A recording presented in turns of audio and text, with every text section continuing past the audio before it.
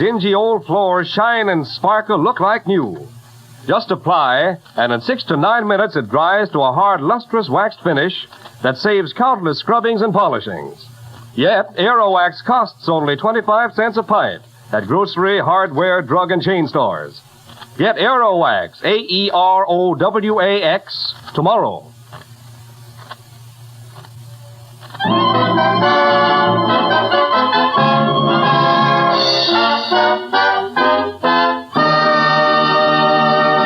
Mr. Keene, Tracer of Lost Persons, is on the air.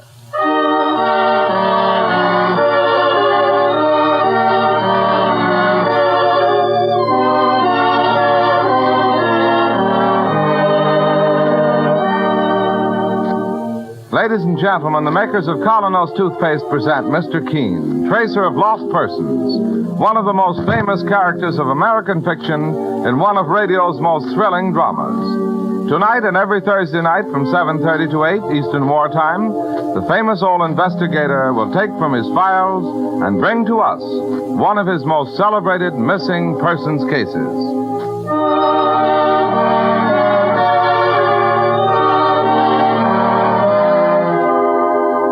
But first, if your teeth are not every bit as bright and lustrous as they should be, resolve right now to bring out the natural sparkle of your smile with Colonos, a high-polishing toothpaste. You see, the new Colonos acts on your teeth as a jeweler's polish does on tarnished silver, safely, gently removing dingy surface stains, thereby uncovering the full natural sparkle of your smile. Ask your druggist for Colonos, K-O-L-Y-N-O-S, Colonos toothpaste.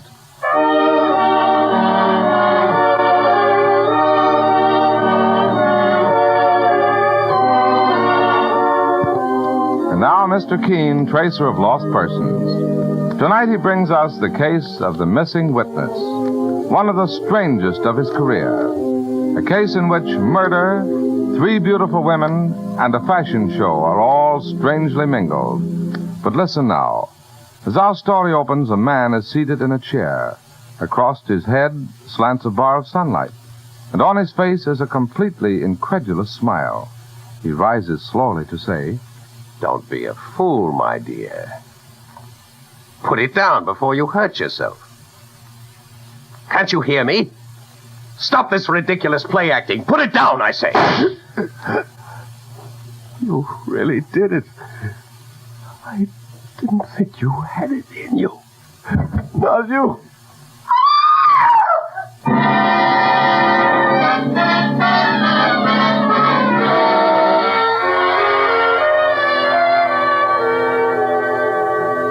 Now our scene shifts to the quiet office of Mr. Keene, as his spinster secretary, Miss Ellis, enters to ask a favor.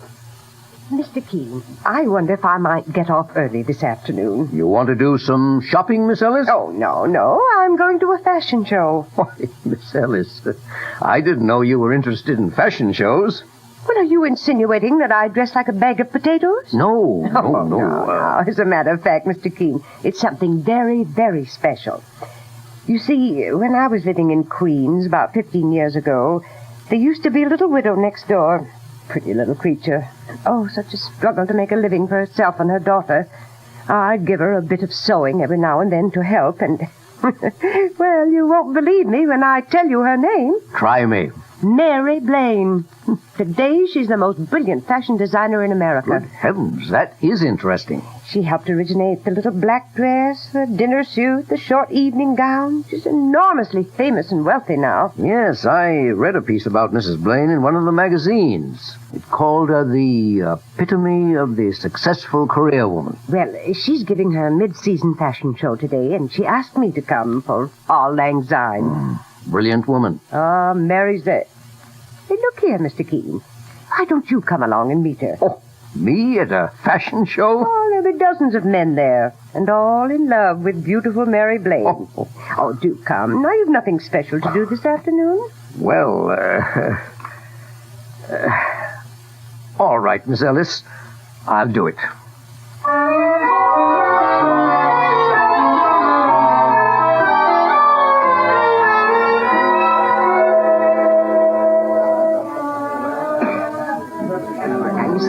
Keene, I told you there'd be lots of men. Oh, that's the general talking to her right now. She is beautiful, all right.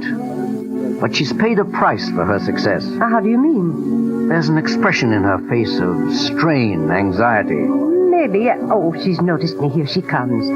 Isn't she stunning in that little gray number? Miss Ellis, I'm so glad you could come. Well, thank you, Mary, dear. And I took the liberty of bringing my boss, Mr. Keene. How do you do, Mr. Keene? Delighted to know you. I've been hearing about you for years from Miss Ellis. How wise you are. And how kind. Now, don't give away any secrets. But it's very sweet of you to break away from all those generals and things to say hello to just me, Mary. You were my friend when I was nobody. Well, you've always deserved the best friends in the world, Mary. And, oh, look, somebody's waving to you. Oh, my manager. It's time for the show to begin. I'll have to get up to the microphone there to announce the new models as they come by. I'm so glad to have met you, Mr. Keene. The pleasure was mine. Yes, she's lovely and famous, but not quite happy. Oh, you with your X-ray eyes.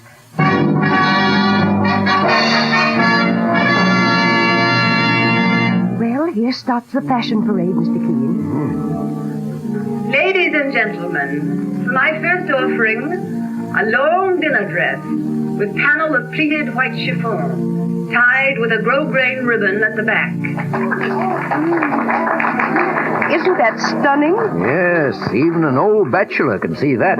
Especially an old bachelor. You know, it's funny. I don't see Eric Plummer here, Mr. Keene. Eric Plummer, you mean the portrait painter? Yes, and gay dog #1 of New York. Oh, they're good friends, Miss Ellis? He's been infatuated with Mary for some time. You mean he and Mrs. Blaine are going to marry? Well, Mary's a strange one, Mr. Keene. Never quite sure whether men love her for herself or her importance.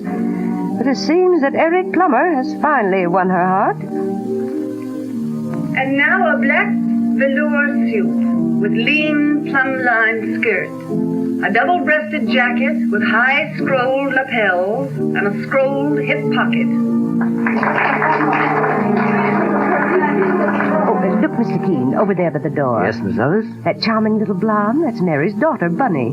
Quite a young lady. It's hard to believe that Mary would have a daughter 18 years old. Yes, she's still so young herself. Mary won't be too pleased about her coming here. Why? Well, Mary just likes to keep Bunny away from business and career and men of the world. Oh.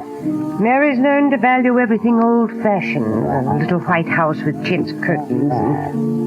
In other words, one of America's greatest career women thinks that a woman's place is really in the home. And a simple home. Miss Ellis. Miss Ellis. Hello, Bunny, dear. Miss Ellis, how long has the show been going on? About 15 minutes. I must talk to Mother. I must. But, dear, she's up there at the microphone. You can see. Something horrible has happened. I must talk to her. But, Bunny, what do you mean? And now with my last offering before the intermission, another short dinner dress.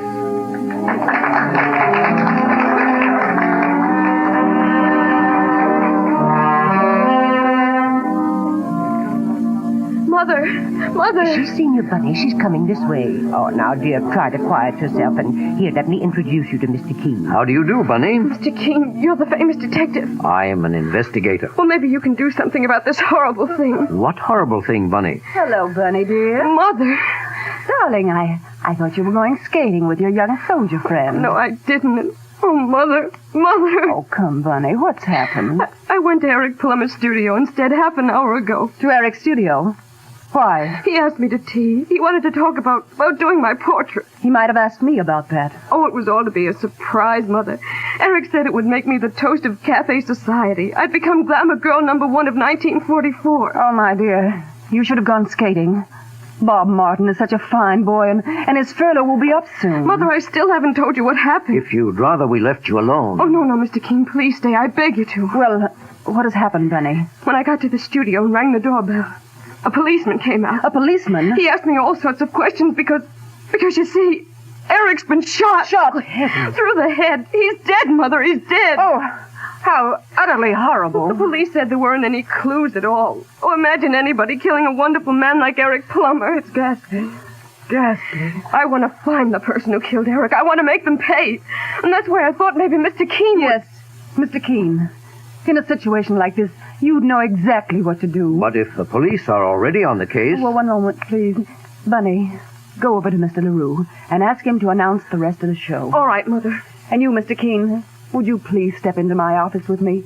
Oh, forgive me, Miss Ellis. Oh, it's quite all right, Mary.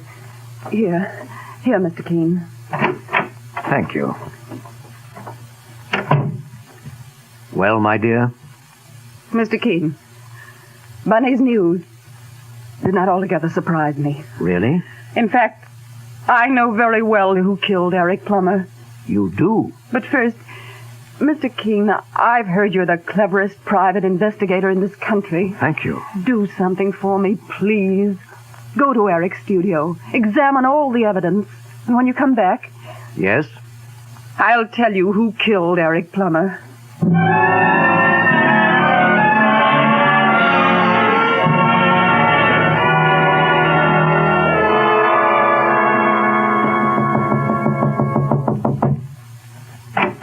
Good afternoon, Captain Thomas. Oh, well, if it isn't Mr. Keene, your assistant with you, the one and only Mike. I'm glad to see you both. Good day to yourself, Captain. You're handling the police investigation, Captain? That's right, Mr. Keene. Come in. Thank you. Well, what brings you here, if I may ask?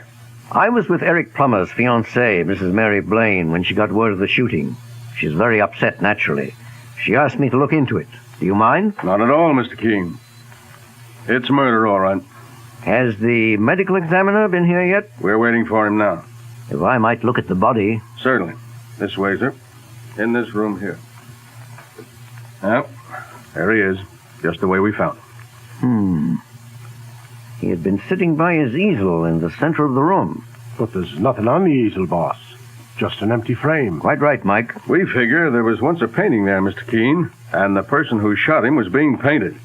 Then ripped it off the frame to avoid identification. Yes, very possible indeed, Captain. Now then, if I may look at the wound. Right there in the head. No powder marks. No. And the path of the bullet, it entered just above the right ear at a distance of... What would you say, Captain? Doesn't it seem to you that bullet was fired from 15 feet or more? I leave that kind of guessing to the medical examiner. Oh, may I ask why you're staring at the walls now, Mr. Keene? I was wondering about the proportions of this room. I measured it already. 20 by 20. Oh, thank you. No sign anywhere of the gun that killed him? None. May I ask how you learned about the shooting? Through a neighbor. The shot resounded pretty loud in the air shaft back of that window there. And the neighbor who heard it? The gal who has the studio in the back. Portuguese gal. Rosa Avelar. She was taking a bath at the time she heard the shot. Quick as she could, she came and knocked on the door here.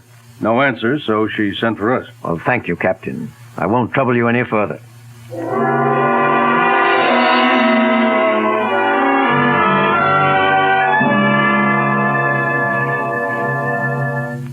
Rosa Avelar. This is her daughter. All right, Mike. Wait for me on the landing below. I'd rather go in alone. Okay, Mr. Keene.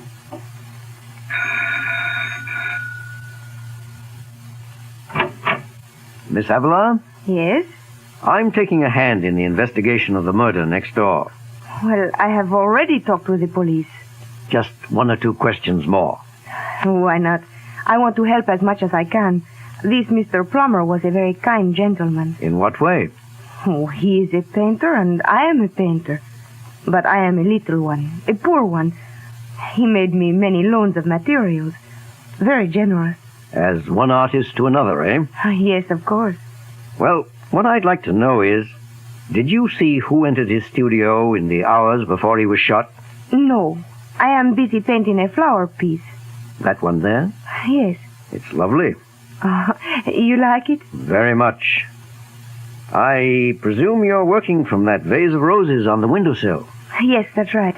Well, now, after the shooting, did you hear anybody running from the studio? Well, I am not sure. You see, I am taking a bath with the window closed. I hear a loud noise like a shot, but nothing else. Thank you. Sorry to have troubled you. No trouble at all. Well, Mr. Keene? Mike, I'd like you to check something for me right away. Why, sure, sir. While I go back to see Mrs. Blaine, I want you to dig up the landlord of this house And just as routine, check on these points. In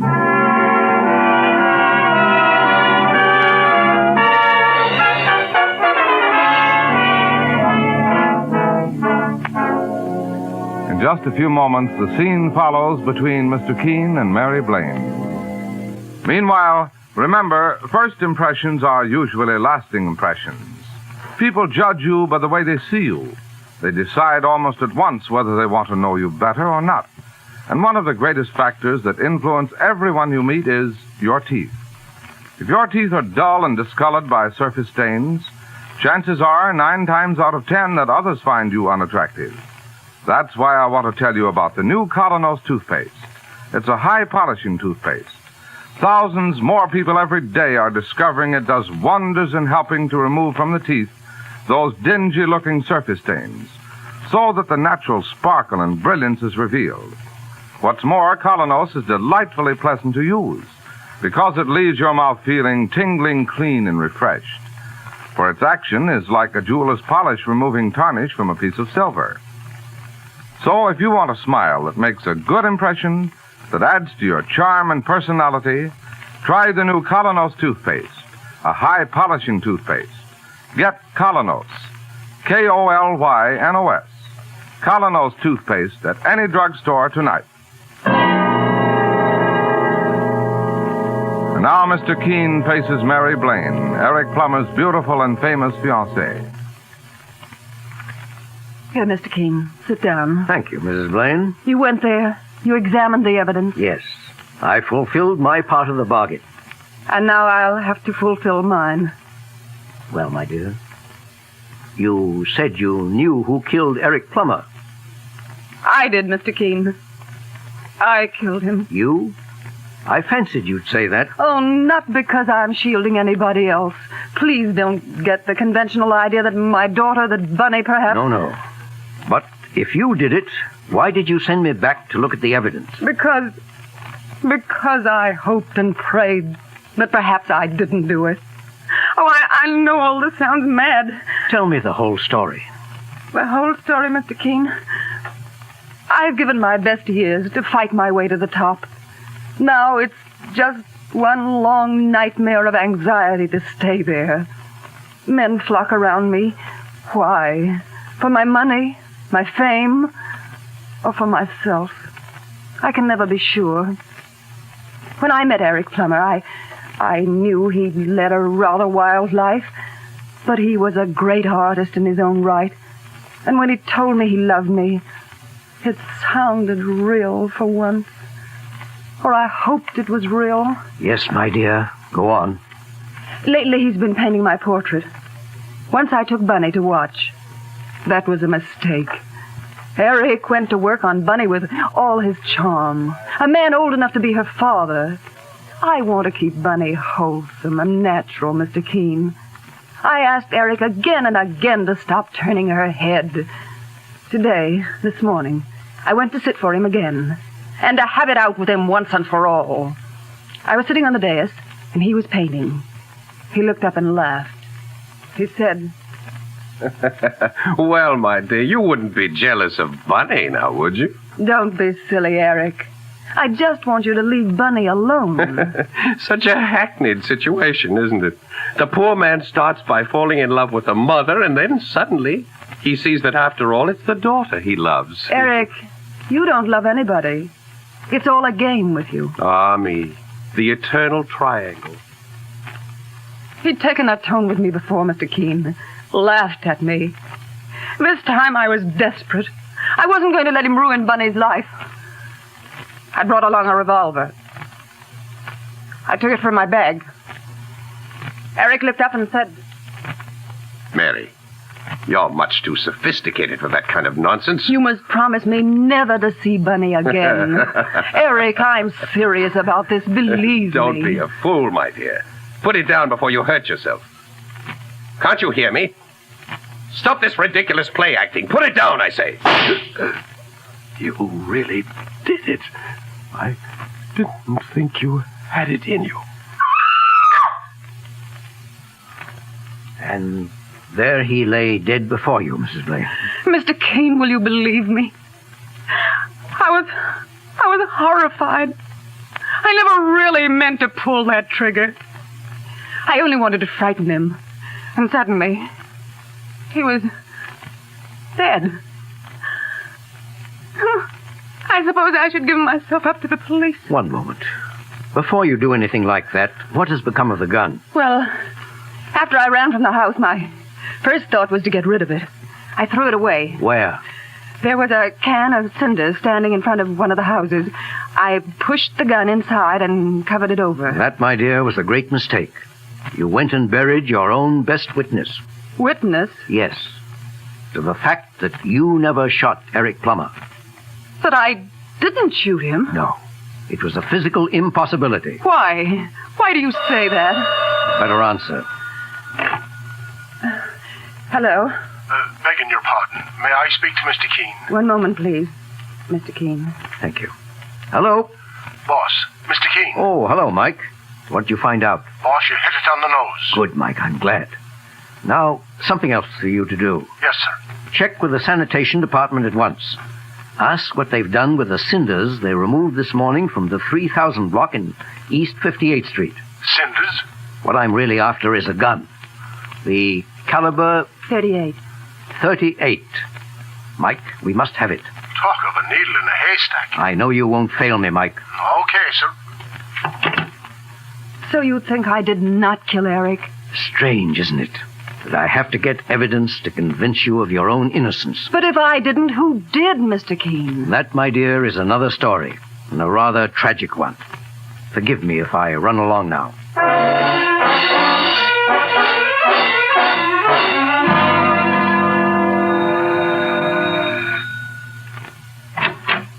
Oh, so you are here again.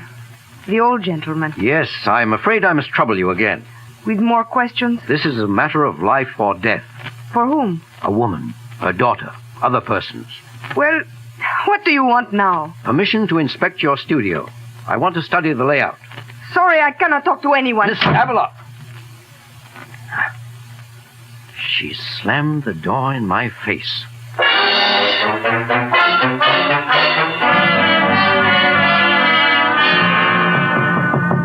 Come in. Good morning, boss. It's me. Not fit to stand in anybody's office. Why, Mike, you're all covered with ashes. Like a spectre risen from the grave. I've been digging through a mountain of ashes all night. Where? Oh, over on the East Drive. They're taking it for landfill. Did you find it, Mike? Here you are, boss. Good work. Have a look inside. Mike, I'm going back to Mary Blaine's place at once.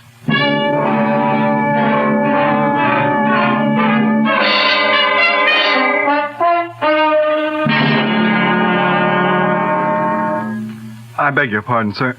Are you going in there by any chance to see Mrs. Blaine? Yes, Corporal. You are a corporal, aren't you? Yes, sir. Bob Martin's my name. My name is Keene. I believe you're a friend of Bunny's. Oh, I'm crazy about her. I came up on this furlough just to see Bunny. She locks herself away from me, won't come to the phone. I'm not sophisticated enough for her, I guess. I rather fancy she may soon have her fill of sophistication. Well, I just thought if you saw Bunny around inside I'll be there... glad to tell her you're here. Oh, thank you, And sir. too bashful to break in. Thank you, sir. Oh, Mr. Keene. Oh, I've been waiting so anxiously ever since you phoned that you were coming. Can we speak somewhere privately? Of course. This door. Mr. Keene. Hello, Bunny. You have good news for us? Bunny knows everything. I told her. I don't see how I ever could have thought Eric was glamorous. Well, we found a gun, Mrs. Blaine. Look at it. It's mine. The one I tried to get rid of. Not one of the cartridges has been fired. You're sure? My dear, you couldn't possibly have killed him, and for many reasons. What do you mean? You say Eric Plummer was facing you when you aimed the revolver, Yes, Mr. Keene. but the bullet actually entered from the side of his head. The side? In fact, judging from the lack of powder marks, from the distance at which the fatal bullet was obviously fired, nobody inside that room could have killed him. Why, Mr. Keene? The room is 20 by 20. With Plummer sitting in the center at his easel, a person aiming the pistol with arm outstretched would nowhere have been more than 10 feet from him. But the bullet traveled at least 15 feet. 15. Then where did it come from? Outside the apartment. From a studio just across the narrow air shaft. And through the open window of Plummer's studio. And the person who killed him? A young lady, I'm afraid. Also a painter. We learned from the landlord that it was Plummer who engaged the little back studio for her a year ago. Eric did? Yes. And he was supposed to be so madly in love with Mother. For the past 3 months, her rent hasn't been paid at all. Plummer finally lost interest. The young lady, Miss Avalar, seems quite hot-tempered. Charm. Glamour. And in the end, murder. Come in. Oh, Mr. Keene. Captain Thomas. Your office said I'd find you here. I have a message for you. For me? It was addressed to the old gentleman. We figured out that means you. From Rosa Avalar. Yeah. Read it. Old gentleman. You are very wise. You guessed the truth. And now I will save everybody's time by sentencing myself. Rosa Avalar. Oh, she committed suicide? Half hour ago, ma'am. I'm sorry about this. Truly sorry. Well, that closes the case. I'll have to get along now and write the police report. Goodbye, Captain Thomas. Mr. Keene, how can I ever thank you? You were innocent, Mrs. Blaine. I was happy to be able to help you. Eric. Everything about him was so mean, so heartless. That reminds me, Bunny, I believe there's a boy, a very bashful one, who's hanging around outside. Oh, not poor Bob. Yes, poor Bob. A boy your own age, with 10 times the real glamour of a man like Eric Plummer. Oh, poor dear, he must be furious with me. No, just dying to see you. And my dear, whenever you're tempted to see glamour in a man like Eric Plummer, remember that all that glisters is not gold. Often you have heard that told. Gilded tombs do worms enfold. How terribly true. I've realized it for a long time. And now, so do I. All right, Bunny. Run along with you and make that poor, bashful soldier happy.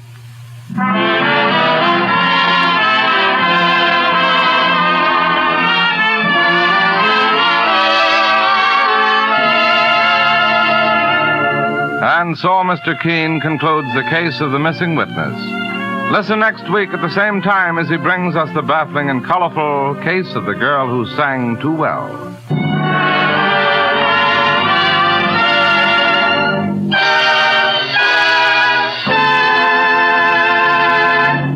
Every girl and woman knows that in order to be popular today, one of the most important things she needs is an attractive smile. A smile that reveals clean and sparkling teeth.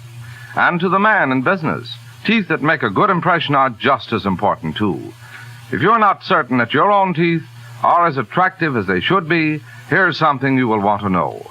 The new Colonos High Polishing Toothpaste does wonders in helping to remove those dingy surface stains.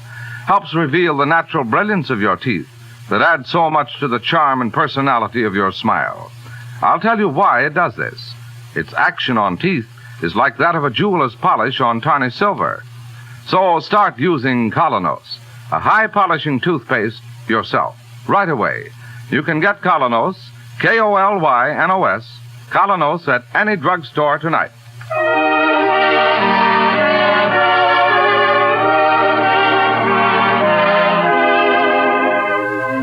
You've just been listening to Mr. Keene, Tracer of Lost Persons. Now on the air at a new time, every Thursday night, 7:30 to 8 Eastern Wartime over this network.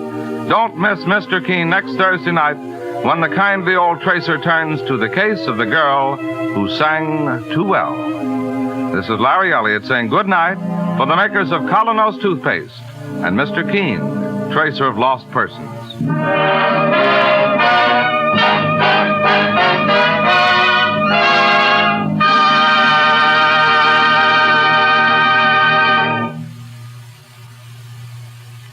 Ladies, there's a wonderful new way to make floors sparkle like new in 6 to 9 minutes flat. Use Aero Wax, the self-polishing wax that goes on in a jiffy, dries without rubbing. Its marvelous high luster adds beauty to your rooms, saves countless scrubbings. Yet it costs only 25 cents a full pint. Get Aerowax, Aerowax, tomorrow. This is the Columbia Broadcasting System. It's time now for Mr. Keene, tracer of lost persons.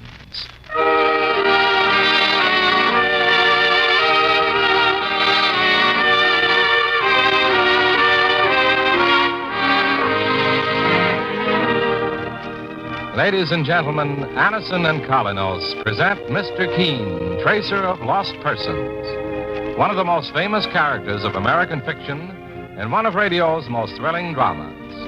Tonight and every Thursday at the same time, the famous old investigator takes from his file and brings to us one of his most celebrated missing persons cases. Tonight's case is entitled The Case of the Ruthless Murderers.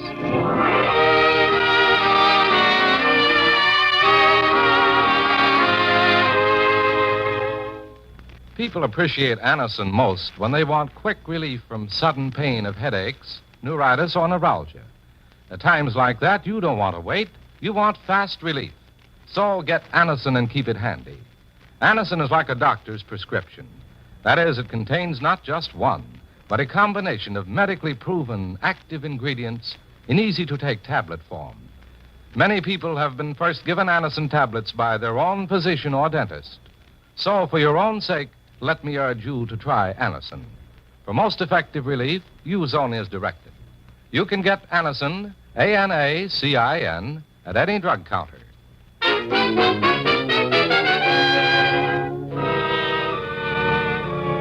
Now for Mr. Keene and the case of the ruthless murderers. Our scene opens in the office which Mr. Keene, the famous investigator, shares with his friend and partner, Mike Clancy. At the moment, Mr. Keene is in his private office, while Mike is at the outer office file case, unaware that trouble is about to make a sudden and unexpected appearance. Let's see now. Where this would go in file C. Yes, mister. Can I? Stay where you are. Don't make a move or I'll shoot. You're still pretty fast on the draw, Clancy. Fast enough to be one step ahead of you, Rod Marble. Turn around. I'm not carrying a gun. You think I want to spend another 5 years stretching the pen? What's the trouble, Mike?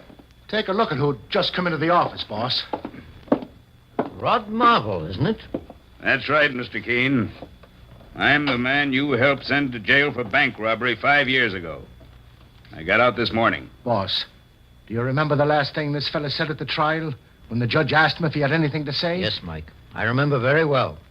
I said I'd kill you in cold blood, Mr. Keene, when I got out. But you can tell your partner here to put his gun away. I didn't come here to your office to start anything. Well, he's not carrying a gun, Mr. Keene, but I wouldn't trust him anyway. It's all right, Mike. Let's hear what Rod Marble has to say. Mr. Keene, I'm sorry I made that threat against your life. Huh. Apologizing, is he? Now I'm sure he's got something up his sleeve. 5 years in prison gives a man plenty of time to think and change his mind. I forgot my ideas about getting revenge and hitting back at you long ago. All right, Marble. If you didn't come here to get revenge, why did you come? I wanted to ask you one question, Mr. Keene. What question? Someone gave you the evidence that helped send me up. Someone squealed, one of my old gang. Who was it? I'm sorry. That's something I can't tell you. Look, Mr. Keene, give me his name and you'll never hear from me again. What's more, I'll give you every dollar I own if you'll tell me. Do you want to go back to prison, Marble? This time, it might be the electric chair. I don't care. If I could just get my hands on the rat who squealed on me and sent me to the pen, You won't get that information from me, Marble. Okay. But I'm going to find out who he is if it's the last thing I do. And there's a man who's looking for trouble, Mr. Keene. If I ever saw a fellow who was out for blood, he's it. If it's trouble he wants, Mike, I'm afraid he'll get it. And it may be more than Rod Marble bargained for.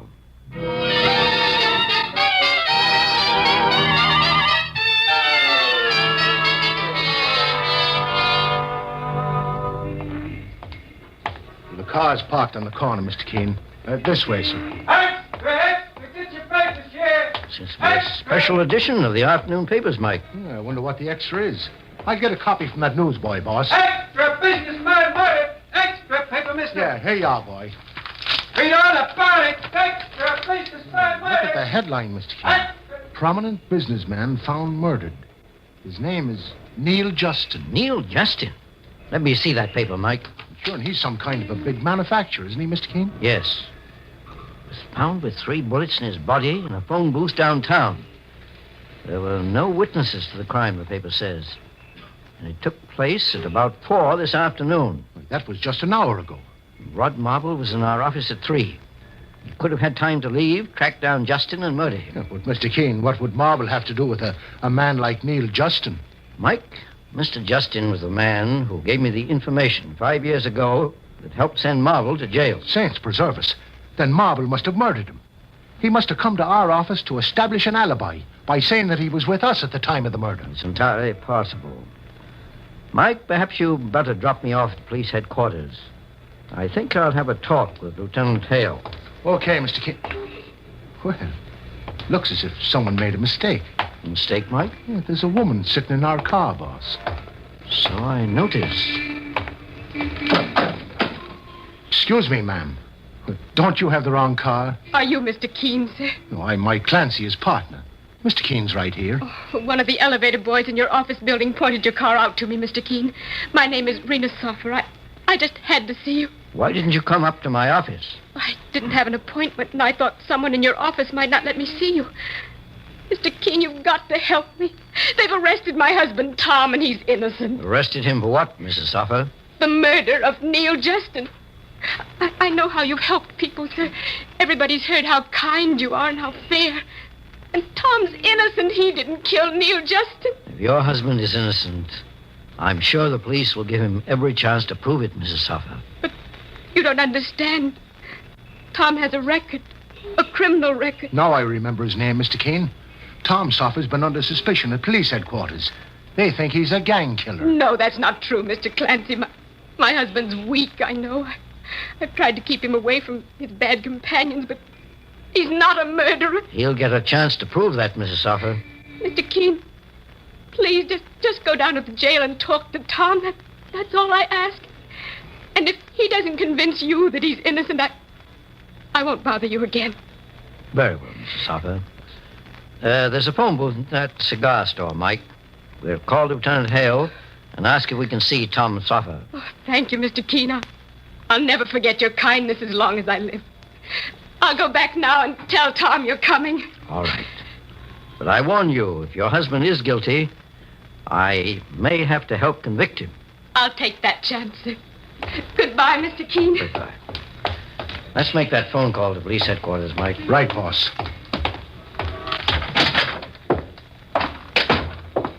Well, here's an empty phone booth, Mr. Keene. I'll make the call, sir.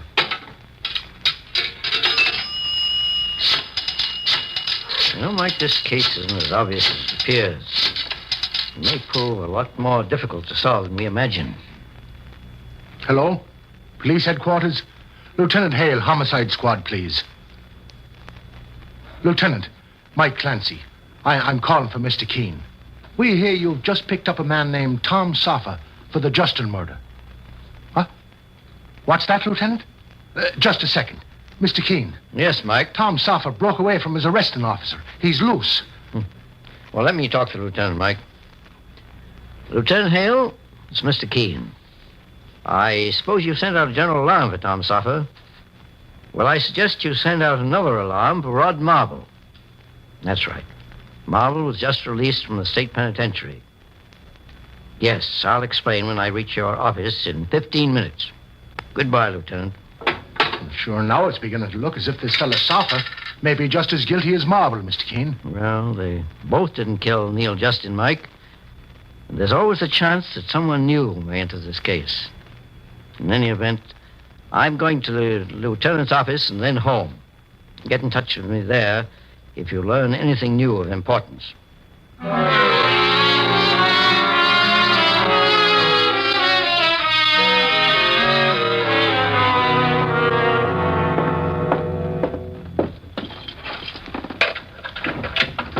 beg your pardon, but are you Mr. Keene, sir?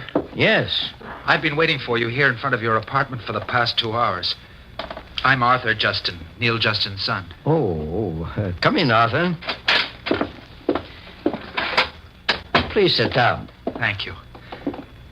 Mr. Keene, you've read about my father's murder. I've come here to ask you to help solve the case. I'll be glad to help you, Arthur. I happen to be working on the case already. You are? Yes, a criminal named Rod Marble is involved in it. Have you ever heard his name mentioned? No, sir. But if you think he murdered Dad, you're wrong.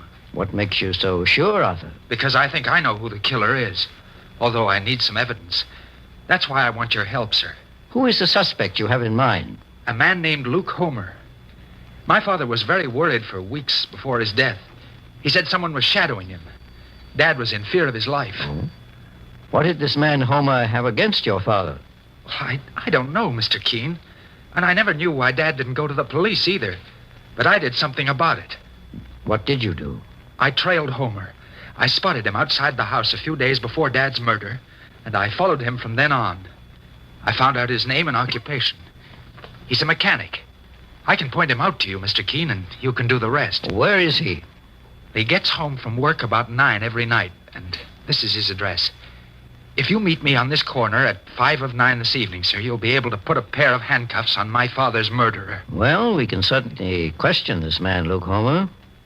Very well, Arthur, I'll meet you. Perhaps I ought to come alone, however, without my partner or the police. If Homer sees his house is being watched, he may not show up. All right, Mr. Keene. Then I'll see you on that street corner tonight at 9, and we'll proceed from there.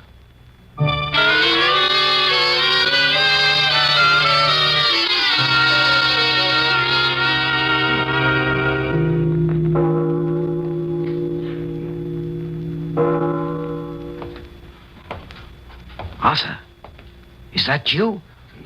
It's Mr. Keene, over here.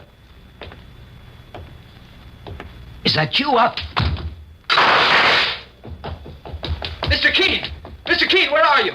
Over here, Arthur. I heard 2 shots. Are you hurt, sir? Let me help you.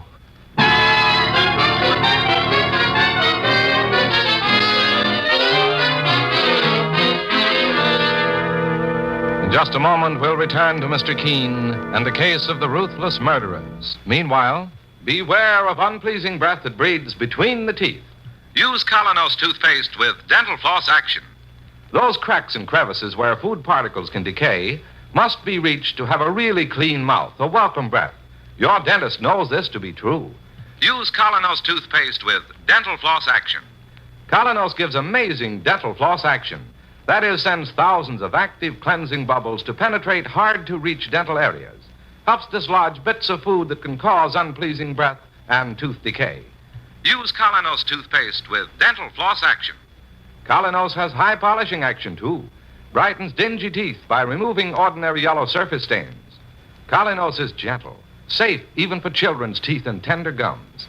Enjoy its cool, clean, minty flavor. Colonos is dentist recommended. Cleans your teeth bright, keeps your breath right. Use Colonos toothpaste with dental floss action. Get Colonos with dental floss action today. Now back to Mr. Keene and the case of the ruthless murderers. Mr. Keene, the great investigator, and his partner, Mike Clancy, have been investigating the murder of Neil Justin, a well-known businessman. Although Mr. Keene already has 2 suspects, Rod Marble and Tom Soffer, both men with criminal records, Neil Justin's son, Arthur, has come to Mr. Keene accusing still a third, a man named Luke Homer. Arthur Justin has told Mr. Keene where Homer lives and made an appointment with the famous investigator to meet nearby at 9 in the evening. Now, as Mr. Keene keeps his appointment and waits for Arthur Justin, he's suddenly ambushed. Mr. Keene! Mr. Keene, where are you? Over here, Arthur. I heard 2 shots. Are you hurt, sir? Oh, let me help you. It was only a miracle that saved me. Some instinct made me drop to the pavement just before he fired. Did you see who he was? No, I'm afraid I could never identify him. Please forgive me. It was my fault. If I hadn't been a few minutes late for our appointment, I would... It doesn't matter, Arthur. It's quite possible if you had been here, you'd have been killed yourself. Mr. Keene, the man who tried to kill you was the murderer of my father. It was Luke Homer. It must have been. Well, there's no point waiting around here any longer. He'll never come back. I'm going to return to my office, Arthur. At this hour of night, Mr. Keene? I have a complete file of every known criminal in the country. And perhaps I'll find Luke Homer's name in it. We've sent out a general alarm for 2 other suspects involved in your father's murder, Rod Marble and Tom Soffer. Now we'll add this man, Luke Homer, to the list.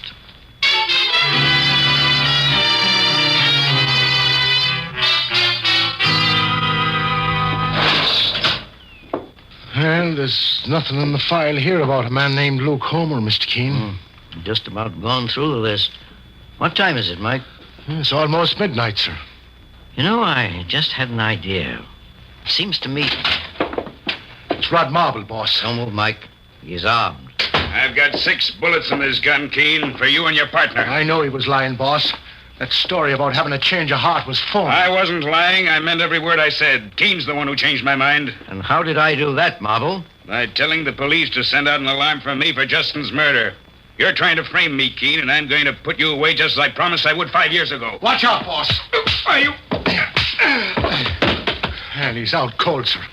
And I'll relieve him of that gun. That's nice work, Mike. If you hadn't timed that blow so well, we'd both have a few bullets in our heads. Well, I'll bring him around and then lug him down to police headquarters. The boys will be glad to see this bucko, Mr. Keene. Undoubtedly. But I'm not so sure he's the man they want for Neil Justin's murder. After all this, and after what you told me about being ambushed? That's just it. Mike, I think I have an important clue to follow up. A clue that may prove to be an amazing revelation. Take Rod Marble to headquarters, then get a good night's sleep. We'll both need all our energy when we return to this affair tomorrow morning.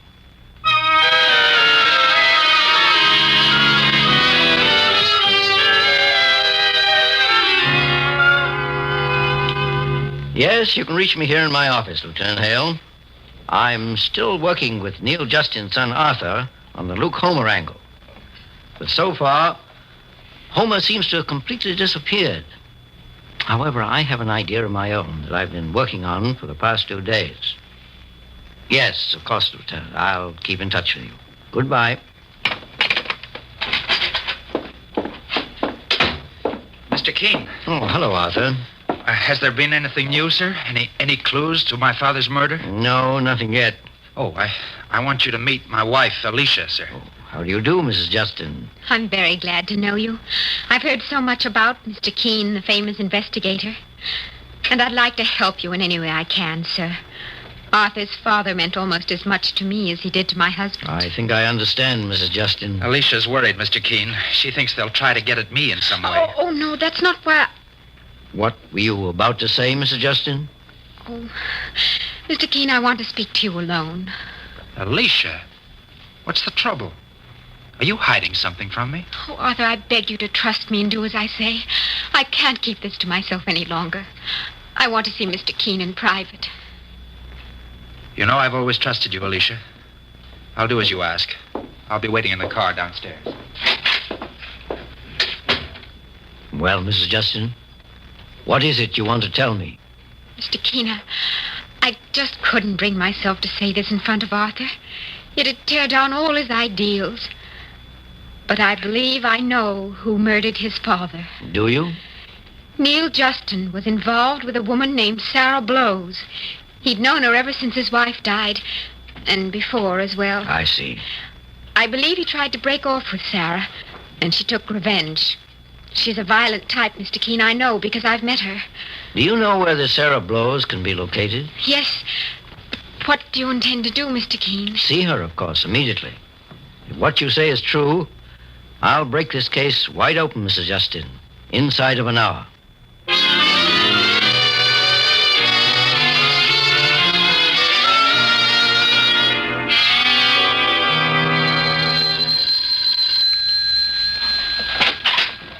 Yes? Are you Sarah Blowes? That's right. My name is Keene. Mr. Keene, the famous investigator? I'd like to talk to you about a man named Neil Justin, who was murdered a few days ago. Neil, please come in, Mr. Keene. Step into the living room and we can talk.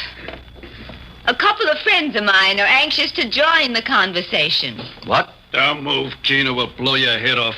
What is this? A trap? So this is a guy who's supposed to be the biggest investigator of them all. Take a look at him, Pete. I'm looking, Tracy. He don't look smart enough to trail a giraffe. Stop being a comedian, Tracy. Get rid of him and get it over with. Okay, take it easy, sir. Pete. Yeah? We better tie him up in the garage. It's way in the back. If we stay here, somebody on the street might hear us. Get moving, Keen. Somebody might hear you do what? Put a bullet behind your ear, Keen.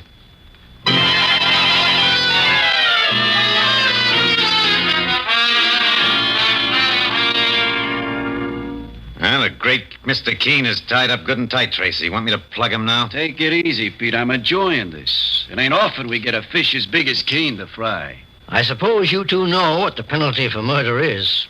The electric chair. Listen to him talk, Tracy. You're the one who's getting the death sentence, Keen. Only we're doing the job with a gun. I warn you. You won't get away with this. He's talking too much to suit me, Tracy. Let's get started. Let him talk. His mouth ain't gonna be much good for talking in a couple of minutes. Pull that box out and put Keen in it. No, wait. You know what this box is for, Keen? You and a load of quicklime. We're gonna freeze you in solid, then drop you in the river. No, please, have mercy. I'm an old man, but I don't want to die. Listen to him crawl. Just like they all crawl when the number's up. I'm not asking you to spare my life, but at least give me my choice. What's he talking about? What choice, Keen? I always feared this day. The day when I'd be cornered and helpless. Because of that fear, I carried a tiny bottle around with me, filled with deadly poison. So what? I've carried it to make it easy. When I knew there was no other way out to spare myself torture. At least let me take the poison. Holy smoke, he wants to make it easier for us. It'll make it easier for both of us. I'll have no pain. You can get away with this crime. I don't get it. All you have to do is leave my body here with the empty bottle of poison in my hand. The police will obviously think I was a suicide. It's a lot safer, Tracy, than having my body discovered full of bullet holes. Because the police would never rest until they'd caught you. What do you think, Tracy? I'm not sure, Pete. Yeah, what do we got to lose? If the old guy's nuts enough to want to do the job on himself, let him. Okay, we'll give Keen a break. Thank you. The poison is in a small bottle in my vest pocket. Look, I'm not taking them ropes off you, Keen. You can just open your mouth and we'll pour the stuff in. Anything you say. Just open the bottle and let me drink the poison. Here's a bottle, Tracy. Open it. Gas! The bottle's filled with it! I can't see. I'm blind, Tracy. The door! Where's the door? The door! Come out with your hands up and no funny business. Mike! Mr. Keen, boss. Are you all right, sir? Here, I'll help carry you out. Just hang on. I got your message just in time, sir. Oh, that's good work, Mike. And there's a squad of plainclothesmen outside, sir. We got the others, too. Here's the door, boss. Easy now. I'm all right. Let me cut them ropes, Mr. Keen. Thank you, Mike. That invention of mine, the condensed bottle of tear gas, saved my life. I had to put on quite an act to get them to open it. But when they did, the results were perfect. I'm sure, and that was one of the slickest inventions I've ever seen, boss. Tear gas condensed in a tiny bottle. Everything okay in there, Clancy? Everything's under control, Casey. Send in the other two. They're putting Sarah Blows and them two murderers into the patrol wagon, boss. But here are two more I know you're looking forward to seeing. I put the handcuffs on them 15 minutes ago and brought them here. Well, Arthur and Alicia, what have you got to say for yourselves? All I've got to say, Keen, is that if I didn't have these handcuffs on, Oh, take your medicine like a man, Arthur. Keen was too smart for you. I've had my eye on you a lot longer than you think, Arthur. Did you? There was no such man as Luke Homer. You made up the name, just to lure me into an ambush. And the boss saw right through that Sarah Blows story, mister, and tipped off the police. Then he told me to nab you and keep you under arrest until he located the rest of your outfit. You and your wife were responsible for the murder of your father, Arthur. And it was a horrible crime. And maybe I can tell you why they killed him, Mr. Keen. It's Rod Marble. Yes. The man who was a member of your ring of criminals 5 years ago, before he was sent to prison. I didn't know it before, Mr. Keen, but you saved my life when you had me picked up on suspicion. Arthur Justin here was planning to put me out of the way along with you. You squealer! Keep your trap shut, Marble. Why shouldn't I squeal? Didn't your father squeal on me to save his own skin, so I had to take a 5-year rap? That's right, Marble. And at the time Neil Justin's ruse worked, we believed he was a respectable businessman instead of a gang leader. I'm willing to talk too, Mr. Keene, if I get a break. You'll get justice, Alicia. No more, no less. Keep quiet, Alicia, do you hear? I won't keep quiet. Mr. Keene, do you know why he killed his father? He wanted to take over the racket. His father wanted him out of it, but Arthur got big ideas. And who gave me those big ideas? You did, Alicia. What else have you two got to say? Mr. Keene, Arthur's father had warned him that Marble might talk and convict the gang. So Arthur decided the only way was to get rid of you and Marble after he shot his father. Well, that just about cleans things up, boss. I think I'll be taking these two lovebirds outside to the police. Mr. Keene, you certainly put one over on Tracy and Pete with that tear gas invention of yours. Tracy said he thought you were going to take poison and kill yourself. No man ever has the right to take his own life, Marble. That's for God or the law. And as long as you're feeling so grateful to the boss, Marble, maybe there's one request I think you'd like to make. Mr. Keene would appreciate it if you said nothing about that trick bottle of tear gas. Yes, Mike, it might help me in the future. When I get into a spot like that again, if the invention would remain a secret. Mr. Keene, you can depend on me to keep it under my hat. All right. Mike will accompany Arthur and Alicia Justin and the others to police headquarters, where we can write the finish to the murder of Neil Justin. A finish that will end in the death house for all concerned.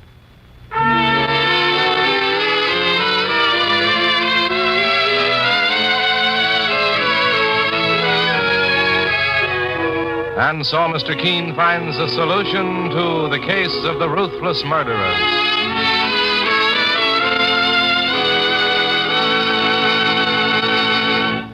The next time you're suffering from the pains of headache, neuritis, or neuralgia, try Anacin. You'll bless the day you heard of this incredibly fast way to relieve these pains. Now, the reason Anacin is so wonderfully fast-acting and effective is this. Anacin is like a doctor's prescription. That is, Anacin contains not just one, but a combination of medically proven active ingredients in easy-to-take tablet form. Thousands of people have received envelopes containing Anacin tablets from their own dentist or physician, and in this way have discovered the incredibly fast relief Anacin brings from pain of headache, neuritis, or neuralgia. So next time such pains strike, take Anacin. For most effective relief, use only as directed. Your druggist has Anacin in handy boxes of 12 and 30, and economical family-size bottles of 50 and 100. The name is Anacin, A-N-A-C-I-N.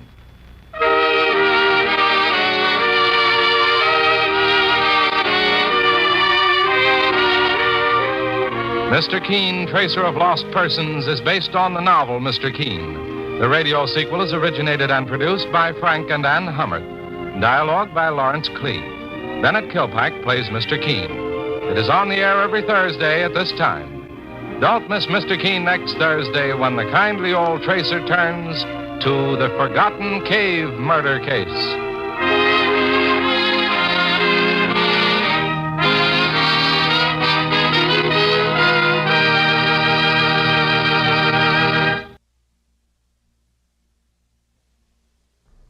Thousands of women are finding that economical no-rubbing Aero Wax makes dingy old floors shine and sparkle, look like new. Just apply, and in 6 to 9 minutes it dries to a hard, lustrous waxed finish that saves countless scrubbings and polishings. Yet Aero Wax costs only 25 cents a pint at grocery, hardware, drug, and chain stores. Get Aero Wax, A-E-R-O-W-A-X, tomorrow.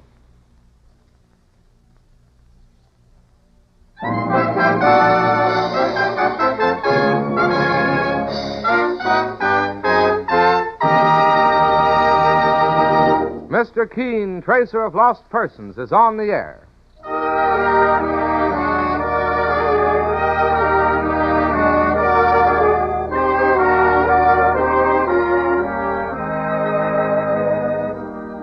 Ladies and gentlemen, Colonos Toothpaste presents Mr. Keene, Tracer of Lost Persons, one of the most famous characters of American fiction and one of radio's most thrilling dramas.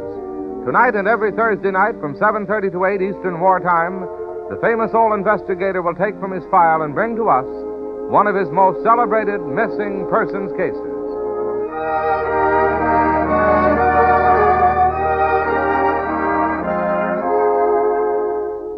For perfectly clean teeth and naturally brighter smile, start today with Colonos toothpaste.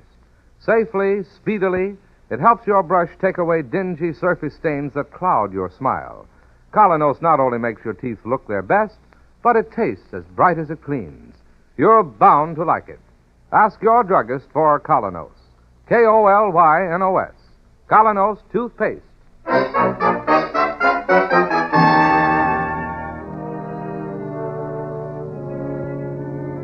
And now, Mr. Keene, tracer of lost persons, who tonight brings us the case of the strange display.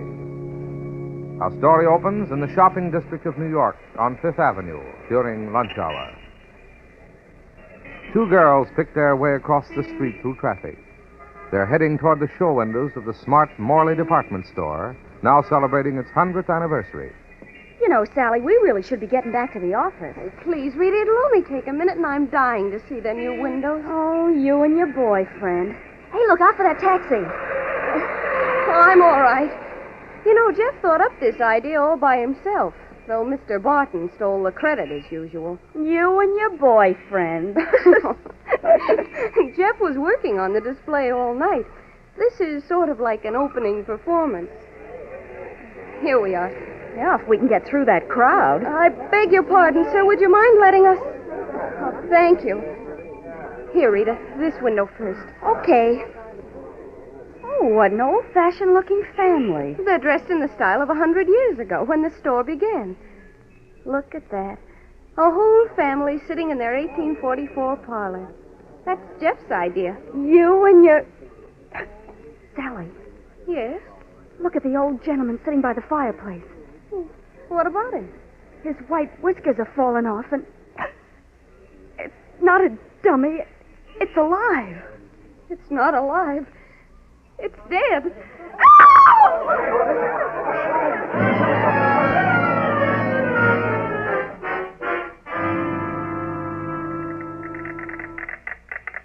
Wanted for murder, Jefferson Jones, age 26, window dresser at Morley's department store.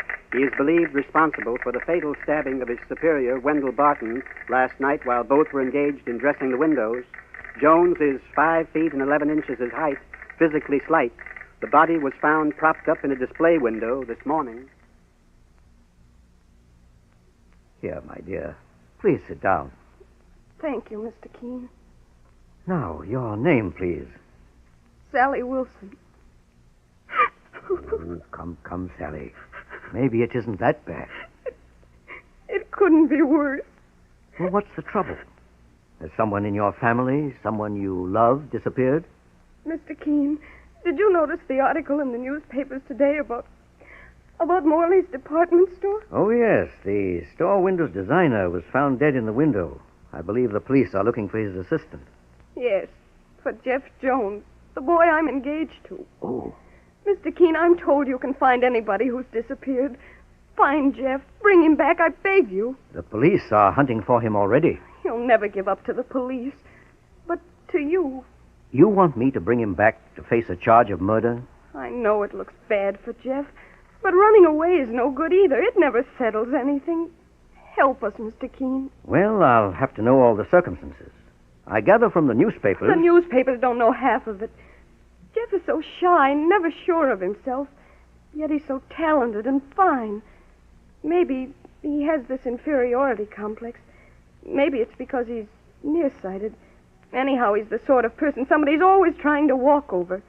In this case, Mr. Barton. The man who's been murdered? Yes. Mr. Barton was a very high-priced window designer, conceited, and always picking on Jeff. For instance, Mr. Barton sarcastically called Jeff the great artist and Mr. Shy. Jeff didn't like it. Well, when the war broke out, Jeff decided to enlist in the Marines, but was rejected because of his eyes. Yes, my dear, go on. So he had to go back to his job. And how Mr. Barton rubbed it in. Hey, Mr. Shy, shot any Japs lately? Stop it, Mr. Barton. The great artist has landed. The situation is well in hand. Mr. Barton? From the halls of Montezuma to the shores of Tripoli. Mr. Barton, there's nothing funny about wanting to fight for my country, do you hear? All right, great artist. Get back into the window. Not a very pleasant character, Mr. Barton. Then Jeff took me to a dance of all the store employees last week. And what? Mr. Barton kept telling me how pretty I was. He asked why I wanted to be engaged to a fellow like Jeff. A ladies' man. Well, that night Jeff was ready to hit him, but I took Jeff aside and told him not to mind.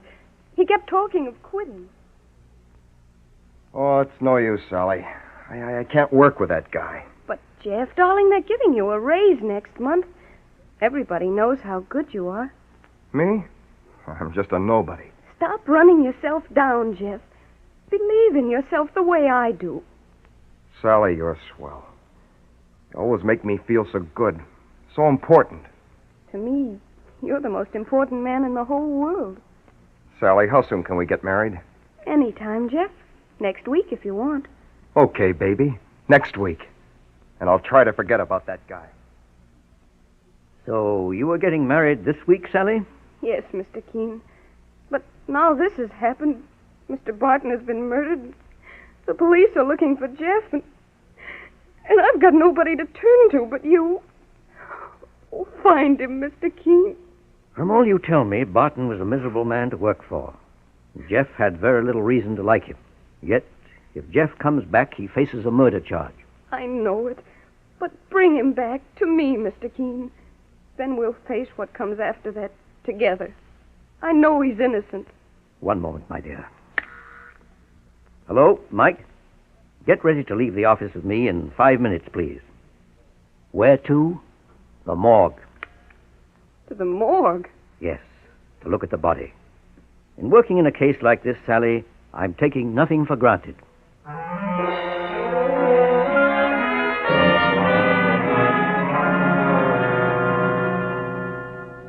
Seen all you want, Mr. Keene? Clancy? Saints preserve us. I have. Oh, thank you, Captain Thomas. Pull the sheet over him again. Stabbed through the heart he was, as you can see, Mr. Keene. And the weapon was? We believe it was a long, sharp pair of shears, the kind that window dressers use for cutting out cardboard displays. Have the shears been found? Yeah, buried away in back of the show window. Oh. Any fingerprints, Captain Thomas? Not a one. Wiped off, were they? Or maybe they never got on in the first place, Mike. Window dressers sometimes wear cotton gloves so they won't make smudges. Well, Captain Thomas, I noticed one other thing. There was a bruise on Barton's left temple. Oh, yeah, Mr. Keene. He must have got that when he fell, after the stabbing. No fracture, though. Then only the stabbing killed him. That's right. Well, thank you, Captain. Mike and I will be getting along now. Glad to have seen you. Well, boss, where to now? To the Morley department store to ask more questions.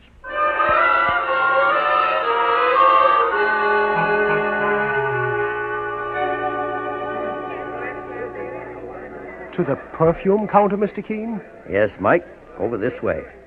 Right by the window where Barton met his death. Well, what'll you be wanting with perfume, Mr. Keene? I want to talk to that young lady who sells it. Oh, a blonde. And very razzle-dazzle. Mike, keep your mind on business. Oh, miss. Yes? Can I help you, gentlemen? Perhaps. Here is my card. Why, you're the famous Mr. Keene. I've been engaged to work on the unfortunate accident that happened here 2 nights ago. I have the permission of your personnel manager to talk to all the employees. Wasn't it dreadful? Who would ever think that shy, quiet Jeff Jones would... May I ask your name? Irene Harvey. But I don't know anything about it, really. Well, Miss Harvey, how late are you usually on duty here? Till 5:30, when the store closes, Mr. Keene. I'm told that Mr. Barton and Jeff Jones started dressing the windows here at about 5:15 that night.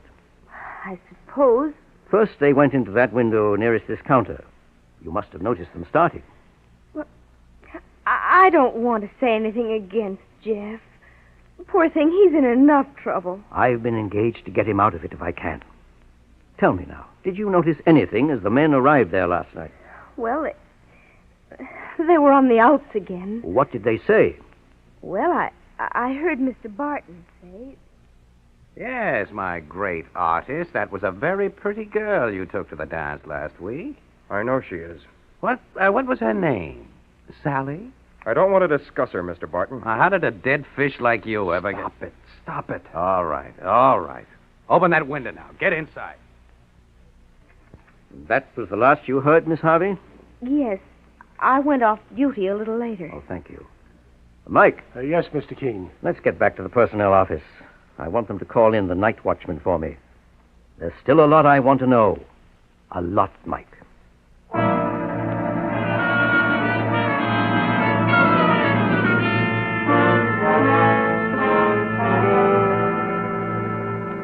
You're the night watchman? Yes, sir. Bill Hankey's my name. I gather that on the night of the murder, you were making your usual rounds of the building? Oh, yes. In the course of the night, you passed Mr. Barton and Jeff Jones several times. Did you see them fighting at any time? No, sir. Nor did you see the actual killing? I was probably on one of the upper floors. Well, after the killing, it must have taken 5 or 10 minutes to dress the dead body of Barton in the dummy's clothes and prop him up in that chair in the window display. I suppose. But you saw none of that? This is a big building, Mr. Keene. Well, you must have seen Jeff Jones leave the store. Oh, yes. He couldn't get out unless I passed him out. What time was that, please? Oh, about 5:30 in the morning. 5:30 in the morning? Uh-huh. Isn't that hour unusual? No, sir. Window dressers sometimes work all night. Well, tell me, did Jeff Jones seem disturbed? Sort of white and nervous. Did he explain why Barton wasn't also leaving? He said Barton had a few things more to clean up before the store opened. I see. Well, there's nothing more you can tell me, I suppose. Well, you know that model cottage on the main floor, Mr. Keene? Yes, what about it? A couple of times during the night, I noticed Mr. Barton ducking in and out, each time a little redder in the face. You think he was drinking? That's what it looked like. Mike, suppose you take a good look inside the cottage later. Yes, sir, I will. And Hanky, one more thing. Yes, Mr. Keene? Naturally, everybody in the store has been very upset by the murder. But one person seems exceptionally disturbed. Who? A young lady who's very good-looking. And I have a hunch her good looks did not escape Mr. Barton's eye. Oh. Am I making sense? Barton liked any good-looking gal. And Irene Harvey, too? That was no secret. The whole store knew about those two.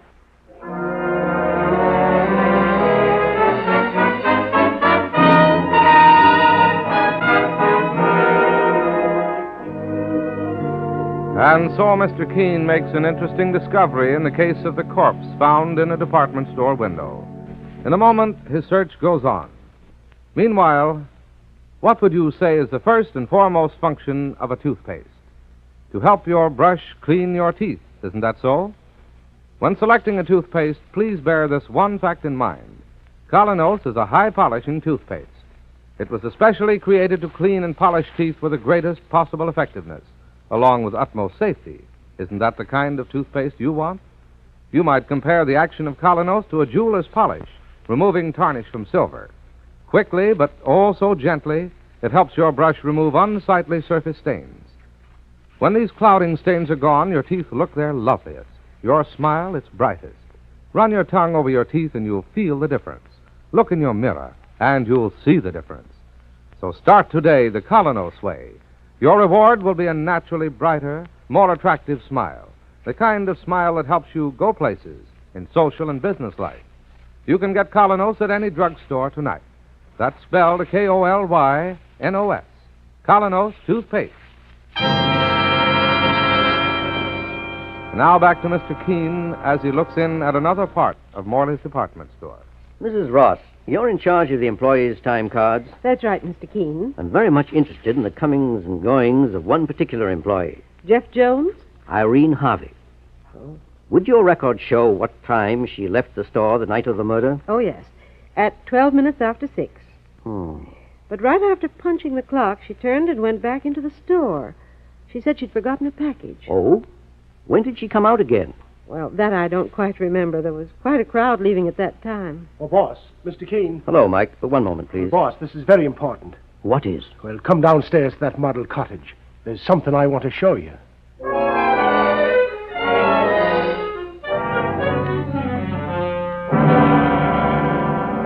All right. Here we are in the cottage, Mike. Well, I searched around like you told me. First, in this potted plant over here, I found this. A whiskey bottle. Oh, I expected that. And something more. Look in this big upholstered chair between the cushions. A woman's handkerchief. Look at the initials. I-N-N. H. Now we're getting somewhere. Irene Harvey. Boss, I got to hand it to you. We've got our hands on the murderer. Will you ask Irene Harvey to step in here for a moment, Mike?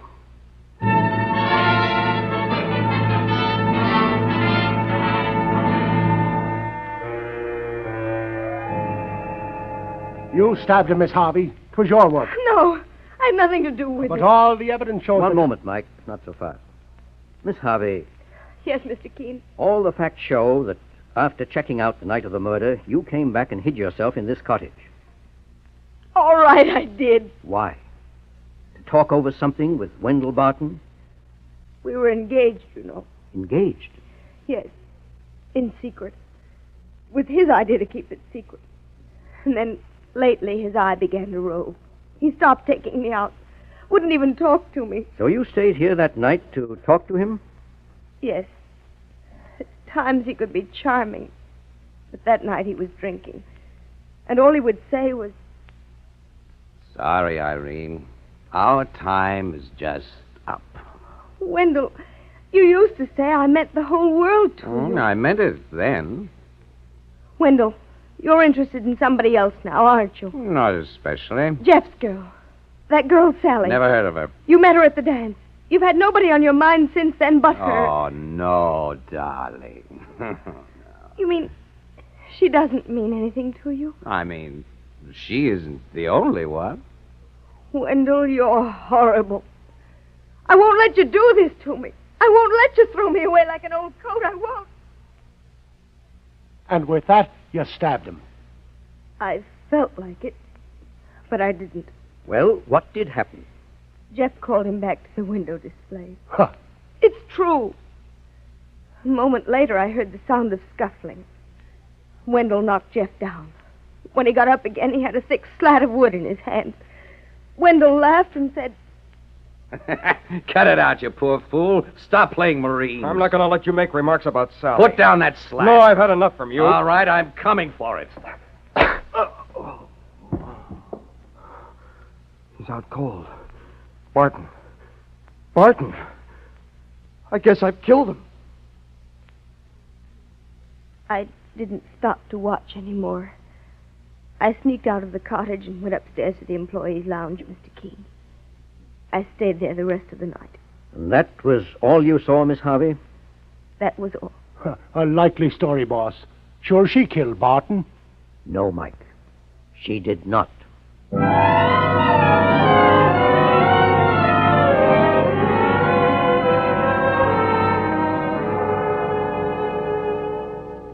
Mr. Keene, I don't want to seem to be bothering you, but have you found any trace of Jeff yet? Well, frankly, Sally, I haven't begun to look for him yet. No? Finding him will take care of itself. If I can solve another problem first. If I can prove who really killed Wendell Barton. You're sure Jeff didn't? Well, I may have the answer in a couple of days. But first I'm going on a trip. Where to? I'll tell you when I come back. Meanwhile, if Jeff gets in touch with you, tell him to come back at once and give himself up on my advice. If he'll listen. He's got to. Running away was the greatest mistake of his life.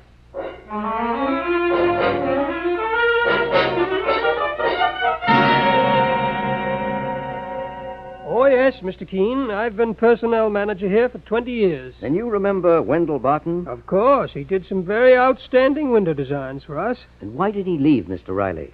Too much of a ladies' man. Oh, I could tell you a story, Mr. Keene. Barton left our store in a terrible hurry. On account of that trouble, Mr. Riley? That's right. Walked off a couple of weeks before Christmas. What a scandal. And the other person involved in that incident? Didn't stay very long either. Went just about a month later. Well, thank you. Now I've got it.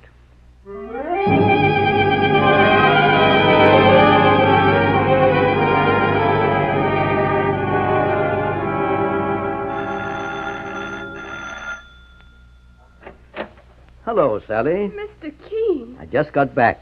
I dropped in here on my way from the station. Oh, come right in.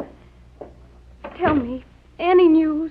The case is pretty well solved, my dear, except for the testimony of one certain witness.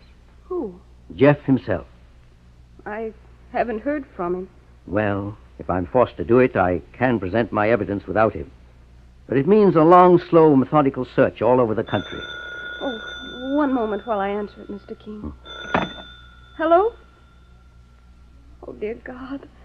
Jeff, darling. Jeff. Oh, darling, why did you ever run away? You were afraid my name would be dragged into it. Oh, Jeff, that was wonderful of you. But now you've got to come back, and you've got to. Oh, Jeff, please listen to me. Sally, give me that phone. Jeff, hold on for a second. Hello, Jeff? No, you don't know me. My name is Keene. No, this isn't a trap. In the name of heaven, don't hang up. Now listen to me. I want you back in New York tomorrow morning at police headquarters. Yes, in the office of the homicide squad. Don't argue. Do as I say.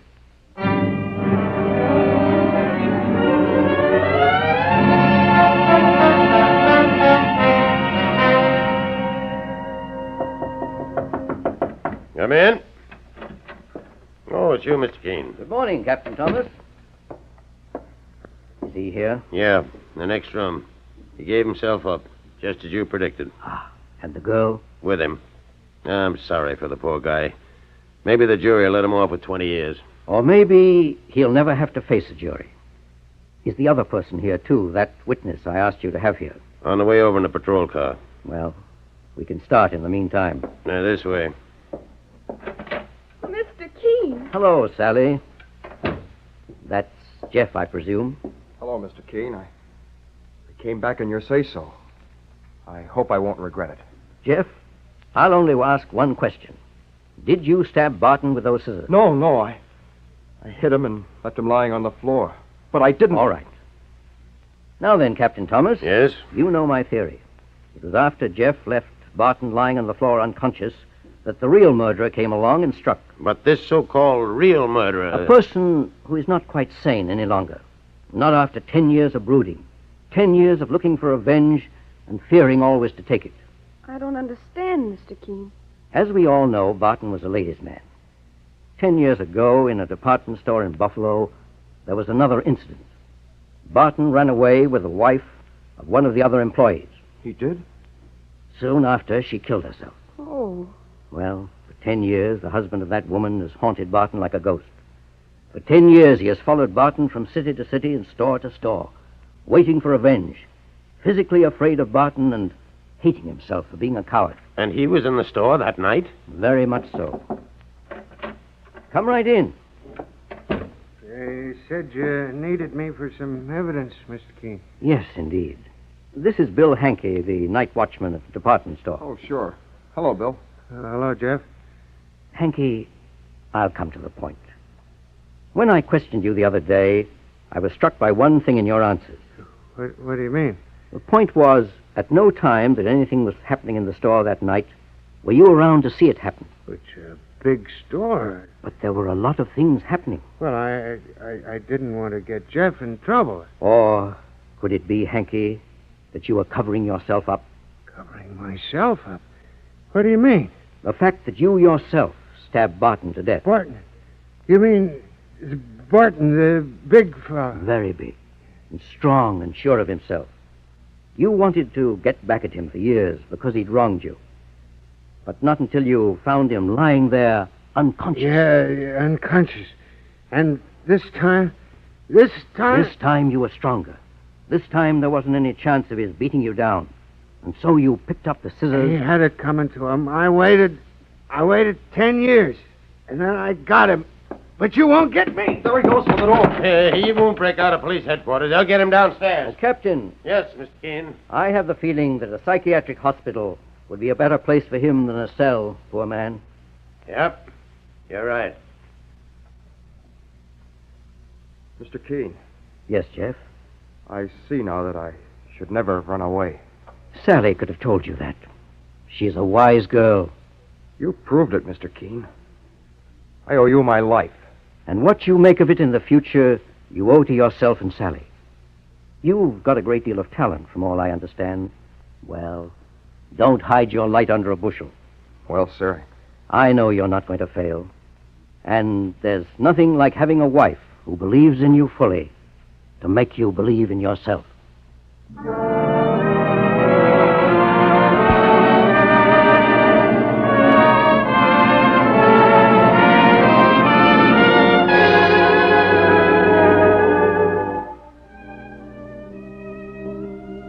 Listen next week as Mr. Keene brings us the case of the room that vanished.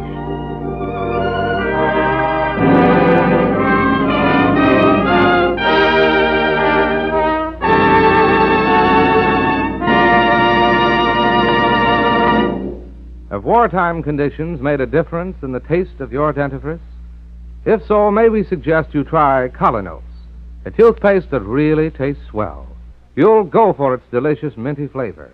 You'll love that fresh, clean taste it leaves in your mouth. And say, those problem children who balk at brushing their teeth, how you never have to coax them at all if they have their own special tube of keen-tasting Colonos. And wait until you see how clean Colonos makes your teeth. Leaves them spick and span, looking their best. Because Colonos was specifically designed to give your teeth the highest possible polish without overstepping the bounds of safety. It can help reveal the true beauty of your smile. You can get Colonos toothpaste at any drugstore, and nowadays you don't have to turn in a tin tube. Be sure to ask for Colonos. K-O-L-Y-N-O-S. Colonos toothpaste.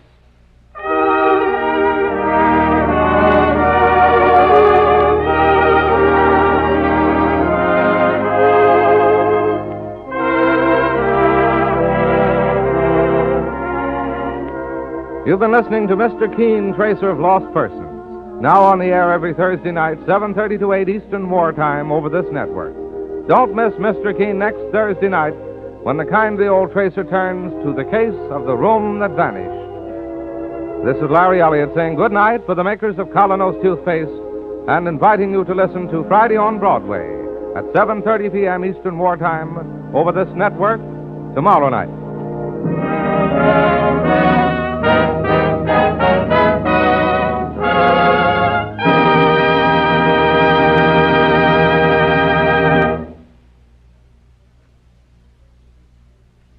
Ladies, there's a wonderful new way to make floors sparkle like new in 6 to 9 minutes flat. Use Aero Wax, the self-polishing wax that goes on in a jiffy, dries without rubbing. Its marvelous high luster adds beauty to your rooms, saves countless scrubbings. Yet it costs only 25 cents a full pint. Get Aero Wax, A-E-R-O-W-A-X, tomorrow. This is CBS, the Columbia Broadcasting System.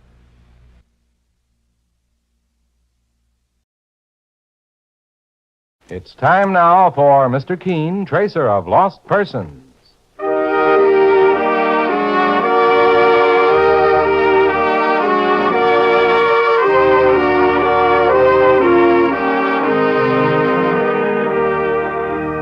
Ladies and gentlemen, Anison and Colonos present Mr. Keene, Tracer of Lost Persons, one of the most famous characters of American fiction in one of radio's most thrilling dramas. Tonight and every Thursday at the same time, the famous old investigator takes from his file and brings to us one of his most celebrated missing persons cases. Tonight's case is entitled The Yellow Talon Murder Case.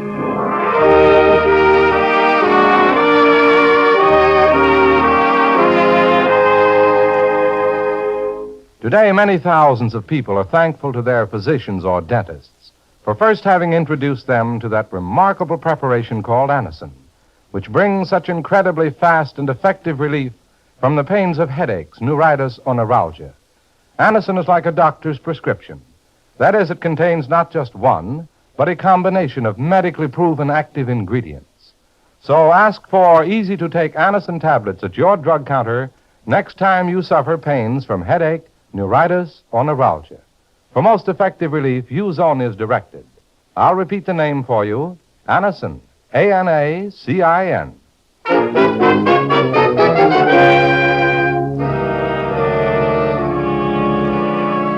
Now for Mr. Keene and the Yellow Talon murder case. Our scene opens in the study of a country home on the Hudson River, some 50 miles from New York. An attractive, auburn-haired young woman has just entered the room. And as she shakily picks up the telephone and dials the number, it is obvious that she is under some frightful strain.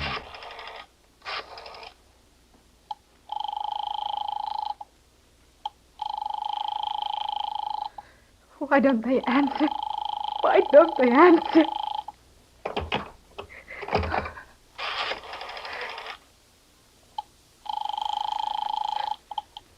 Operator? Oh, operator, I've been trying to get the police. It's a matter of life and death.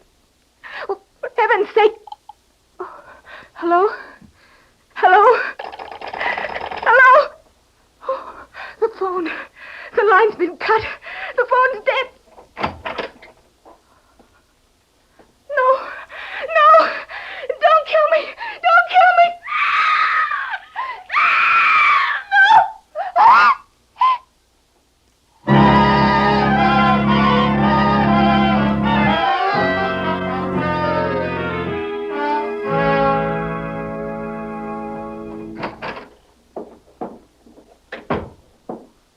Can I help you, young fella?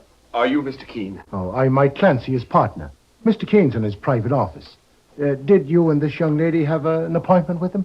No, I just hoped I'd get a chance to see him right away. It's rather important. Please, tell him Philip Carter's here. It's terribly urgent.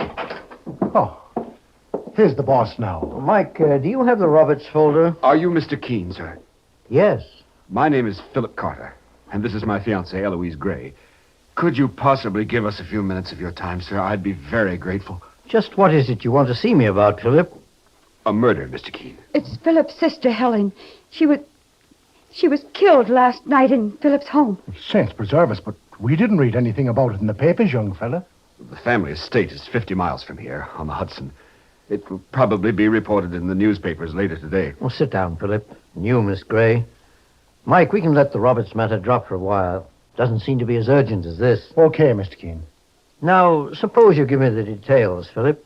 My sister, Helen, was found in the study about midnight by our Uncle Jonathan. He's been living with us ever since the death of our parents years ago. I'll never forget last night as long as I live, Mr. Keene. I saw Helen's body, too. You were in the house at the time of the crime, Heloise? I was asleep. Philip's uncle woke me up and sent me into town for the police. The phone wires had been cut. How was Helen Carter killed? That was the most horrible thing of all, Mr. Keene. My sister had been strangled, and her throat was terribly lacerated. It was as if some gigantic bird with sharp talons or claws had attacked her. A bird? Saints preserve us. What made you think of a bird, Philip? Because of this. It was found near my sister's body. The police permitted me to bring it here when I told them I was going to ask you to enter the case, Mr. Keene. Well, let me see that, Philip. Mike, what do you make of this? Well, it looks like a talon, Mr. Keene. A yellow claw. Yes, the type of claw an eagle or a hawk might have. And yet this particular talon is too big for an ordinary hawk. If it actually came from a bird, the bird must have been gigantic. Sure, and it makes your spine crawl just to look at it, boss. Hey, it's as sharp as a razor. Yes. What other facts are there to the case, Philip? Well, according to Uncle Jonathan, he was awakened around midnight by some kind of horrible scream. At first he thought it was one of his pets, but later he changed his mind. What kind of pets does your uncle keep? Falcons. In medieval times, as you probably know, Mr. Keene, hunters would train falcons to help them bag their game. Well, I've never even seen one of them things. Well, a falcon is a hawk, Mike, and a very clever and ferocious bird. Hundreds of years ago, they were trained to go after small game. They can be quite wild and dangerous. Uncle Jonathan Briggs is an eccentric, I guess. He's been a little peculiar ever since he lost his fortune years ago and came to live with us. We've been supporting him, but it hasn't been difficult. Dad left a very considerable estate when he died. And your Uncle Jonathan and your fiancée, Miss Eloise, were the only people in the house at the time of your sister's murder? Yes, Mr. Keene. My sister Helen had a personal maid, Amy Parrish, but she had taken the evening off, and she didn't return until very late. Philip, I think you also ought to tell Mr. Keene about Kim Bradhurst. And who is Kim Bradhurst? A neighbor. He was in love with my sister, and he used to make a pest of himself. I once had to throw him out of the house bodily because he annoyed her so. Was he questioned by the police? Yes, Mr. Keene, but he had an alibi. He was ill all day yesterday and in bed. He had a doctor visit him about 9 last night. Mr. Keene, Philip's sister Helen was one of my best friends and a wonderful girl. I never thought she made an enemy in her life until now. We were very close, Helen and I. And if I ever get my hands on the killer... Philip, please, don't talk like that. You frighten me. Let Mr. Keene and the police handle the case. There's been enough horror already. Your fiancé is right, Philip. No matter how you feel, the law must take its course. I understand that, sir. Will you come back to the house with us, Mr. Keene? Philip was afraid to leave me there alone after what happened.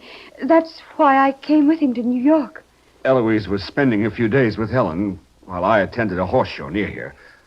I've shown a few entries every year, but I only wish I'd never even thought of it this time.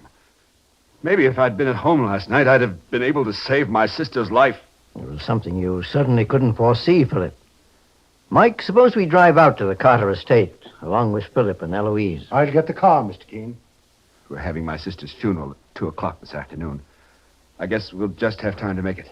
And suppose Mike and I go to your house, Philip. You and Miss Eloise can attend the funeral while we make a preliminary investigation. Whatever you say, Mr. Keene. This yellow talon is most strange, to say the least. Certainly it couldn't have been some monstrous bird. It's dreadful. It makes me shudder just to look at it. When I think of poor Helen, I know, it's shocking. But I promise you, Philip, I'll see this case through to the end, no matter how great the risk.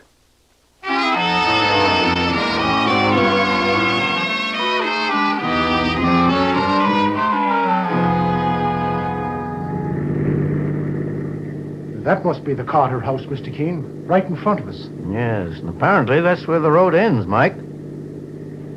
Oh, saints preserve us. What's the trouble? Did you see that, boss? What? Well, something flew by the car on the left just a second ago.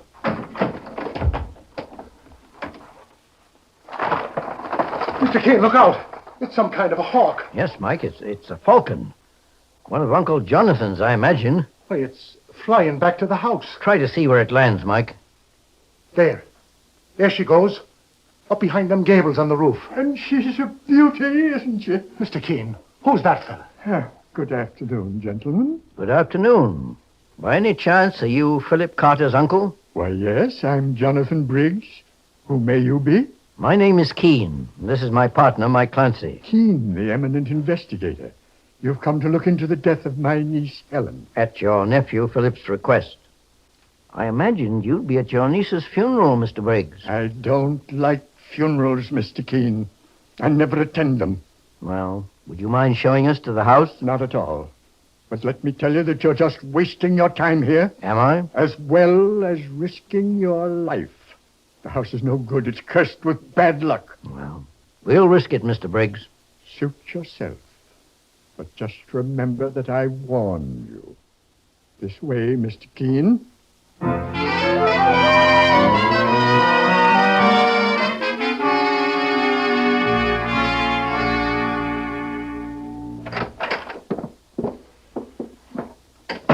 Amy! Amy, where are you? Fool maid's never around when you want her. Make yourself at home, Mr. Keene and Mr. Clancy. Well, thank you, Mr. Briggs. It certainly is a big house. Must be 20 or 30 rooms in this place. Yes, it's big. Big and cold. You don't seem to like it very much, Mr. Briggs. I don't. And why do you stay? Because I can't go anywhere else. Besides, Sir Richard and Lady Sharp would miss the woods. And who are Sir Richard and Lady Sharp? My birds, my falcons. You saw Sir Richard a moment ago when he flew past your car. He's as fast as lightning, that one is. I've spent 3 years training him how to kill. Not a very cheerful hobby you've got, Mr. Briggs. He attacks only field mice and small animals, Mr. Clancy. Would that falcon be capable of attacking a human being? I knew you'd come to that, Mr. Keene. They want to blame my niece Helen's death on one of my birds. Well, it's ridiculous. Why, those falcons are as harmless as 2 pigeons. Saints preserve us. What was that? Sounded like Amy the maid. Get him out of here. Keep him away. Amy, control yourself. Why are you carrying on? It's one of your falcons. He flew in through the window and almost blinded me. Stop acting like a child. It's probably Sir Richard. I'll find him. Calm yourself, Amy. You're not in any danger. My name is Keene. Mr. Keene, the great investigator? Oh, I was hoping Mr. Carter would call you in, sir. The most terrible things have been going on in this house. So I've heard. It's those birds. Well, you'd think they were human the way Mr. Briggs talks to them. One of them killed Miss Helen, I know it. And I'll be next. Now, take it easy, Amy. No one's going to do any killing while we're around. Tell me something about Miss Helen Carter. Was she on good terms with her Uncle Jonathan? As far as I know, sir. I guess he's a harmless one himself, though he acts like a loon sometimes.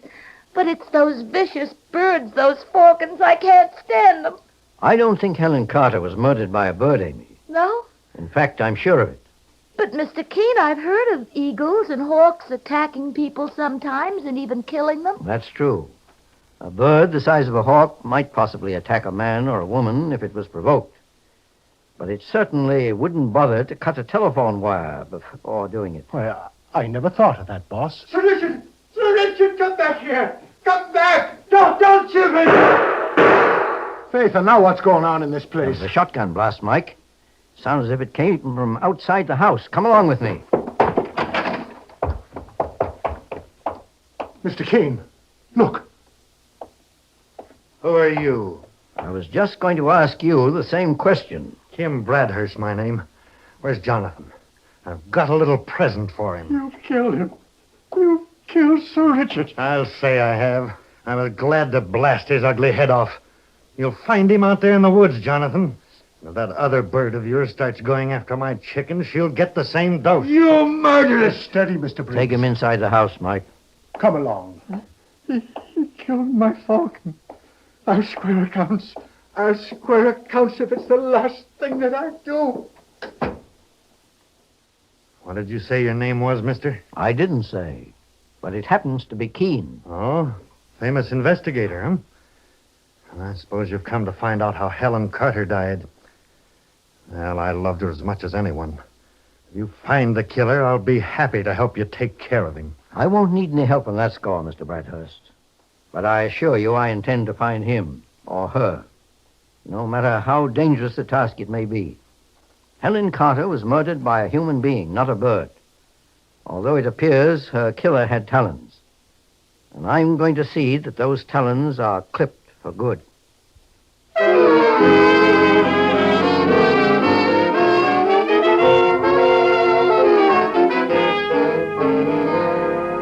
In just a moment, we'll return to Mr. Keene and the Yellow Talon murder case. Meanwhile, beware of unpleasing breath that breeds between teeth.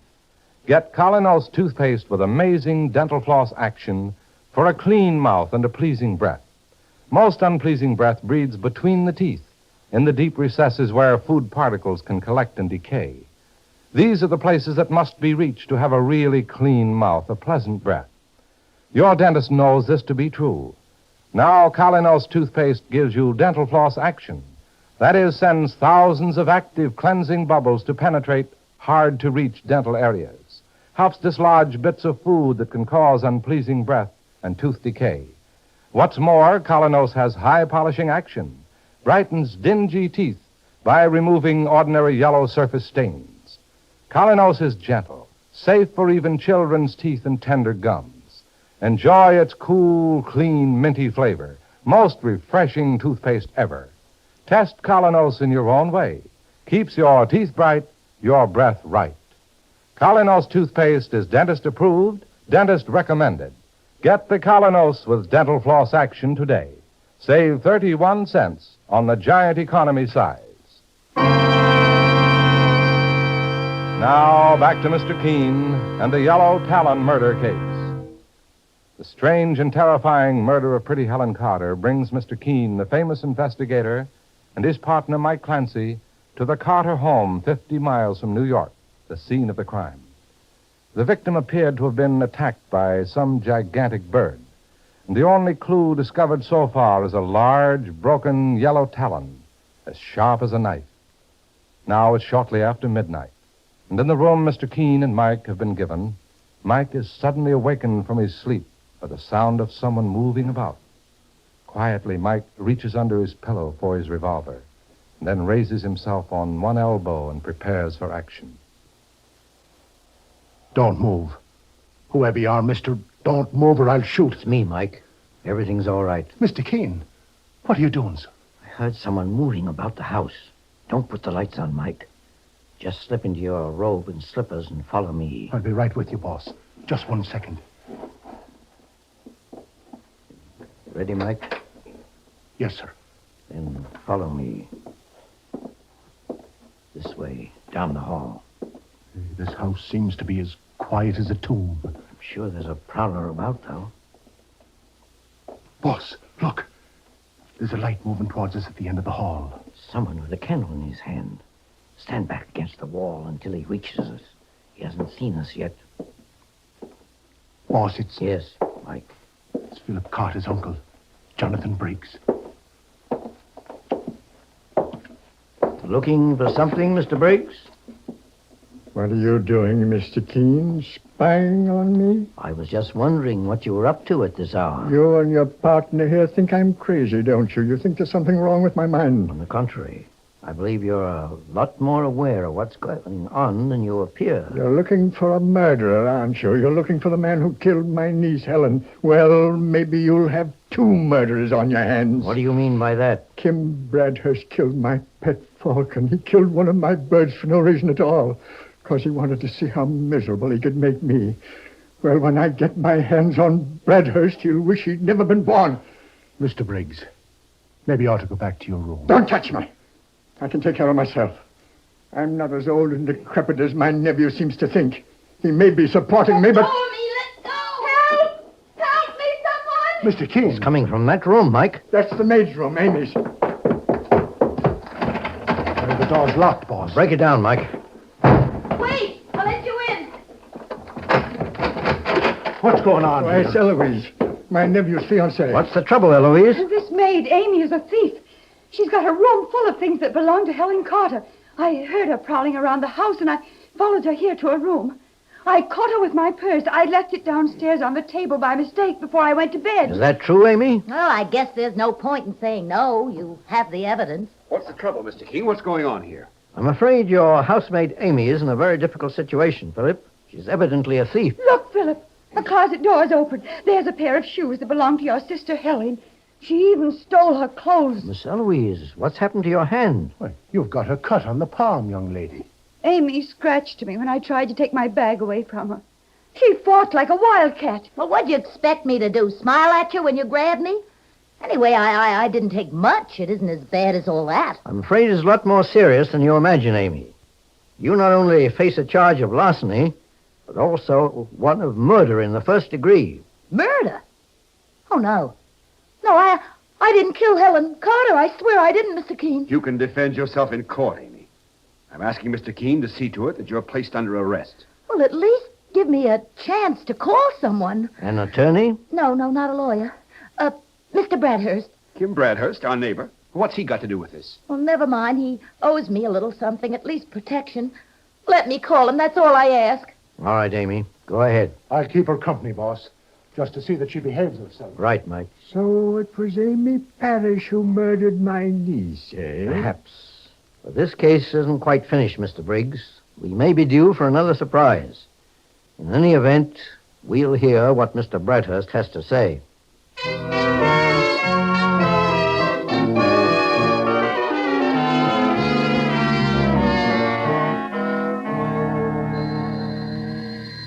That must be Kim Bradhurst now. Philip. Yes, Mr. Keene? I suggest you take your uncle to his room. There may be trouble between the two. Very well, Mr. Keene. Come on, Uncle Jonathan. All right. I'll go. Can't stand looking at him anyway. Here's Kim Bradhurst, Mr. Keene. Still carrying his shotgun, I notice. Maybe I like to carry it around, Mr. Clancy. Well, now, Amy, what is it you want to say to Mr. Bradhurst? Mr. Keene's accusing me of murder, Mr. Bradhurst. They all say I killed Miss Helen. That's ridiculous. We found Amy the maid with stolen goods a little while ago. And she admitted taking most of it from the murdered girl, Helen Carter. I don't know anything about stolen goods, Mr. Keene, but I'll stake my reputation on the fact that Amy didn't murder Helen. What makes you so sure, Mr. Bradhurst? Because she was Helen's confidant, as well as her personal maid. And she's a friend of mine. Amy's done me many a favor, making things easier for me when Helen was alive. I'll return those favors by backing her to the limit. In what way did Amy help you, Mr. Bradhurst? I can tell you that, Mr. Keene. Well, Miss Eloise, do you know? Amy used to inform Kim Bradhurst when Helen's brother Philip was out of the house, so he could try to see her on the sly. It used to frighten me. I knew that Philip disliked Kim, and I thought one day it would lead to trouble. Do you know why he carries that gun around with him all the time? I don't mind admitting it. Your sweetheart Philip's a big man, Eloise, and stronger than I am. I made up my mind to take care of him the next time he put a hand on me. Mike, ask Philip Carter to bring his Uncle Jonathan back to the room. And ask Jonathan to bring his pet falcon along. Okay, boss. No, I'm afraid of that bird. I don't want to see it. Don't worry, Amy. I got rid of one of those falcons with this shotgun. I can do the same for the second. I advise you to be careful, Mr. Brighthurst, and keep that gun lowered. But why bring the falcon in, Mr. Keene? You'll see in just a moment, Miss Eloise. Please, just call me Eloise. I feel as though we've known each other for a long time, Mr. Keene. That's odd. I feel the same way, Eloise. Just step inside, Mr. Briggs. What do you want with me? My bird, Mr. Keene. I just wanted to make a test, Mr. Briggs. Look at that bird. It's horrible. Do you also think the falcon is horrible, Eloise? No. I think it's a beautiful bird, Mr. Keene. Yes, Eloise always liked my falcons. She understands them. Perhaps even more than you imagine, Mr. Briggs. What? Just what are you getting at, Mr. Keene? I'm afraid I have some shocking news for you, Philip. In my opinion, your fiancée, Eloise Gray, is a murderess. She murdered your sister, Helen. What's that you say? Eloise? Mr. Keene, are you joking? A few minutes ago, Eloise claimed that she followed Amy to her room and caught her with her purse. Well, Amy admitted it, didn't she? Yes, she admitted it, Eloise, and she did steal your purse. But you didn't follow her or see her take it. You were waiting for Amy in her room. And may I ask how you know? The door was locked. If you had followed the thief to her room, you certainly wouldn't have locked the door yourself. It would have put you in a dangerous position. No, it was Amy who locked her own door when she entered, thinking she was alone. And you were waiting there to kill her, the way you killed Helen Carter. That's a lie, Mr. Keene. No, it's not a lie, Eloise, and I have further proof. You said Amy scratched your hand when you struggled with her for the purse. I noticed that Amy bites her fingernails. They aren't long enough to scratch anyone. Then, Mr. Keene, how did Eloise get that cut on her palm? She inflicted it on herself by accident, Philip. She was wearing sharp talons, yellow talons, to use on Amy as she did on your sister. Look at her, Mr. Keene. Yes, I killed her. She hated me. She wanted to break up my engagement to Philip. But that isn't true, Eloise. She loved you. Loved me. Wasn't she trying to call the police? Yes, and you cut the phone wire. In some way, Helen found out what you were, Eloise, and she tried to protect herself. Boss, look what she's putting on her hands. The talons, the sharp claws. She wears them like gloves. You hate me too, Keene. And you'll get what she got. Now! Mr. Keene, look out! Saints preserve us, but I was almost too paralyzed to move. Did you see how she acted, boss? Why, she waved her arms like she was some kind of a hawk and went for your throat, Mr. Keene. Yes, Mike.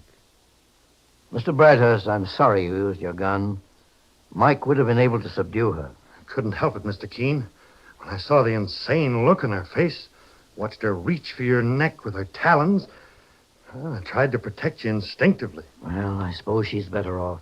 She was undoubtedly insane. Mr. Keene, I can't believe it. How could anyone change so? I'm sorry, Philip. But in my opinion, your fiancée had a split personality. She changed from a human being to what you've just seen, a homicidal maniac. How long had you known her? Only a few months. And your sister, Helen, actually was very fond of her, Philip? Yes, Mr. Keene. Well, Eloise had to have some excuse for murder in her poor, distorted mind. So she imagined Helen was trying to ruin her life. Amy would have been her second victim. It went for a stroke of luck. However, we can consider the case to be closed. We've solved the mystery of the Yellow Talon murder.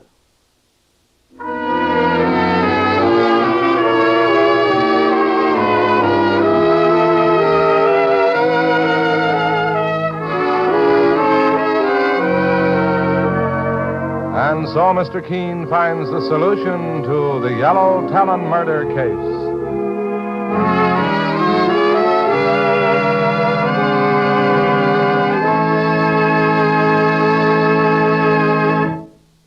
The next time you're suffering from the pains of headache, neuritis, or neuralgia, try Anacin.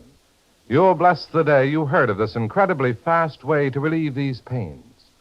Now, the reason Anacin is so wonderfully fast-acting and effective is this. Anacin is like a doctor's prescription. That is, Anacin contains not just one, but a combination of medically proven active ingredients in easy-to-take tablet form. Thousands of people have received envelopes containing Anacin tablets from their own dentist or physician, and in this way have discovered the incredibly fast relief Anacin brings from pain of headache, neuritis, or neuralgia. So next time such pain strike, take Anacin. For most effective relief, use only as directed. Your druggist has Anacin in handy boxes of 12 and 30, and economical family-size bottles of 50 and 100. The name is Anacin, A-N-A-C-I-N.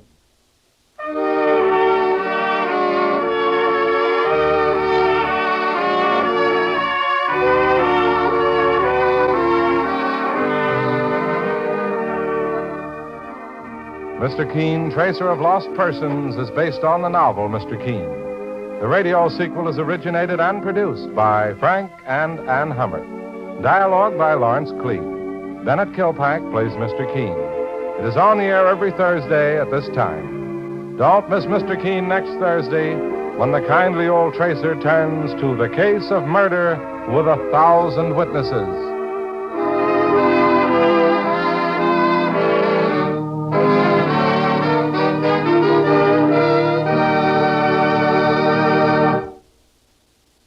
Ever suffer heartburn from acid indigestion? New Bicidol mints, medically proven, quickly rid stomach of that blown-up feeling anywhere, anytime. Bicidol mints give longer-lasting relief than baking soda, help prevent immediate return of the trouble, soothe irritated stomach lining, let you sleep when indigestion strikes at night. Carry new Bicidol mints for fast relief. And always have Bicidol powder in your home. Mr. Keene, Tracer of Lost Persons, will be on the air next Thursday at the same time. This is Larry Elliott saying goodbye for Mr. Keene and the Whitehall Pharmaceutical Company, makers of Anacin and Colinos, and many other dependable high-quality drug products. This is CBS, the Columbia Broadcasting System.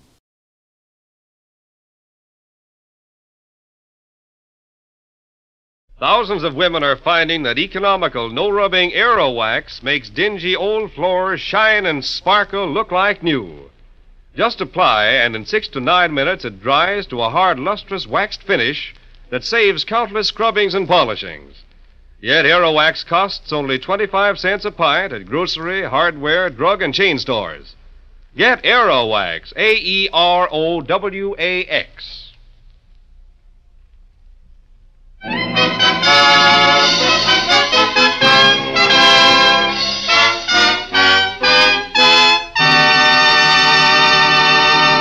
Mr. Keene, Tracer of Lost Persons, is on the air.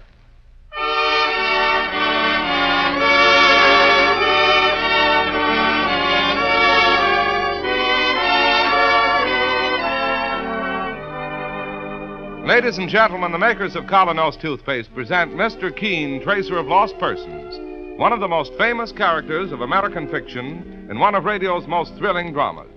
Tonight and every Thursday night from 7:30 to 8 Eastern Wartime, the famous old investigator will take from his files and bring to us one of his most celebrated missing persons cases.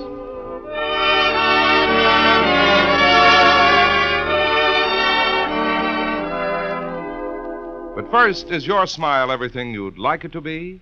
Bright, sparkling, magnetic?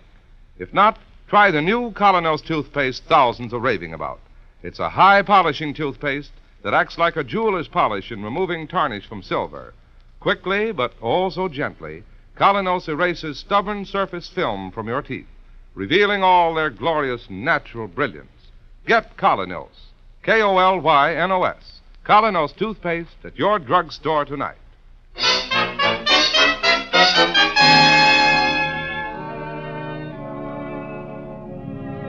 Now, Mr. Keene, Tracer of Lost Persons. This time, our story opens about 100 miles from New York, in a chemical plant in Connecticut. There's a hum of motors and a hiss of compressed air as Mr. Keene and his assistant, Mike Clancy, are guided across the floor amid great vats and retorts. Halfway across the floor, their guide, a thin, nearsighted man, pauses to answer a question. Oh, yes, Mr. Keene. Our production right now is entirely for the war effort. And I gather, Mr. Wallace, that this plant supplies chemicals for various types of explosives? Oh, yes. For shells, bombs, mines. My. Look at the size of them big vats over there. Hitler wouldn't like to think of all the shooting that's going to come out of them, I'll bet. Quite right, Mr. Clancy, quite right. And that may have a lot to do with the reason that our manager, Mr. Morley, has sent for you two gentlemen. Well, why did he, Mr. Wallace? All I know is that he phoned my office yesterday in New York and asked me to come here the first thing this morning. What's happened? Well, I'm only in the personnel division. I'll have to let Mr. Morley talk for himself. If you'll come along to his office, over there on the right. No, sir. Must be on the left. The left? Oh, yes, there's the sign. Manager. Oh, yes. Forgive me for not knowing the way around my own plant. But I've broken my glasses, you see. I'm very nearsighted. Never mind, Mr. Wallace. We'll guide you. In fact, here we are right now. One moment while I knock. Come in. Good morning, Mr. Morley. Oh, good morning. You must be Mr. Keene. That's right. And this is my assistant, Mike Clancy. Glad to meet you. How do you do, Mr. Clancy? Won't you come inside, please, gentlemen? You too, Wallace. Yes. Right now, if you'll just sit down and make yourselves comfortable. Thank you. Now then, Mr. Morley, what's it all about? Well, I'll come right to the point, Mr. Keene. As you've probably noticed, this is a war plant, and a very busy one. Mm-hmm. And right now, we've just received a very serious threat to our production. How? By the disappearance of a member of our staff. In fact, our best chemical engineer. That is serious. There isn't another man in the plant who has his know-how. We must get him back as soon as possible. What's this man's name? Henry Trevor. And how old? 42 or so. Mm-hmm. When did he disappear? 3 days ago. Under what circumstances? Well, I'll let Wallace here tell you. Well, sir, it was late Monday afternoon. I went to Mr. Trevor's office to check a personnel matter, but he didn't have time to talk to me. He already had his hat and coat on, was leaving the plant. Not that he was a clock watcher. Oh, no, indeed. Continue, please. Well, Mr. Keene, there isn't much more to tell. Mr. Trevor left the plant and just never returned. You've checked at his home? Well, he has lodgings, but he never slept in his bed that night. Mm-hmm.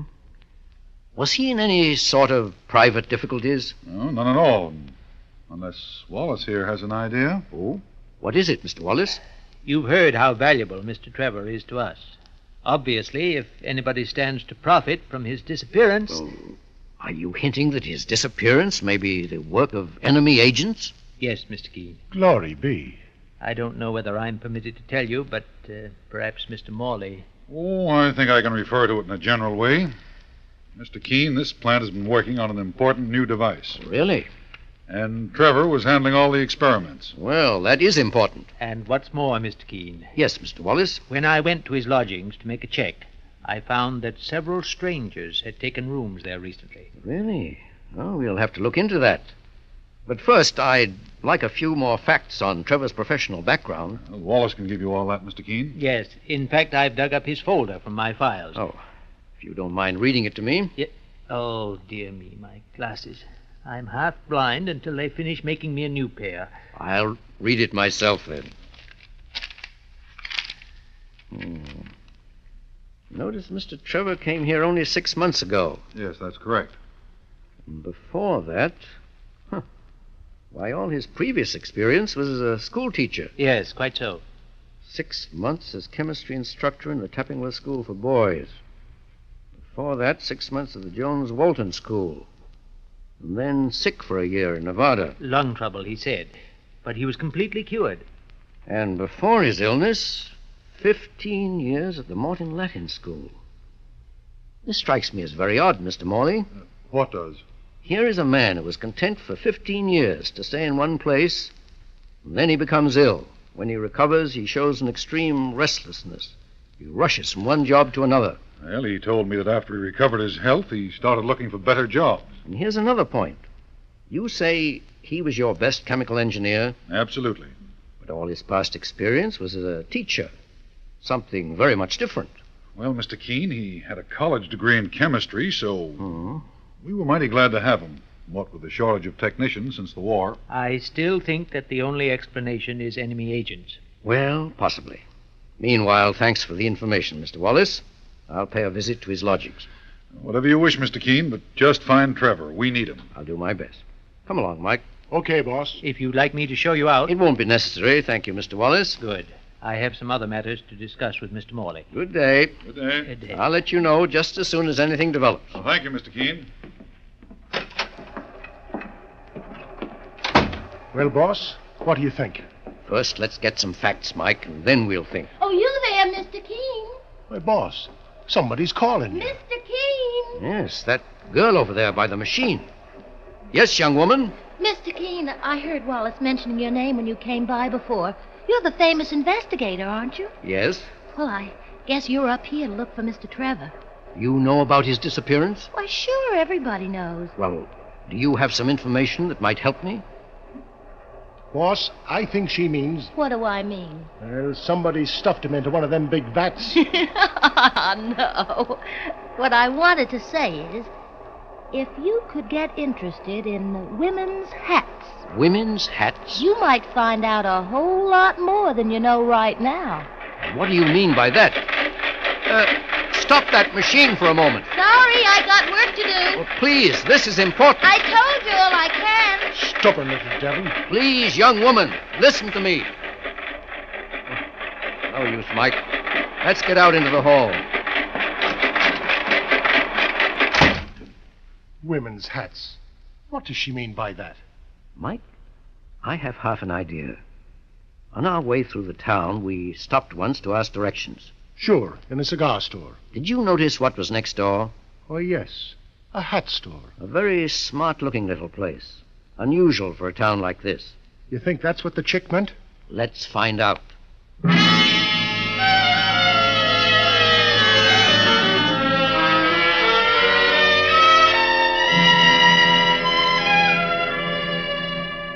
Here we are, Mike. This is the place. And there's the owner's name on the window. Mrs. Lydia Groves. This is only a hunch, but I'm going to play it for all it's worth. Okay. Nobody here. There she comes now from the back room. A brunette. And darn good looking. Mrs. Groves? Yes, that's my name. You haven't come to buy hats? No, Mrs. Groves. To ask a question. I don't understand. When did you last see Henry Trevor? Henry Trevor? Yes, the engineer from the chemical plant. I don't know him. This is a small community. You must know him. I mind my own business, which is to make and sell hats. But Mrs. And Groves... all my hats are for women. Good day, gentlemen. Oh, but lady, this is important. You've made a mistake. Good day. Very well. Good day. Come along, Mike.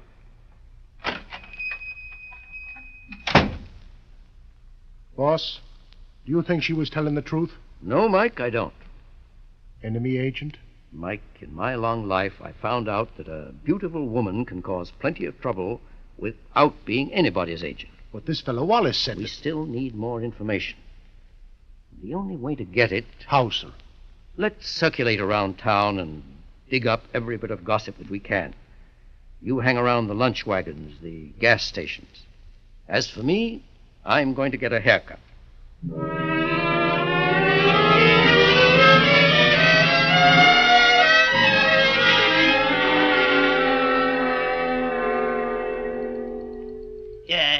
Take more off the side, sir. That's right, Barber. Nice day. Oh, it's a beautiful day. I think it's going to be warm after all. Definitely. Yes, sir, definitely. Yes, sir. Don't think I ever saw you around here before. I'm doing a job for the chemical plant. Oh, chemical plant. I believe our Mr. Trevor is one of your customers. Oh, sure. Every 2 weeks. Interesting about him and Mrs. Groves, isn't it? Him and Mrs. You know. The whole plant knows. Funny thing, he took to her from the first day she come to this town and opened her shop. Thick as thieves, those two. When did she first come to town? Let me see. About the time my wisdom tooth was raising keen, last September. Take more off the side. Yes, please. He hung around her shop all the time? Yes, till folks started talking. So then they took to cover. You know, Thrush Lane. They've been meeting there every night. Thrush Lane? Mm-hmm. Oh, all the spooning and mooning that goes on there. And just where is Thrush Lane? Oh, half a mile south of town, right by the factory.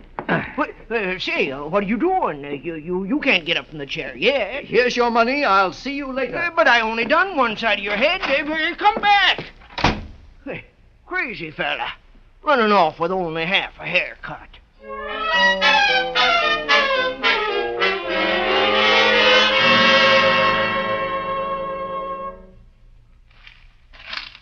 No, boss, there's nothing in the underbrush over here. Well, come over to this side. Oh, Mr. Keene, so sure we've been at it for 3 hours already. I know, Mike. This is our only real lead. Remember what the barber said. They met here every night. Oh, boss, take off your hat just once more. I will not. The strangest haircut I ever did see. And you such a proper gentleman. Here, help me put these branches aside. There. And you're still hoping to find Trevor's body out here in Thrush Lane? Not hoping. I'll be glad if I'm wrong. Well, there's nothing here. All right. Let's get back on the path. Mike, so far we can be sure of only one thing. What's that? Trevor and Mrs. Groves knew each other long before they ever came here. Of that I'm certain. You see, I found they arrived here actually within a week or two of each other. Trevor to take the job at the plant. And Mrs. Groves to open the shop. Then promptly they became friends. Then promptly... Yes, Mr. Keene. Well, what are you staring at? Something there on the ground, just a yard ahead of us. I don't see it. Well, look, Mike, from over here where the sun strikes it. Oh, sure, but what of it? Just those few little chunks. Come over here, Mike. Bend down. Help me pick them up. Okay, sir. Okay. Here. Mike, judging from the thickness of these fragments, I think we'd better have another talk with our friend, Mr. Wallace.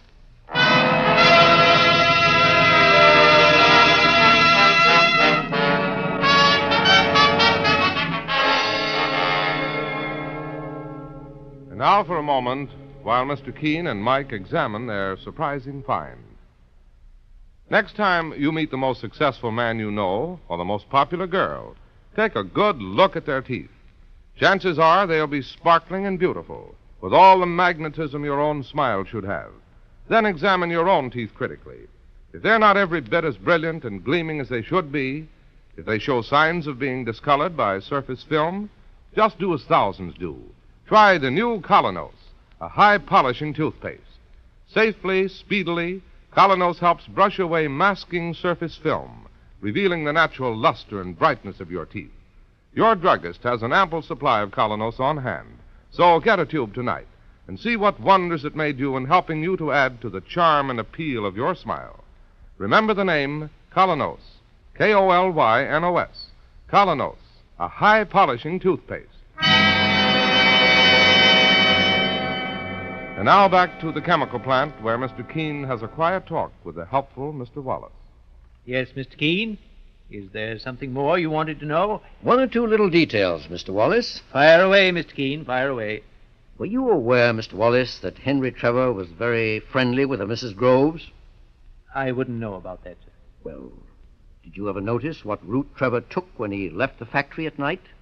Oh, back to his lodgings, I suppose. By way of Thrush Lane? Didn't you ever notice whether he made a practice of going through Thrush Lane? Did he? I never had any occasion for walking there myself. No? Wallace, when did you break your glasses? My glasses? Why, several days ago. Where? Right here, in my office. Pretty thick lenses, I gather. Oh, yes. Yes, sir. That's why I'm having trouble getting them replaced. Wallace, take a look at these. I mean, these fragments in my hand. Well, how can I? without my glasses. Take them into your hand. Feel them. Bits of broken glass. Very thick bits. The kind of glass that might be used in the spectacle of a very nearsighted man. I don't know what you're driving at, sir. I found these 20 minutes ago in Thrush Lane. Well, the world's full of nearsighted men. Are you sure one of them didn't follow Henry Trevor into the woods last Monday night and overhear his conversation with Mrs. Groves? I'm sure that this one did not. Are you quite finished, sir? One thing more. Do you have any photographs of Henry Trevor in your files? You must have. Yes, sir. I'd like to have one. At once.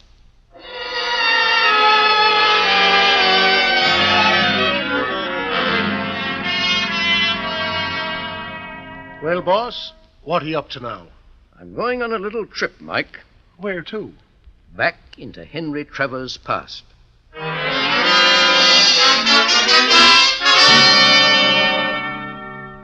Dr. Grange, you are the headmaster of the Tappingworth School? Oh, yes, for 20 years. Do you recognize this photograph? Why, yes, this is Henry Trevor. He taught chemistry here last year. Excellent grasp of his subject, too. I wish he'd stayed. What can you tell me of his background? Why, he came here from the Jones-Walton School with the usual references. That's all you know? Well, yes, Mr. Keene. Thank you, Dr. Grange.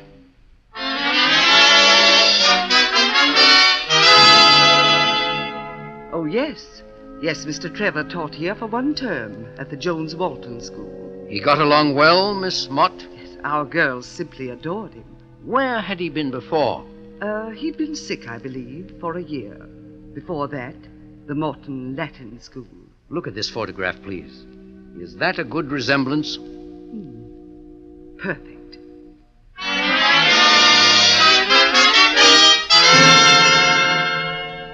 Well, Mr. Keene, we had Mr. Trevor with us here at the Morton School for 15 years, until he became ill. And then he went to Nevada for his health, Dr. Hines? Quite so. You never heard from him again? Only when other schools asked us about his references. I wonder if you would have a photograph of him. Well, we should. Any one of the yearbooks. Here, let me see on this shelf up here. Oh, yes, the yearbook of 1940. That will do very well. Ah, there we are, Mr. Keene.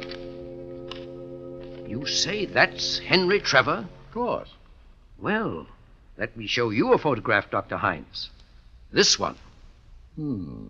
How good a resemblance is this one? Mr. Keene, this is the strangest thing. Do you have time for a story? All the time in the world. Go right ahead.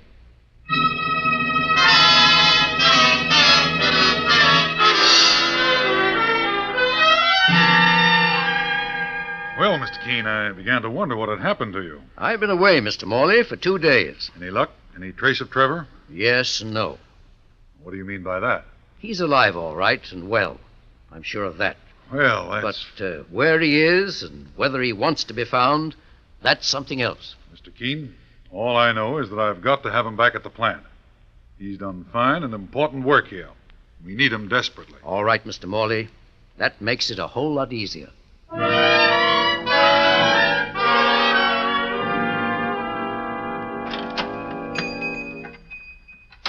Mr. Keene, it's you again. Yes, Mrs. Groves. Mr. Keene, if you've come to plague me with questions again. No.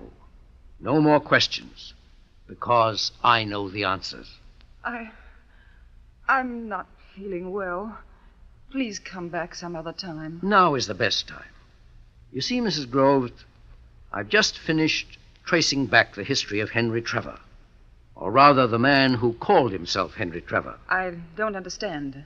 The real Henry Trevor died 2 years ago in Nevada. But I told you that I know nothing about it. And the moment he died, his identity was borrowed by someone else. In fact, by his brother, John Trevor. Oh. Yes, there were 2 Trevors, John and Henry. Both were trained in chemistry. Henry became a teacher. John became an engineer. John, the engineer, was very successful, made heaps of money. But his wife spent it even faster than he made it. I know nothing about it. In the end, this led John to embezzle $5,000 from his company.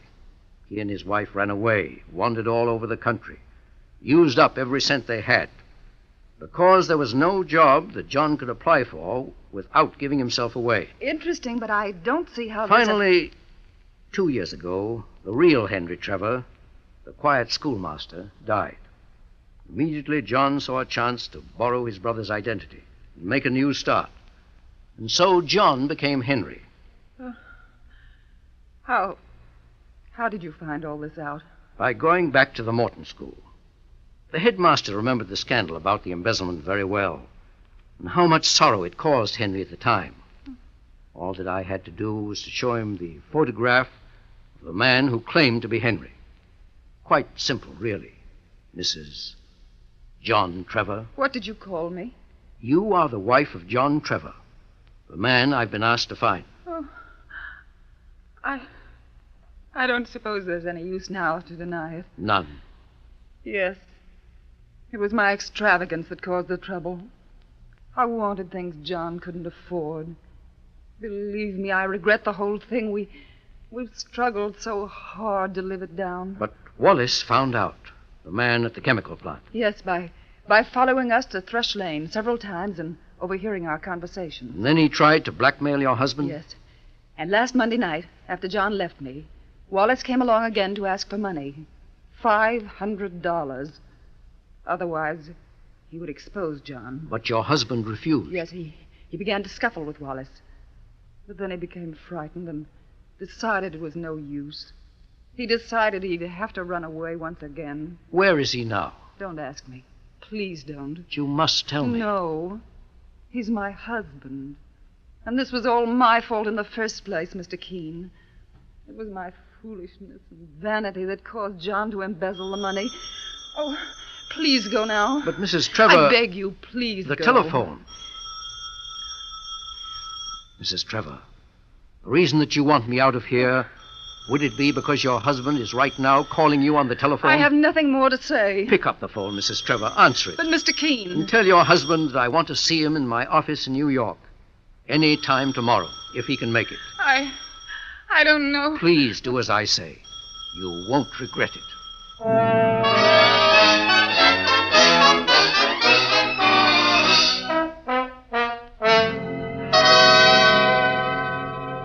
Well, boss, do you think he'll come? I have every hope, Mike. But it's almost 5 in the afternoon already. No, he won't come. Not a guy who embezzled $5,000 and stole his brother's name. There's one thing you've overlooked. What's that, sir? Come in. Good afternoon, Mrs. Trevor. Good afternoon. You came alone? No, not alone. Oh, you're John Trevor?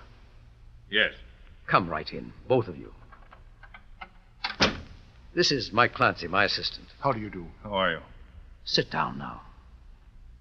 Mr. Keene, my wife says you insisted on my coming to see you. I wouldn't have done it except I was sick of hiding. Trevor, I want to ask a question. If you had the chance to make restitution for that $5,000, would you do it? Mr. Keene, why do you think we've been slaving for the past 2 years? I had any job I could get, and Lydia in one hat shop after another, to save enough money to pay back. Well, why didn't you get in touch with your old firm? Because we've only got $2,000 so far. Because I was afraid of what attitude they might take. Well, Trevor, there are 2 things that impress me about this case. First, that you and your wife have worked so hard ever since you made that mistake. Second, that you proved yourself so valuable to the war effort. Oh, it's nice of you to say that, Mr. Keene, but... No buts. I'll be glad to accept the $2,000 you've saved so far. And let you pay off the rest in installments. What did you say? I got a telegram this morning from your old firm. What? Let me read it. In view of circumstances as explained by you, we are delighted to accept your check and drop all charges against John Trevor. Why, Mr. Keene, you mean you went ahead and... I took a chance on you, too. I paid off the $5,000 with my personal check. Oh, how wonderful of you, Mr. Keene. Certainly is, but there's still Mr. Morley. I've already made your excuses to him. Well, what did you tell him? The truth. The best excuse of all. And he still wants me back? He'd be very much obliged if you'll take the next train out of here for Connecticut. Oh, Mr. Keene. You'll find one little change, though, at the factory. What do you mean? Mr. Wallace has suddenly resigned. Mr. Keene, how can we ever thank you? What kindness. What understanding. Never mind the speeches, or you'll miss your train. Along with you. There's a war on, you know.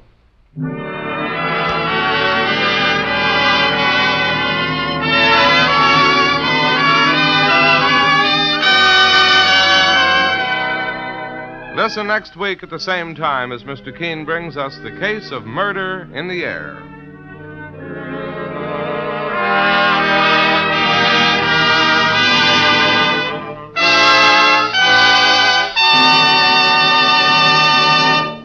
Few tragedies strike deeper than the loneliness of a girl or woman who is unpopular. A girl who dresses smartly, looks pretty, is gay and charming, but whose teeth, when seen at close range, rob her of the very charm she strives for. And the same thing is true of the man who must sell himself socially and in business, and whose teeth create an unpleasant effect on others. If you have the slightest suspicion that your teeth are holding you back from social or business success, do as hundreds of thousands have recently done, and that is start cleaning your teeth with the new Colonos, a high polishing toothpaste. Its action is like that of a jeweler's polish, removing tarnish from a piece of silver. Try it, just once, and then you'll know why people everywhere are changing to this new high-polishing toothpaste, Colonos, and learning the meaning of teeth that can gleam and shine, that give your smile new personality and charm. You can get the new Colonos in any drugstore tonight. It's spelled K-O-L-Y-N-O-S, Colonos Toothpaste.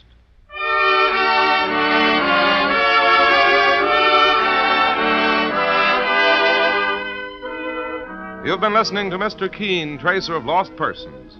Now on the air at a new time, every Thursday night, 7:30 to 8 Eastern Wartime over this network. Don't miss Mr. Keene next Thursday night when the kindly old tracer turns to the case of murder in the air. This is Larry Elliott saying good night for the makers of Colonos Toothpaste and inviting you to listen to Friday on Broadway at 7:30 p.m. Eastern Wartime over most of these stations tomorrow night.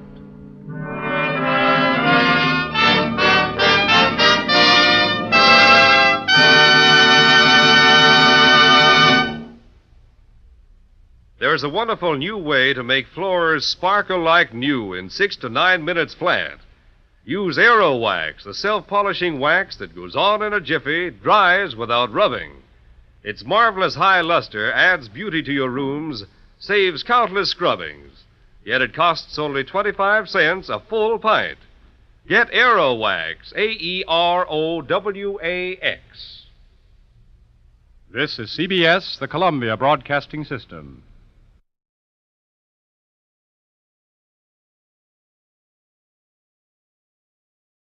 Even the dullest, dingiest floors can sparkle like new in 6 to 9 minutes with the economical no-rubbing Aero Wax. Just apply Aero Wax and let it dry. Its gleaming waxed finish protects against wear, eliminates frequent scrubbings and polishings. Aero Wax, A-E-R-O-W-A-X, saves time, work, and money. For it costs only 25 cents at hardware, drug, grocery, or 10-cent stores.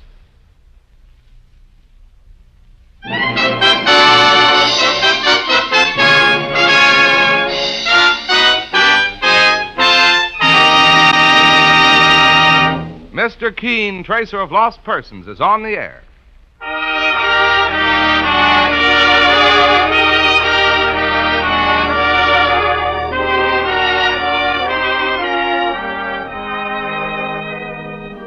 Ladies and gentlemen, the makers of Colonos Toothpaste present Mr. Keene, Tracer of Lost Persons, one of the most famous characters of American fiction in one of radio's most thrilling dramas. Tonight and every Thursday night from 7:30 to 8 Eastern Wartime, the famous old investigator will take from his files and bring to us one of his most celebrated missing persons cases.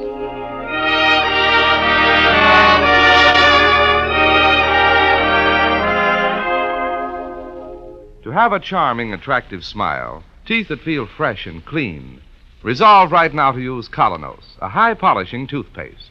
Colonos helps clean and polish teeth beautifully, yet with utmost safety. Colonos has a refreshing, minty flavor you're bound to go for because it leaves your mouth feeling fresh as a daisy. Get Colonos. K-O-L-Y-N-O-S. Colonos toothpaste tonight.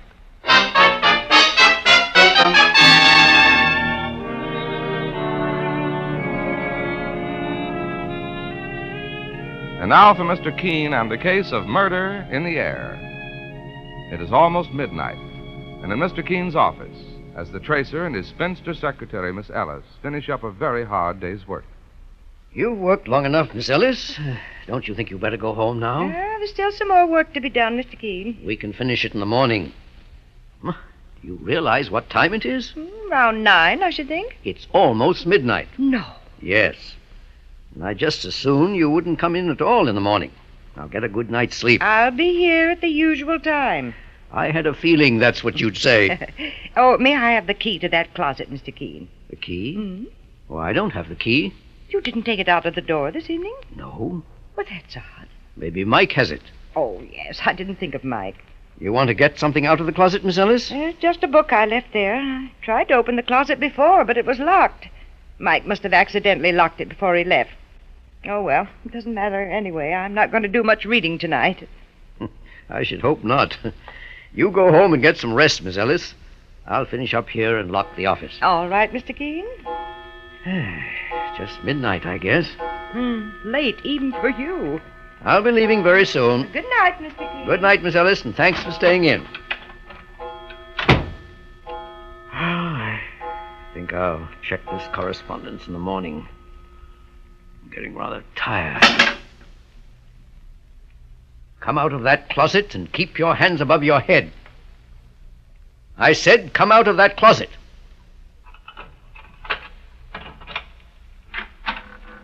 Well, good evening. Good evening.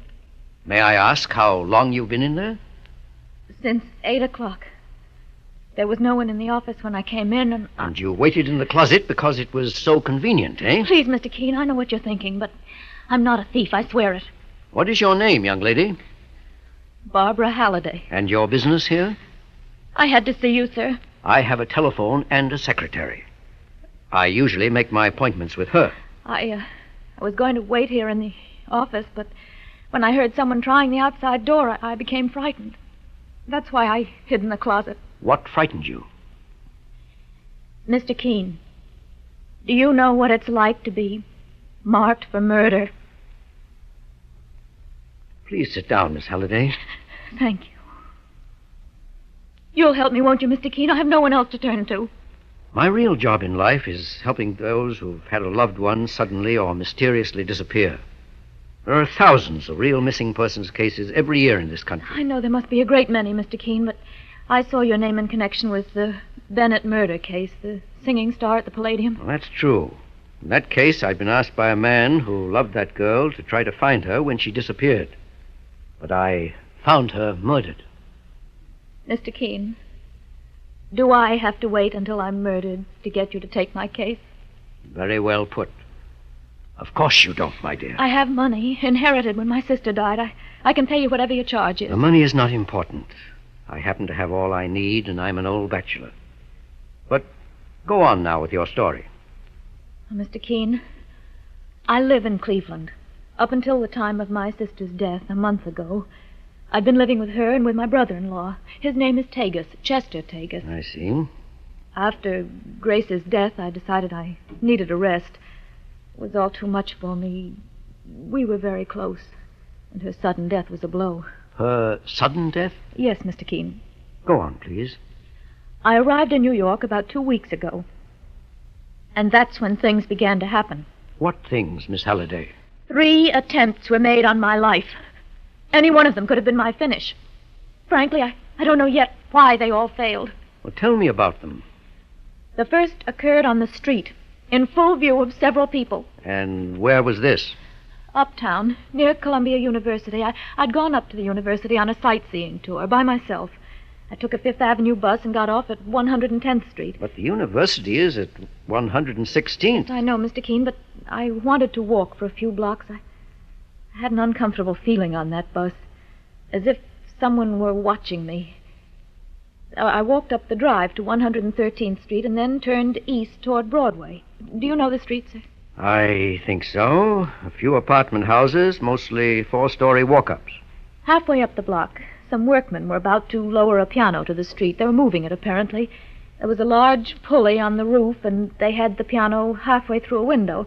I only half noticed those things as I walked up the street. My mind was on something else. Oh? What? A man was following me. Man in a dark coat, the collar turned up, dark glasses. There were other people on the street, and I got the feeling for a moment that it was all very silly. What harm could a man possibly do in a street full of people? That's how I argued to myself. For a moment, I thought of running. I walked faster. So did he. But suddenly I decided to face him, and I turned. What do you want? Pardon me, ma'am? You've been following me. What do you want? I'm terribly sorry. I didn't mean to frighten you. I'm a stranger in New York, and I wanted to ask directions. You could have asked someone else. Of course. I'm sorry. Do you have the right time? It's 4:30. 4:30. You're very kind. Now, will you please go?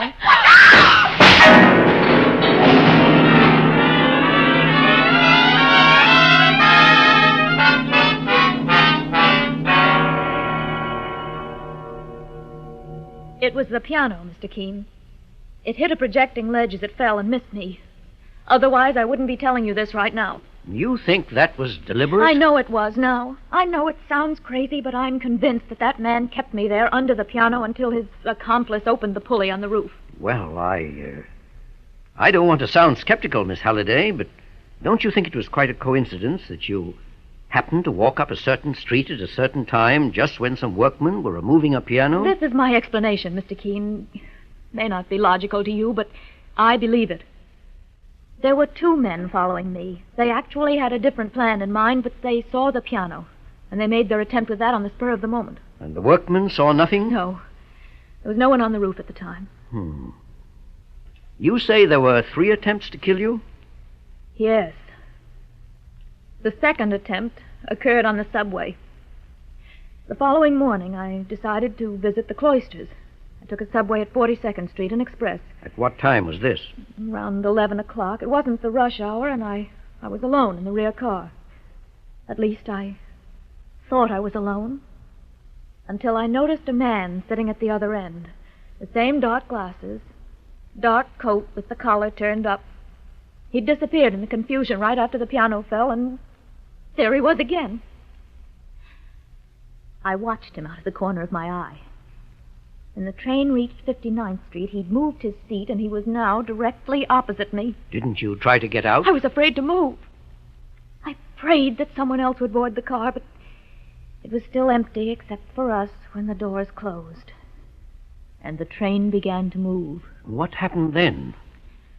The run between 59th and 125th Street is the longest on the line. I suppose it really only takes a few minutes, but to me it seemed as if I was living my whole lifetime over again, because the man with the dark glasses had deliberately changed his seat again, and he was now sitting next to me. There was no conductor on that subway car, as sometimes there aren't. I started to get panicky. I couldn't scream. We were in the last car, and the noise was too strong. I got up and moved towards the end of the train, and he followed. Then I knew what he wanted to do. He wanted to push me off the train. I started to choke with fear. I wanted to beg him to leave me alone, but the words wouldn't come. And he was pushing me against the gate and fumbling for the catch. Suddenly I found my voice, and I screamed at the top of my lungs.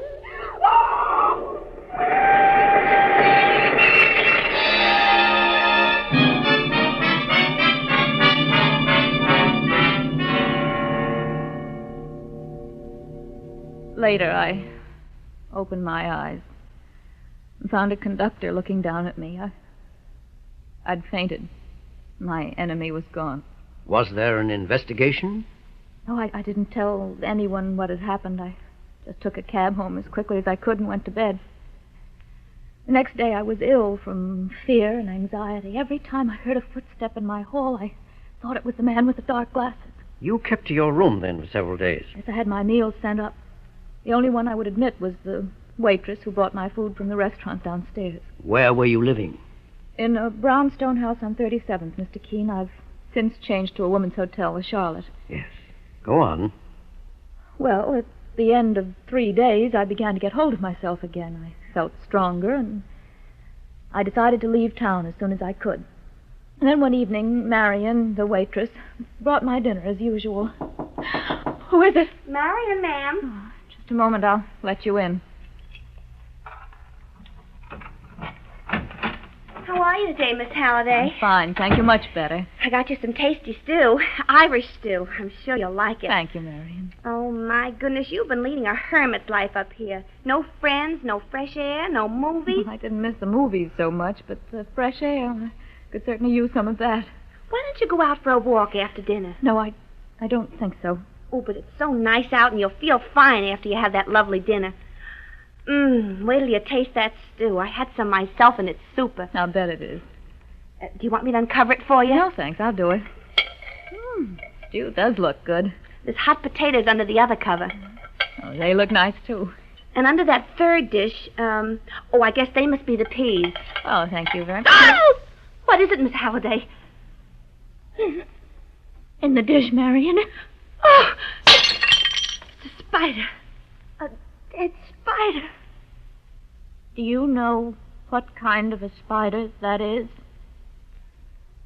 They call it the Black Widow. The deadliest in the country.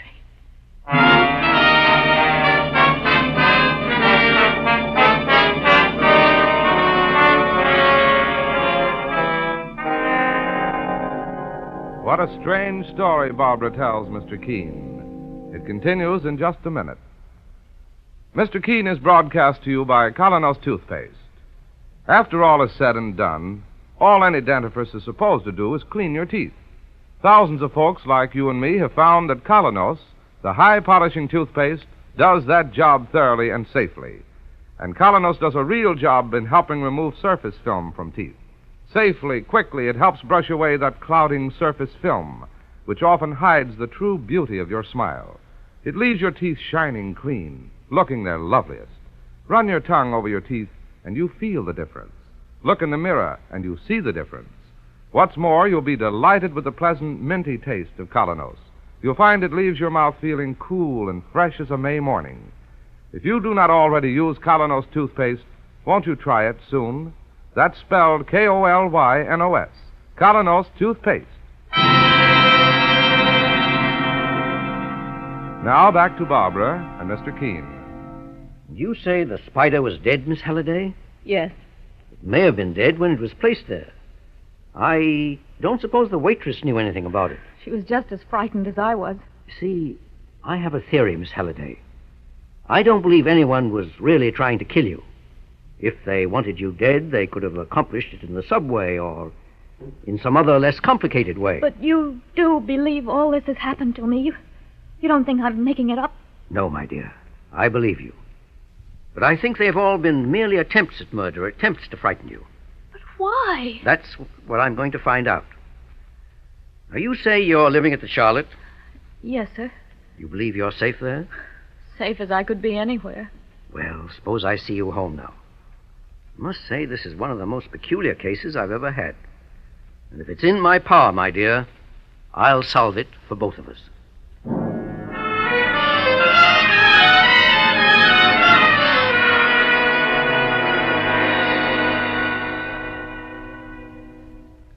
And you say Mr. Keene won't be in until noon? I doubt it, Mr. Tagus. My name is Clancy, Mike Clancy. I'm his assistant. Can I help you, sir? Well, perhaps. You see, my sister-in-law disappeared from our home in Cleveland. When was this, Mr. Tagus? 2 weeks ago, following my wife's death. I know she came to New York, and I've heard of Mr. Keene's marvelous work as a tracer of lost persons. I was hoping he might be able to help me. What is your sister-in-law's name, sir? Halliday, Barbara Halliday. I have a picture of her here. Oh, I see. Well, if it's just a simple case... Well, I'm afraid it isn't, Mr. Clancy. Simple, I mean. Oh. You see, Miss Halliday is not well. She has what you might call hallucinations. Oh, I see. As a matter of fact, sir, there's no question about it. About what, Mr. Tagus? My sister-in-law, Barbara, has lost her mind.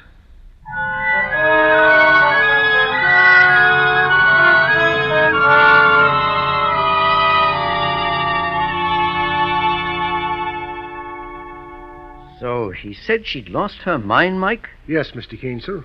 And according to Mr. Tagus, she tried to run away from home on several occasions. He was going to put her under the care of a doctor when this happened. And she has hallucinations? Yes, sir. She thinks someone's trying to kill her. What sort of a man was this Mr. Tagus, Mike? Oh, very pleasant, nice to talk to. He was mighty worried. I told him you might be able to find the girl if he gave you a little time, sir. I have found her, Mike. You what, sir? Mr. Keene's office. Eh? Well, just a minute, please. Cleveland calling, sir. Thanks, Mike. Hello? Oh, yes, Inspector. You received my wire? Well, it's just a hunch. I suggest you call the coroner and consult with him. Yes. Yes, you can reach me here in my office. Very well, Inspector Bragg, and thank you. What's this all about, Mr. Keene? I can't explain now, Mike, because all the pieces don't fit. But I'll try to give you a slight idea of what's been going on while we're on our way. On our way where, sir? The Charlotte Hotel. I'm going to make an offer to Miss Halliday, and it's probably the strangest offer that's ever been made to anyone. Let's go, Mike.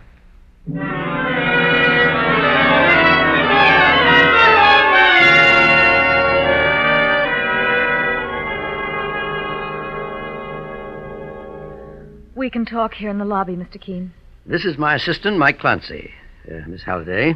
How do you do? I'm glad to know you, miss. Sure, and I just met your brother-in-law. A brother-in-law? Here in New York? Well, he... We haven't got much time, Mike. Do you mind? Oh, well, no, of course not, sir. Miss Halliday, I've been thinking over everything you told me about your home life.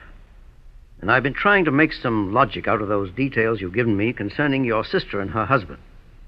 Now, you say you were always on good terms with him? Oh, always, Mr. Keene. Well, the only thing is, I believe he sometimes resented my presence in his home, but that was only natural. When he married Grace, he didn't bargain for a third party. Well, that's neither here nor there at the moment. I've thought of one way in which we might be able to catch the would-be murderer. But it involves a good deal of danger. I'm not afraid, Mr. Keene. Well, first let me explain my plan and then give me your answer. Now, it's obvious that this man will make another attempt to kill you. I say it's obvious because he has something definite in mind.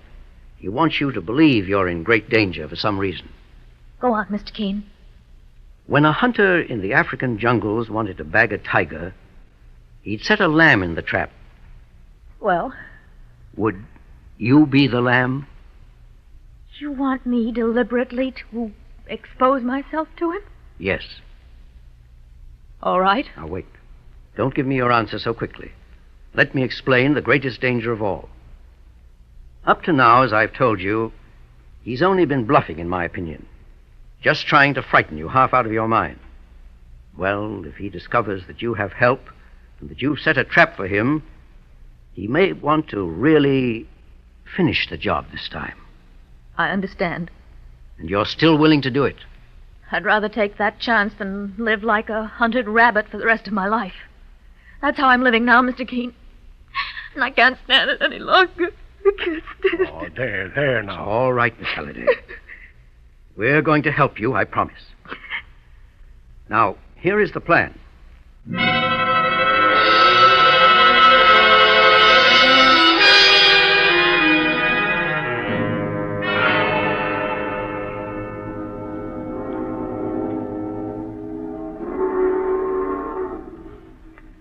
This is it, Miss Halliday.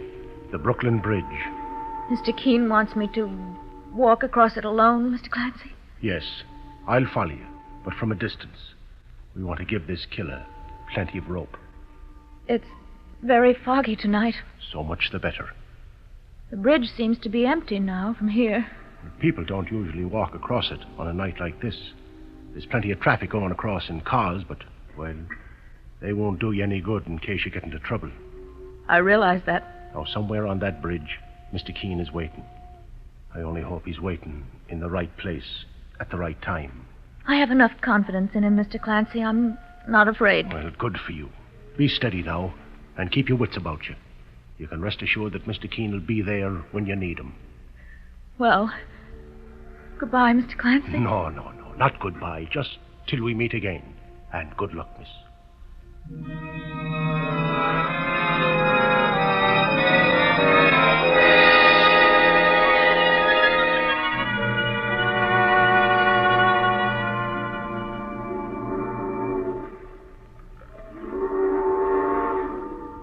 Barbara! Well, Chester, what are you doing here? Oh, it's just what I was going to ask you. Oh, I was just walking. My dear, do you realize how I've been searching for you? I've combed New York. I'm sorry I left so suddenly, Chester. I didn't mean to worry you. Haven't you been well, Barbara? Yes, I've been... This is just about the most peculiar meeting I've ever had. Is it? Whoa, don't you think it's a coincidence? To meet on Brooklyn Bridge in a city like this? Well, no matter. Come, we'll go home, Barbara. No, I can't go home. What do you mean? Chester, I can't explain now, but someone's been trying to kill me. What? I know it sounds crazy, but I have absolute proof. Have you? And someone is going to help me find this man. Who, Barbara? I can't tell you that. But you say you have proof. Yes, I'm going to the police tomorrow with my benefactor and... Wait. Just stop here for a moment. Why? I have very bad news for you, Barbara. What is it? I'm the one who's been trying to kill you. You're joking. Was the piano a joke? Or the subway? Chester... Don't scream. It won't do you any good. There's no one about. Please, Chester, don't look at me like that. Your eyes. Chester, you're mad. We're in the middle of the bridge. It's a long drop from here, my dear. They say Steve Brody did it. But I don't see how he could have managed it and lived. Do you? No. You have $50,000 in trust, Barbara, which will go to me. Keep away from me, do you hear? Goodbye, Let me Barbara. Hands off! You get out of my way. Mike, he's headed your way. You won't get far, sir. We've got you between us now, Mr. Tagus, and there's no escaping. No funny business now, mister. This gun really works. Stand back, you hear? Stand back! He's climbing the rail. He's going to jump. Stop him, Mike. I'll get him, boss. I've got you, Tagus. Don't try to pull a Brody on me. Get away from me. Get away from me. Oh, no, you don't. I got you, and I'm saving you for the police, me fine feathered friend.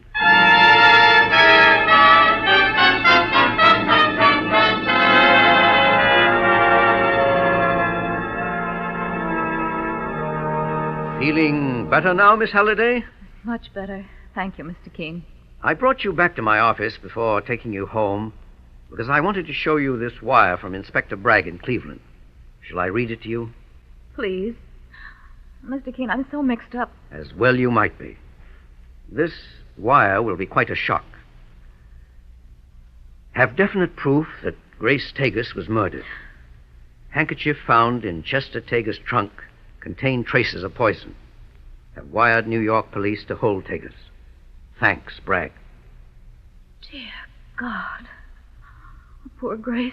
You thought your sister was attempting to exterminate ants in your home when she accidentally breathed some deadly poison fumes, Miss Halliday. Yes, that's right, Mr. Keene. But I'm amazed how you should know all this. I've investigated it, my dear. Actually, those fumes came from a handkerchief, which her husband used to kill her with. He must be mad. He seemed to be on that bridge. At any rate, we've got him now, and there's still another explanation for his actions in the case. Yes? Did you ever hear of a codicil in your mother's will which stated that her money was to go to her eldest daughter and then to you should your sister die, providing the beneficiary was sane and completely capable of handling the financial affairs of the family? Well, no. I wasn't present at the reading of the original will. Well, your brother-in-law was. I've contacted the family lawyer, the man you told me about the other day, and he gave me enough information to come to certain very definite conclusions. It was then that I began to realize that someone was trying to drive you mad, Miss Halliday, and I suspected that someone was Chester Tagus. Well, apparently I was right. He would have been next in line for the money with you in the asylum. But now he'll have to face the charge of the murder of your sister. Mr. Keene, how can I ever thank you for what you've done for me? It's not necessary to thank me, my dear. The thanks I receive from seeing that justice is done is quite enough. You can go home now, Miss Halliday, with no fear or foreboding. I can assure you now there'll be no more murder in the air.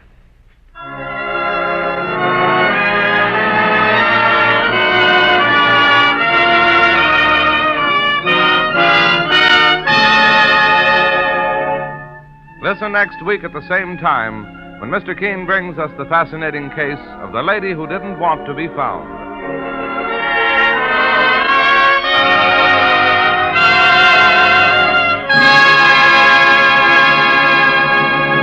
Have you noticed any change in the taste of your dentifrice lately? If so, we invite you to treat yourself to Colonos, a toothpaste that really tastes good. You'll love its tangy, minty flavor that sets your tongue a-tingle, leaves your mouth feeling cool and fresh as a sea breeze. And children really go for that zippy Colonos flavor. You never have to coax youngsters to clean their teeth with keen-tasting Colonos. What a job Colonos does in cleaning teeth. Gets them clean, looking their best. That's because Colonos is a high-polishing toothpaste. Its action on teeth is like a jeweler's polish, removing tarnish from precious silver, because it helps brush away masking surface film. Colonos leaves your teeth shining clean. Ask your druggist for Colonos, K-O-L-Y-N-O-S, Colonos toothpaste tonight. You'll be glad you did.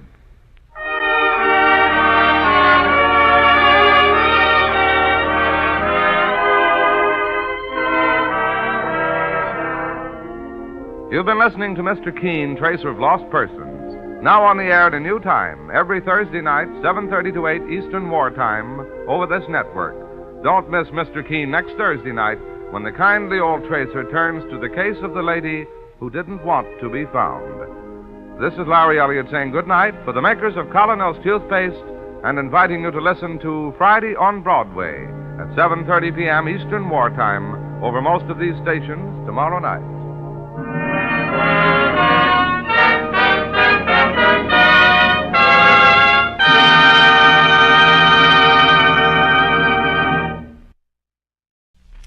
It's time now for Mr. Keene, Tracer of Lost Persons.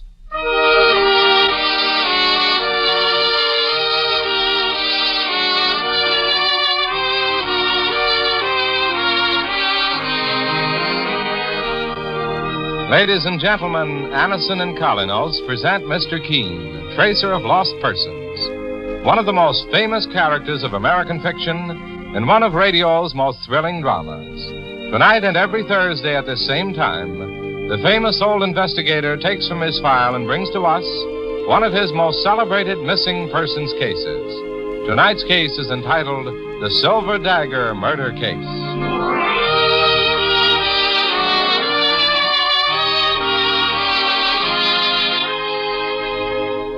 When you think of a headache, think of Anison. When you have a headache, get Anison. Anison is like a doctor's prescription. That is, it contains not just one, but a combination of medically proven active ingredients. It gives incredibly fast, effective relief from the pain of headaches, neuritis, or neuralgia. Millions have turned to Anison tablets for this reason. If you're one of those who have not already been given Anison by your own physician or dentist, let me urge you to try it. Results will surprise you. For most effective relief, use only as directed. I'll repeat the name, Anison, A-N-A-C-I-N. All drug counters have it.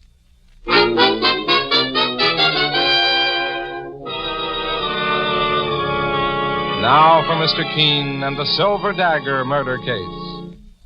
Our scene opens in a 3-story, privately owned white stone house in metropolitan New York.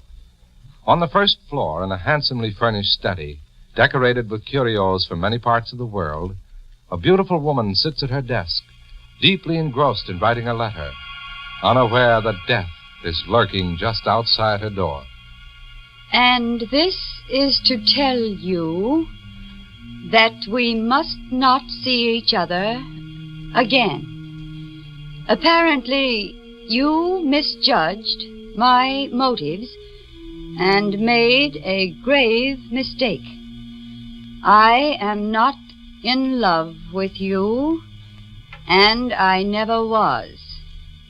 Good luck, and the best of everything. Edna. Who's there? Who? What are you doing here in my apartment? I thought I made it plain that you were not to see me again. How dare you touch my things? Leave that dagger on the wall. Did you hear what I said? What are you doing with that dagger? No! No, don't!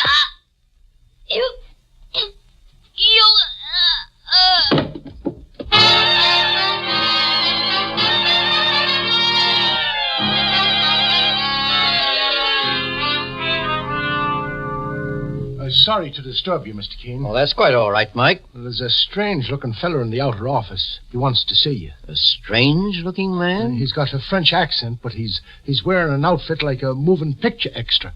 Says his name is Lafarge, and it's a matter of life and death. I'll see him at once, Mike. Right, sir. And wait till you get a look at his makeup, boss. Sure, all he needs is a camel, and he'd be set for a trip across the desert. You wanted to see me? You are Monsieur Keene? Yes. My name is Lafarge, Monsieur Jean Lafarge.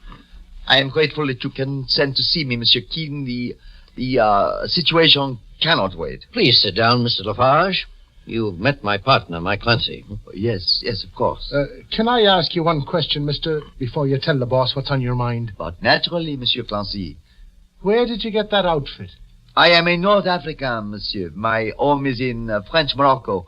Part of this costume is Arabian. Oh. You don't mind my saying so, Mr. Lafarge. You don't look Arabian to me. I am French, Monsieur Keene. My parents left France and moved to North Africa, to Casablanca, when I was a child. What was it you wanted to see me about, Mr. Lafarge?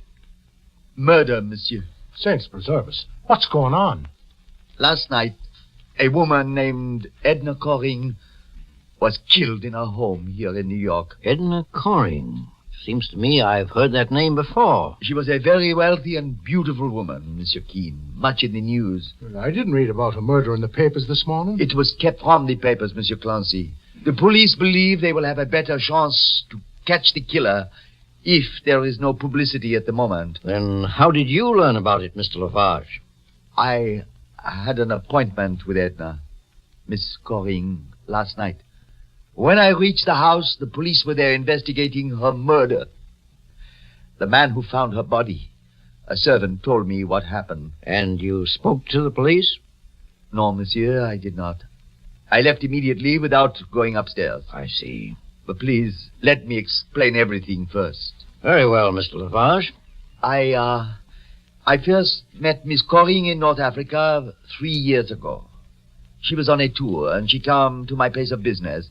I am an exporter of African curios, Monsieur Keene, and she was fond of collecting odd souvenirs on her travels. What sort of odd souvenirs? Oh, masks, silverware, and knives.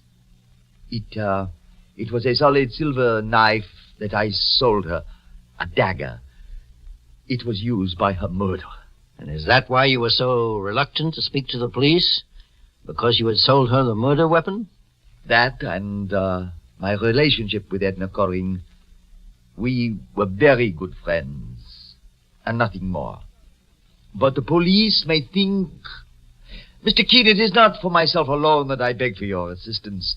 Edna Coring was a wonderful woman. It is only fitting that I should ask you, one of the greatest investigators in the country, to see that her murderer is caught. It seems to me, Mr. Lafarge, that your story isn't complete. Monsieur? Are you holding anything back from me? You are a very discerning man, Monsieur Keene. Yes, there is something else. I only hesitate because I don't want to involve a young man who may be innocent. Who is this young man? His name is Alan Cody. He is a young, ambitious playwright who is still unknown. I have every reason to believe that Edna Coring was in love with him. She told me about young Cody. You also have reason to believe Alan Cody may have murdered her? She told me several days before her death that she was breaking off with him. She said that she intended to send him a letter, but I could see it was making her nervous. She wasn't quite sure how he would react. Why was Edna Coring breaking off with this young man? She said there was too much of a difference in their ages, at least 14 years. Perhaps there was another reason, I do not know. However, if I may suggest it, young Cody would be the man to question first about her murder. Yes, obviously. Here is my card, Monsieur Keene. I will write young Cody's address on the back for you. Very well. You have no idea how grateful I am for your help. This horrible thing has become a nightmare. But now I feel safe. You're safe, Mr. Lafarge, as long as you remain on the list of innocent people. I beg your pardon? If I accept this case, I intend to make a thorough investigation of everyone connected with it, Mr. Lafarge, including you. I understand that, Monsieur Keene. Very well. Mike Clancy and I will have a talk with Alan Cody. Perhaps he'll prove to be a starting point in our search for Edna Coring's murderer.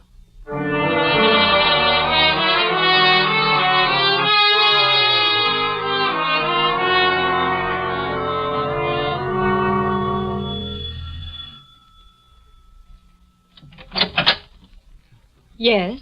We're looking for Alan Cody. Does he live here? Why do you want to see him? I'll explain when I meet Mr. Cody. Who is it, Juliet? Someone to see Alan. Someone else? May I ask who you gentlemen are? My name is Juliet Forsyth, and this is Mrs. Cody, Alan's mother. My name is Keene. My partner, Mike Clancy, and I... I knew it. Something awful has happened to Alan, Mrs. Cody. Mr. Keene's a private investigator. Calm yourself, Juliet. I trust my boy implicitly. I knew those other men who came here this morning were policemen, even though they weren't in uniform. And now, Mr. Keene... Mrs. Cody, has someone questioned you about your son, Alan? Yes, Mr. Keene. They were looking for him. They didn't tell me why, but they acted like plainclothes police. They probably were. You see, your son is involved in a murder case. No! Juliet, please leave me alone with these gentlemen. I'll phone you at your flat later on. Very well, Mrs. Cody. I'll expect to hear from you. Miss Forsyth and your son are friends, Mrs. Cody? Yes, Mr. Keene. Juliet and Alan have been friends since childhood. She's a wonderful girl, and my son is a good boy, no matter what they think he may be involved in. Where is he now, ma'am? I don't know, Mr. Clancy.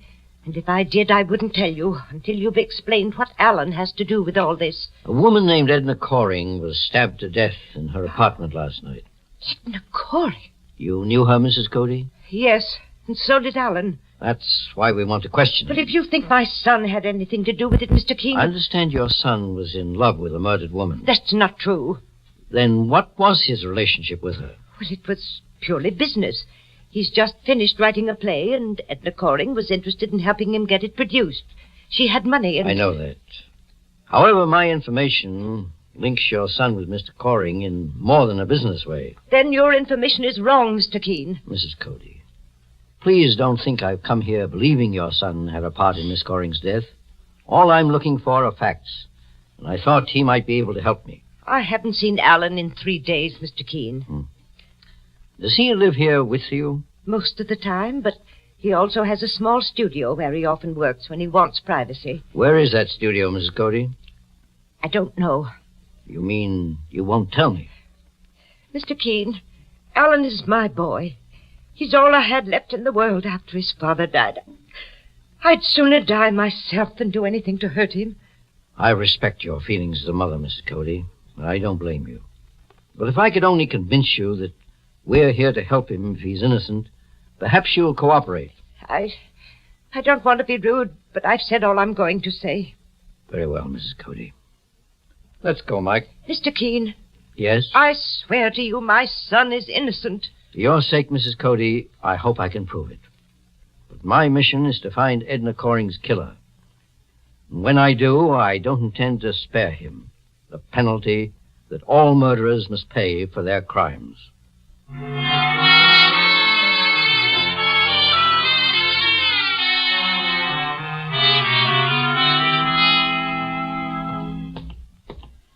Well, this is Edna Coring's house, Mr. Keene. She evidently owned this entire white stone building. Well, perhaps there's someone inside.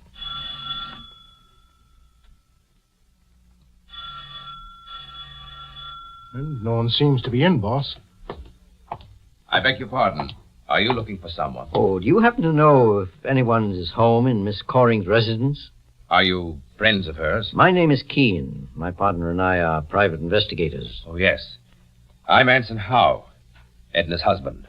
Her husband? I didn't know she was married. Edna and I were secretly married 1 week ago in Chicago. I've just come from police headquarters, Mr. Keene. I was told that you two were investigating Edna's murder. Please come inside. I have a key to the house.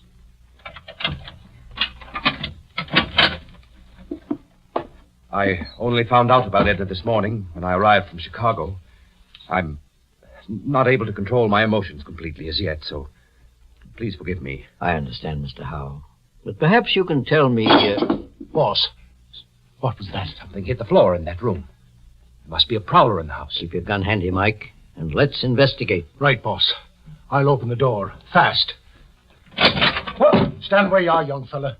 Don't make a move. Who are you? I just came to see Edna Coring. Is your name Alan Cody? Yes. I thought so. How did you get in here? The door was open. It happened to be locked when we came in. Sure, and he climbed through that open window, boss. Well, all right. But I haven't taken anything. Except my own property.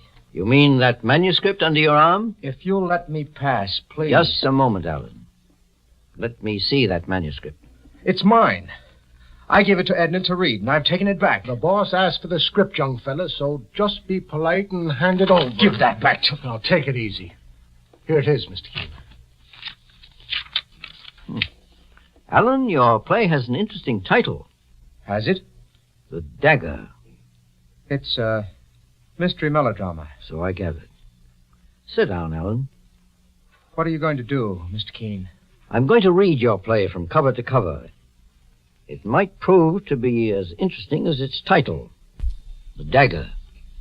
Edna Coring, you remember, was stabbed to death with a silver dagger.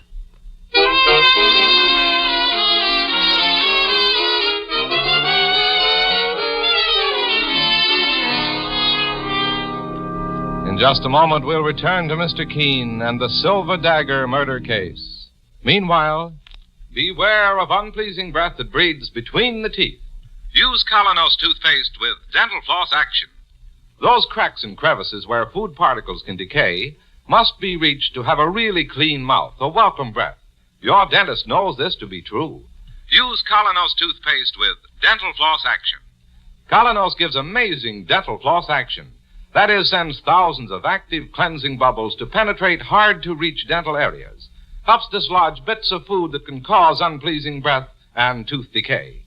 Use Colonos toothpaste with dental floss action. Colonos has high polishing action, too. Brightens dingy teeth by removing ordinary yellow surface stains.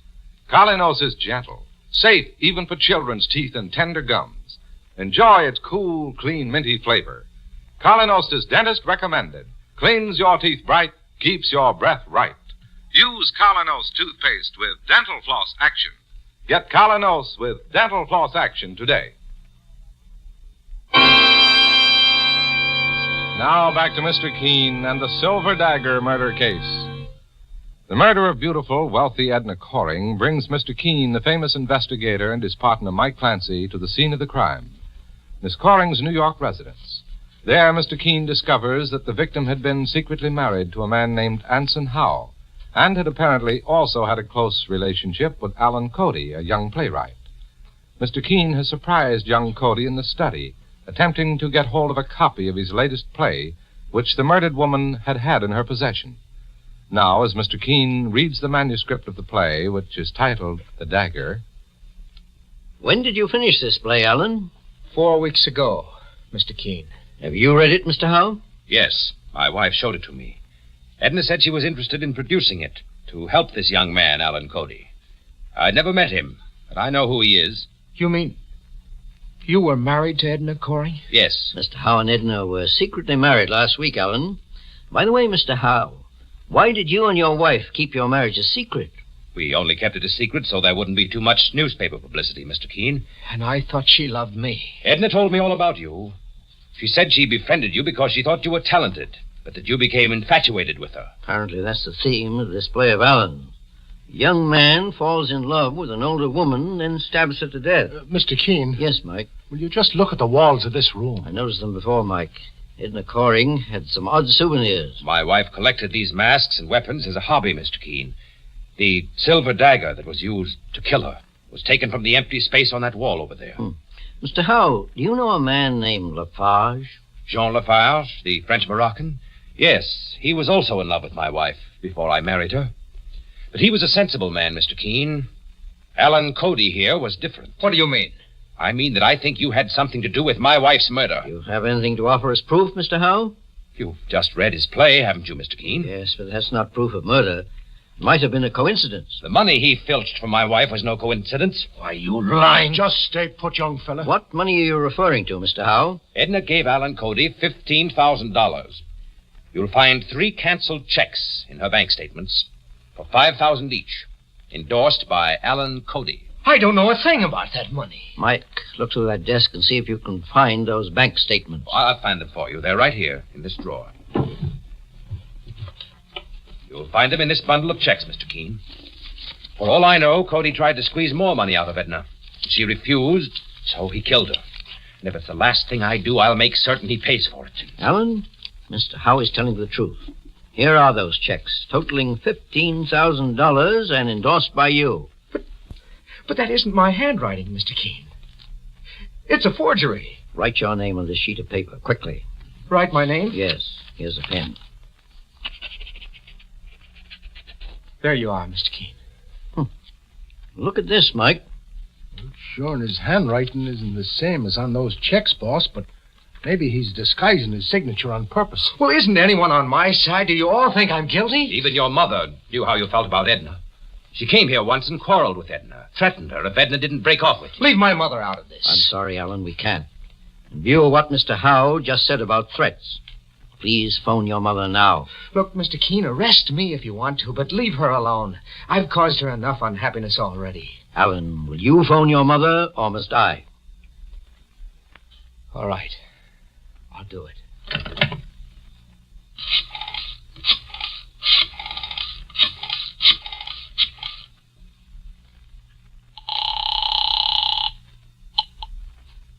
Hello? Juliet? Yes? Is this Alan? Yes. Let me speak to Mother, please. She's ill, Alan. She's in bed. The doctor just left. What's the matter with her? The strain was too much for her. Worrying about you. You'd better come home right away. I'll be right over. Mr. Keene, my mother's been taken ill.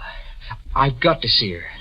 Please give me a break. I won't try to run away. You'll find me there with my mother when you want me. On my word of honor. Your word of honor isn't enough in this case, Cody. Keep out of this, Howe. I think we can trust him, Mr. Howe. Go on, Alan. But don't leave your mother's flat until you hear from me. Thank you, Mr. Keene. How could you let him go, Mr. Keene? Suppose he... Alan Cody didn't murder your wife, Mr. Howe. At least he never endorsed these checks that were made out to him. Tell me, did your wife make these out herself? Is this her handwriting? Yes, of course. She told me she'd sent money to Alan to help him produce his play. And did she tell you that she sent these checks to him directly? Why, no, I just took that for granted. When we're dealing with murder, Mr. Howe, we take nothing for granted. Suppose we all follow young Cody to his mother's house. I have an idea that the solution to your wife's murder is there.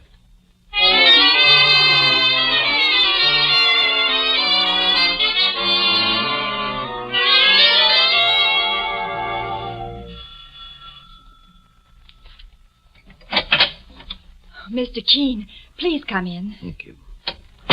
Juliet, you know my partner, Mike Clancy, and this is Mr. Howe, Miss Juliet Forsythe. How do you do? How do you do? How is Mrs. Cody? A little better. May we see her? Of course. She's in the bedroom with Alan. Please come with me. Mike, let me have that statement I made out before we left Edna Coring's study. Here it is, boss. I still don't understand why you typed that thing out, Mr. Keene. You have complete authority to investigate the case. You don't need a statement to that effect from anyone. I prefer it this way, Mr. Howe, for my own reasons. Please come in, Mr. Keene. Mr. Keene, How do you feel, Mrs. Cody? a little better, thank you. The doctor said Mother would be all right, providing she wasn't subject to any more strain. It's her heart. Mrs. Cody, I'm convinced now that your son is innocent of Edna Coring's murder, and I'm going to prove it. Oh, Mr. Keene, do you really mean that? The boss never meant anything more in his life, ma'am. Incidentally, this is Mr. Howe. He's married to Edna Coring. Married? Then I was right about her after all. She was shameless. Take it easy, Mother. I'm all right, son. I just want you to know that when I interfered in your behalf, I knew what I was doing. Then you saw Edna Coring, Mrs. Cody. Mr. Keene, I knew she was only amusing herself with Alan. I saw her and warned her never to speak to him again, or I wouldn't be responsible. Mother, be careful of what you say. I'm not afraid. I have nothing to hide. Perhaps not. But you made one mistake, Mrs. Cody. Edna Coring was only trying to be fair to Alan. She never led him on. Is that right, Alan? Yes, but if you think my mother's quarrel with Edna had anything to do with her murder... Alan, right now, all I want is complete authority to investigate this case thoroughly. But you already have that, Mr. Keene. I need it in writing, Mrs. Cody. I've prepared a statement to that effect, and Mr. Howe has already signed it. I want the rest of you to add your names. Mike, your pen, please. Okay, boss. Here you are. Miss Cody, sign here, please. There you are. Alan? There. Well, I guess that's all we... Oh, wait. Suppose you sign it too, Juliet. After all, you're involved in this too, as Alan's best friend. I'd be glad to sign, Mr. Keene. There you are, sir. Oh, thank you, Juliet.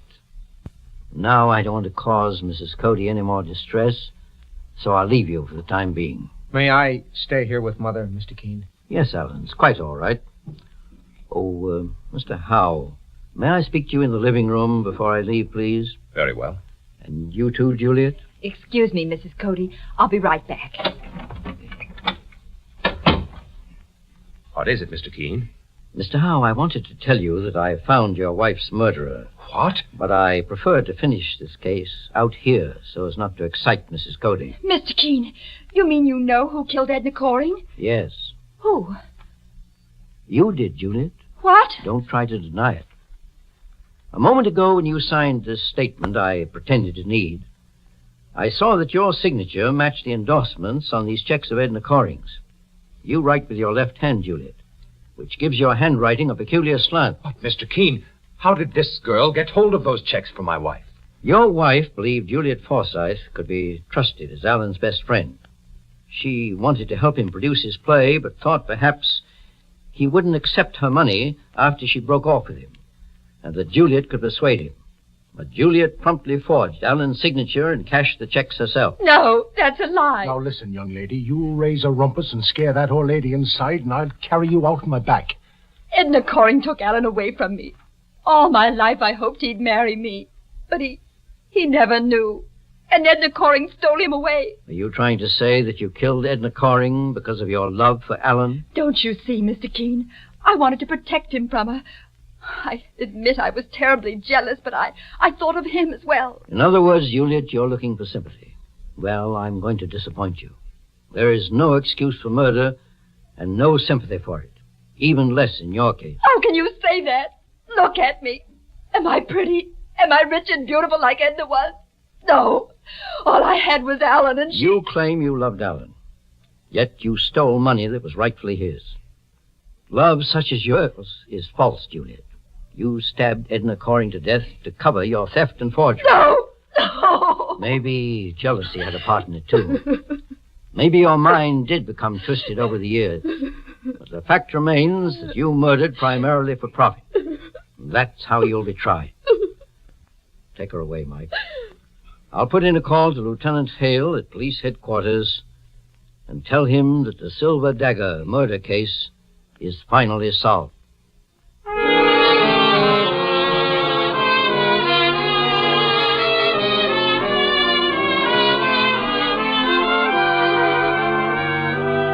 And so Mr. Keene finds the solution to the Silver Dagger murder case.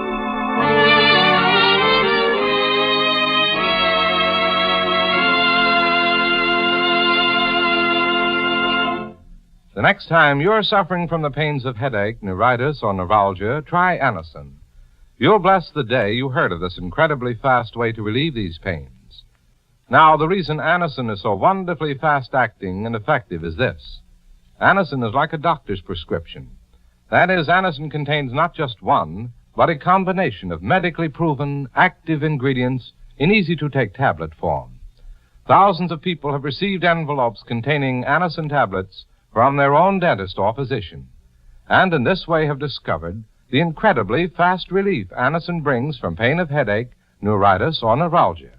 So, next time such pains strike, take Anacin. For most effective relief, use only as directed. Your druggist has Anacin in handy boxes of 12 and 30, and economical family-size bottles of 50 and 100. The name is Anacin, A-N-A-C-I-N.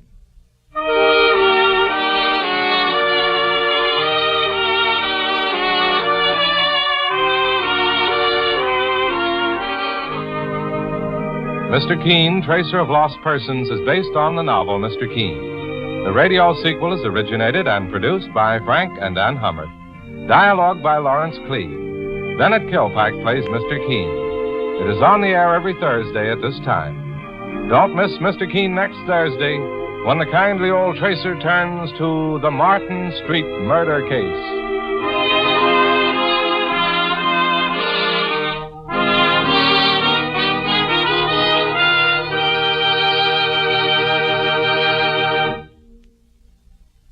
Ever suffer heartburn from acid indigestion? New Bicidol mints, medically proven, quickly rid stomach of that blown-up feeling anywhere, anytime.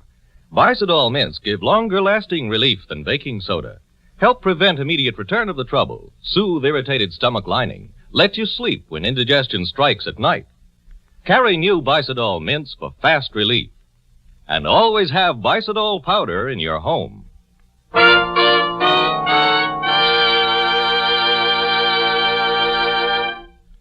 Mr. Keene, Tracer of Lost Persons, will be on the air next Thursday at this same time. This is Larry Elliott saying goodbye for Mr. Keene and the Whitehall Pharmaceutical Company, makers of Anacin and Colonos, and many other dependable, high-quality drug products. This is CBS, the Columbia Broadcasting System. Mr. Keene, Tracer of Lost Persons, Part 2 of 3 parts, October 28th, 1948. I'd only seen them together on the street. But it's the same girl. With testimony like that, Mr. Keene, I don't think Jane Colwell has a chance. Those are the cases that appeal to me most, Lieutenant. The ones that seem to be what they are. What they are? But I don't We'll get in touch with you when you're needed again, Miss Wilson. Thanks for coming in. Very well, Lieutenant Martin. But you're wasting your time continuing this investigation. You've got Howard's murderer in your hands already, and I hope she goes to the electric chair for what she's done. So Lois Wilson was in love with Latham. Looks that way to me, Mr. Keene. Are you really serious about investigating this case? Of course. Why do you ask, Lieutenant Martin? Well, I just hate to see you wasting your time. You're too good an investigator. You're pretty certain you've got the guilty party right now, aren't you, Lieutenant? In my opinion, Jane Colwell hasn't got a chance in a million. Well, that's the chance I'll take. But why? What makes you think there's some hope for her? I'm not sure, Lieutenant. But the worst thing that can happen to anyone is to be accused of a crime and convicted when they're innocent. As long as there's a shred of hope for the Colwell girl, I'll devote every minute of my time to unearthing it. Well, I certainly wish you luck, Mr. Keene. And I hope you win out. You know, if we didn't have such terrific evidence, I couldn't believe it about the girl. She's impressed you that much? Well, she seems to be sweet and completely unspoiled. It's just hard to see her with a gun in her hand out for murder. Well, evidence is evidence, and my job is to base my case on facts, not sentiment. I appreciate that, Lieutenant. Maybe I can supply you with a few additional facts myself. Excuse me. Hello? Lieutenant Martin? Yes? This is Mike Clancy speaking. Oh, how are you, Mike? I'm fine, Lieutenant. Is Mr. Keene there? Yeah, just a minute. Thanks, Lieutenant. Hello? Oh, Mr. Keene, I'm glad I was able to reach you. I've got something important to tell you. What is it, Mike? You remember you asked Iris Caldwell to put her address and phone number on a slip of paper? Well? She took a piece of paper from her handbag and wrote on the back of it. Well, after you left the office, I happened to notice the other side of the slip. Yeah? It was a department store receipt with Iris Caldwell's name and address on it for something she bought over a week ago. And do you know what it was, Mr. Keene? What, Mike? A red beret.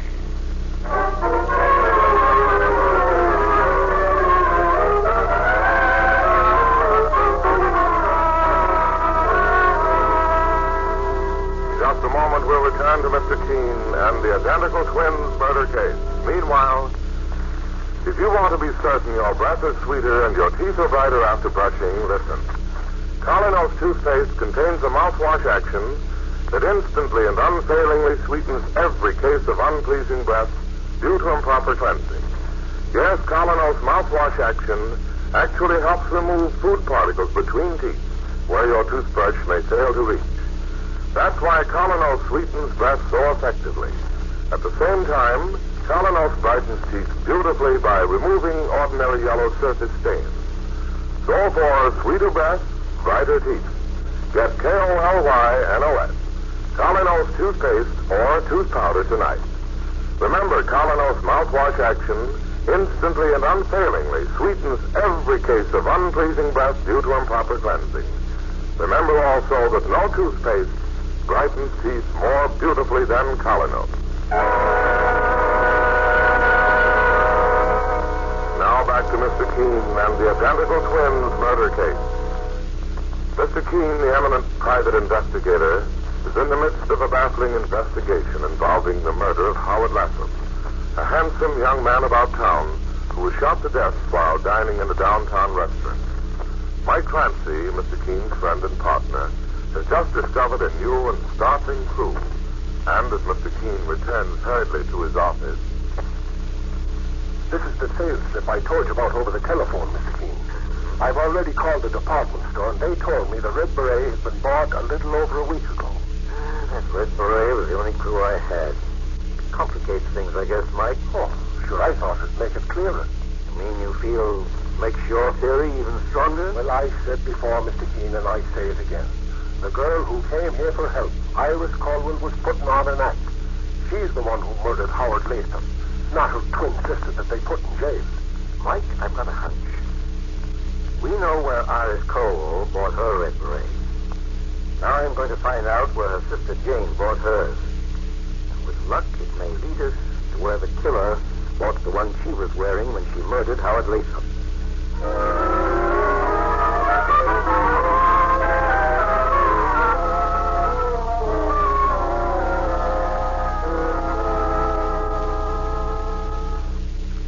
Jane Caldwell is in the fourth cell down the corridor, Mr. Keene. Oh, thanks, Lieutenant Martin.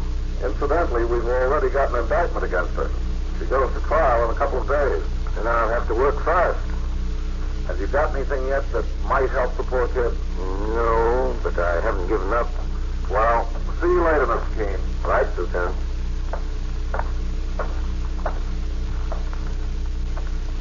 Are you Jane Caldwell? Yes. My name is Keene. Keene, investigator. Has your sister Iris told you about me?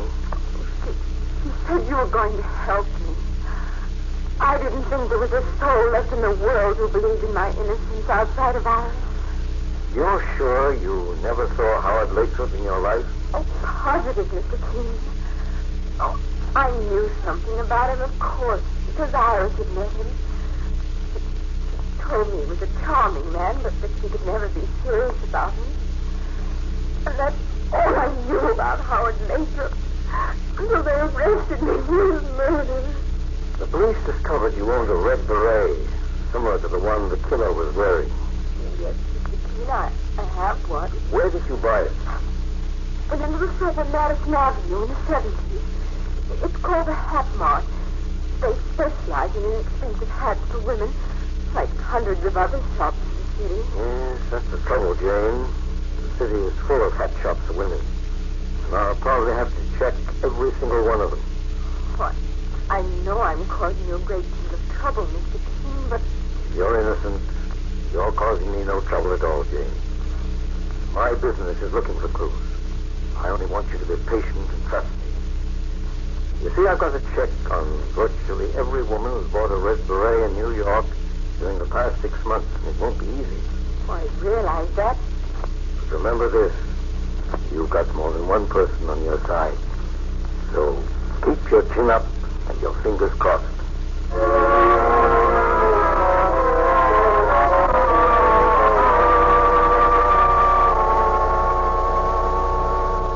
You take this list of hat shops, Mike, and I'll take this one. Check them all and get those names on paper. Okay, Mr. Keene, sir. I know you think Iris Colville is guilty, and the police believe it's her sister Jane who is the murderess. But neither of them has been convicted yet. Until that happens, we've got to do everything in our power to discover the truth. Well, I'm on my way, boss. And so am I.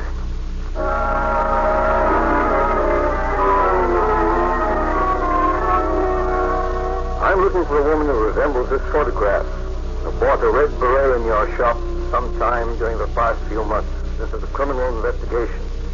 And there's $500 in it if you find her. Sorry, I don't recognize the face. But I'll check my files and see what I can find. She was young and pretty, and she might have bought the beret sometime this summer. Can you help us in any way? We don't even sell red berets, Mr. Clancy.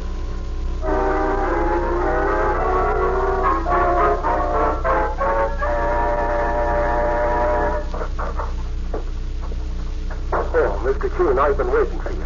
Hey, that's right. Oh, I've checked every store on the list, and it seems to me I've talked with every woman who ever bought a red beret in New York, but I got nowhere, boss.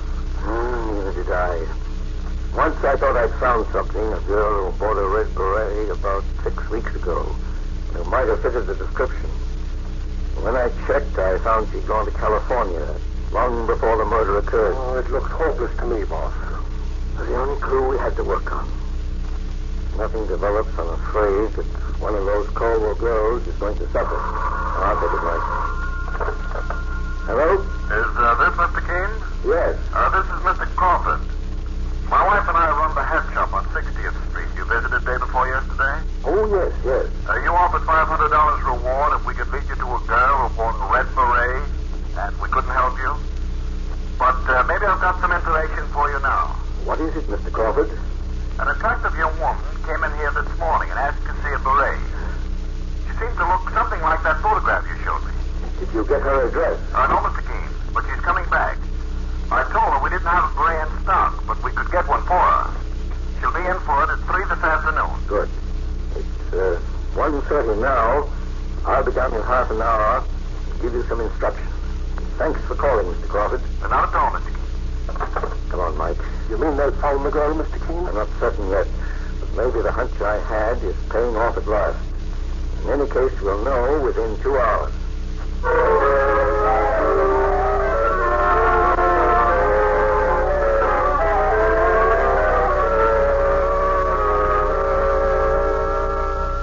Yes. Now that I see the picture again, Mr. Keene, I'm almost sure. The girl who came in looked exactly like that. Then it was Iris Colville, Mr. Keene. It had to be either Iris or her sister Jane, and Jane is in jail right now for murder. Oh, we'll see, Mike. Mr. Crawford, is there any place we can hide when this girl returns to the store? I want to see and hear her, but I don't want her to see us. Well, you can stand behind that curtain, Mr. Keene. It leads to the workroom. You won't be noticed. Now, one other thing. Tell her you haven't been able to get hold of the beret yet, but it's being shipped to you in the morning. Then say you'll deliver it to her home and get her address. That's important. You don't want to put her under arrest right now, boss? No, Mike. Once we have her address, we'll move fast. I want a chance to search her apartment first for conclusive proof. I'll do exactly as you asked, Mr. Keene. Now, there's one more point, Mr. Crawford. Ask her to specify the color of the beret and suggest red. Red. I guess. Then let her leave the store. From that point on, I'll take over myself.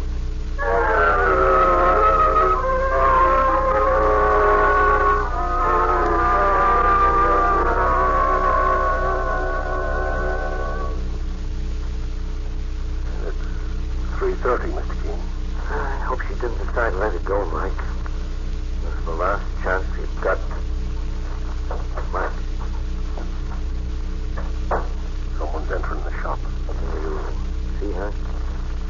Mr. Keene, it's Iris Caldwell. Let's hear what she has to say. Good afternoon.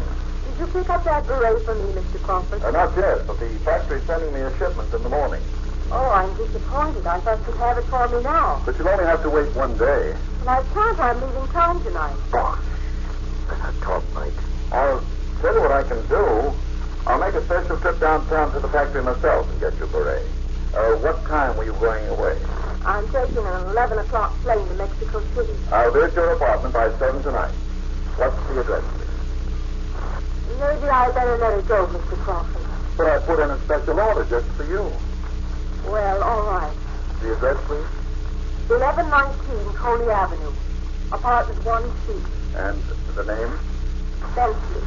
Vivian Bentley. She's using her name again, Mr. Keene. I'm not so sure, Mike. Then I'll expect you around 7. You can count on it. By the way, what color beret do you prefer? Would you like something in red, perhaps? I already have one in red. Bring me a blue one, Mr. Crawford. Very good, Miss Bentley. And thank you. Don't be late. I don't intend to wait. She's gone, Mr. Keene. Nice work, Mr. Crawford. I think you won the $500 reward. Mike, call Lieutenant Martin. Ask him to meet me immediately at 1119 Coley Avenue. Say we found a brand new clue to the Colwell case. And he may be in for the surprise of his life.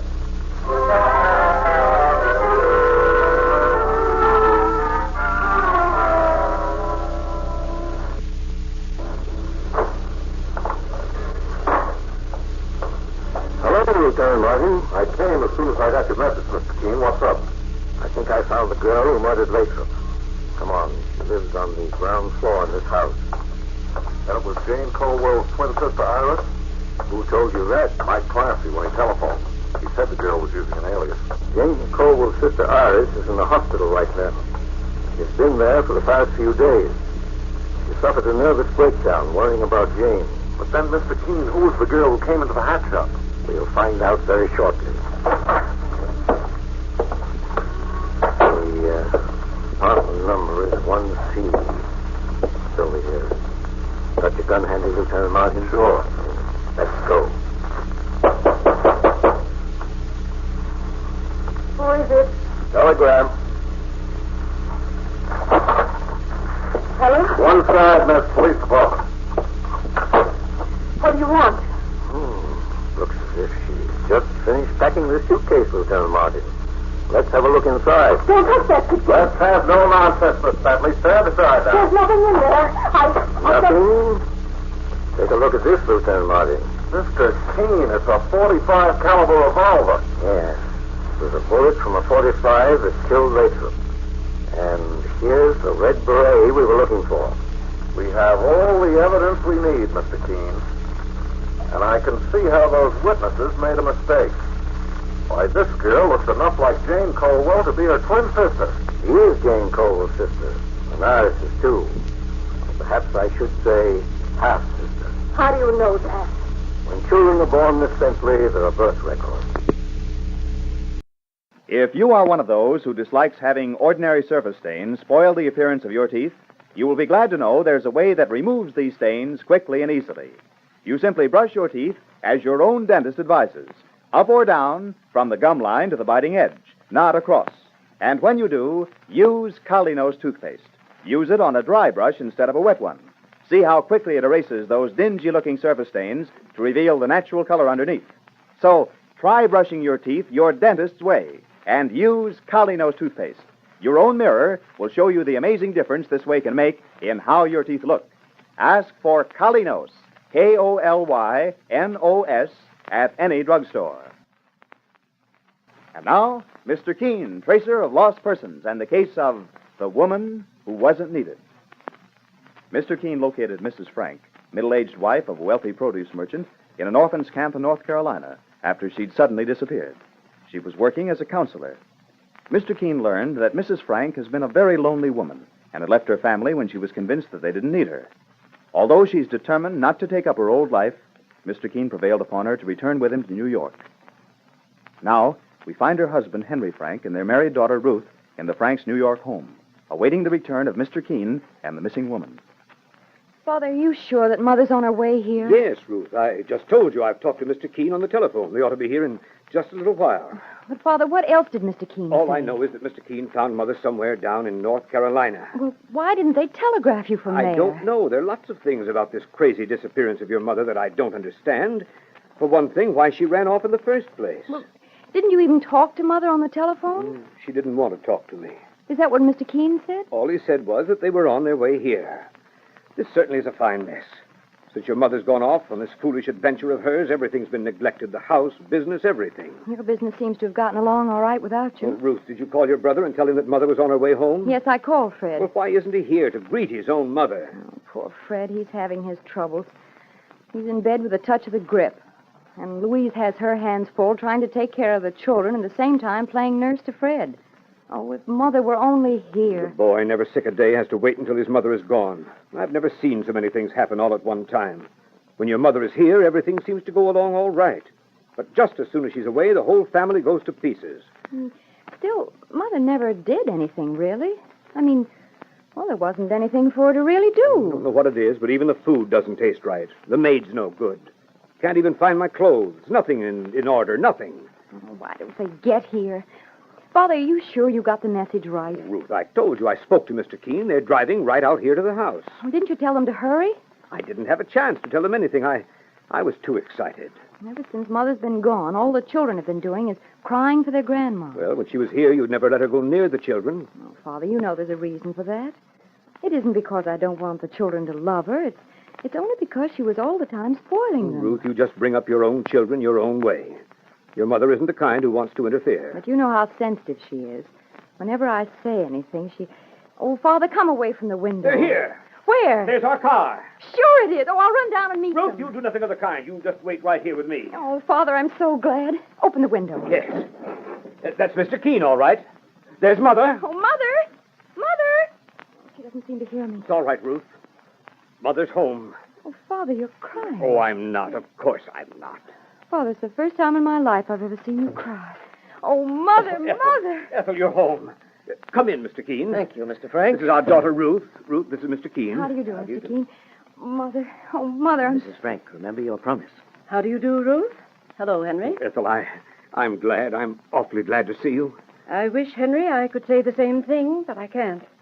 No, I'm not particularly glad to see either of you. Mother, what's the matter? Aren't you well? Oh, yes.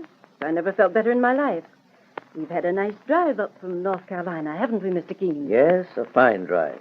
But I don't think a rest would do you any harm. Oh, Mother, dear, please sit down. Would you like me to bring you a drink of water? Ruth, what's come over you so suddenly?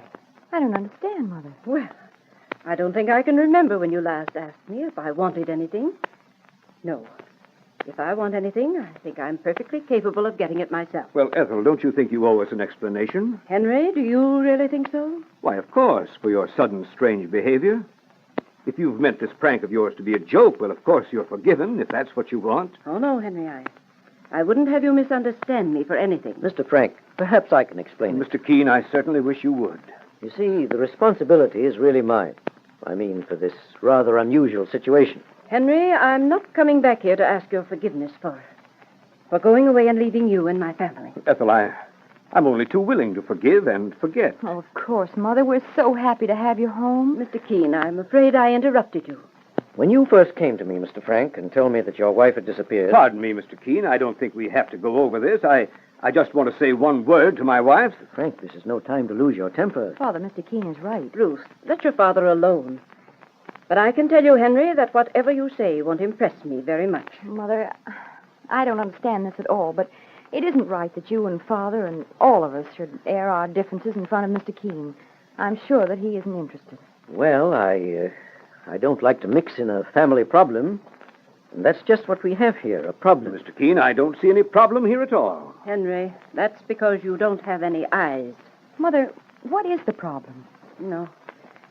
No, it's no use of me talking. Mr. Keene, I told you what it would be like. Mr. Frank, when you first came to me and told me that your wife had disappeared, the first thing I wanted to know was whether Mrs. Frank had any reason for leaving. That's right, and I told you the truth. Yes, you told me the truth. Only as far as you were aware of it.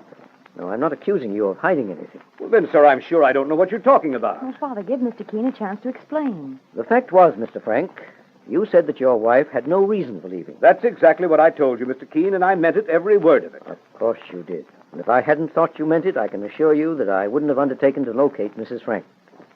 But I felt sincerely sorry for you, and I determined to find your wife, although I knew at the time that there must have been a reason for her disappearance. Mother, why did you leave? What reason did you have? Listen to Mr. Keene. He'll tell you. Well, I was fortunate enough to locate Mrs. Frank. Where were you, Mother? Your mother was in a camp for orphans. Oh, not really. What on earth? Why, Ethel, what in the name of heaven were you doing in an orphan's camp? I was having one of the best times of my life. I would never have showed my face in this house again if it hadn't been for Mr. Keene. Mr. Frank, I'm going to be quite honest with you. Most people run away for reasons which don't exist except perhaps in their own minds. But in the case of your wife, Mrs. Frank had a better reason than most people. Ethel, what have you told Mr. Keene? I told him the truth, Henry. Yes, Mr. Frank, I'm sure it is the truth. It's just this. You and every member of your family have been so busy with your own affairs that you've really had no time for your wife. Why, Ethel. Yes, Henry. It's true.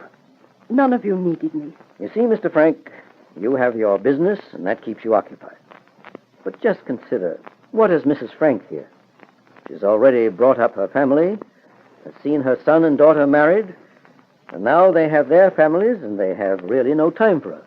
Well, Mr. Keene, I really never realized it. That's just it. You didn't realize. Your wife has made you a good home. Her work, as far as you could see, was done. Yes, that's true. But it isn't really true. Don't you see, Mr. Frank, a woman who has worked hard all her life to bring up her family never wants to lose her sense of responsibility. Mr. Keene, that is the real truth. But, Mrs. Frank, you yourself are not blameless. For you had no right, whatever your motive, to run away from a home that just didn't please you. But, Mr. Keene... Please, Mrs. Frank, let me finish.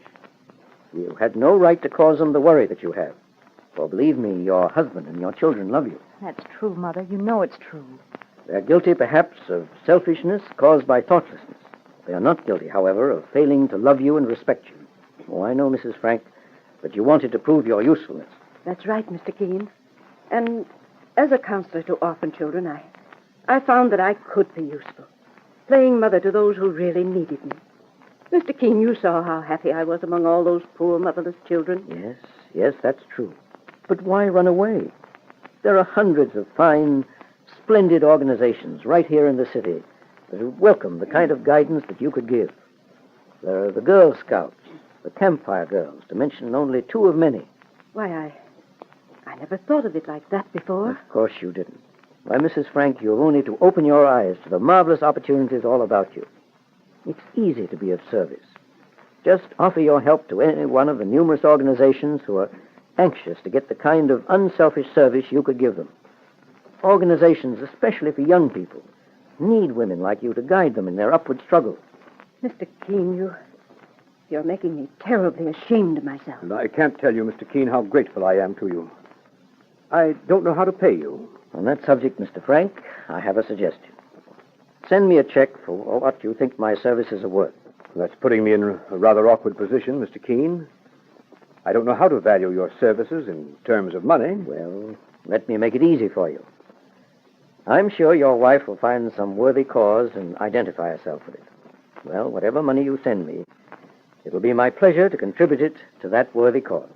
Why, I really don't know how to thank you, Mr. Keene. Mrs. Frank, I'm only too glad to have been able to open the eyes of those who really want to see. Oh, Mother, dear, now get your hat. We're going someplace. Where? Mother, you've got to see Fred. He needs you. Needs me? Oh, he just has a slight touch of the grip, but he's never sick until you go away. Mother, he does need you. Just like we all need you. And always will as long as we live.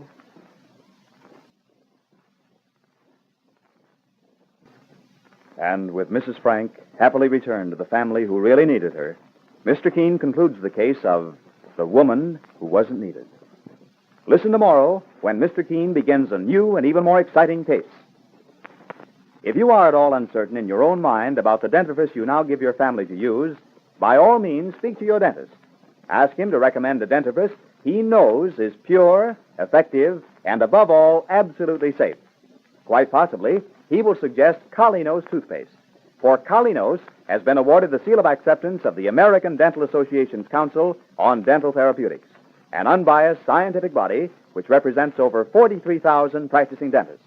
This is the highest and most important recognition any dentifrice can have, for it means that Colinos passed tests for purity, safety, and polishing power, and, judged on the basis of actual and carefully considered evidence, was awarded this seal of acceptance. This is important for you to know, and you should know, too, just why Colinos made such a remarkable record.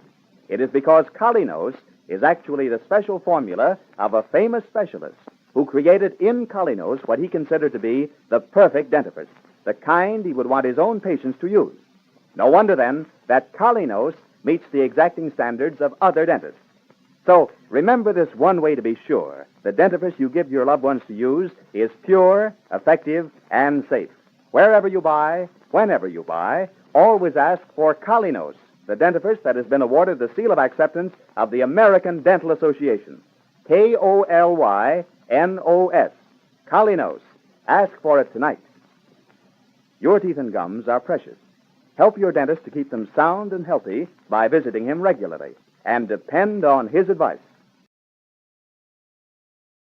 It's time now for Mr. Keene, Tracer of Lost Persons.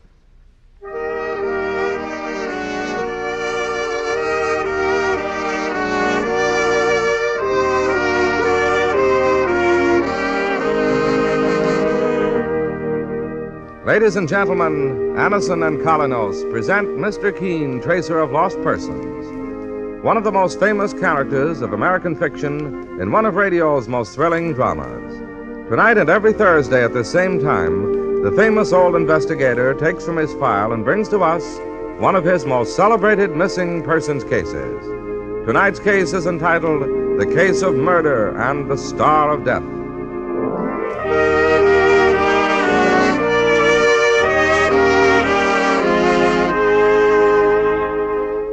Anison is like a doctor's prescription. That is, it contains not just one, but a combination of medically proven active ingredients. That's why Anison gives such incredibly fast, effective relief from headache, neuritis, or neuralgia pain. Many people have been introduced to Anison tablets by their own physicians or dentists. If you haven't tried Anison, then you may be surprised to see how incredibly fast it brings relief from neuralgic, neuritis, or headache pains. For most effective relief, use only as directed. Ask for Anison at any drugstore.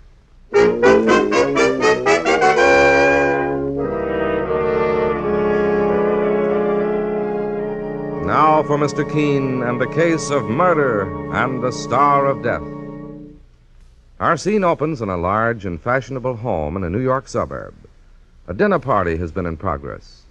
But now the three guests have gathered in the library, where the host, Mark Adams, observes with some amusement that they're all looking forward to a surprise he's been hinting about.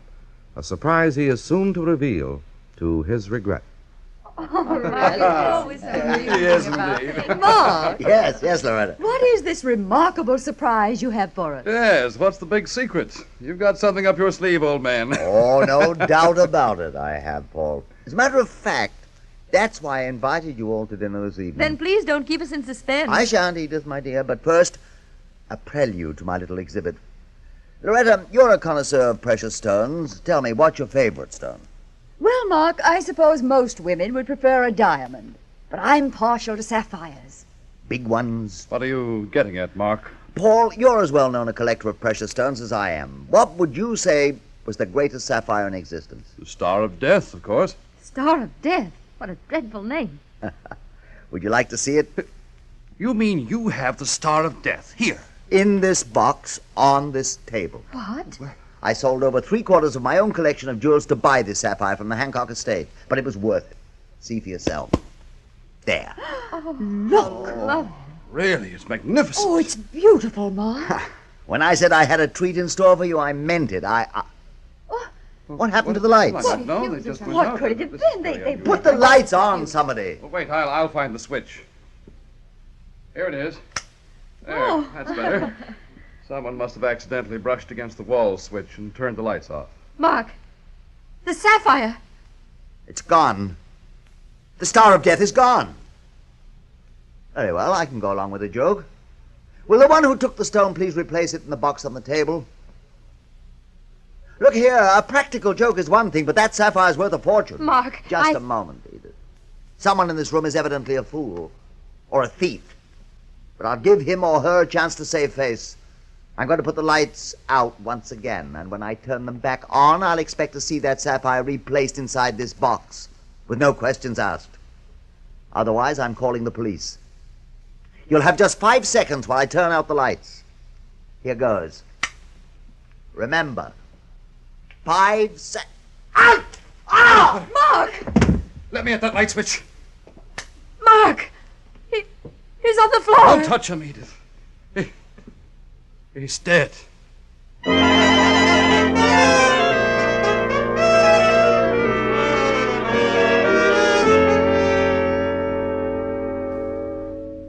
My father had been stabbed to death with a letter opener, Mr. Keene, taken from the desk. He was murdered for that sapphire, the Star of Death. I read about the case this morning, Kay, in the newspapers. My partner, Mike Clancy, brought it to my attention. Sure, it was one of the strangest cases in years. All 3 suspects were arrested, boss. But the police don't know which one murdered Mr. Adams and stole that sapphire. Where were you at the time of the tragedy, Kay? Away for the weekend at a friend's house. Oh, Dad had only taken my advice. I begged him not to buy that sapphire. Why were you against his buying it, Kay? You've heard about the stone, I'm sure, Mr. Keene. Its history is horrible. That's how it got its name, the Star of Death. 3 people died while it was in their possession, all violently. Father was the 4th victim. Tell me something about your father's guests. Who was present that night? There was Edith Sims. Father was very fond of her. I even think there was a possibility he might have married her. He'd been very lonely since Mother died 2 years ago. And the other guests? Paul Dudley is a jewel importer like Father was. They were close friends. And Mrs. Loretta Waynard is a well-known socialite, a widow. She's very rich, Mr. Keene, and she'd never have any reason to steal. And that was all? Yes, Mr. Keene. The servants had all left for the night. No one else was there but Father and his 3 kids. The jewel, apparently, was never found on any of them. No, Mr. Keene. All 3 persons swear they're innocent. And, well, it's hard for me to believe that any one of them could have done a thing like that. How does it strike you, Mike? Well, it's a puzzler, Mr. Keene. Sure, what happened to the sapphire? It couldn't have just disappeared. No, Mike, and yet I'm sure all 3 suspects were thoroughly searched by the police. Mr. Keene, couldn't it have been someone else? A thief who sneaked into the house? It's possible, Kay, but I doubt it. By the way, who described the details of the murder to the police? All 3 of Father's guests. And their stories were identical? In every detail. Will you help me, Mr. Keene? I have faith in the police, naturally, but this case is so mysterious. You're the most famous investigator in the country. And if you could work with the police... I'll try my best, Kay.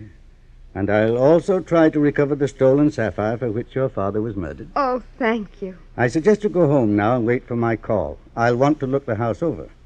But before I do that, I think I've got an idea. What is it, boss? It's rather unusual, but if Lieutenant Hale of the Homicide Squad is willing to cooperate with me, maybe Mark Adams' killer will pay far more for that sapphire than he ever bargained for.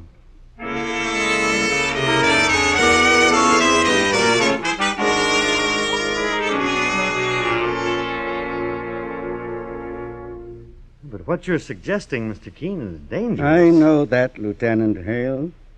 One of your 3 prisoners is a killer, but I doubt if you'll ever find out which one is guilty unless you release all 3. But what good will that do? That sapphire, the Star of Death, hasn't been found yet, has it? No, Mr. Keene. Then it must be hidden somewhere. Obviously. Very well.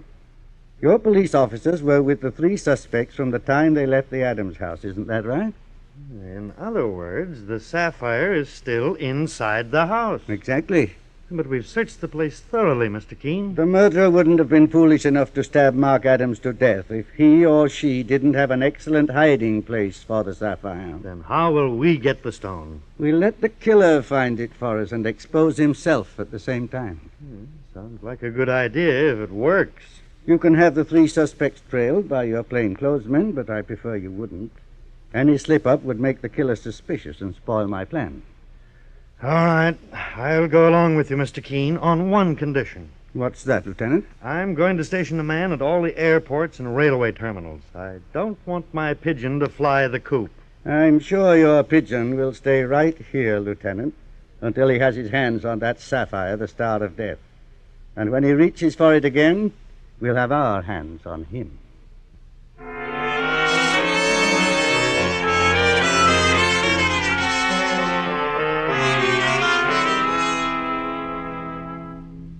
This is the library, Mr. Keene.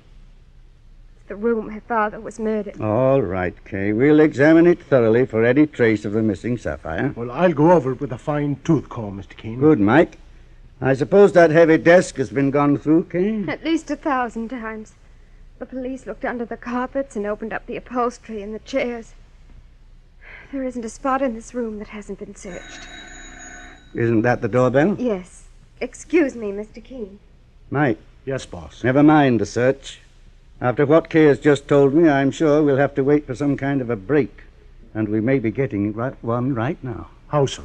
I've been expecting the murderer to make some excuse to return to this house for the stone. Let's see who's at the door. Mr. Keene, this is Paul Dudley. How do you do, Mr. Dudley? Mr. Keene, this is a great pleasure, sir. I'm very glad to know you. My partner, Mike Clancy. How do you do? Pleased to meet you. Mr. Keene, Lieutenant Hale at police headquarters told me you were responsible for my release. I thought you'd be here with Kay Adams, and I wanted to thank you from the bottom of my heart for your confidence in me. That's quite all right. The murder was a shocking thing, and Mark Adams was my friend. But I trust the police now realize who the guilty woman is. Oh, you believe they have the killer? Naturally. That's the only reason they let me go, isn't it? And who do you think she is, Mr. Dudley? Why, Edith Sims, of course. Oh, no. Edith Sims. It's a horrible thing to say, I know, Kay, but I know more about Edith and your father than you do. Just what do you know, Mr. Dudley? I know Edith was poor, Mr. Keene, and she wanted to marry Mark. I also know he'd made up his mind not to marry again because of his daughter, Kay. I see. Sounds like more company, boss. Yes, you stay here with Mr. Dudley, Mike. I'll go to the door with Kay. This way, Mr. Keene. Is it true, Mr. Keene, that Edith Sims is being held by the police for father's murder? No, Kay. No one's being held at the moment. Kay, darling. Oh, Edith. Are you all right? I know how you must feel, dear. When your father died, everything I lived for went out of the world. This is Mr. Keene, Edith. Mr. Keene? He's investigating father's death. May I ask what brought you here, Miss Sims? I came to comfort Kay, Mr. Keene. And I want to stay a few days, darling, here with you. We can console each other, perhaps just a little. Of course, Edith. That woman isn't here, is she? What woman, Miss Sims? Loretta Waynard. Oh, no. No, she isn't. Oh, thank goodness. Why are you so relieved, Miss Sims?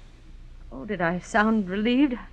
I didn't mean... Please, Edith, tell Mr. Keene everything you know. He's here to help me. Well, I have no right to say this, Mr. Keene. But then I have no right to hold it back. I overheard Loretta Waynard quarrel with Mark Adams. On the night he was murdered? Yes. They were in the study just before dinner. Loretta told him she'd learned that he wanted to marry me, and she said he was out of his mind. They must have been closer friends than I thought. Loretta despised me, I know it, but I didn't care. It was what she said to Mark that hurt. And what was that? She said a man would be better off dead than married to a fortune hunter like me. Mark became angry, and she apologized, Mr. Keene. Miss Sims, would you wait inside for me, please? Here's my partner, Mike Clancy. I want to have a word with him in private. Come with me, Edith, dear. Very well. Oh, boss, we... Saints preserve us, another customer. Yes, Mike, and I believe this one will be the last. The third and last guest at the dinner party where Mark Adams was murdered and a fabulous sapphire stolen. I'll open the door. You are Mrs. Loretta Waynard? Yes. Is Kay Adams here? I came to pay my respects in her bereavement. Please come in. My name is Keene, Mrs. Waynard. Mr. Keene? The famous investigator? Well, this is a lucky coincidence. I'd heard you were investigating Mark Adams' murder, and I was coming to see you. Why? Because I know who murdered Mark. I realized it after I left police headquarters. I remembered a remark at dinner the night Mark was murdered. Paul Dudley said it, Mr. Keene, and I remember his exact words. What were they, Mrs. Waynard? He said he'd give anything for possession of that sapphire, the Star of Death, and that it was a jewel any man would murder for. Did Paul Dudley know Mr. Adams had it in his possession at the time? Well, I couldn't say, Mr. Keene, but I'm telling you the truth, and Edith Sims is my witness. Very well. We'll give you a chance to prove it now. Miss Sims is inside, along with Mr. Dudley. Will you join them, Mrs. Waynard? Certainly. I'm quite willing to make that statement to Paul's face. Well, Mike? Sure, we've got a fine jigsaw puzzle on our hands, boss. Each one accuses another, and their stories are all equally strong. The thing to do now is to find out who's lying, Mike, and put our hands on that fabulous sapphire. And when we do, the Star of Death can claim another victim when the killer gets the electric chair for murder.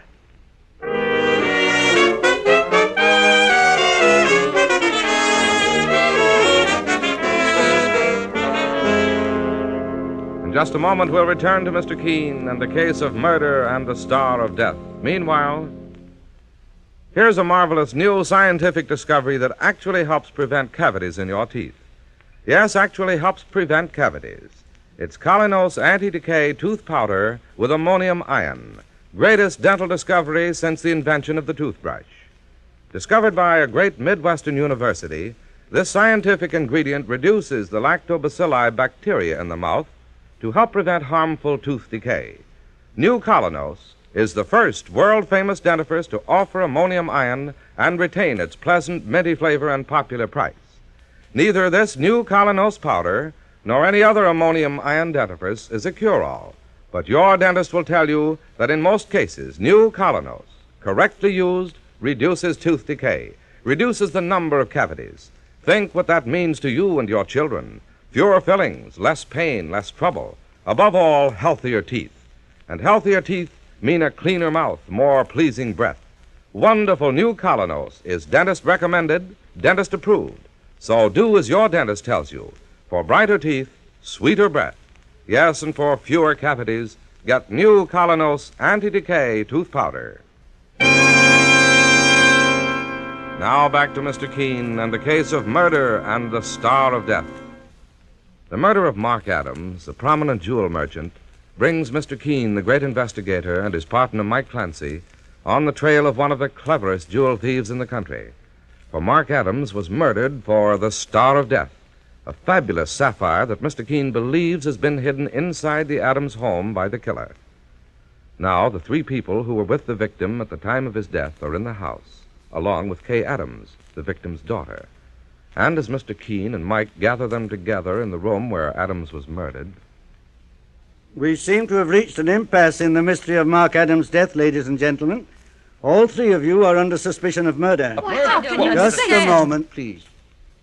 Mr. Dudley. Well, Mr. Keene? You told me a few moments ago that, in your opinion, Edith Sims committed the crime. Paul, how could you say such a thing of me? You loved him, Edith, and he refused to marry you. That isn't true. Mr. Dudley is also among the accused. You mean someone says that I'm the murderer? Loretta Waynard. Why, I'll not Take it easy, Mr. Dudley. The boss wants me to keep this conversation on a friendly level, so to speak. And lastly, Mrs. Waynard joins the lists of suspects. What? Who could have blamed me for it, Mr. Keene? I did, Mrs. Waynard. Edith, you! I overheard what you said to Mark. You told him he'd be better off dead than married to me. You loved him, too, and you were furious because he loved me. How dare you say that? How dare... Mrs. Waynard. She tripped over the rug, Mr. Keene. She struck her head against the floor. Well, she's unconscious. Would you carry her inside, Mr. Dudley? I'll call a doctor. No. I'll be all right. I don't need a doctor. She's coming around. Better see that she rests for a few minutes anyway. Here, let me help you, Mrs. Waynard. In spite of what you said about me, I'm not angry with you. Help her in here, Paul. All right, Kay. There's a studio couch in this room.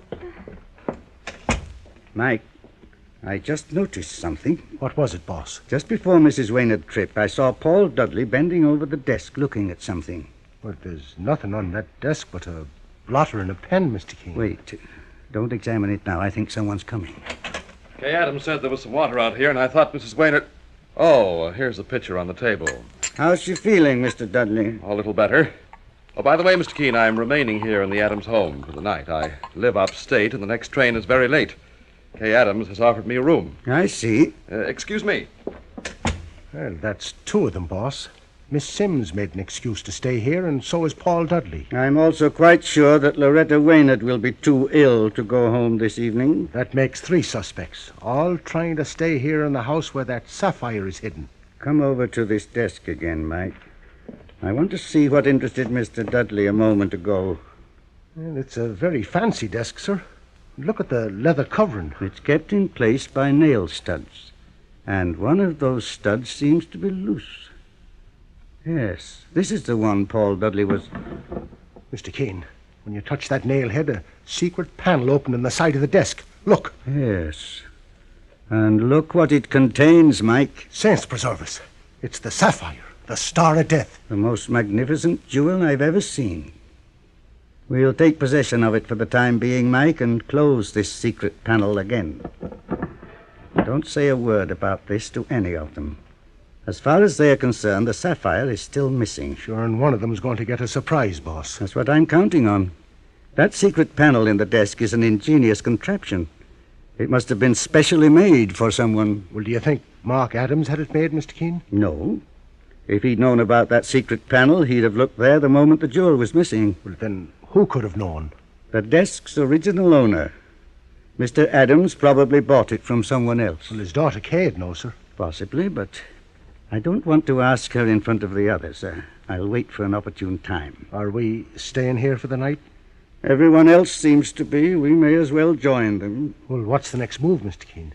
We found the Star of Death, Mike, but we still have to find our killer. Frankly, I think I can almost do that now, but let's wait for overwhelming proof. And I wouldn't be surprised if we obtained that proof tonight.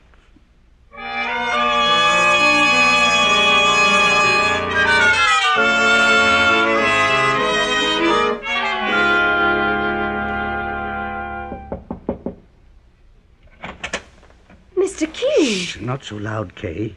I hope I didn't waken you. No, I've been trying to read. Are the others asleep? Apparently, all but Mike Clancy and myself. He's in the library waiting for me. What is it you want, Mr. Keene? I didn't get a chance to talk to you alone, otherwise I'd have asked you this before. Where did the furniture in this house come from? Did your father buy it himself? No, it came with the house when we bought it. How long ago was that? 2 years, Mr. Keene. And who sold it to you? Father never told me. I was in school in Switzerland at the time. Where's the deed to the house? That would give the person's name. Why, the deed must be in Father's safe. And where's that? In Father's study. Do you want the combination, Mr. Keene? If you know it, Kay. I do.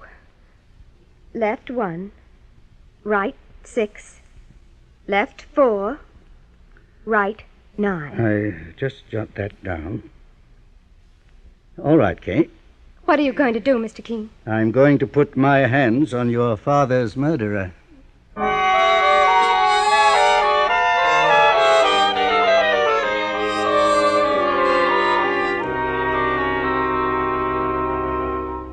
Mr. Keene? Yes, Mike.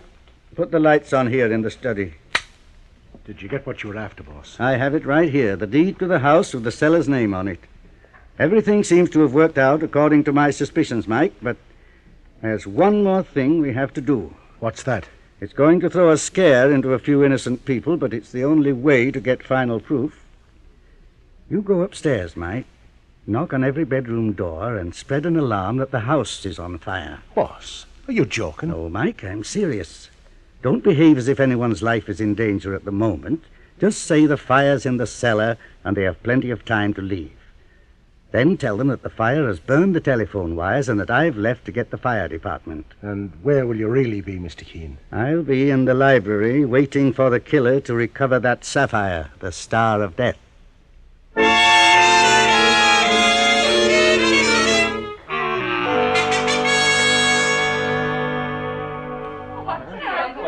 Now, take it easy, folks. There's nothing to get alarmed about. Mr. Keen's calling out the fire department. Oh, well, let's get out. All right now. Come on, this way out.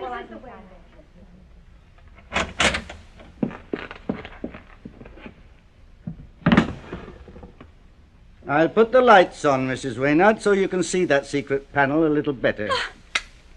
Mr. Keene! I was expecting you to drop by for the sapphire. Don't move, Mr. Keene.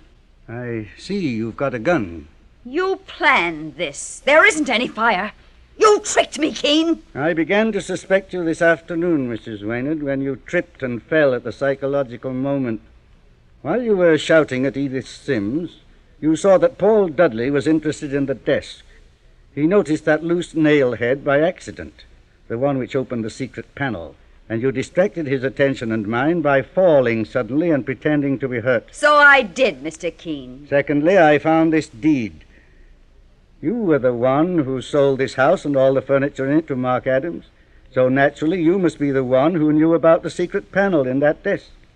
When you murdered Adams, you knew you would be searched for the sapphire you stole, so you hid it there. I sold Mark Adams this house because I lost my money, Mr. Keene.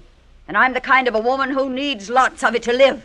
He paid you quite a sum for this house, according to the deed. $150,000. But I'm used to having millions, Mr. Keene. You must be quite a gambler to get rid of it so fast. Yes, I love to gamble on anything.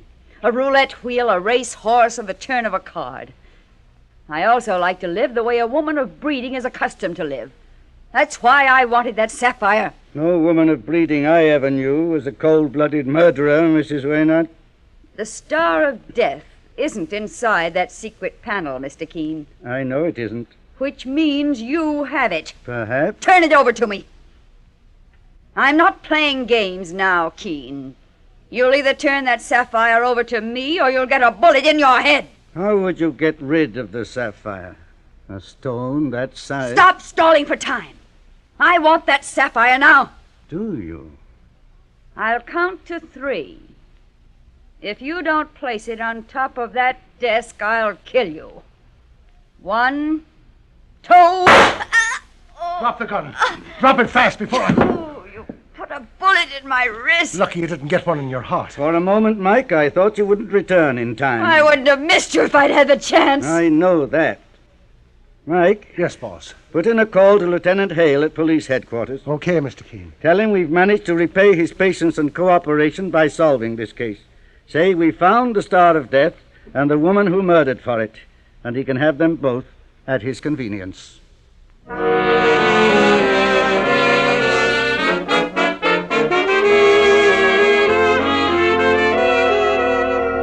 And so Mr. Keene finds the solution to the case of murder and the Star of Death.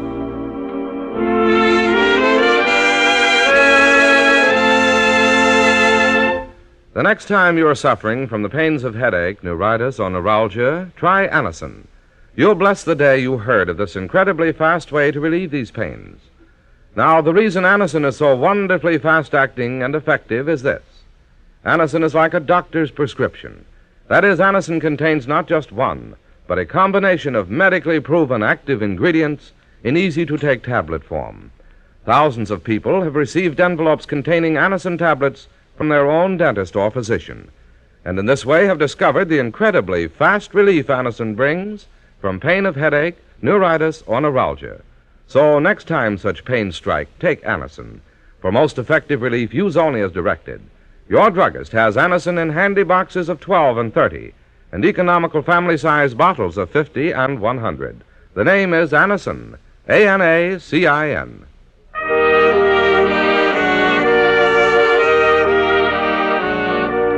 Mr. Keene, Tracer of Lost Persons, is based on the novel Mr. Keene. The radio sequel is originated and produced by Frank and Ann Hummert. Dialogue by Lawrence Klee.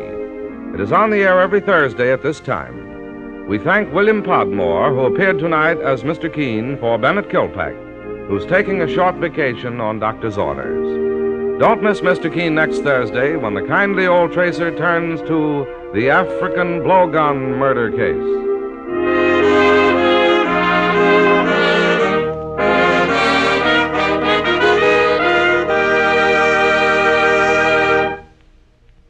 Ever suffer heartburn from acid indigestion? New Bicidol mints, medically proven, quickly rid stomach of that blown-up feeling anywhere, anytime. Bicidol mints give longer-lasting relief than baking soda, help prevent immediate return of the trouble, soothe irritated stomach lining, let you sleep when indigestion strikes at night. Carry new Bicidol mints for fast relief. And always have Bicidol powder in your home.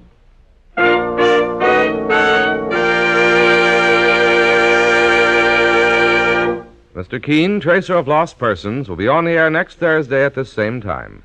This is Larry Elliott saying goodbye for Mr. Keene and the Whitehall Pharmaceutical Company, makers of Anacin and Colonos, and many other dependable high-quality drug products. This is CBS, the Columbia Broadcasting System.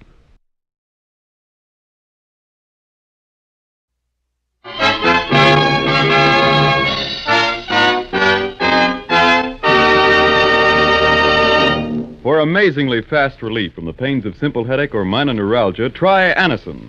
For Anacin is like a doctor's prescription. It gives you not just one, but a combination of medically active, tested ingredients. Relief comes incredibly fast. Take only as directed. Anacin, A-N-A-C-I-N, at your druggist.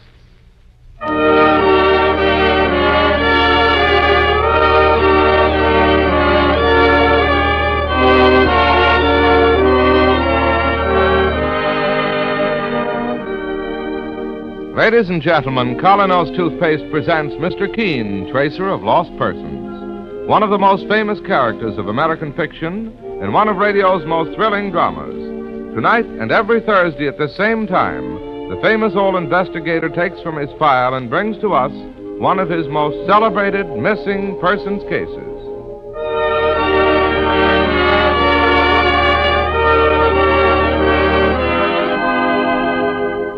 Next time you buy a dentifrice, get high-polishing, high-foaming Colonos toothpaste or tooth powder. Colonos is a double result dentifrice with a mouthwash effect built right in. Freshens your breath while you're brushing your teeth. Tomorrow, buy Colonos.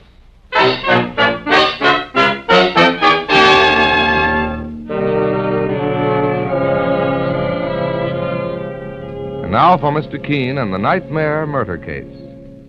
As our story opens early one morning, we find the kindly old tracer and his assistant, Mike Clancy, poring over some documents in his office.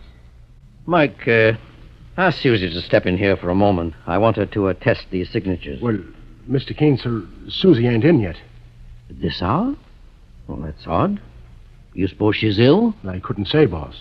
Well, Mike, ring her apartment right away. Yes, sir.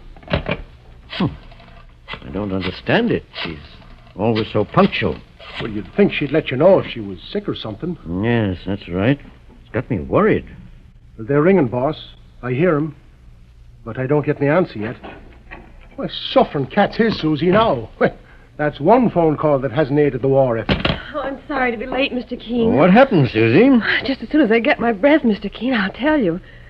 See, a family by the name of Nolan lives in the apartment below mine. There's the father, Jim Nolan, and his wife, Mary, and their daughter, Helen. Yes? Well, at 5:30 this morning, I was startled out of a sound sleep by hearing Helen cry out. She was calling, "Daddy, don't leave me. Come away from there. I beg you." And then I heard violent sobbing. Family row, huh? Now, Susie, that ain't any reason. Mike, don't interrupt.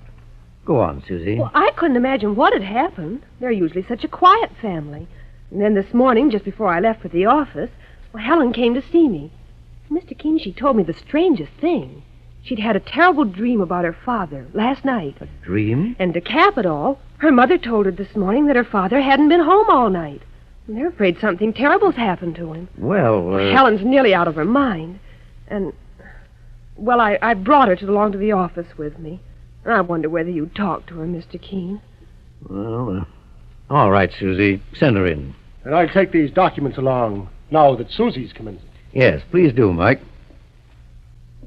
Mr. Keene, this is Helen Nolan. Oh, come in, my dear, and sit down. Thank you, Mr. Keene. Susie has told me briefly what has happened, so suppose you let me ask you a few questions first. When did you last see your father? Yesterday evening when I got home from work. And what does he do? He's a typesetter at the Daily Advocate. That's down on Center Street. Yes, go on, my dear. I'm sure he's been murdered, Mr. Keene. Murdered. I dreamed it last night as clear as could be. Try to calm yourself, Helen.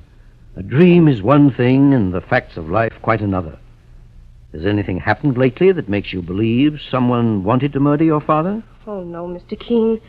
My father has no enemies. He leads the most regular life in the world. Why, he's never stayed out all night in his life, but my dream was so clear. Well, try to think back. Now tell me, when you last saw your father, what were you doing? Well, last night I was seated at the piano when Dad returned home. You see, Mr. Keene, I love to sing, and just as I was beginning a song...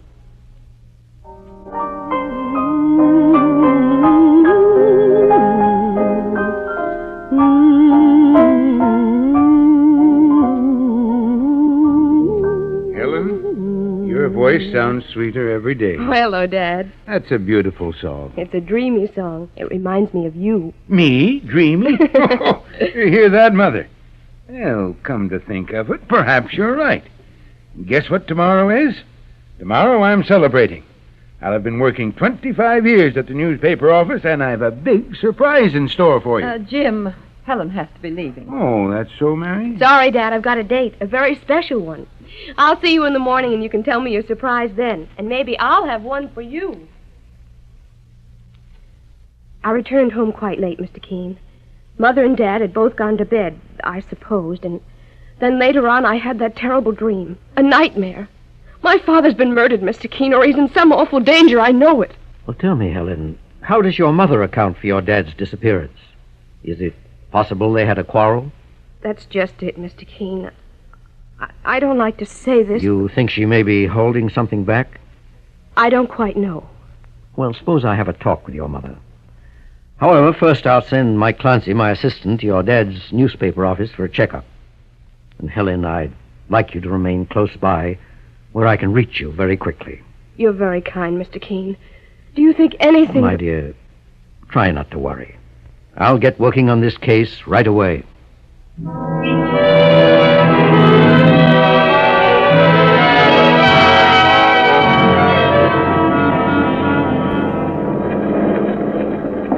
Well, I talked to Jim Nolan's boss like you asked me, Mr. Keene. What did he say, Mike? Well, sir, Nolan didn't show up at this newspaper office today at all. And he's always very punctual and a reliable worker. The boss didn't know much about him in a personal way, so he suggested we talk to a fellow by the name of John Olson, who works with him. And he's right here in this office, sir. All right, Mike. Let's go in. Are you John Olson? Yes, that's me. Well, my name is Keene, and this is Mike Clancy. How do you do? How do you do? We're inquiring about Jim Nolan. I understand that you and Jim are friends? Yes, Jim and me are just like that. He's a fine fella. Fine worker, too, but why didn't he come today? Well, that's what we want to find out. Maybe you can help us, John. Sure, I'll help, but how? Well, for some unknown reason, Jim Nolan has disappeared. Disappeared? Yes. Did he have any trouble here that you know of? Trouble? No, Jim and me and the rest here are like one big family. Then you'd know if he was worried about anything. Sure, Mr. Keene, but Jim was always happy. His head was always in the clouds. In the clouds? In what way? Well, one thing, he talked all the time about how he wanted a house in the country with cows and chickens and honeysuckle climbing all over the porch. Yeah, he talked about that all the time. A house in the country, you say? Well, that might explain something. Well, I hope so. Now, you find Jim, Mr. Keene, and say his old pals here want him back. Quick. All right, John. I'll do the best I can. Come along, Mike. We're going now to see Jim's wife, Mary Nolan.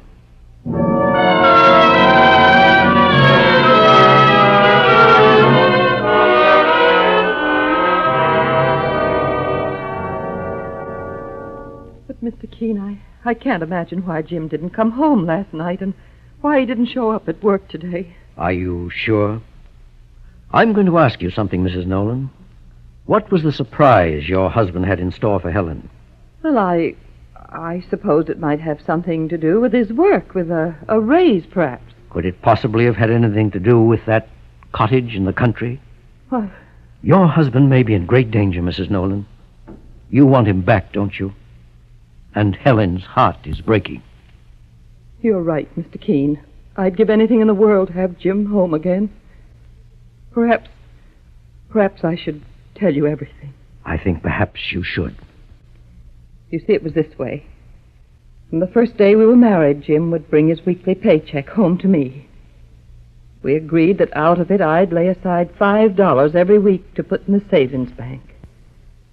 And last night, after Helen had left the house, Jim said to me, Well, Mary, I guess you know what my big surprise is. Tomorrow is 20 years to the day when we started our savings account. Tomorrow, Jim? Oh, I hadn't remembered. I don't wonder, Mary. 20 years. It's been a long time. But now our dream can come true. Together with the interest, there must be over $6,000 in the bank. Enough to buy that cottage in the country and a few acres of land to live off of. Yep, tomorrow I'm quitting my job. Quitting? But, Jim, hadn't you better wait just a while longer? No, Mary, I've made up my mind. Tomorrow I'm going down to the office and tell them I'm through. Think of it. No more grinding away at the shop. Just green fields, blue skies, and air a man can breathe. But things aren't too easy now, Jim. With expenses so high, some weeks I've hardly been able to make ends meet. That's what you're worried about. Well, I understand, Mary. If we're a few $100s short, that's all right. It's more than that, Jim. More?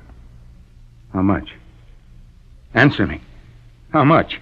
Jim, I didn't realize... Is there $6,000 in the bank? Forgive me, Jim. Is there $5,000? 3? 1? Is there anything? No, nothing. Nothing. I didn't know you cared so much, but... Jim, let me tell you, That's all I've lived for the past 20 years. Now, no house, no country. All gone. Jim, what are you going to do? Where are you going? I don't know, Mary. I don't know. You see, Mr. Keene, I couldn't tell Jim the truth for Helen's sake. The truth? How do you mean, Mrs. Nolan? What happened to the money? Well, a few years ago, our daughter Helen developed a very fine singing voice. I spent the money having her voice trained under one of the best teachers in the country. I see. Last night she had an audition. If Helen wins, it will mean a contract with the Metropolitan Opera. So that's it. But, Mrs. Nolan, you were wrong in not telling Jim the truth. Oh, I realize that now, Mr. Keene. I was gambling Jim's happiness against Helen's future. And if Helen failed, Jim would never forgive me. Now I'm afraid Jim may have done something terrible.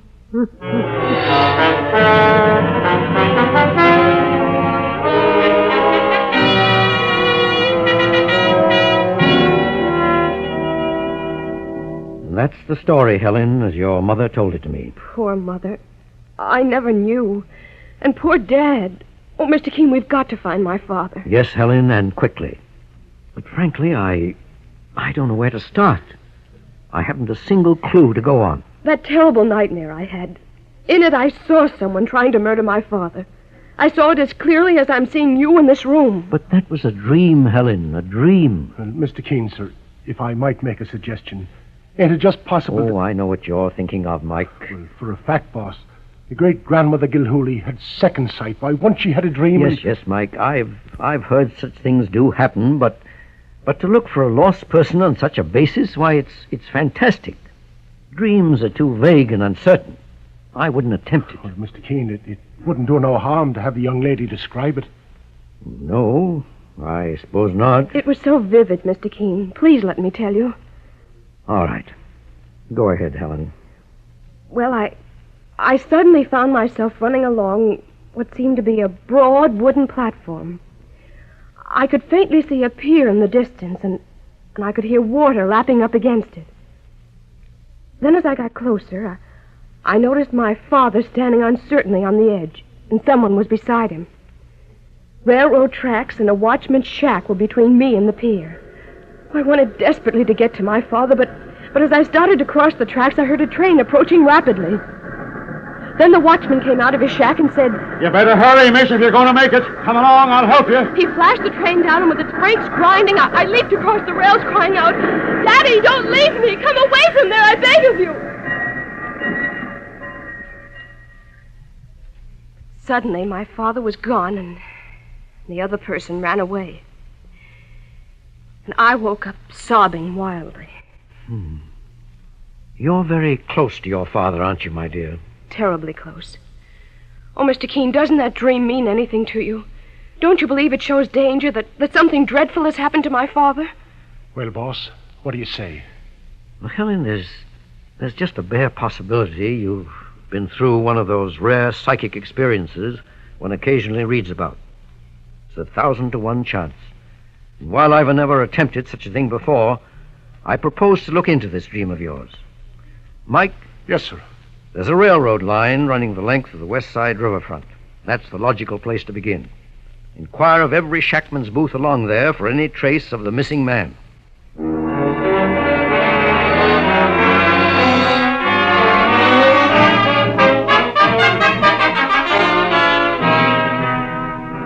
In just a moment, we'll hear the outcome of Mr. Keene's search for Jim Nolan. Meanwhile, cold sufferers, at the first sign of a sneeze or other common cold symptoms, take something to help reduce fever if present, something to ease the headache, and something to relieve the pains and aches of a cold. Hill's cold tablets are specially prepared to go after all these symptoms at once. You can rely on Hill's cold tablets because each ingredient in this scientifically compounded cold tablet is of the highest possible quality, a proven formula, famous for more than 50 years. Take only as directed. Ask for Hill's cold tablets at your druggist tonight. Now back to Mr. Keene and the nightmare murder case. It's a few hours later, and the tracer is in his office, waiting to hear the results of Mike Clancy's search of the riverfront. His telephone rings. Hello?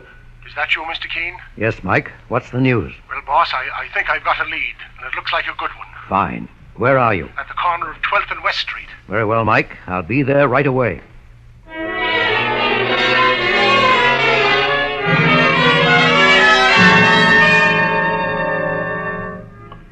And this shackman I told you about, Mr. Keene, he says to me, well, here we are at his hut now. I let Tom, that's his name, tell you the story himself, sir. Very well. Suppose you wait outside, Mike, while I go on in. Right, boss. Hello, Tom. I'm Mr. Keene. Yes, Mr. Keene. Come on in, sit down. Thank you. I ain't got much style here, but it's a mite warmer than outside.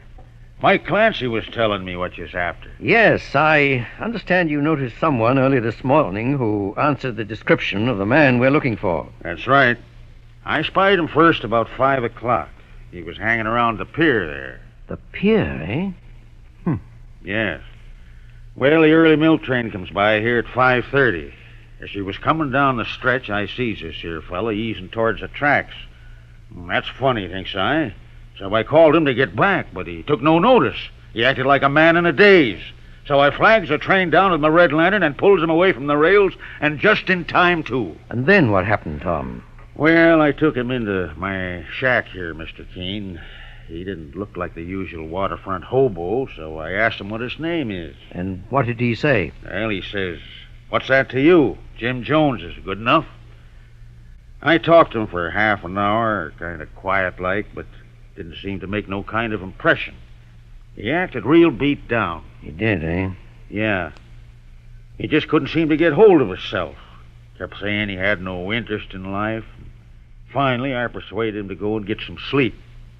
Told him he'd feel better then, and I directed him to a hotel around the corner. A hotel, you say? Yes, sir. Last I saw him, he was headed that way. Well, thank you, Tom. You've been a real Samaritan. God bless you.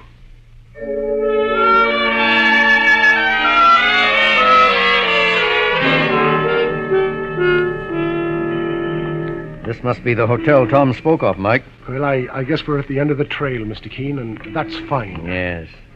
Well, here's the lobby door. Go ahead, boss. Mike, do you see what I see? What, police and plenty. Well, it looks like trouble, sir. There's Inspector Hopkins. Come on. Hello, Inspector Hopkins. Why, what are you doing here, Mr. Keene? I might ask the same of you. Well, I'll tell you. It's a little matter of murder. Murder? Yeah. The night clerk was slugged over the head this morning and the safe robbed. Any idea who did it? Oh, sure. This is one murder we don't have to worry about. We just got a confession out of the gunman. Good for you, Inspector. Yeah, Mr. Keene, it's an open and shut case, all right. This gunman was the last one to sign the register before the murder was committed. And he signed it under the name of Jim Jones. Oh? But we broke him down, though. That name is a phony. His real name is Nolan. Nolan? Oh, my, oh, my. Oh, you know him, Mr. Keene? Well, as a matter of fact, we were looking for him for another matter. A little domestic trouble. Oh, well, that sews it up then. You say that he confessed to this murder? Got it down in black and white. Oh, ain't that terrible, Mr. Keene? Inspector, what time did the murder take place? The medical examiner has just finished his examination and handed me his report. He says the hotel clerk must have been dead approximately 12 hours. It's now 5:30 in the afternoon, so the murder must have been committed about 5:30 this morning. Yeah. Between 5 and 5:30, the doc says. Not later than 6. Between 5 and 5:30. Inspector, with your permission, I'd like to check on some of the details of this murder, and then I'd like to talk to Jim Nolan. Sure thing, Mr. Keene. This way. Come along, Mike. Boy, if that nightmare ain't coming true, boss, with murder and all the trimmings. Hush, Mike.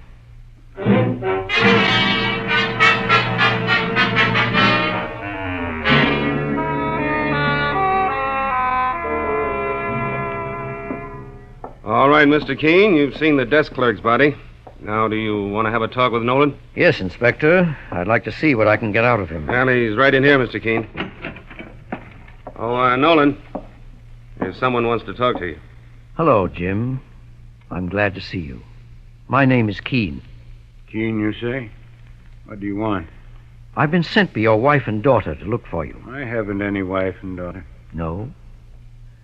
The inspector tells me you've confessed to killing the hotel clerk. Sure, I confessed. Why don't you fellas let me alone? I've told you I did it, so let's get it over with. And sooner the better. Do you want to die, Jim? Is there any reason why I should want to live? I can think of two reasons. Mary and Helen. I don't know what you're talking about. Inspector. Yes, Mr. Keene? I've an idea. Have you had this man view the body of the victim? Why, no, it wasn't necessary, Mr. Keene. All right. Jim, there's one question I want to ask you, and then I won't bother you any more. Can you give me a description of the hotel clerk who was on duty when you registered this morning? The man you say you killed. Haven't you enough evidence against me? Yes, but this will clinch it. Well, he was stocky, had black hair, a pug nose, and the little finger on his right hand was missing. I noticed the finger especially. You're sure of that? I'm positive. Oh, Mr. Keene, just a minute.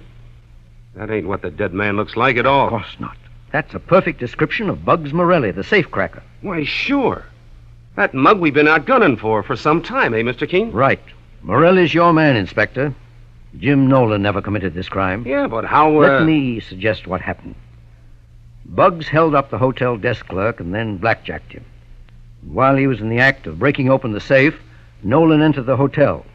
To allay suspicion, Bugs then posed as the real clerk and assigned him to a room. But then, why did Nolan here confess he murdered the clerk? Well, that's another story. Jim Nolan has had a great shock. At the moment, he is desperate. He just doesn't want to live, and having failed in an attempt to kill himself, he thought he saw in this another way out. Well, it sounds crazy, Mr. Keene, but it looks as if you might be right. I'm sure of it, Inspector. With your permission, I'll take Jim Nolan along home. Go right ahead, Mr. Keene. That is, if you'll promise to have him on hand if I need him as a witness. I give you my word on it.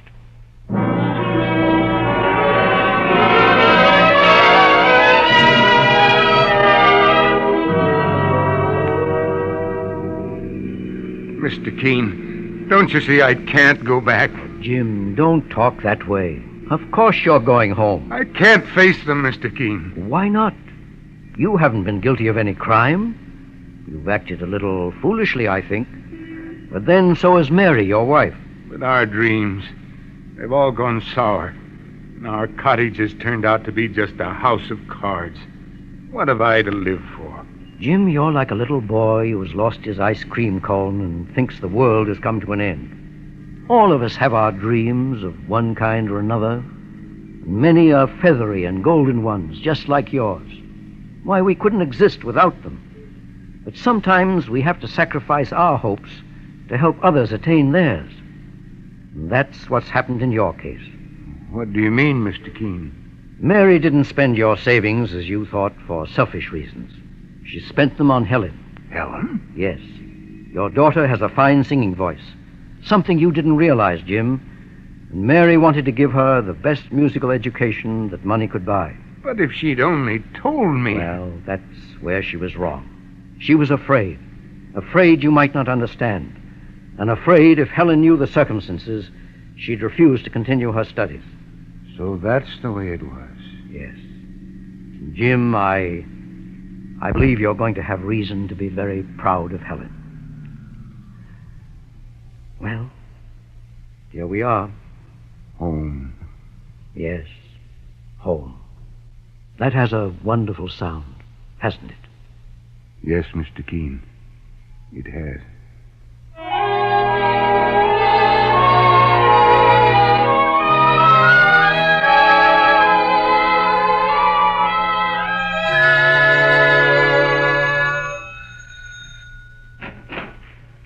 Mary.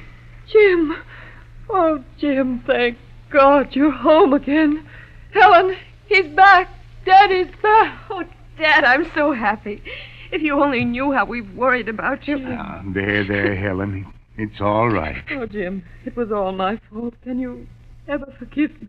Don't worry, Mary. Mr. Keene explained everything. I guess I was a little foolish, too.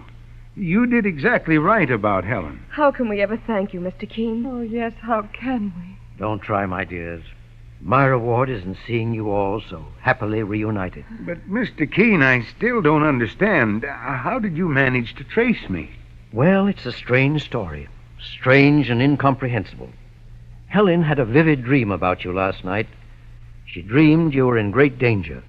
And from the misty gropings of her mind, she saw almost an exact duplicate of the spot where you were standing. By following this lead, I was able to pick up your trail. That's amazing, Mr. Keene. And I've never been one to put any stock in dreams at all. No, I never did either. But it is an amazing coincidence. Suppose we call it just that.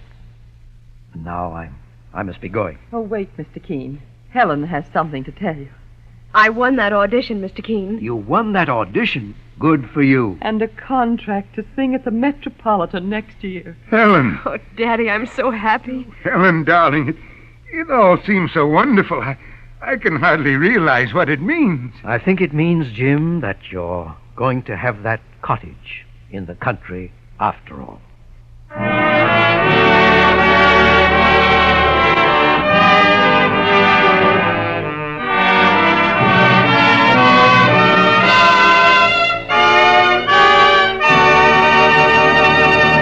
It's always a shock to meet someone whose nice appearance is suddenly shattered by a smile that reveals dull, dingy-looking teeth, or whose breath is unwelcome. And because many people are hampered by both of these handicaps without even knowing they have them, it pays to know about Colonos toothpaste. To help correct these conditions when caused by improper cleansing, just brush your teeth with Colonos, as you would with any other toothpaste, with this one exception. When you finish brushing, swish its rich, active foam thoroughly through your mouth. For Colonos is one toothpaste with a mouthwash effect built right in. Thus it fosters a double result. First, Colonos helps your brush remove ugly surface stains from your teeth. Then, at the same time, it freshens your breath while you're brushing your teeth. For a high-polishing, high-foaming toothpaste with a mouthwash effect built right in, ask for Colonos. It has been approved by thousands of dentists. If powder is your preference, try Colonos tooth powder. It offers the same double result, has a wonderful wintergreen flavor. Get KolYNOS, toothpaste or tooth powder. Tomorrow, buy Colonos.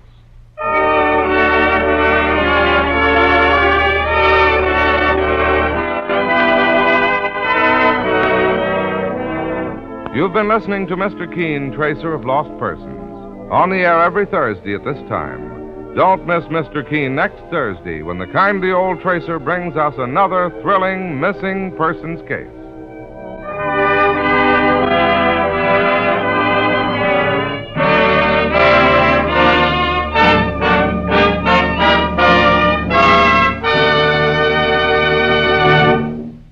Gleaming floors in record time. Yes, no rubbing Aerowax goes on quickly, dries in minutes, lasts for weeks. It polishes floors to a sparkling luster that makes rooms lovelier and saves frequent scrubbing. Only 25 cents a pint at any leading store. Get Aerowax, Aerowax, tomorrow.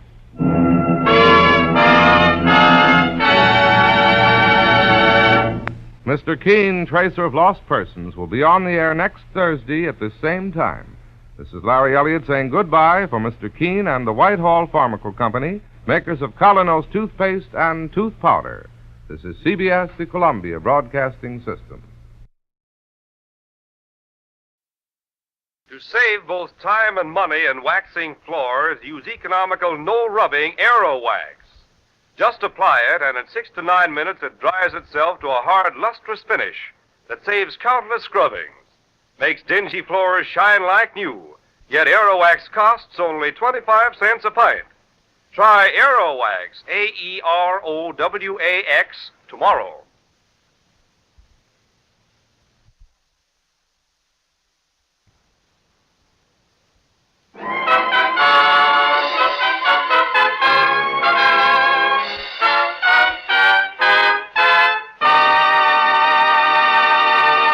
Mr. Keene, Tracer of Lost Persons, is on the air.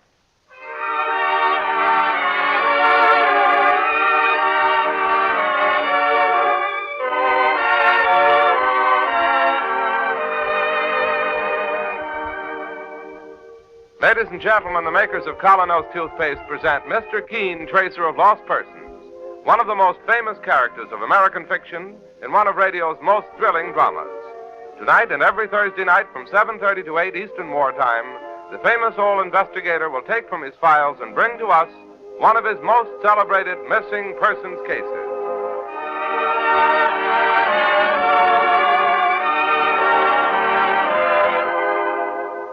But first, for bright, sparkling teeth, a $1 million smile, try the new Colonos toothpaste. It's a high-polishing toothpaste that acts like a jeweler's polish, removing tarnish from silver. Safely, speedily, it whisks away dingy surface stains that cloud your smile and reveals the full, natural brilliance of your teeth. Get the new high-polishing Colonos at any drugstore tonight. Ask for Colonos toothpaste. KolYnos.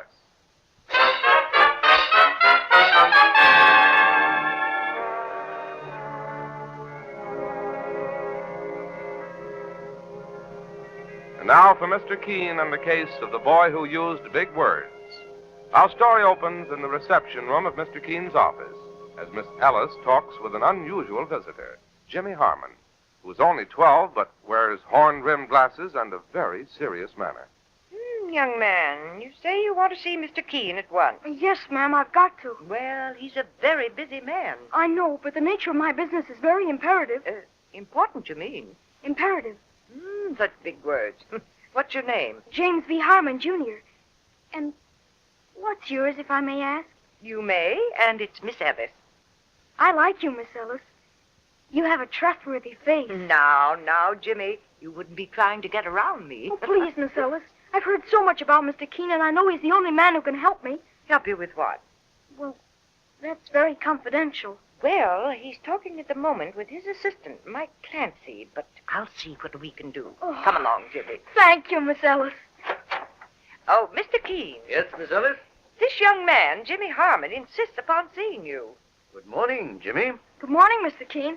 I'm afraid I'm rather busy. I know, but he says the nature of his business is very imperative. Imperative? What in tarnation is that? Hush, Mike. Come over, Jimmy. Sit down. Mr. Keene, you're a gentleman. Thank you. Yeah, guess you won't be needing me. Suppose I introduce you to my assistant, Mike Clancy. I'm pleased to meet you. I've heard about you, too, Mr. Clancy. Very reliable, they say. Well, thank you, my boy. Now, Jimmy, you haven't come here because any member of your family has disappeared, have you? No, Mr. Keene. It's just the opposite. We can't get rid of him. Of who? Well, of my uncle, Bill Harmon. Your father's brother? That's right. You see, Mr. Keene, he came to visit us, approximately 6 months ago. You mean about 6 months ago? Approximately. Well, Uncle Bill was only supposed to stay for a week or two, but he's been staying on and on. What I don't like, well, the very first night he sat down in the parlor in the nice, big, soft chair that's always been Father's. I went up to him, and I said, Uncle Bill, that's where Father always sits. Yeah? Well, he works very hard, and he needs that chair to relax in. Yeah? Don't you think you ought to get up? Jimmy, why don't you just go and chase yourself? Well, have your parents objected, Jimmy? You can't object with a man like Uncle Bill. And something more, Mr. Keene. Yes? His eyes are too close together, and he doesn't have much back to his head. Really? Yes, I made a study of that. It's a sign of bad character. Now take Mr. Clancy's skull. Miss, now, I thank you to leave my skull alone. Well, I only wanted to say that your skull shows signs of excellent character. Oh, well, now, that's different. Jimmy, this is all very interesting, but... Wait, Mr. Keene. There's something more. Well, I mean the man in black. what man in black? Well, I was walking on Fifth Avenue one day with Uncle Bill when this individual suddenly came out of a side street. Black suit, black derby, and black overcoat. He walked up to Uncle Bill and said, Well, hello, Harmon. Huh? Fancy meeting you. Oh, hello. Didn't ever expect to run into me again, did you? Look, I can explain everything. No, I don't think you can. I swear, the way it happened... It happened the wrong way for you, Harmon. Wait a minute. I can square myself. I can... Taxi! Hey, taxi! Come on, Jimmy. Hop into that cab.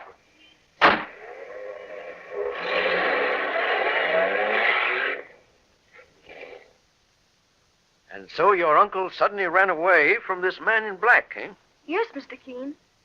And now, I have a feeling that something terrible is going to happen. You've got to help me get Uncle Bill out of our house.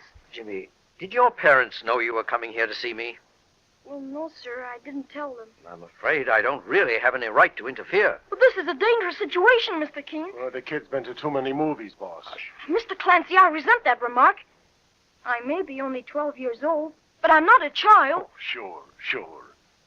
Well, Mr. Keene? Jimmy, much as I understand your dislike for your Uncle Bill, I'm afraid this is a matter for your parents to handle. But, Mr. Keene... I hope you'll drop in again someday when I have a little more time. Will you do that? All right, Mr. Keene. But I know something is going to happen. Something terrible.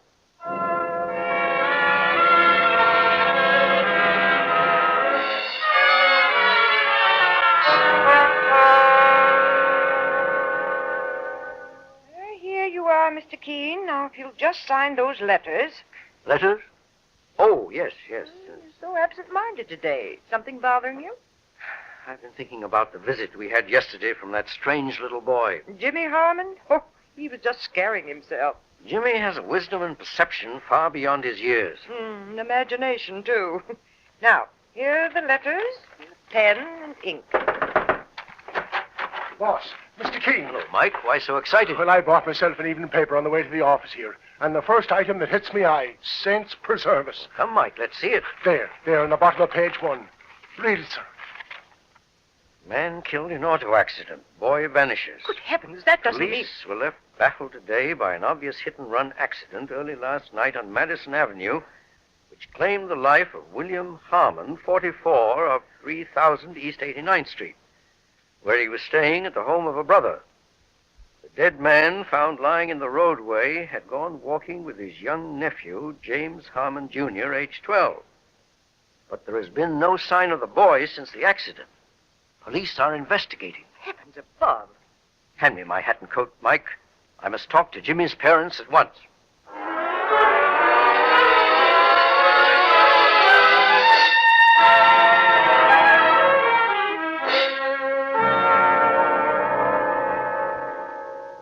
Oh, yes, Mr. Keene.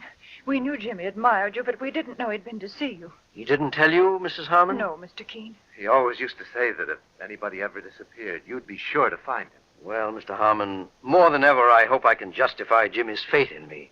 He's a splendid boy. So serious and so good. A sweet little owl. The way I blame myself for this, as I've told you, Jimmy had certain premonitions. Well, I don't know that had anything to do with it. We talked to Lieutenant Walker. Of the Missing Persons Bureau? Yes. He's an old friend of mine. What was his theory? Just a hit-and-run case. And he thinks that maybe Jimmy became unnerved at the sight of blood and ran away. Or else We hate to think of it. Or else that Jimmy was also hurt and the driver maybe took him to some hospital and left him there. What do you think, Mr. Keene? I need more facts. Now, what can you tell me about your brother, Mr. Harmon? Well, Bill is my brother, and I don't like talking bad of the dead. He moved in 6 months ago and just wouldn't move out again. What was his occupation? Occupation? I wouldn't much know. I hadn't seen him in 10 years. Business, he said. He talked about big deals sometimes. He said he'd made a lot of money out west. Mm-hmm. What was he supposed to be doing in New York? Looking for some opportunity to invest. And that's all you know? Oh, I wish we could do something more to help you, Mr. Keene. You're so kind to drop everything like this and go hunting for Jimmy. To me, it's the most important case of my life. Well, I'll have to go now. The Missing Persons Bureau is my next stop. Thank you, Mr. Keene, and God bless you.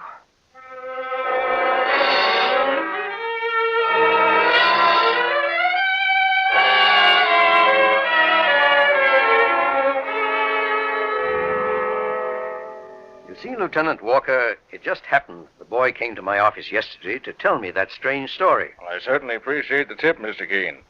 It makes it more than just a hit-and-run accident. I'm very much afraid so. You don't mind my stepping into the case, Lieutenant? No, glad to have you. About the boy, I presume you're in touch with all the hospitals? Yes, it's still possible he was also hurt. The driver was soft-hearted enough to want to get him to a doctor. Yes. There weren't any witnesses to the accident or whatever it was? No one. No, excuse me. Lieutenant Walker speaking. Oh, yeah, Martin. You got a pretty good set of prints? What's that? I'll be darned. Well, thanks anyhow. Bad news, Lieutenant? Funny news, Mr. Keene. I was a man at the morgue. Jeepers, there are 2 billion people in the world, and they all got fingerprints. Now, just when it would help to know... This man has no fingerprints? Not a trace. You mean his fingertips have been mutilated? Yep, the old gag. All 10 fingers badly burned and healed over with scars. Yes, that is news. Yeah, clear as day. He was an old mobster, did it deliberately to cover up his record. Well, maybe he did once have an accident. No. No, he belonged to a mob. One way or another, we're up against a stone wall. Even his own brother knows nothing about him. Well, Mr. Keene, only one thing left to do. Send out a nationwide alarm for the kid, Jimmy. So, if you'll excuse me now... I'm running along anyhow. No fingerprints. Who was he, anyhow? What was he hiding?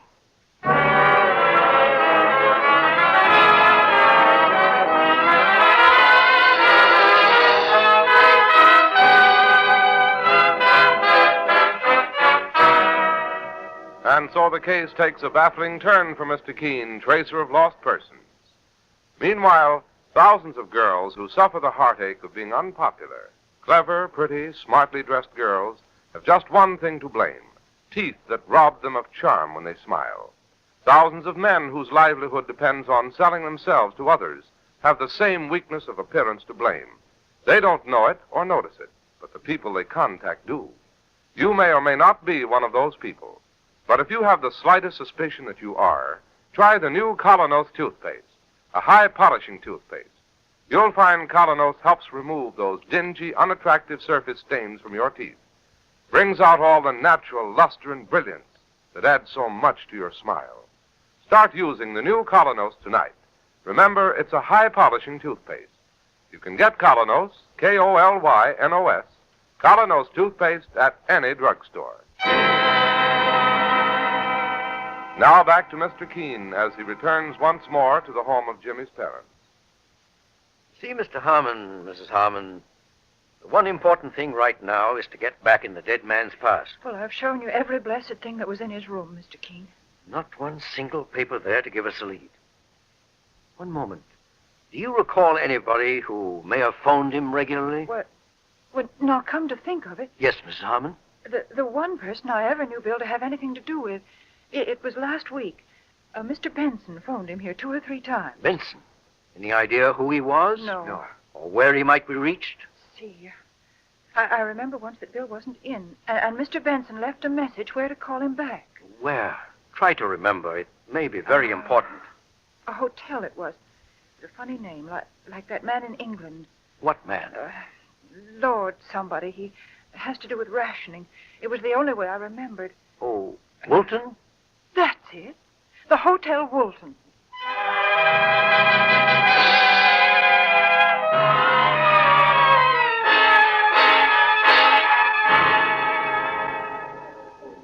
You say you're looking for a Mr. Benson? That's right, clerk. You wouldn't have his first name? I'm afraid not. All I know is that he was registered here last week. I looked through these files.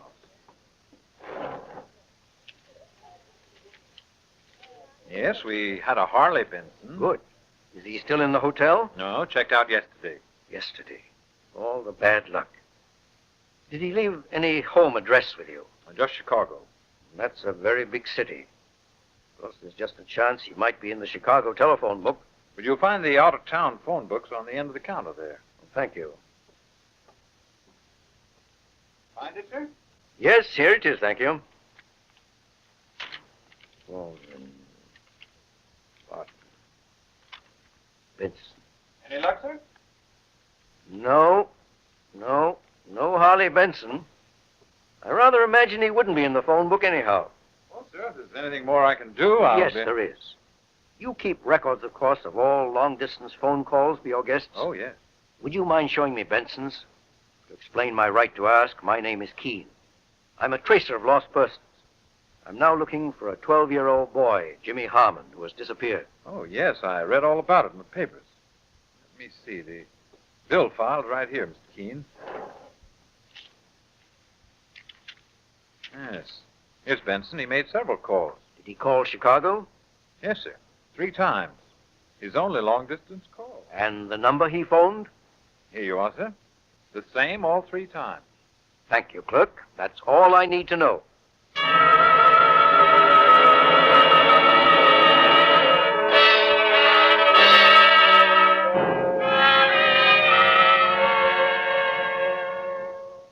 Well, here we are, boss. This is the house that Benson phoned to from New York. Didn't expect this. It's as pretty a cottage as I've ever seen. Well, I've known gangsters to hide out in stranger places. All right. Strike a match now, Mike. Let's see the name on the doorbell. It says Malcolm Dugan. It's an alias. I'm sure it's Benson. And that Benson is that man in black that Jimmy talked about. Possibly. Well, let's bust right in and face it. Hey, you out there. Anything you want? Well, you see, we... I seen you through the window, prowling around in the dark. Indeed you did, Benson. How'd you know my name? That's a long story. I've come all the way from New York to talk with you. Though I didn't expect to find you under the name of Dugan. Dugan's a cousin of mine. I board here. May we come in? Sure. Why not? Now then, my name is Keene. Say, not the detective. That's right. This is my assistant, Mike Clancy. Okay. What's next? What do you know about Bill Harmon? Bill Harmon? A gunman, huh?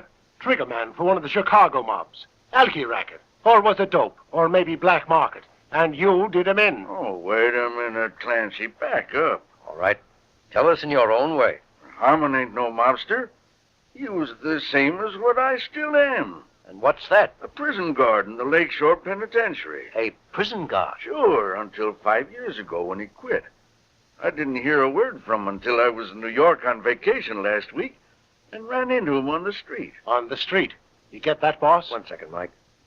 Benson, are you in the habit of wearing black suits and overcoats? Me? You think I'm an undertaker? Well, now, when you ran into Harmon, did he tell you what he was doing? Well, the salesman, he said, We had a couple of beers together, 2 or 3 times. He didn't talk much. Tell me, was there any special reason why he left his job at the penitentiary? No, just quit. What were his duties? Same as me, guarding the death house. And come to think of it... Yes? There was something a little funny in his quitting. He did it just a couple of hours before that big racketeer, Legs Mosley, was burned. Mosley? Oh, yes. And Harmon just walked out. Said he had enough executions. Well, it happens that way sometimes with a guard. Yes, I've heard. But now I remember something else. The minute Legs came out for his last walk to the chair, he asked for Harmon. Where's Harmon, he says. He's got to be here. He's always here. I said Harmon had a previous appointment. So Legs kept asking for him? Yeah, Mr. Keene. Think it meant anything? Tell me something else, Benson. Are there any members of the old Mosley mob still in the penitentiary that I could talk to? No, not a one. Tell you what, though. There is a guy in the pen, a lifer, who was supposed to burn the same night with Mosley. He got reprieved to life. His name is Rayburn. Like to talk to him? You bet I would. The first thing tomorrow morning.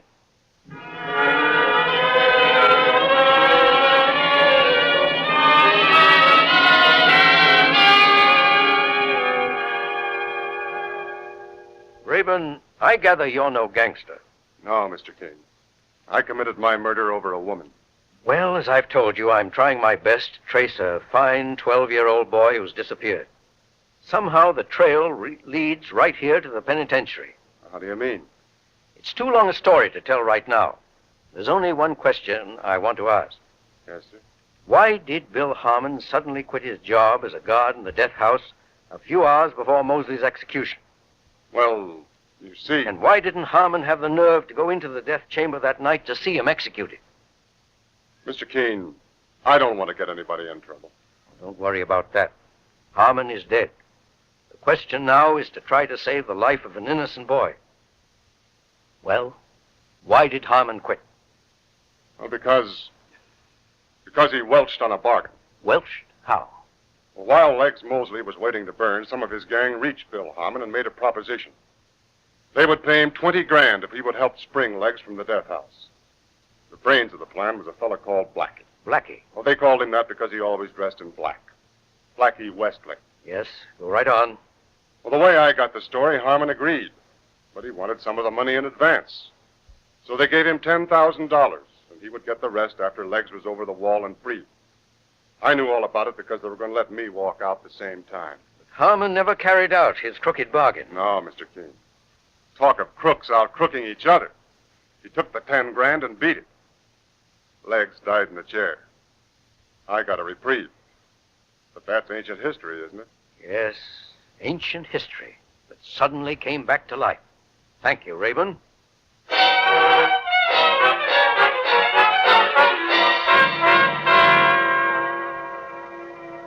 Why, sure, boss, it's as plain as day now. Blackie Westlake and the other members of the old mob killed Harmon for revenge. Yes, and abducted Jimmy because he had once seen Blackie before and was in a position to identify him to the police. Right. Now the next step. We phoned Lieutenant Walker in New York and asked him to send out an alarm. For every member of the old Mosley mob? No, Mike. Just for Blackie Westlake. And why just for Blackie? To start a civil war. Boss, I don't get it. You know the old saying, when thieves fall out, honest men get their due? Mike, that's the only way of getting Jimmy safely out of the hands of those gangsters. Oh, psychology stuff. Right. Let's phone Walker now and then get back to New York.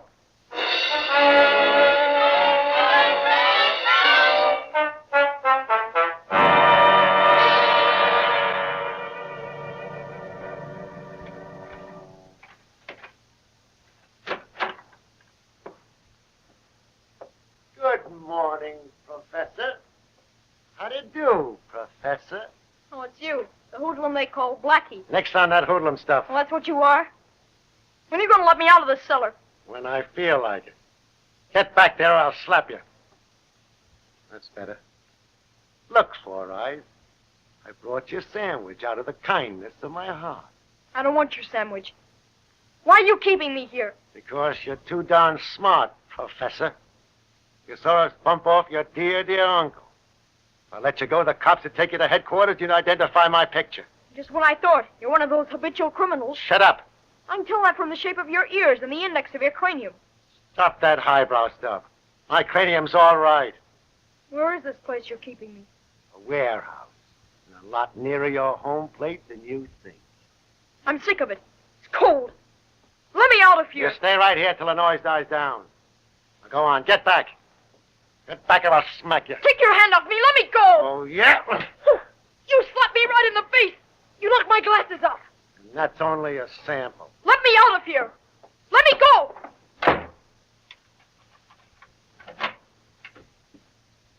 Little wise guy. Hey, Blackie! Blackie! Yeah, Montana? Look at here.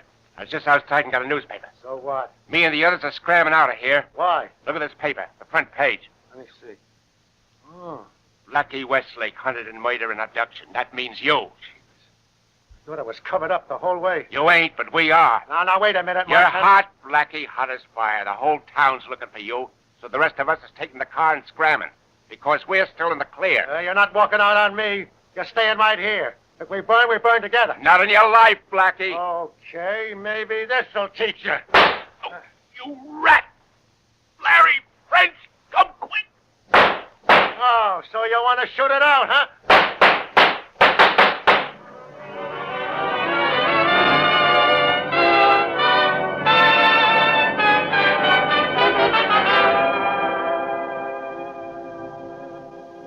Oh, Mr. Keene, it just makes me sick to think of Jimmy in the hands of those gangsters. He's a bright boy, Mrs. Harmon. We can count on him handling himself intelligently. Besides, Mother, the police are hunting everywhere. Yes, but they might take weeks and still not find him. I'm sorry, Mrs. Harmon. I've done my best. Now it's only a question of letting nature take its course. Nature? But, Mr. Keene, those men are killers. That's exactly what I'm counting on. You see... Oh, the door. I'll go and see. Just remain calm, Mother. Hello, everybody. Jimmy. Oh, Jimmy. Oh, Jimmy. Thank God you're back again. Jimmy, my Hello, darling. Mother. Hello, Dad. Oh, darling, did those men hurt you? Are you all right? We're just a little hungry. Relax, everybody. Oh, Jimmy, we were just about crazy with worry. Where were you? In a warehouse in Brooklyn. Well, how did you ever get away from there? In a police car. Thanks to Mr. Keene. I guess you'd like to know what happened, Mr. Keene. Yes, Jimmy, I certainly would. Well, just about an hour ago, I was locked in the cellar. But I heard an argument start. The rest of the gang wanted to run away without Blackie. Suddenly, they were shooting all over the place. When the police came a little later, they were all dead or dying. Like the Kilkenny cats. Good heavens. You see, Mr. Keene, they didn't have much loyalty to each other. Yes, Jimmy, that's exactly what I was counting on. Mr. Keene, Lieutenant Walker told me how you did it while he was driving me back. Psychology, that's what you call it. Whatever it was, Mr. Keene, you saved Jimmy's life. How can we ever thank you? My own happiness is reward enough. Mr. Keene, there was something I wish to request of you. Yes. What's that? Well, when I go up, may I have a position in your organization?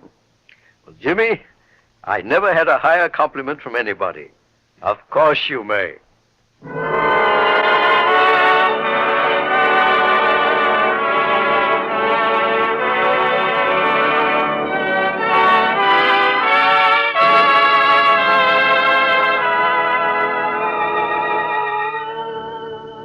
Listen next week at the same time when Mr. Keene brings us the fascinating case of Mr. Trevor's Secret.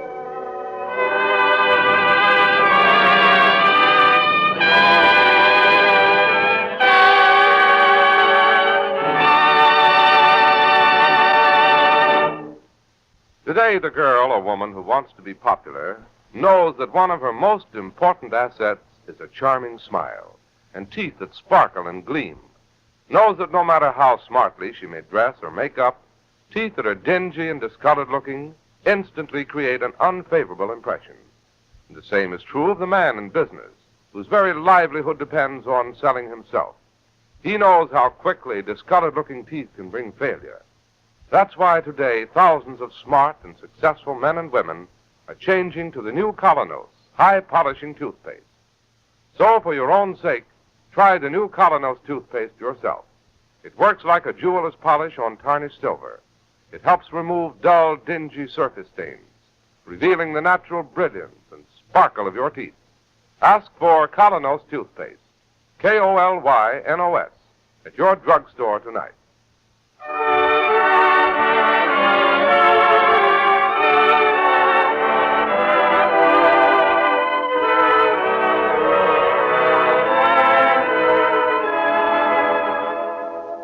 You've been listening to Mr. Keene, Tracer of Lost Persons. Now on the air at a new time, every Thursday night, 7:30 to 8 Eastern Wartime, over this network. Don't miss Mr. Keene next Thursday night when the kindly old tracer turns to the case of Mr. Trevor's secret. This is Larry Elliott saying good night for the makers of Colonos toothpaste and inviting you to listen to Friday on Broadway at 7:30 p.m. Eastern Wartime over most of these stations tomorrow night.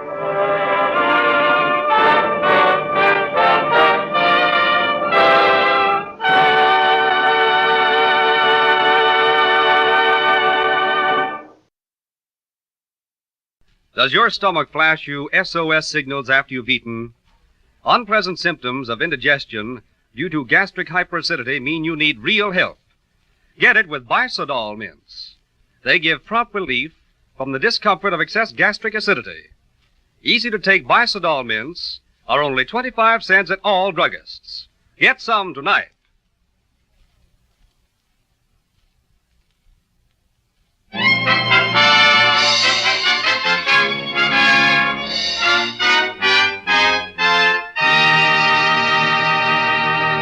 Mr. Keene, Tracer of Lost Persons, is on the air.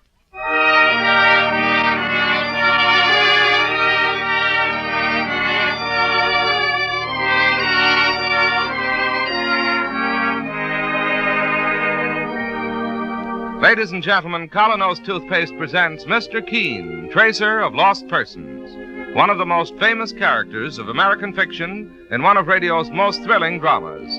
Tonight and every Thursday night from 7:30 to 8 Eastern Wartime, the famous old investigator will take from his file and bring to us one of his most celebrated missing persons cases.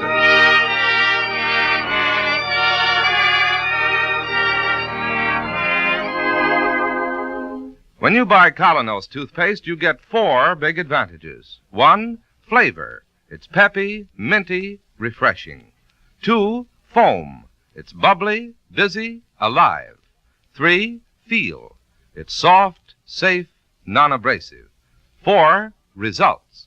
It helps brush your teeth immaculately clean. Who could ask for anything more? Don't wait. Ask for Colonos, a high-polishing toothpaste. That's spelled KolYNOS, Colonos toothpaste.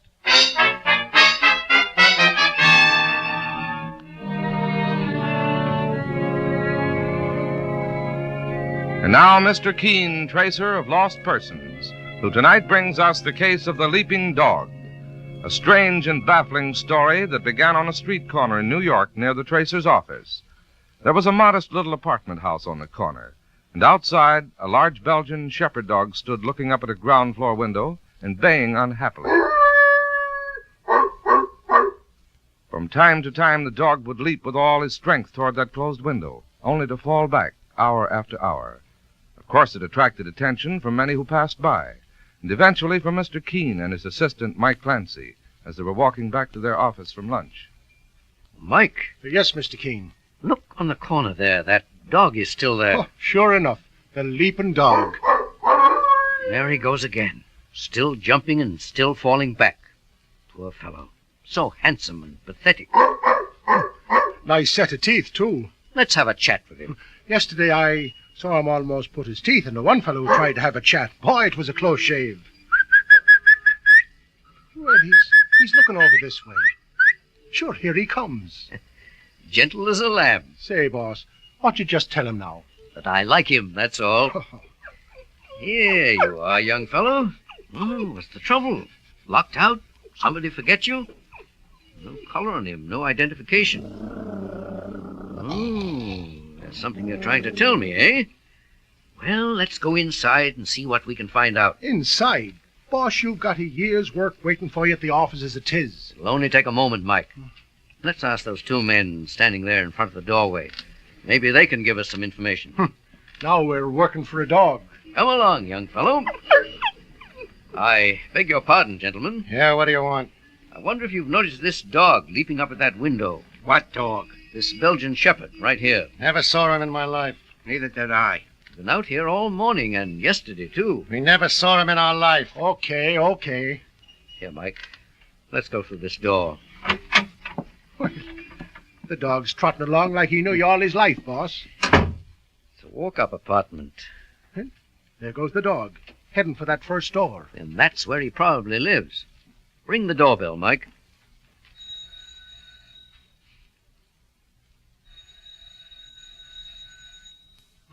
No luck. See what's down there on the doormat. Oh, newspapers, a pile of them. Let's have a look at the dates. Here you are, sir.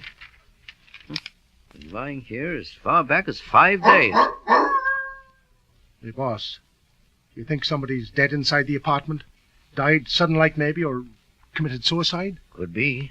Let's call the cops. No, before we go that far, let's try the easy way. We'll ring the bell of the neighbor next door. Okay, sir.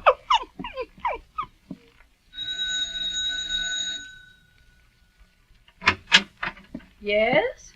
Something you want? I beg your pardon, Mrs. Briggs is my name. Mrs. Briggs, I happened to notice this dog out on the street. Oh, sure, that's Tony. Tony, eh? I gather he belongs in that apartment next door. Yes, to the old couple, Mr. and Mrs. Godwin. Well, I rang their bell and there was no answer. They just went away. Well, you're sure? Yes, on a vacation, I guess. I saw them get into a taxi last Saturday it was.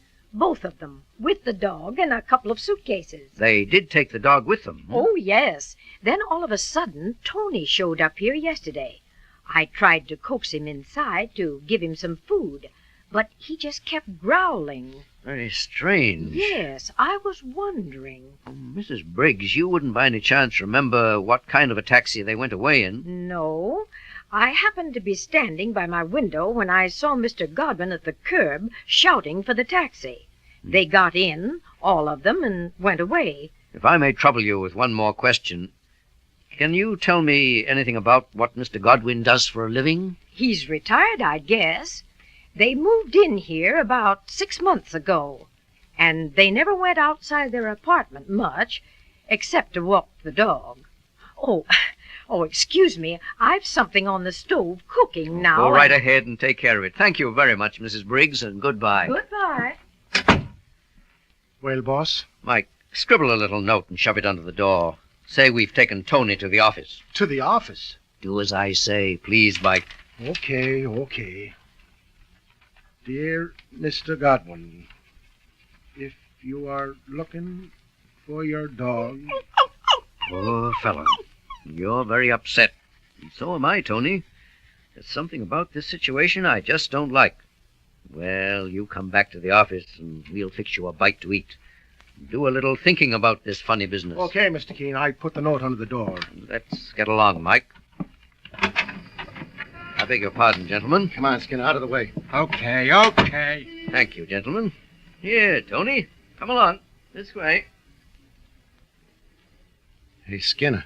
Yeah, Harvey? Did you hear what name that Irishman was calling the old guy before? Sure, Mr. Keene. Well, there's an investigator by that name. Famous. I've seen his pictures in the paper. Me too. That's the guy. What makes him come snooping around here?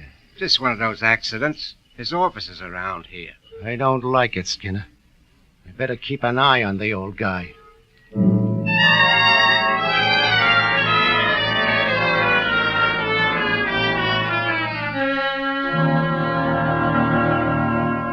Well, boss, 2 days gone by and you're still hanging on to this dog. You take him home every night, you bring him back in the morning and keep him by your desk. He's becoming a regular member of the staff. Not a bad idea, Mike. Why don't you turn him over to a cop?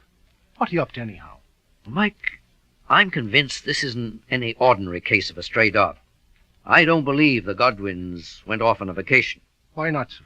They're obviously people in modest circumstances. If they'd gone off on a vacation, the first thing they'd have done would have been to stop the daily newspaper. Maybe so, but... Something tells me the Godwins left in a hurry, in a panic. They were running away from something. Why should 2 old people run away? I don't know, but I'd certainly like to find out. There's still no answer to our note. We haven't got a thing to go on. Just one clue. They left in a taxi. Mr. Keene, New York's full of taxis. True, Mike. And every driver is required by law to keep a trip record. Oh. Yes, a police regulation.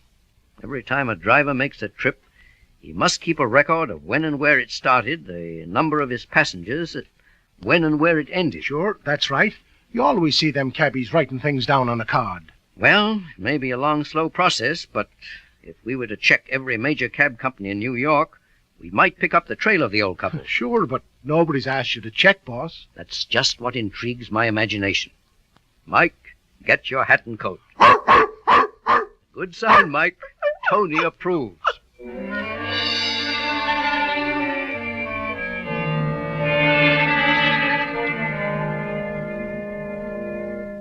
Skinner, I don't like the looks of it. Just because the old guy makes friends with the dog? He's hanging on to the dog because he's got a hunch of some kind. You know Keene's reputation. Maybe so, Harvey. Shut up. Do like I say. We keep tailing Keene night and day as long as he hangs on to that dog. Okay.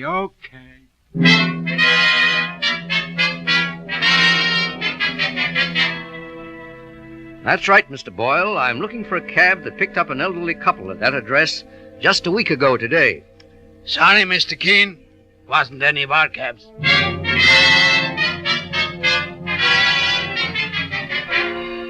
You say it was 8 days ago today, Mr. Keene? That's right, Mr. Horton. No, sir, it doesn't show on our records.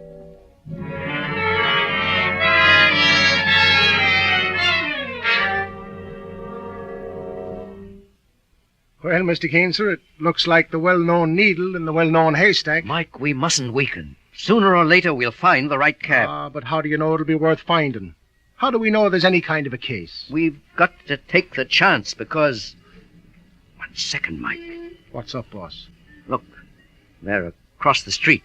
2 men walking along. So what? Unless I'm very much mistaken, it's the same 2 men we ran into in the hallway the day we first started this search.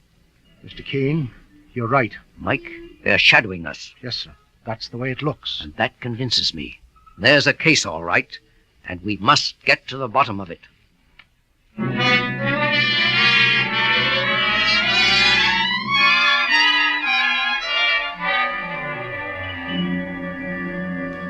Sure, Mr. Keene. I drove that old couple in this taxi right here. You're certain of that, driver? Oh, it checks all the way. The time of day, address where I picked them up, and a couple of other things happened to make me remember. Oh? Tell us about them.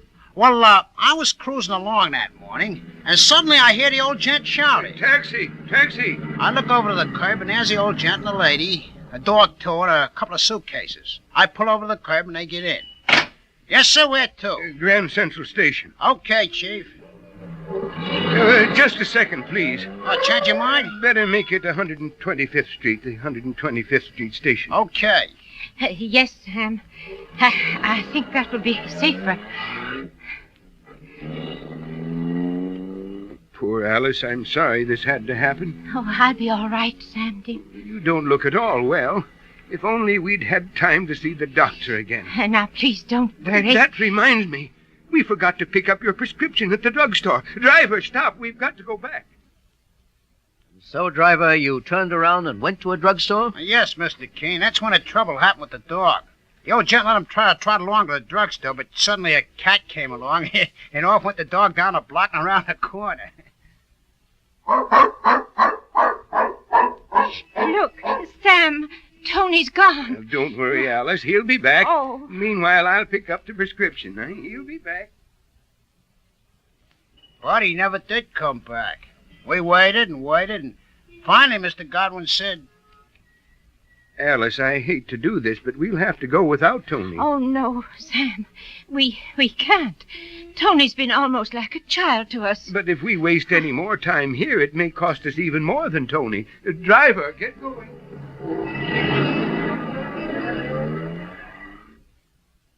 You got them to 125th Street all right? Yeah, but the wife was so upset, Mr. Keene, that when she started out of the cab, she went into a faint. Well, I'll be darned. I helped get her into the waiting room of the station to a woman on duty for the Traveler's Aid. What happened next? I don't know. A cop asked me to get my cab going. And that's the last you saw of them? Right. Obviously, they were very frightened people. Sure thing. Driver, If you're free to take a fare now... I am. All right, the 125th Street station, then. Come along, Mike.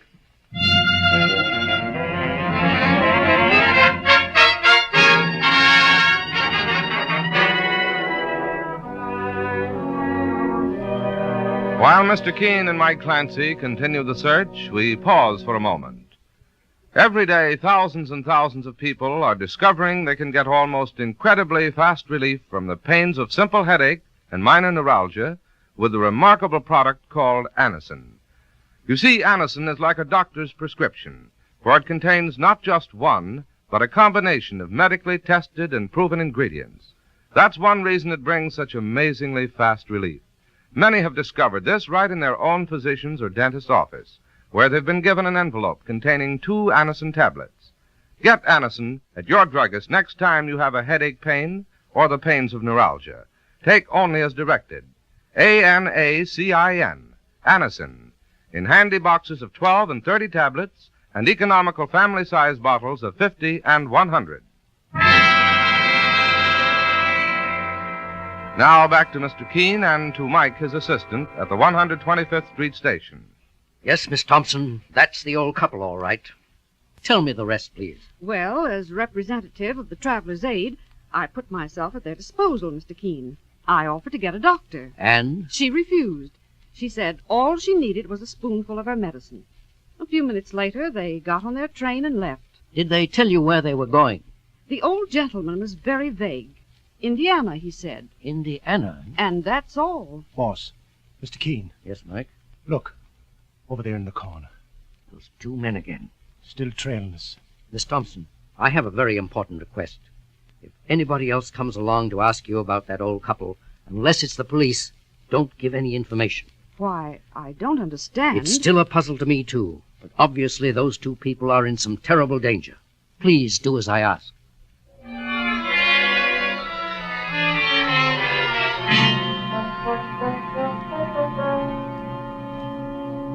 No, Harvey, that dame from the Travel's Aid wouldn't tell me a thing. Not even where Godwin and his wife went? Not a word. We're stymied. No, we're not. Not with a guy like Keene working for us. Who says he's working for us? He will, if we fix it right. And we won't have to pay him a cent. Listen to this.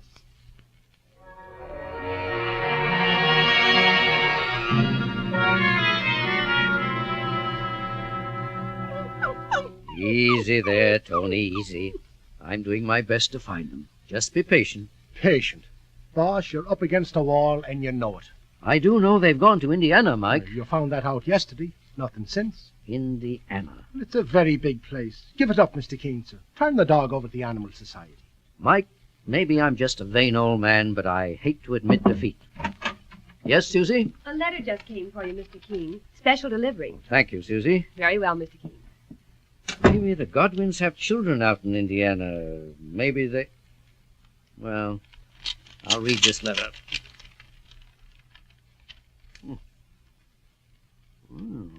Mike, this is very interesting. What's up? I'll read it to you. Dear Mr. Keene, I'm an old friend of the Godwins.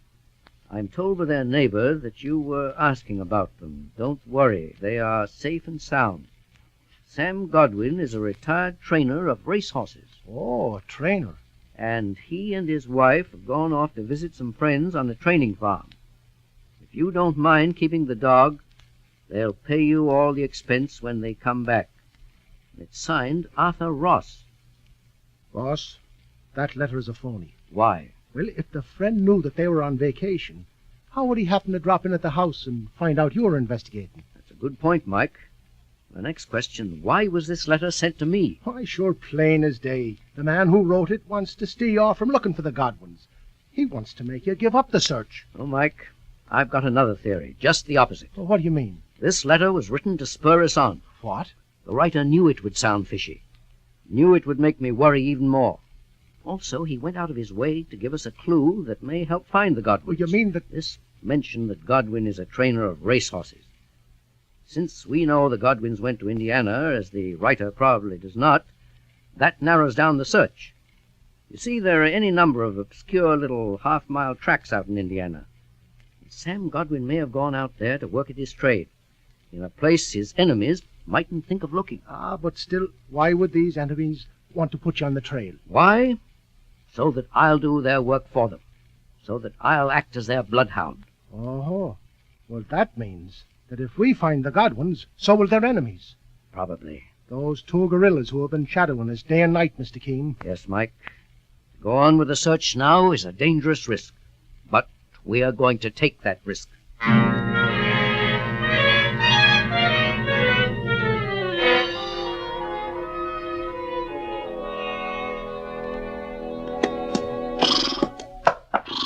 Steady, steady there, Lightning. This gentleman wants to talk to us. Mr. Williams, if you'd rather I came back after the race... No, it's My all name right. is Keene. I'm an investigator from New York. Oh, yes. I'm trying to locate a trainer by the name of Sam Godwin. I wonder if you know him. Sam Godwin? Oh, sure. Yeah, he's old, but he's one of the best men in the business. Oh. Have you run into him by any chance? Well, you see, Godwin's a big shot, Mr. Keene.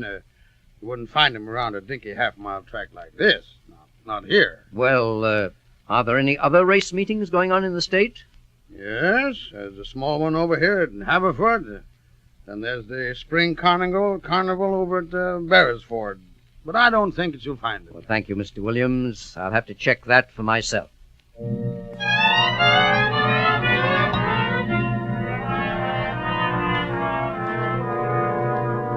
Here, Mike. This must be the office. Okay, boss. I knock. Come in. Yes, gentlemen? I'm told you're in charge of the racing program at the carnival. Yes, sir. You want to make some entries? No, I just want to have a little talk with you, Sam Godwin. You've made a mistake. My name isn't Godwin. I'm told otherwise. But just to prove it, Mike, go back to the taxi outside. Yes, sir, I will. And just open the door of the cab. Yes, sir. I get it. Who are you? What do you want? I think I can explain most quickly by showing you my card. Have a look. Your name is... Oh, you're the famous investigator. Tony, old boy! Tony, we thought you were gone for good. Poor fellow. I think this proves my point. You are Sam Godwin. How did you ever find Tony, Mr. Keene? And what brought you here? I won't go into that right now. I'll tell you only this. You're in danger. I know. Even more than you suspect. I may be able to help you, but only if you'll trust me. Come ahead. Tell me what the trouble is. Mr. Keene, All right. I'm sick of running away. I might as well tell you. Up to last year, I worked at the biggest tracks. I minded my own business, which was to produce winners. Then last year, just before one of the biggest races, 2 men came to see me at my hotel. They introduced themselves. My name's Harvey. This is Mr. Skinner. Well, pleased to meet you. What can I do for you, gentlemen? Godwin, we think you're the best racing trainer in this country. Well, thanks for the compliment, but... In fact, with the way you've been handling Lady Checkers, we don't see how she can lose tomorrow. She'll win by 10 lengths. That's just what we don't want her to do. What? Cards on the table. We represent a gambling syndicate. It's worth more to us if Lady Checkers loses. We'll pay you $5,000 if you fix it. Get out of here. We can go up to $10,000. I never threw a race in my life. Get out! $15,000. Just a little shot of dope before the race to slow her up. What do you say? I'm sending for the police. Take your hands off that phone and listen. You got a sick wife, Godwin. She can't stand excitement. Suppose you start getting beat up every now and then. You can't do that. Sure we can. Or else we make you a present of $15,000. How about it? Which is it? Make up your mind, Godwin. Well, Mr. Godwin, what did you decide? I said yes, Mr. Keene, to stall them off. I wanted to tell the police, but I didn't see how I could prove it. And my wife is a very sick woman, a heart condition. Yes, I know. But I never harmed an animal in my life. Well, 1 hour before the race, my wife and I packed up and ran away. Lady Checkers won. It cost the gamblers a fortune. They've been after you ever since? They trailed me from town to town. I had to give up my work. We lived in New York on our savings. Then somebody tipped me off they were looking for me in New York, so again it meant packing up and running. We were hoping that this time... One moment, Mr. Godwin. What's up? Come over here. Look through this window. Heavens above. Those two men lounging by the gate. Skinner and Harvey, they found me again. You can blame me for that. You? While I was following you, they were following me. Now I am a goner with my wife sick at the hotel, alone all day. 1 minute. Don't lose your nerve, Sam Godwin. But what can I do, Mr. Keene? You can take the bull by the horns. How? Listen carefully. Tonight, Mike Clancy and I are going to the station to take the night train out of here. The moment we're gone, I know you'll have a visit from those two men.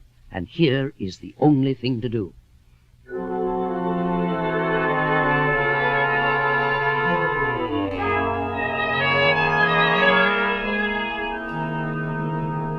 Poor Alice. Having quite a bit of pain, aren't you? No, don't try to talk, dear. That sleeping powder should be working any minute now, and you'll be dozing off. That's it. Just relax. Sleep. That's it. Sleep. 1 second, please. It's you.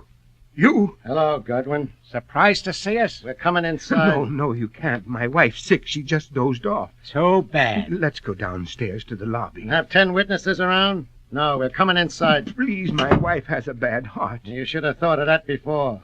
Before you gave us the double cross. What do you want of me? We want our dough back, the money we lost in the race you didn't throw. You know I haven't got that kind of money. We got a proposition.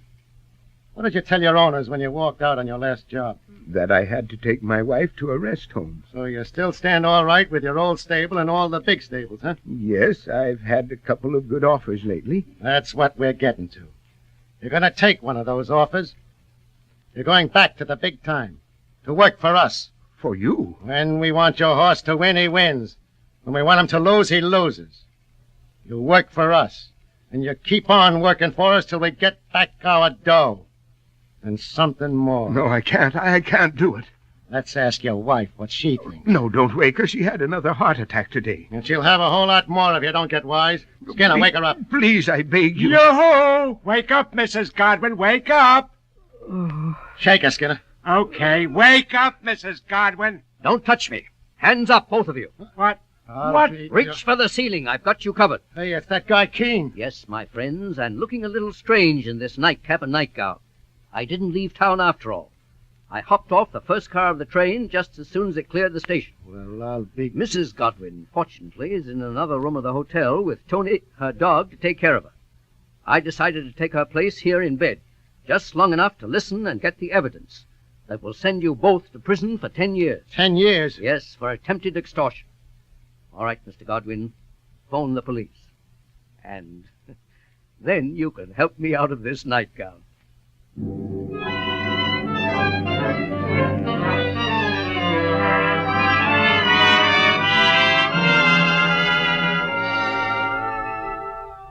Listen next week at the same time as Mr. Keene brings us the case of the Little Black Book.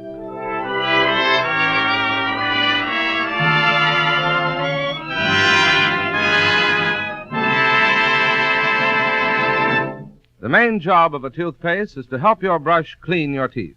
Isn't that correct? We honestly believe that Colonos toothpaste will help clean and polish teeth more effectively, safely, beautifully. And here's the reason.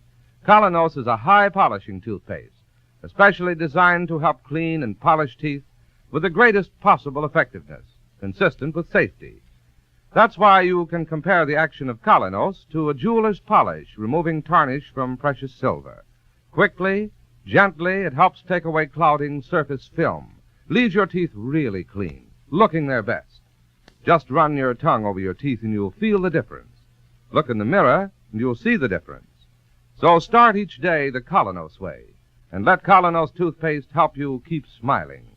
That winning, successful smile that pays big dividends in business and social life.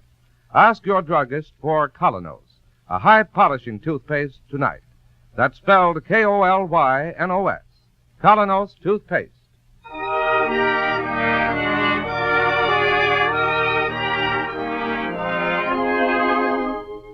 You've been listening to Mr. Keene, Tracer of Lost Persons, on the air every Thursday, 7:30 to 8 Eastern Wartime over this network.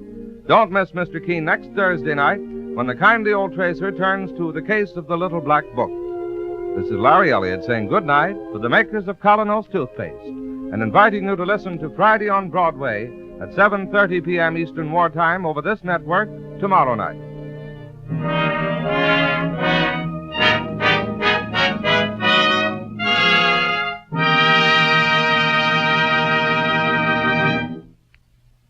Famous no-rubbing Aero Wax gives you beautifully waxed, shining floors in 6 to 9 minutes flat and at the cost of only a few pennies per room. Think of it. It's quick, easy, economical. Just apply Aero Wax. It dries to a marvelous luster, cuts out 2/3 of your scrubbing. A full pint costs only 25 cents. Get Aero Wax, AEROWAX. This is CBS, the Columbia Broadcasting System. It's time now for Mr. Keene, tracer of lost persons.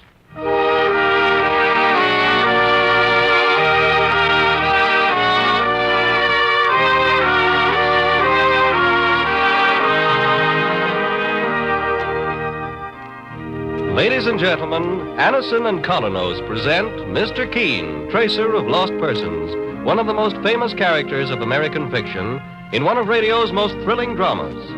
Tonight and every Thursday at this same time, the famous old investigator takes from his file and brings to us one of his most celebrated missing persons cases.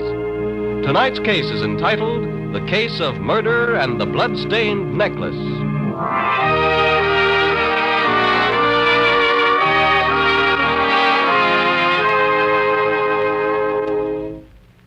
Believe anything you like about what this or that way to relieve pain of headache, neuritis, or neuralgia will do for you.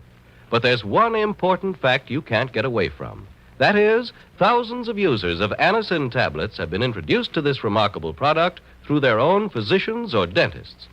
Anison is like a doctor's prescription. That is, it contains not just one, but a combination of medically proven active ingredients. Next time you suffer from headache, neuritis, or neuralgia pain, try Anison. For most effective relief, use only as directed. I'll repeat the name, Anison. ANACIN.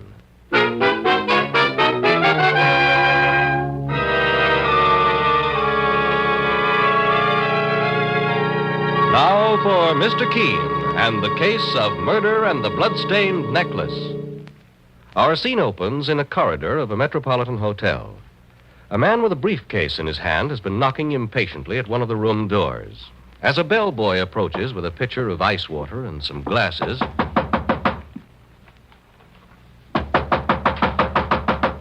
Excuse me, sir. Was that ice water ordered for this room, boy? Well, yes, sir, for Mrs. Bradley. Well, I don't think she's in. I've been knocking for over 5 minutes. Well, it's funny, mister. She gave me the order herself over the telephone, told me to bring the ice water right up. My name's Austin. I have an appointment with Mrs. Bradley. Have you got a key to this room? Yes, sir. Well, open the door, then. You don't think there's anything wrong, mister? Now, don't ask questions. Just open the door, please, and let's have a look inside.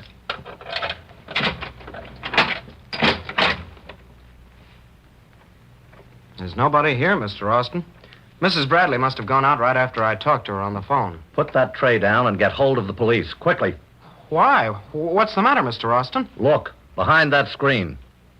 Holy smoke. It's Mrs. Bradley. Yes, with a bullet through her throat.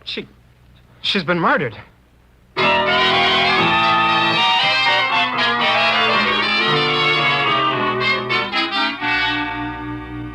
And now, later, we find a friend of the murdered woman, a Mrs. Thornton, at the office of the great investigator, Mr. Keene, asking for his help. And she's saying... And that's how they found her, Mr. Keene, lying on the floor of her hotel room. My friend Grace Bradley had been murdered in cold blood. I read the details in the newspapers this morning, Mrs. Thornton. My partner, Mike Clancy here, thought the case most unusual. It's a puzzler, all right, boss. That string of pearls they found in the victim's hand, for instance. That hasn't been explained yet. Yes, I was just going to ask Mrs. Thornton about that myself, Mike. Tell me, what theory did the police have for the string of pearls your friend Mrs. Bradley was clutching in her fingers? They had no explanation for it, Mr. Keene. And they were even more puzzled when they heard Mr. Austin's story. John Austin is a well-known jewel expert and appraiser. I remember reading about him in the newspaper account of the murder. He had an appointment with Grace Bradley to make an appraisal of some jewelry. But he said the string of pearls Grace had in her hand when he found her body were only cultured pearls and worth no more than $100. Mrs. Bradley would have hardly called him in for an appraisal of something that cheap. That's what the police thought. Well, maybe the pearls were switched and the killer took the real ones. I'm sure the police must have thought of that immediately, Mike. They did, Mr. Keene. But when I appeared to identify the body, and they questioned me, they decided that perhaps it wasn't the right answer. Why, Mrs. Thornton?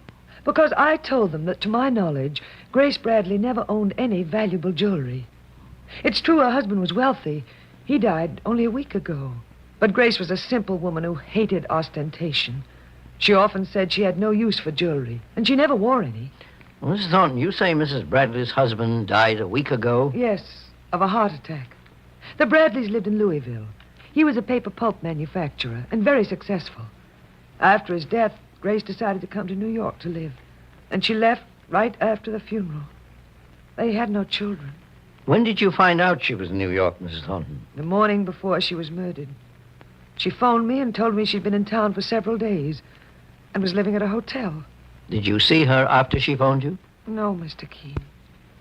When I arrived at her hotel room that afternoon, I found the police there and discovered that she'd been murdered. I see. Mr. Keene, I knew Grace Bradley for many years in Louisville before I married and moved to New York. A finer and more generous woman never lived. When times were hard for me, before my marriage, Grace came to my aid. She did everything she could for me. And if I could pay her back in some way, even in death, I'll do everything I can. I can see you were very attached to her, Mrs. Thornton. I thought of her almost as though she were a younger sister. Mr. Keene, I could offer you money for your services, but I know your reputation. I know that no amount of money could make you accept the case unless you felt you were helping someone in need or working on the side of justice. In this instance, I feel that Mike and I would be doing both, Mrs. Thornton. Then you'll do what you can to help solve the case, Mr. Keene. You can depend on it. Mike? Yes, boss. Get hold of the car and meet me downstairs in 5 minutes. I think our starting point should be at the office of Mr. Austin, the jewel appraiser, the man who discovered Grace Bradley's body. I'll give you his address, Mr. Keene. Good. I'll also need information regarding Mrs. Bradley's friends and acquaintances in Louisville in complete detail. Mike, we got our work cut out for us. And it won't be easy, judging by the circumstances. But we won't rest until we brought Grace Bradley's murderer to trial.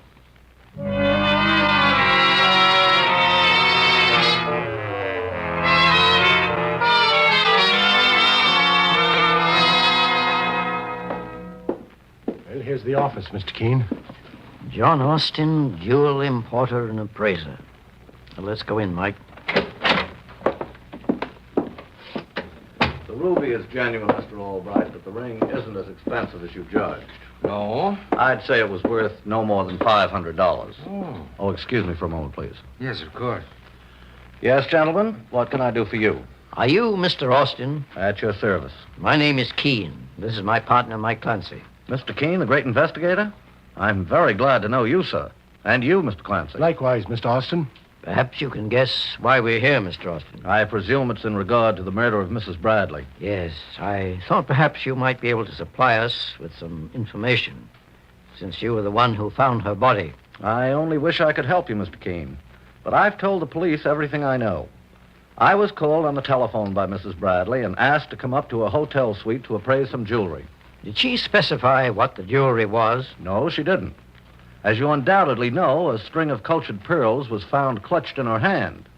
But it doesn't seem possible that she'd called me up to appraise them, Mr. Keene. Well, they weren't very valuable, I take it. For cultured pearls, they were good, but they weren't worth more than $100. Well, would you say it was possible that Mrs. Bradley thought her pearls were real pearls? I wouldn't know, Mr. Keene. Isn't it true that cultured pearls do look like real ones? That is, to people who don't make a profession of handling them? Yes, that's true, Mr. Keene. But if Mrs. Bradley originally bought those pearls herself, she certainly would have known their value. There's no question about that. Excuse me, gentlemen, but I couldn't help overhearing your conversation. My name's Albright, Harlow Albright, and I knew the late Mrs. Bradley. You did? Oh, we weren't close friends, but I was stunned by the news of her death. Have you been questioned by the police, Mr. Albright? Yes, Mr. Keene, but I had very little to tell them. I only met Mrs. Bradley about a week ago. when she sold me this man's ring I just had appraised by Mr. Austin. Unfortunately, I was overcharged, but I'm certain Mrs. Bradley didn't do it deliberately. Did she try to sell you anything else, Mr. Albright? No, just the ring. She said it was her late husband's. Apparently, she needed some money very badly, or she would never have parted with it. The police have all those details, however. It was all perfectly above board, I assure you, and Mrs. Bradley's brother-in-law, Ralph Bradley, was a witness to the transaction. Brother-in-law? I never read anything about him being in the case, Mr. Keene. Well, neither did I, Mike.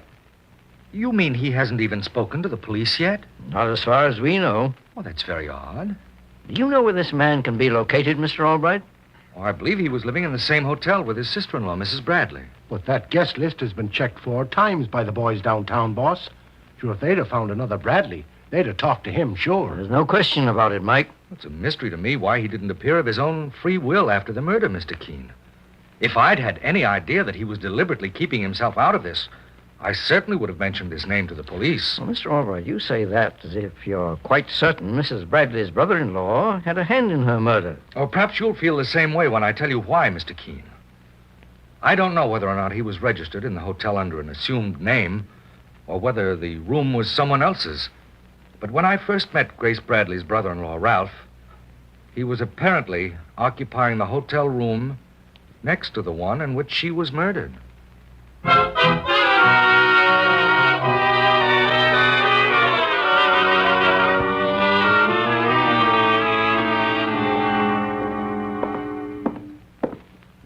Here's the room Mrs. Bradley had, Mr. Keene and Mr. Clancy.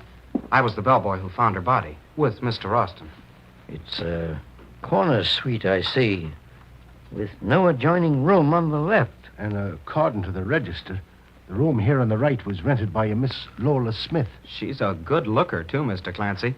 I've seen her lots of times. Looks like a showgirl. Here, young man. We won't need you any longer. Thanks a lot. Gee, wait till the guys hear I met Mr. Keene, the famous investigator, in person. All right, Mike. Now let's introduce ourselves to Miss Lola Smith, the girl who occupies the room to the right.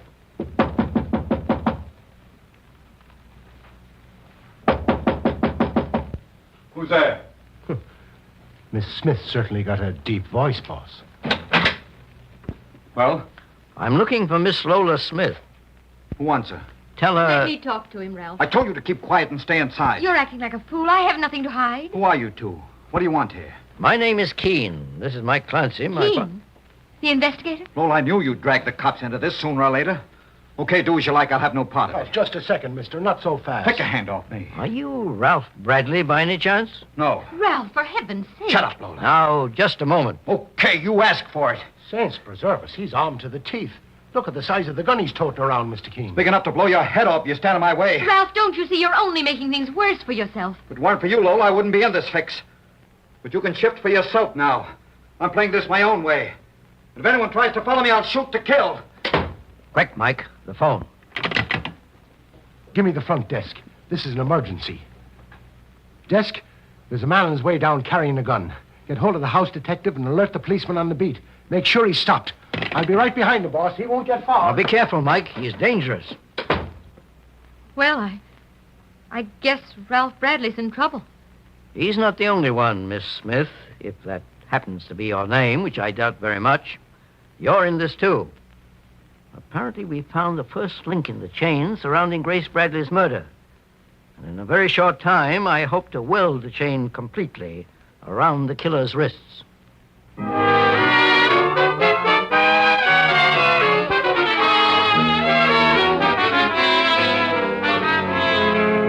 In just a moment, we'll return to Mr. Keene and the case of murder and the blood-stained necklace. Meanwhile, beware of unpleasing breath that breathes between teeth. Get Colonos toothpaste with amazing dental floss action for a clean mouth and a pleasing breath. Most unpleasing breath breathes between the teeth, in the deep recesses where food particles can collect and decay. These are the places that must be reached to have a really clean mouth, a pleasant breath. Your dentist knows this to be true. Now, Colonos toothpaste gives you dental floss action. That is, sends thousands of active cleansing bubbles to penetrate hard-to-reach dental areas. Helps dislodge bits of food that can cause unpleasing breath and tooth decay. What's more, Colonos has high polishing action, brightens dingy teeth by removing ordinary yellow surface stains. Colonos is gentle, safe for even children's teeth and tender gums. Enjoy its cool, clean, minty flavor, most refreshing toothpaste ever. Test Colonos in your own way. Keeps your teeth bright, your breath right. Colonos toothpaste is dentist approved, dentist recommended. Get the Colonos with dental floss action today. Save 31 cents on the giant economy size. Now back to Mr. Keene and the case of murder and the bloodstained necklace. Mr. Keene, the famous investigator, and his partner, Mike Clancy, are investigating the strange circumstances surrounding the murder of Grace Bradley, an attractive widow whose wealthy husband had recently died. In the hotel where Mrs. Bradley's body was found, with a string of inexpensive cultured pearls clutched in her lifeless hand, Mr. Keene has been questioning Ralph Bradley, the murdered woman's brother-in-law, who has just attempted to make his escape from the hotel room occupied by a girl named Lola Smith. Now, a few minutes later... Inside, Bradley, and behave yourself. Well, he never even got as far as the hotel lobby, Mr. Keene. I cornered him on the third floor as he was trying to open a fire escape window in the back. I see you put a pair of handcuffs on him, Mike. Well, he asked for him, boss, when he tried to get away. I'm not a criminal. I haven't done anything. Why don't you leave me alone? Bradley, your actions certainly place you in a suspicious light. Why did you try to get away, Ralph? Don't you see? Never mind the lectures, Lola. You're in this as deeply as I am, and don't forget it. I suggest you both tell the entire truth. Well, there's nothing to say, Mr. Keene. I met Ralph Bradley a week ago when he came to New York. And what about his sister-in-law, Grace Bradley? Did you meet her, too? Only casually. She was murdered in the room next to this, Miss Smith. And you checked in this one the same day Mrs. Bradley occupied hers. That was just a coincidence, that's all. And is this a coincidence, too? How dare you open my purse? What have you found, Mike? Well, you were right about her name, boss. According to these cards in her pocketbook, her name isn't Smith any more than mine is. It's Cook. That's not the first time she changed it either. I wouldn't talk too much if I were you, Ralph. That's what I said to you, Lola. But since you've decided to leave me holding the bag, I'm going in for a little self-protection of my own. And what have you got to say, Bradley? I advise you to be honest. If I detect any trickery in your story, I'll have my partner, Mike Clancy, escort you to headquarters at once. All right. I followed my sister-in-law, Grace Bradley, to New York after my brother died. Why? Because I thought she cheated me out of my rightful share in his estate. Had his will been read yet? No. For all I know, she destroyed my brother's will and claimed his money and property as his closest survivor. What did you expect to gain by following her here? Information, maybe. I met Lola here and introduced her to Grace. I thought Lola might be able to get her to talk. But there was nothing criminal in what I did. We'll decide that later, Lola Smith. Bradley, were you present when your sister-in-law, Grace Bradley, sold a small ruby ring to a man named Harlow Albright? Yes. I was there, Mr. Keene. The ring was my brother's. And you still believed your sister-in-law came into a fortune when she had to sell something like that to get a little money? It was a trick. She only did it to put me off the track. She wanted to make me think my brother died broke. I doubt if it was a trick. But we'll settle the question of your brother's estate in a very few minutes. Do you happen to know the name of his attorney? Barton and Nesbitt in Louisville. Mike, put through a phone call to that law firm and inquire about the will of Grace Bradley's husband. Okay, boss. In any case, Mr. Keene, you've got nothing on me. Ralph's story proves that. On the contrary. It might make you an accessory to a murder, Lola. What? If Grace Bradley's husband did leave a large estate, her brother-in-law would probably inherit it after her death. And you were working with him in one way or another. But that's ridiculous. You think I'd do anything as obvious as outright murder, Mr. Keene? It's been done before, Bradley. Let go of me. What are you up to, young man? Nothing. Let go, I tell you. Why, it's Harlow Albright. Inside, young fellow. Mr. Keene may be interested in talking to you. Mr. Keene, I found this bellboy with his eye to the keyhole as I came up to the door. I just wanted to see what was going on, that's all. The little spy. I caught him doing that once before. Don't you talk, girlie. You're in enough hot water yourself. Well, slap your face. Stay where you are, Lola. He's just trying to get back at me. He's been flirting with me for a week, and I haven't even looked at him. Mr. Keene, I see you put a pair of handcuffs on Ralph Bradley. Tell him I had nothing to do with Grace's murder, Mr. Albright. You know I'm innocent. On the contrary, Bradley. Grace told me once that she was afraid of you. It's something I forgot to mention to Mr. Keene. That's why I'm here. Did she say why she feared her brother-in-law, Mr. Albright? He followed her here from Louisville. As I understand it, they never got along. Incidentally, Just how did you come to know Grace Bradley? Why, we met here in the hotel. I have a suite of rooms upstairs. I recognized her as a woman of breeding almost immediately. A woman who was used to the finer things of life. I see. Well, when did you see her last, Mr. Albright? 3 days before she was murdered. That was when I bought her ring. According to her husband's will, he died almost penniless. I offered to lend her money, but she refused.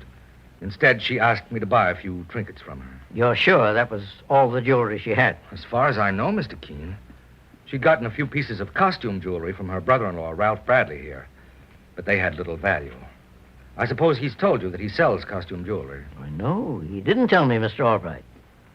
Bradley, were there any cultured pearls in your stock of costume jewelry? You're trying to trap me, all of you.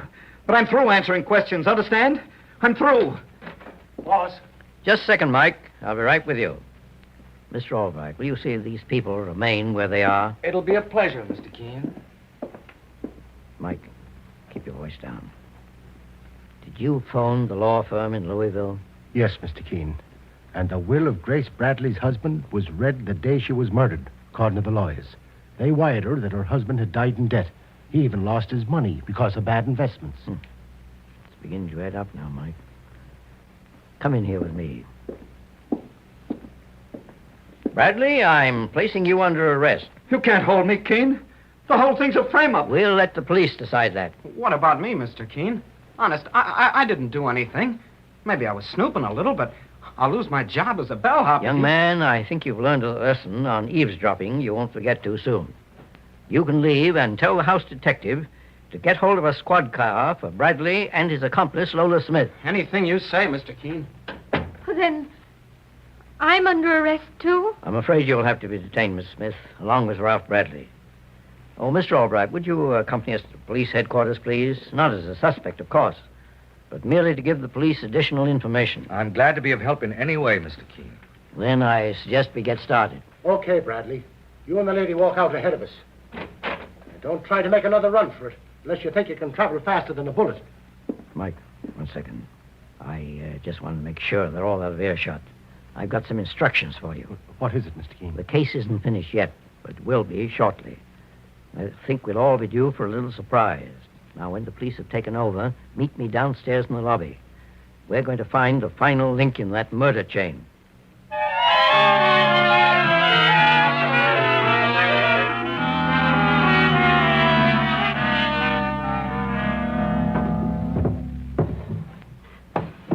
Have you tried that bureau yet, Mike? Yes, Mr. Keene, I went all through it. We've practically gone through the entire suite. There couldn't be any secret drawers, not in a hotel room.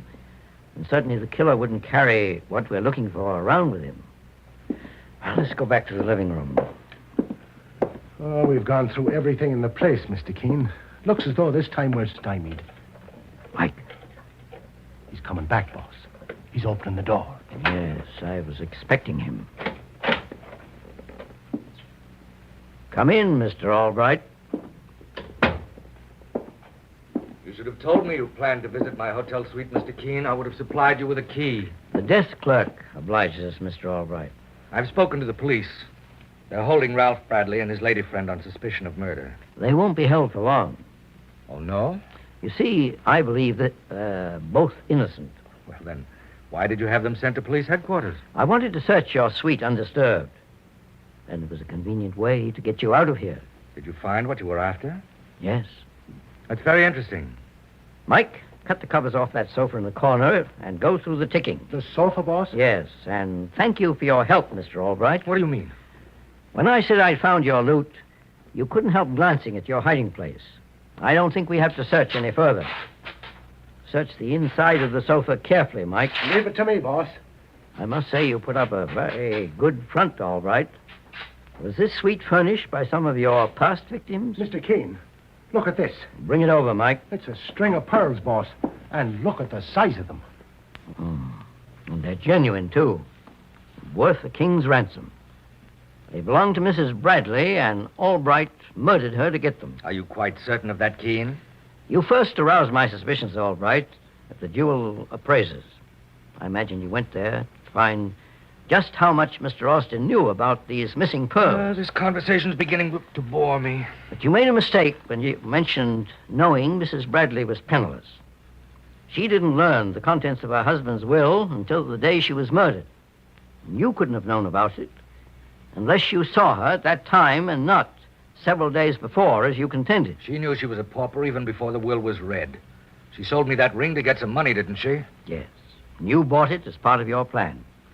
You learned she owned a string of fabulous pearls.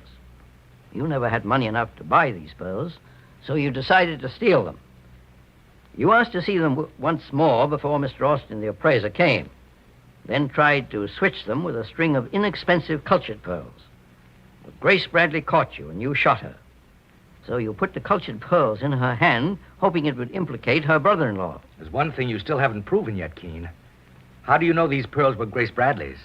I may be able to prove that even faster than you think. There.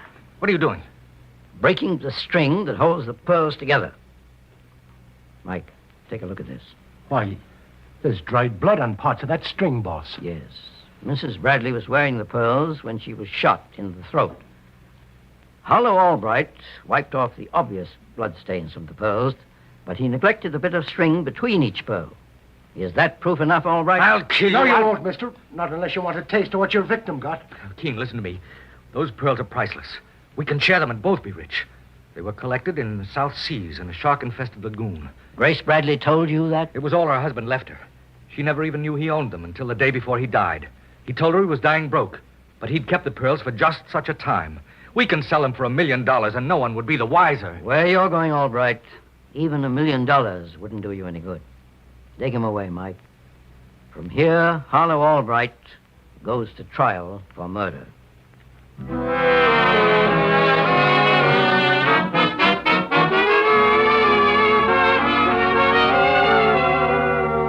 And so Mr. Keene finds the solution to the case of murder and the blood-stained necklace.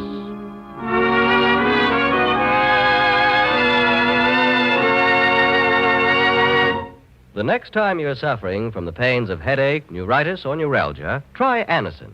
You'll bless the day you heard of this incredibly fast way to relieve these pains.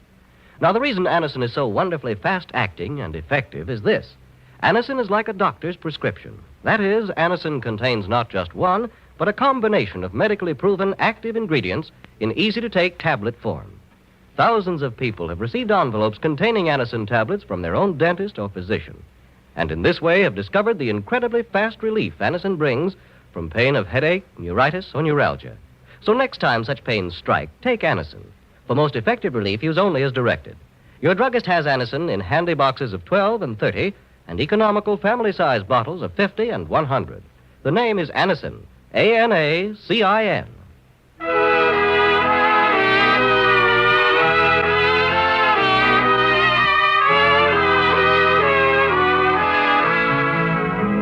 Mr. Keene, Tracer of Lost Persons, is based on the novel Mr. Keene. The radio sequel is originated and produced by Frank and Ann Hummert. Dialogue by Lawrence Clee.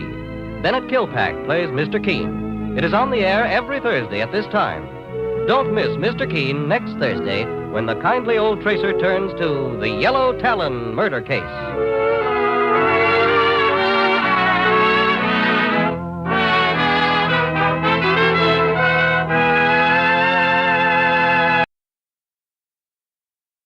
It's time now for Mr. Keene, Tracer of Lost Persons.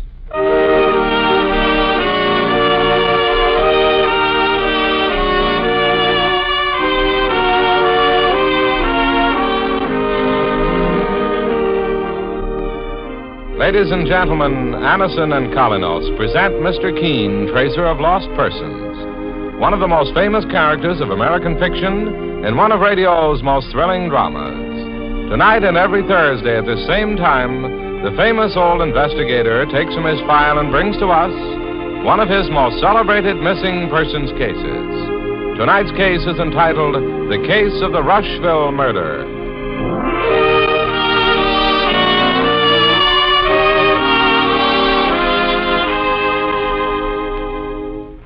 This program is brought to you by the makers of Anacin. the remarkable tablets that bring incredibly fast and effective relief from the pain of headaches, neuritis, and neuralgia. Anacin is like a doctor's prescription. That is, it contains not just one, but a combination of medically proven active ingredients in easy-to-take tablet form. Thousands of people have received envelopes containing Anacin tablets from their own dentist or physician. Perhaps you, too, have been introduced to Anacin this way. Then you know how effective Anacin is. If not, try it yourself. Whenever you want incredibly fast relief from the pain of headache, neuritis, or neuralgia, you'll be delighted with the results. For most effective relief, use only as directed. Just ask for Anacin at any drug counter. It's spelled A-N-A-C-I-N. Anacin.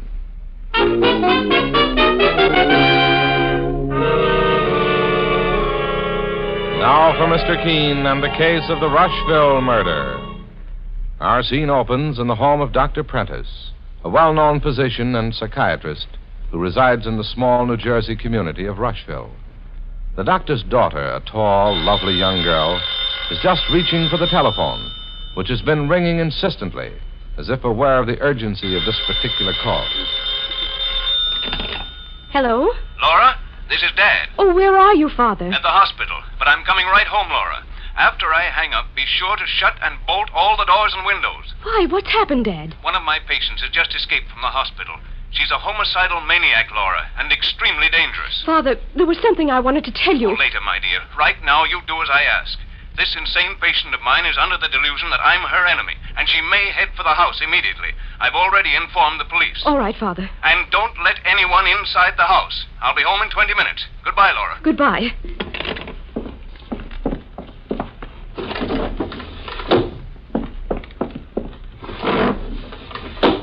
There. I've shut and locked all the windows. Who's there? Oh, no. No, you're not going to... No. No, don't touch me. Put down that knife. No!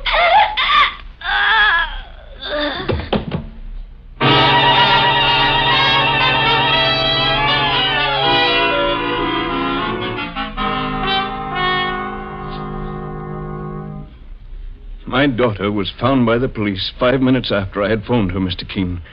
She'd been stabbed to death with a kitchen knife. Tell me, were all the windows and doors in your home locked as you had asked, Dr. Prentice?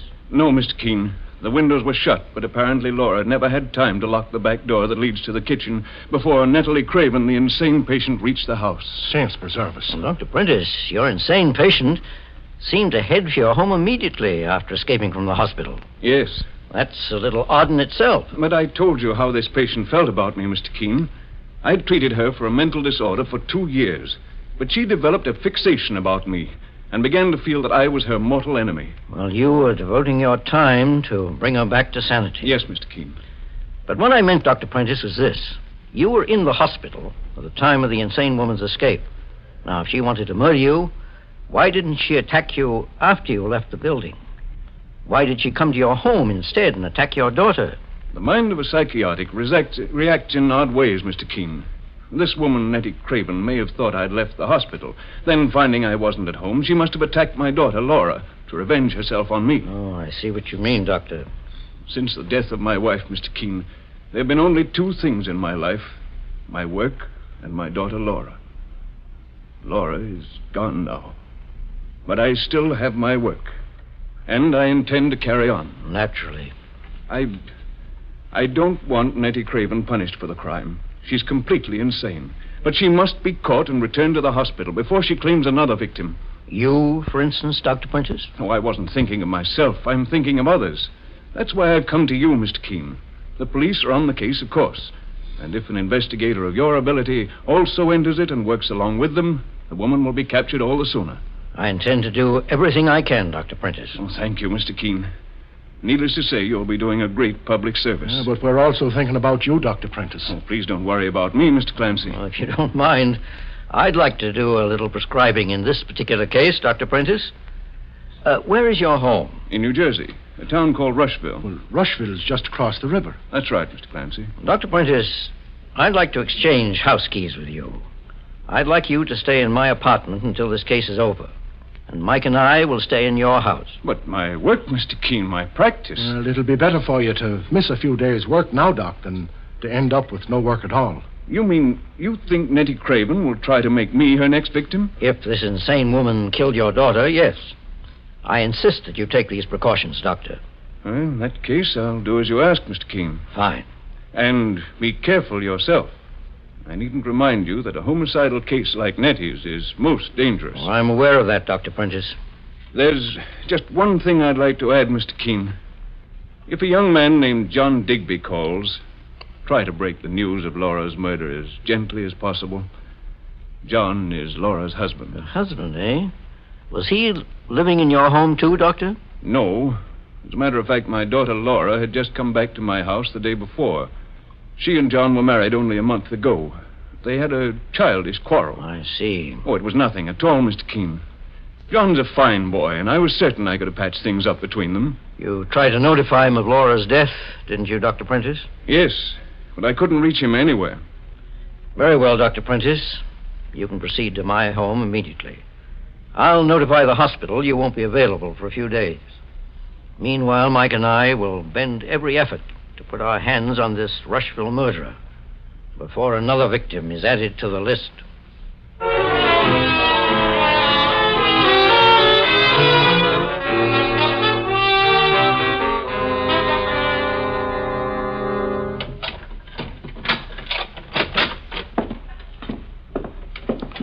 Well, the light switch must be on this wall here, Mr. Keene, sir.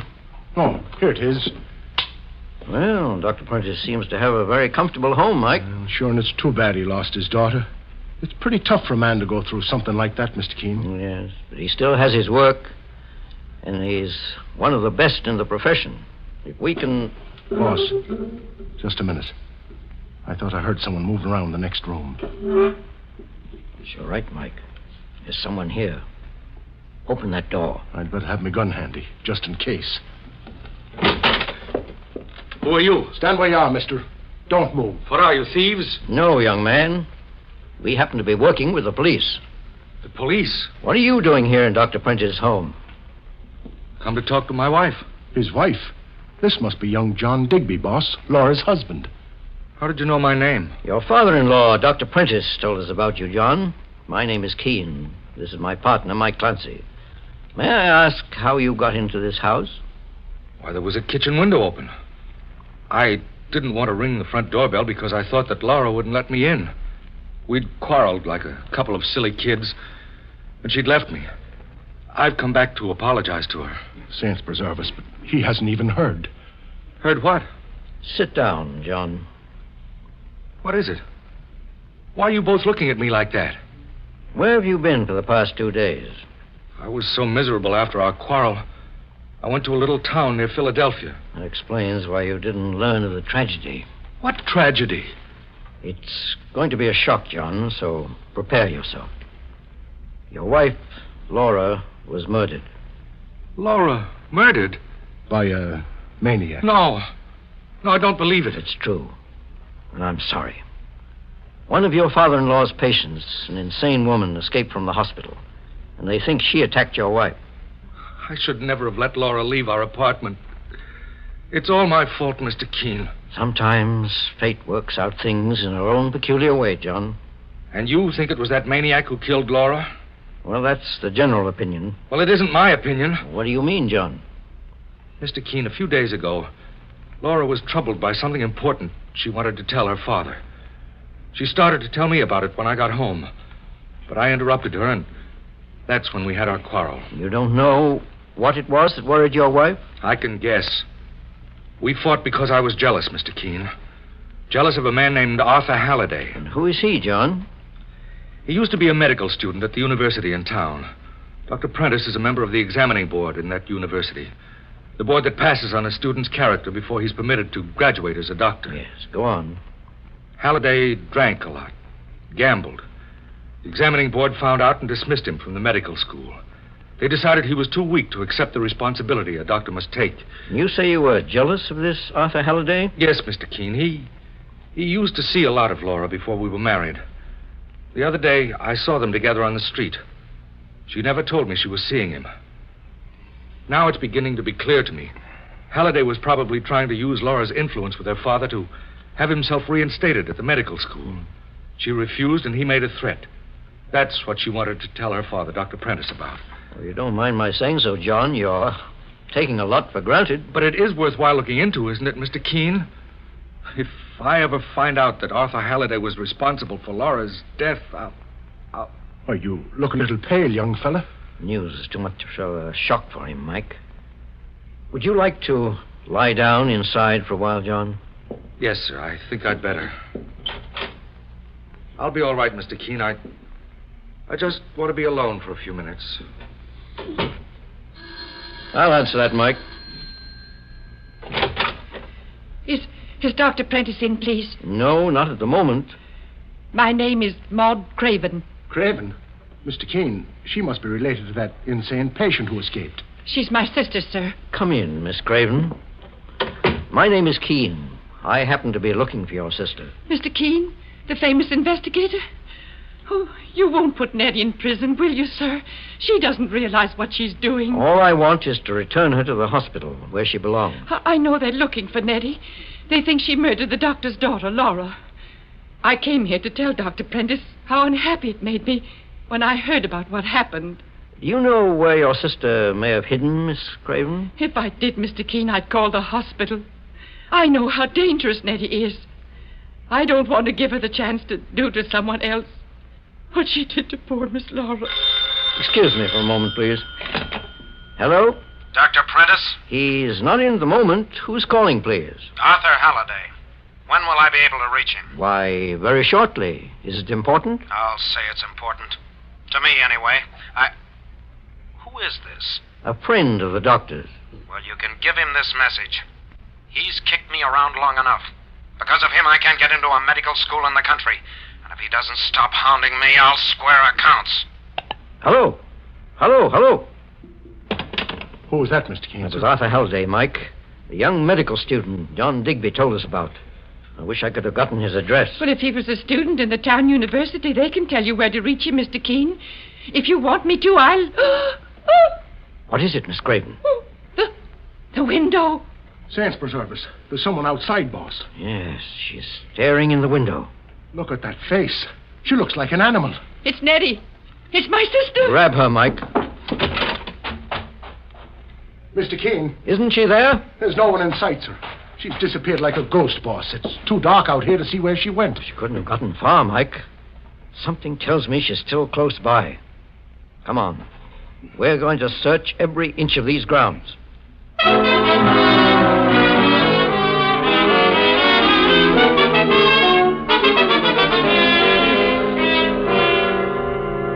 In just a moment, we'll return to Mr. Keene and the case of the Rushville murder. Meanwhile, beware of unpleasing breath that breathes between the teeth.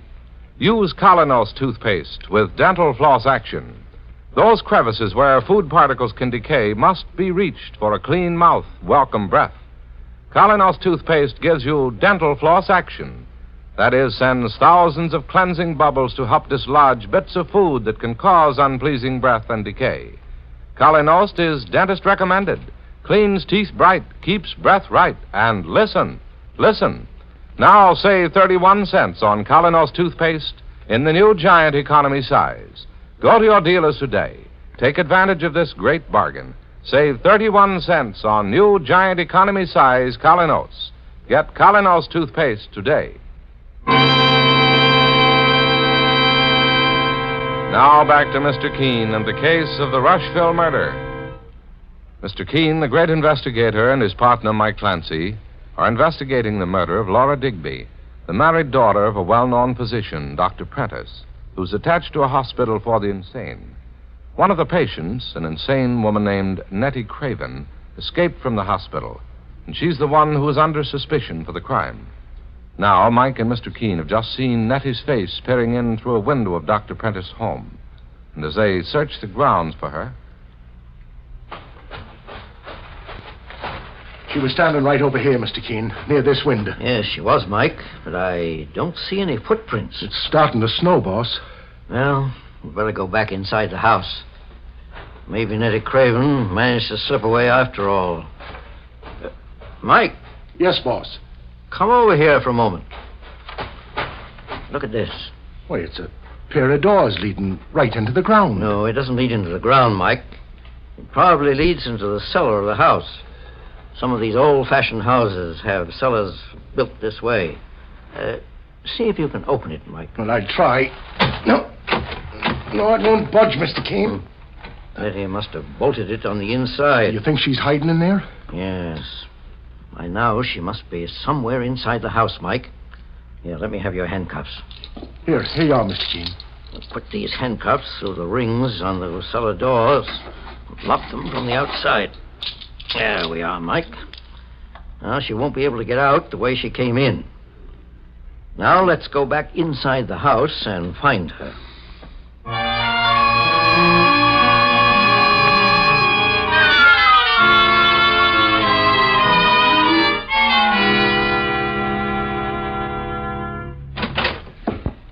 Mr. Keene, did you find my sister Nettie? Not yet, Miss Craven. We think she's got inside the house through the cellar. She's in here? Why, you're not afraid of your sister, are you? I don't know, Mr. Keene. I used to be able to reason with Nettie, but lately she's been so violent. Well, you better stay right here in the living room while we make a search, Miss Craven. First, Mike, we'll phone the police in the hospital and tell them to send help. Well, here's the telephone, boss. It's funny. What's the trouble, Mike? Well, it sounds like the phone is dead. Just a minute. Let's see where the phone wire runs to. Goes to this wall, then runs along the woodwork to the window. Open up the window, Mike. Well, Mr. Keene, the phone wire has been pulled right out of the outside wall. Mike, this window faces the side of the house where we saw Nettie Craven. Well, then Nettie Craven must have pulled the phone wire out just before she went through the cellar doors, Mr. Keene. There's a car coming down the driveway, Mike. Yeah, but he's not coming all the way, boss. He's stopping on top of that small hill where the driveway goes up and turns out to the main road. That's peculiar.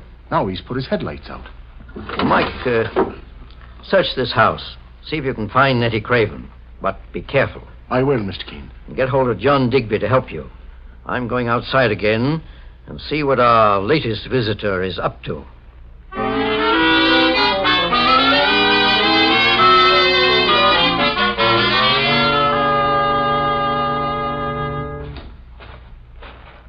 Who's there? Who are you? My name is Halliday. Arthur Halliday, the medical student? The ex-medical student. If it wasn't for Dr. Prentice, I might have been practicing now. If your character had been what it should have, Dr. Prentice and the school board wouldn't have stood in your way. You must be the man I talked to on the phone a few minutes ago. That's right. My name is Keene. Get out of my way. It's Prentice I want to see. Now, just a moment. Do you happen to know that Dr. Prentice's daughter, Laura, has been murdered? Laura? Murdered? You didn't read about it in the papers? I just got back from New Orleans. I tried to get into another medical school down there, but they wouldn't have me. That's Dr. Prentice's fault, too. When a man has a bad reputation, it travels fast, Halliday. I'm not asking you for your opinion, Keene. I asked Laura to help me, but she wouldn't. So I decided to take matters into my own hands. Now get out of my way before I shoot. I had a feeling you were rather stealthy about your movements. Parking your car up there on the hill and sneaking down Dr. Prentice's driveway in the dark. That gun you have seems to bear me out. I'm going to get square, see? Prentice is my enemy, and if it's the last thing I Look out behind you, Halliday. Don't try and trick me. Your car, it's running wild. What? Jump, Halliday.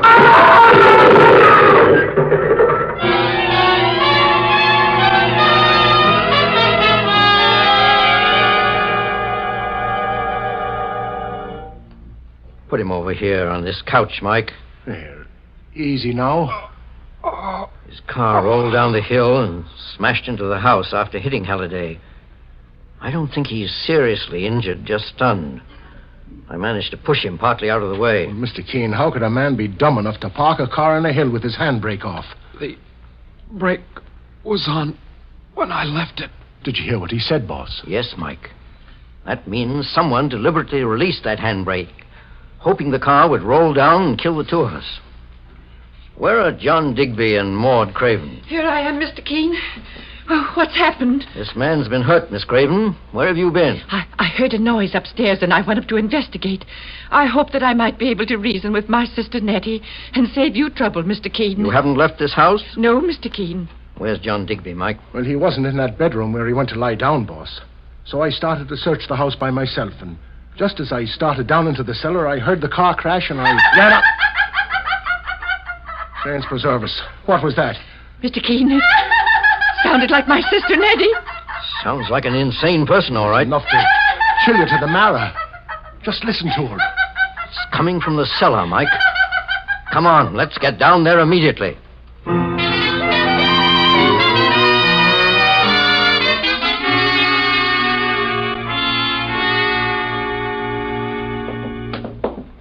Mr. Keene, stay where you are.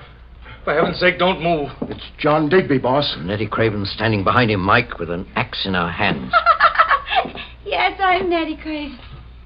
Don't move, either of you. Do as she says, Mr. Keene, or she'll bury that axe in the back of my head. Nettie, why do you want to harm John Digby? Who are you? I'm a friend of yours, Nettie. Are you? Won't you put that axe down so we can talk?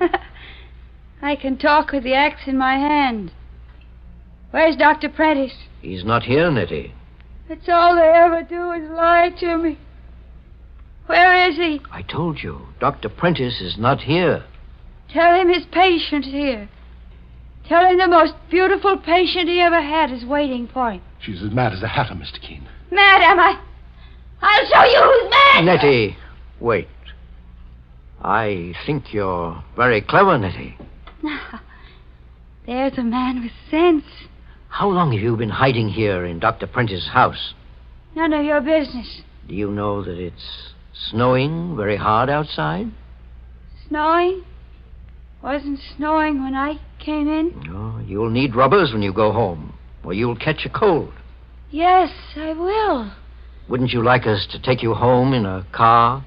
A big car? A very big one. Where do you want us to take you? I want to see Dr. Prentice. Why? I don't know. I had a reason. I forget it now. Nettie, do you want that ride? In the car? Yes. Yes, I'd love it. Then put the axe down. She's dropped the axe. Grab her, Let grab me her. handle this, John. Nettie, did you kill Dr. Prentice's daughter, Laura? I never killed anyone. But you once threatened Dr. Prentice, didn't you? Nettie? Nettie, what are you doing down there? Maud! It's my sister, Maud. Oh, thank heaven you've found her, Mr. Keene. Is everything all right? Yes, Miss Craven. Mike, you have an extra pair of handcuffs, haven't you? Oh, you're not going to handcuff my sister Nettie, are you? No, I believe I can handle Nettie with a little psychology. We're going to handcuff you, Maud Craven. Me? Put them on her, Mike. What for? The murder of Laura Digby. Oh, it's a lie! A few moments ago, you told me you never left that living room, Maud Craven. Yet your shoes were wet, and I saw snowflakes in your hair. You were outside the house, and you released the handbrake on Arthur Halliday's car. It was Nettie. She did it. No, Maud. I know that your sister Nettie has been inside since it started snowing, because her shoes are dry. The one who released that car brake and tried to kill Halliday and me was the one who murdered Dr. Prentice's daughter, Laura. You can't prove I did that. No? Well, we'll see. There are fingerprints on that brake handle, no doubt. And I have a hunch they'll match with yours. But I was wearing gloves. Yes, of course you were. However, that admission is all I needed. Oh, you tricked me. You tricked me, Mr. Keene, just now the way Dr. Prentice did. How did he trick you? I thought he was in love with me, but he was only leading me on. I knew you fell for him, Maud. I knew it all the time. You used to be there when he came to see me at the hospital to talk to me. I could see it in your eyes. But he didn't fall for you. That's right, Nettie. Stand up for him. One of the reasons I wanted to get rid of him was because of you. Don't you see, Nettie? Dr. Prentice was the one who said you were insane. He put you in that hospital. You know you hated him. Mr. Keene, look at Maud Craven's eyes. She looks as crazy as her sister Nettie. Yes, I know, John. It appears that both sisters are hopelessly insane. You fool, you idiots. If you try to turn me in, you'll get what Laura got. So that's why you murdered Laura. She must have found out about your mental condition and was going to tell her father. Yes. That must have been why Laura was worried, Mr. Keene. Exactly, John. Your wife, Laura, found out that Maud Craven was as insane as her sister. But before she could inform the doctor, Maud entered the house and killed her. Is Maud coming with us now? Yes, Nettie, she's coming with you. She's going to stay with you in the mental hospital. Mark, I think we can take both of them away and consider the case of the Rushville murder as closed.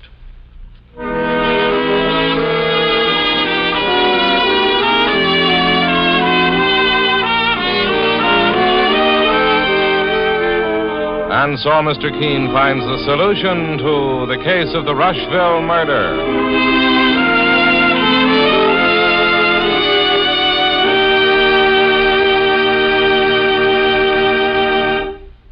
The next time you are suffering from the pain of headache, neuritis, or neuralgia, try Anacin. You'll bless the day you heard of this incredibly fast way to relieve these pains. Now, the reason Anacin is so wonderfully fast-acting and effective is this. Anacin is like a doctor's prescription. That is, Anacin contains not just one, but a combination of medically proven active ingredients in easy-to-take tablet form.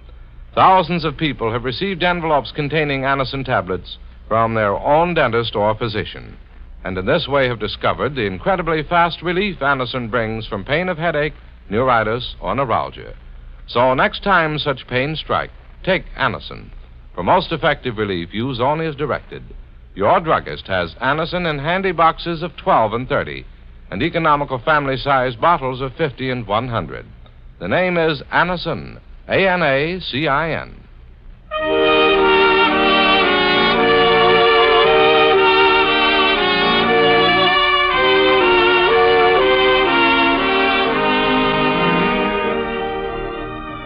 Mr. Keene, Tracer of Lost Persons, is based on the novel Mr. Keene. The radio sequel is originated and produced by Frank and Ann Hummert. Dialogue by Lawrence Klee. Bennett Kilpack plays Mr. Keene. It is on the air every Thursday at this time. Don't miss Mr. Keene next Thursday when the kindly old Tracer turns to the case of murder on the sightseeing bus.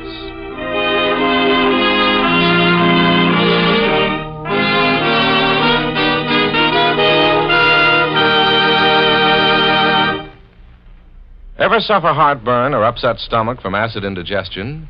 Safe new Bicidol mints, medically proven, quickly rid stomach of that blown-up feeling. Give longer-lasting relief than baking soda. Yes, hours of relief.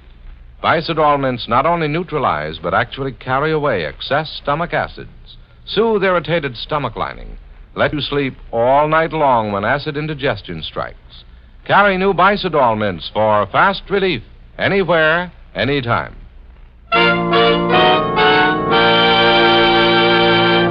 Mr. Keene, Tracer of Lost Persons, will be on the air next Thursday at this same time. This is Larry Elliott saying goodbye for Mr. Keene and the Whitehall Pharmaceutical Company, makers of Anacin and Colinos and many other dependable, high-quality drug products. This is CBS, the Columbia Broadcasting System. It's time now for Mr. Keene, Tracer of Lost Persons.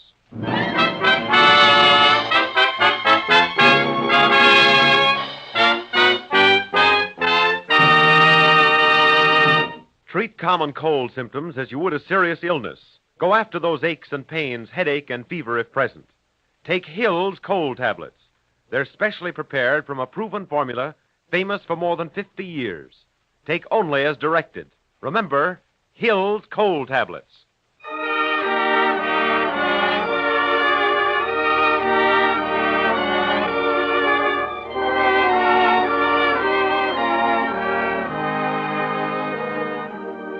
Ladies and gentlemen, Colinos Toothpaste presents Mr. Keene, Tracer of Lost Persons, one of the most famous characters of American fiction in one of radio's most thrilling dramas.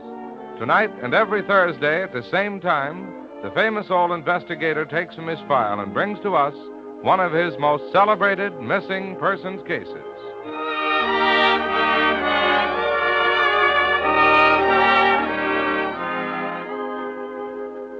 Next time you buy a dentifrice, get high polishing, high foaming Colonos toothpaste or tooth powder.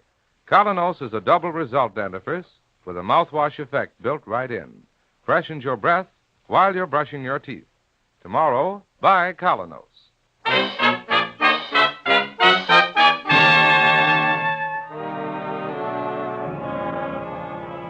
And now, Mr. Keene, tracer of lost persons, who brings us the case of the absent-minded professor. Our story opens one evening in New York, in the home of Dr. Roland Barton, professor of English literature at Harvard University.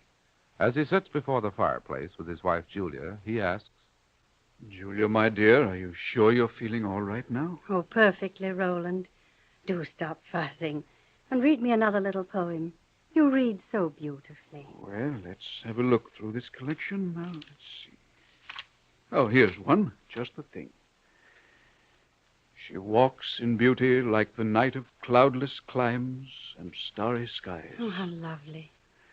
You know, my dear, the first thing that struck me about you was the way you walked, and talked, and looked. Oh, darling, I'm not exactly young anymore. I wonder whether you really are happy here. Why not, with such a beautiful wife and a lovely stepdaughter like Joan? My dear, you look very sleepy. I think you'd better get to bed. Really, I'm perfectly all right. All right. Why, you gave Joan and me the fright of our lives at dinner tonight. No more talk about that. It's not really very poetic, the way I keep getting those attacks of indigestion. Well, thank heavens Joan brought you your medicine in time. And tomorrow I'm finally taking you to the doctor. Perhaps. But right now I'd love to hear a poem. That little thing by Herrick. Herrick? Who's Herrick? Oh, if you want the absent-minded professor. Robert Herrick, the Cavalier poet. You've been lecturing on him for 20 years, you know. Oh, yes. Herrick. Gather ye rosebuds. Yes, that one. Yes. Mm-hmm. Gather ye rosebuds while ye may. Old time is still a-flying. And this same flower that smiles today, tomorrow will be dying. Julia. She's dozed off. Julia, dear, don't you hear me? Heaven, she's turned so ghastly pale. Julia! I'm shaking you, don't you feel it? Something's happened to her. Joan, come here, quickly. Joan! What's the trouble, Professor Barton? Your mother, she's dozed off here. I can't bring her to. Mother? Mother? Why, she doesn't seem to be breathing at all. Julia! I think she's dead. Joan, my dear, tell me. Yes. Just what was that medicine you gave your mother tonight?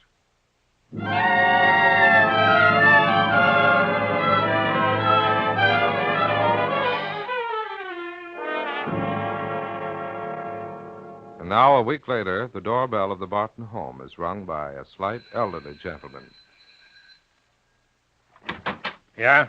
Is this the Barton home? Who wants to know? My name is Keene. Here's my card. Oh, yeah. Everybody knows about you, Mr. Keene. I was asked to come here by Miss Joan Gardner. She's Professor Barton's stepdaughter. Don't I know it? Well, may I come in? Mr. Keene. Miss Gardner, I presume? Oh, yes. Do come in. For 1 second, I don't It's know. my right to talk to Mr. Keene if I want, officer. I'll not have you standing there like a watchdog. Okay. Come, Mr. Keene.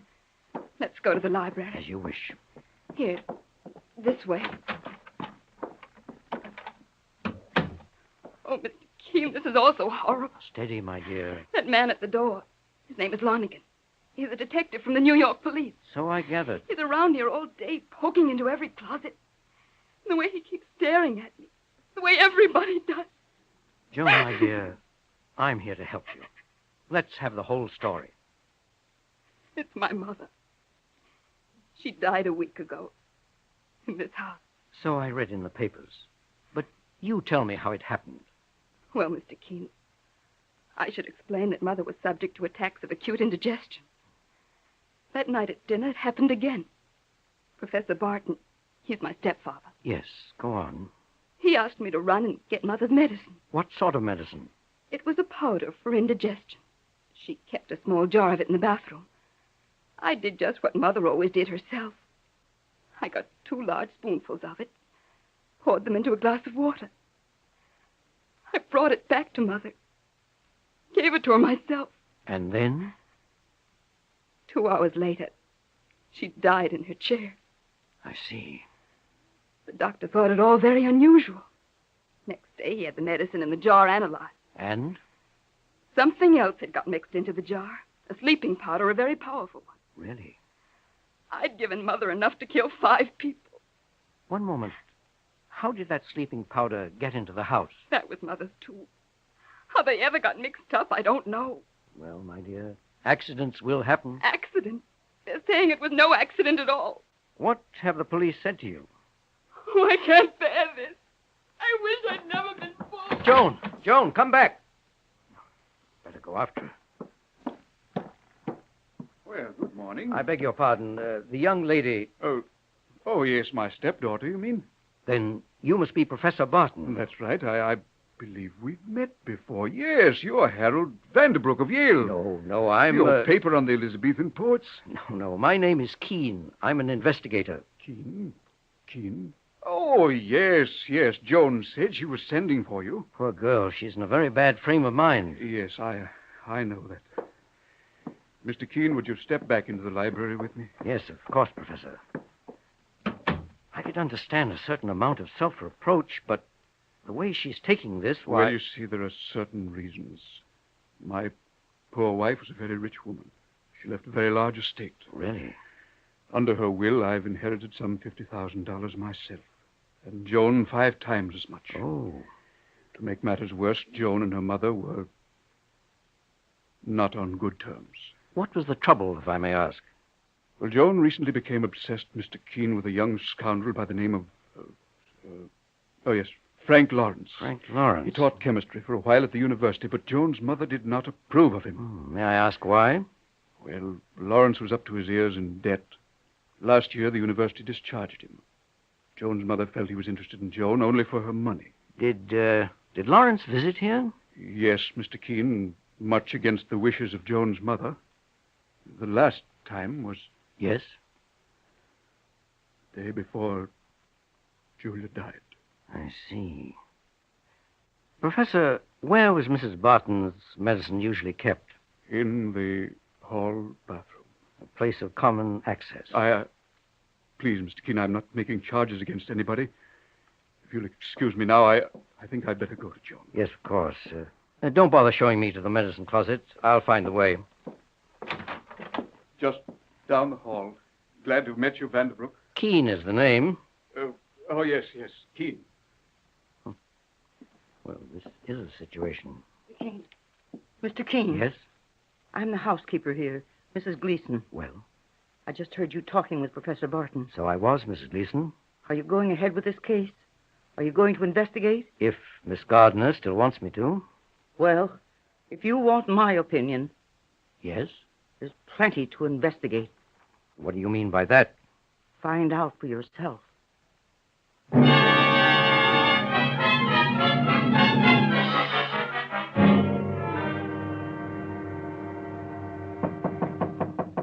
Come in. Oh, good morning, Mike. Good morning, boss. Well, sure as my name is Michael Clancy, I've been from one end of this town to the other in the tail of this Frank Lawrence. He gets around to plenty of bars and gambling joints. Any luck, Mike? Well, a fellow at the university gave me a tip on one of the reasons they fired Lawrence last year.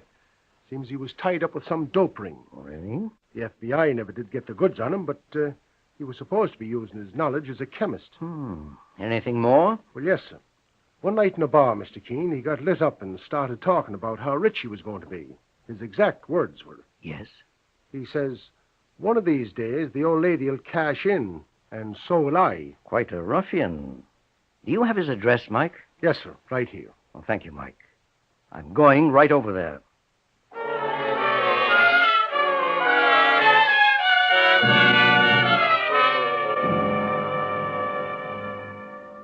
Oh, so you're Mr. Keene. And you're Frank Lawrence. Very interesting situation. The master detective faces the master criminal. They size each other up, ready for the duel to death. Never mind the comedy, Lawrence. You're in a bad spot and you know it. Could be. You were heard expressing hope that Mrs. Barton would die. That's a lie. I have witnesses who say it isn't. Well, what do you want, Keene? An honest statement from you before I turn my information over to the police. I'm trying to be fair to you. Are you? Then listen to this. Somebody else in that house stood to profit from Mrs. Barton's death. I know. Professor Barton. He told me so himself. I mean Mrs. Gleason. The housekeeper? Yes. She'd worked for Mrs. Barton 20 years. Mrs. Barton was going to leave her $10,000. A lot of money for a housekeeper. May I use your phone? Help yourself.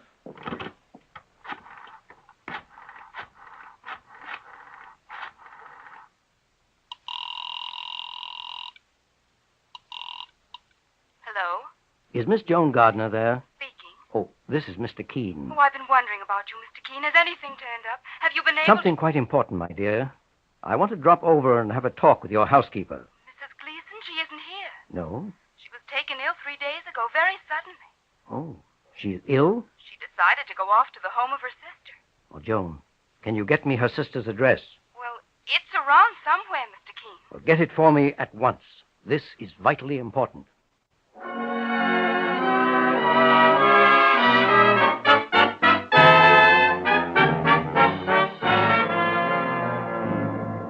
In just a moment, Mr. Keene continues with the strange case of the absent-minded professor.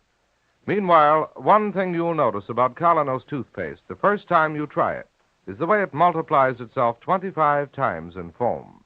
And it's this rich, active Colonos foam that freshens your breath while you're brushing your teeth. So use high-polishing, high-foaming Colonos, a double result toothpaste with the mouthwash effect built right in. Remember, Colonos helps your brush clean teeth so beautifully it has been approved by thousands of dentists. Get Colonos toothpaste. Or if you'd rather use powder, try Colonos tooth powder. Ask for K-O-L-Y-N-O-S, Colonos. And now back to Mr. Keene and the case of the absent-minded professor. Mr. Keene has hurried to the house where Mrs. Gleason, the housekeeper, is ill. Good morning. Oh, it's you again, Mr. Keene. And you again, Detective Lonigan, Homicide Squad. Right. What brings you here? The same thing, I imagine, has brought you here. I understand Mrs. Gleason, the Barton housekeeper, is here at her sister's home and very sick. More than that. Dead? It happened early this morning. A case, you might say, of lightning striking twice. If you mean, was there foul play? Was she murdered? Was she? I was just talking to the doctor. She died of typhoid fever. Typhoid? A natural death. Yes. Perfectly natural, but... But what, Mr. Keene? But at a very unnatural time.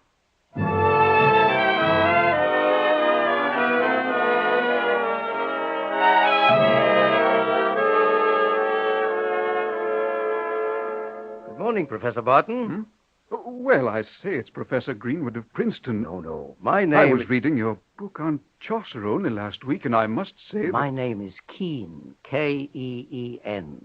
Oh, yes, the detective chap. Well, is there anything we can do for you? I'm rather worried about your stepdaughter. About Joan? Well, so am I. And I thought, just as a precaution... Professor Barton, begging your pardon. Yes, Mary. A telephone call for you from Dr. Holmes at the university. Yes. Will you excuse me, Mr. Keene? Of course.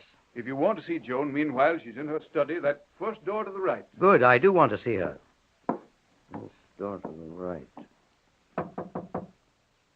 Oh, Joan. Joan. Joan. I don't like this. Oh, it's you, Mr. Keene. Didn't you hear me knock? I was writing a letter. A letter? Or something else? Don't understand what you mean. Really, the way people stare at me these days, the things they talk about behind my back. Joan, my dear. Yes? I want you to make me a promise. What? That you will give up this idea of committing suicide. Suicide? Why, Mr. Keene, all I was doing was writing a letter to a friend. May I look at that letter? No. No, it's very personal. Joan, I know how badly you feel about your mother's death. Everybody's turned on me. Even Frank Lawrence, he hasn't come near me once. I know. But let me say just this. I, for one, don't feel you had any responsibility for your mother's death. I gave her that drug. You were the unwitting instrument of some other person. Well, of whom? Of whom? I'll find out sooner or later. I was hoping to get a little help from Mrs. Gleason, but unfortunately... Yes? She died early today of typhoid fever. Oh, dear Lord. I was so very fond of her. Are you fond of Professor Barton, too? Naturally, Mr. Keene. He's always been such a dear. How long were he and your mother married, Joan? 2 years. Would you happen to know where he taught before he came here to New York? Yes. Marlowe State College out west. Why do you ask? Simply a routine check, Joan. Was he ever married before? Yes. His first wife died, too.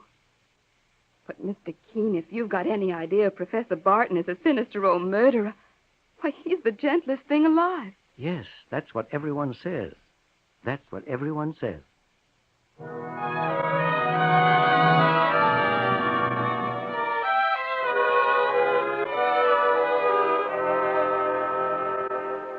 Why, yes, Mr. Keene. I remember Professor Barton very well. We both joined the English department here at Marlowe State College the same year. What was your impression of him, Professor Murray? Charming fellow. I liked him very much. Excellent teacher. But my contacts with him were all professional. His closest friend here was actually Dr. Montgomery. Montgomery? Yes. The well-known bacteriologist. Oh, yes, I've heard of him. Is Dr. Montgomery still here at Marlowe? Oh, yes. Heading a graduate section now. Something else. Do you happen to remember Professor Barton's wife? Alice Barton? Oh, yes. Poor thing. Always ailing. What was her trouble? Asthma, I believe. Asthma. Is that what she died of? No, Mr. Keene. What then? Pneumonia, as I remember. Virus pneumonia. Oh. Yes, it carried her away in 2 days. In other words, she died a natural death. Of course. Now, there's one thing more. Where did Professor Barton teach before he came here? Would you remember that? Now, let me see. Oh, yes. At Grant, the university. Made quite a reputation there for his research on the Cavalier poets during the reign of... Oh, thank you, Professor. Grant University. I shall go there next.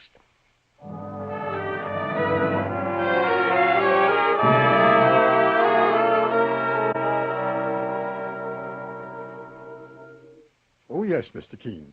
We had Professor Barton here at Grant University for all of 10 years. We were sorry to lose him.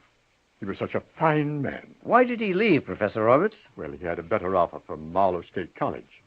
Besides, he needed a change. He was so broken up at the time by the death of Helen. Helen? Yes, his wife. His wife? I've known of a Mrs. Julia Barton and a Mrs. Alice Barton, but... No, this was Helen. And she died here? Of what? Now, let me see. She was ill quite a long time. It was something quite unusual. Can you remember specifically? Oh, yes, cholera. Cholera? It isn't often that one runs across a case of that, Mr. Keene. I was so struck at the time. And so, my dear Professor, am I.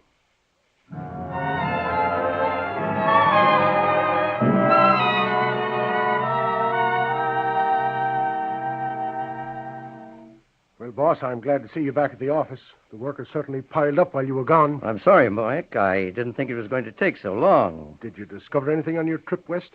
Not as far as the eye could see. And what does that mean, sir? Just what it says, Mike. Riddles, nothing but riddles. Any word from Joan Gardner while I was gone? Well, she phoned 3 times this morning. Nothing special, just asked for you, Mr. Keene. Mike, I'm going to the Barton home at once. Well, what for, sir? In this case, there's been one natural death after another. I'm going to interfere for once with the course of nature.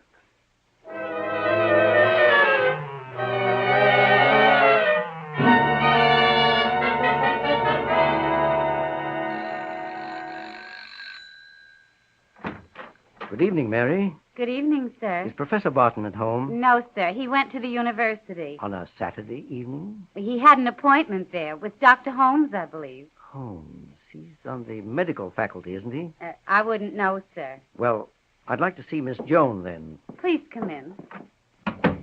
Miss Jones in her room. She and Professor Barton had some tea there before he went out. Did they? I'll go and tell her you're here. I'll go right along with you if you don't mind. This way. You seem awfully worried, Mr. Keene. Yes, I am. Oh, she's laying down for a nap. Joan. Joan. My, but she's sleeping deep. Joan, wake up. Can't you hear me? Joan, open your eyes. Oh, Mr. Keene, look at this. On the night table. I see. It's a note. Dear Mr. Keene, I cannot bear all the suspicions, all the talk. I'm doing the only possible thing, taking my life. Dead. She's dead.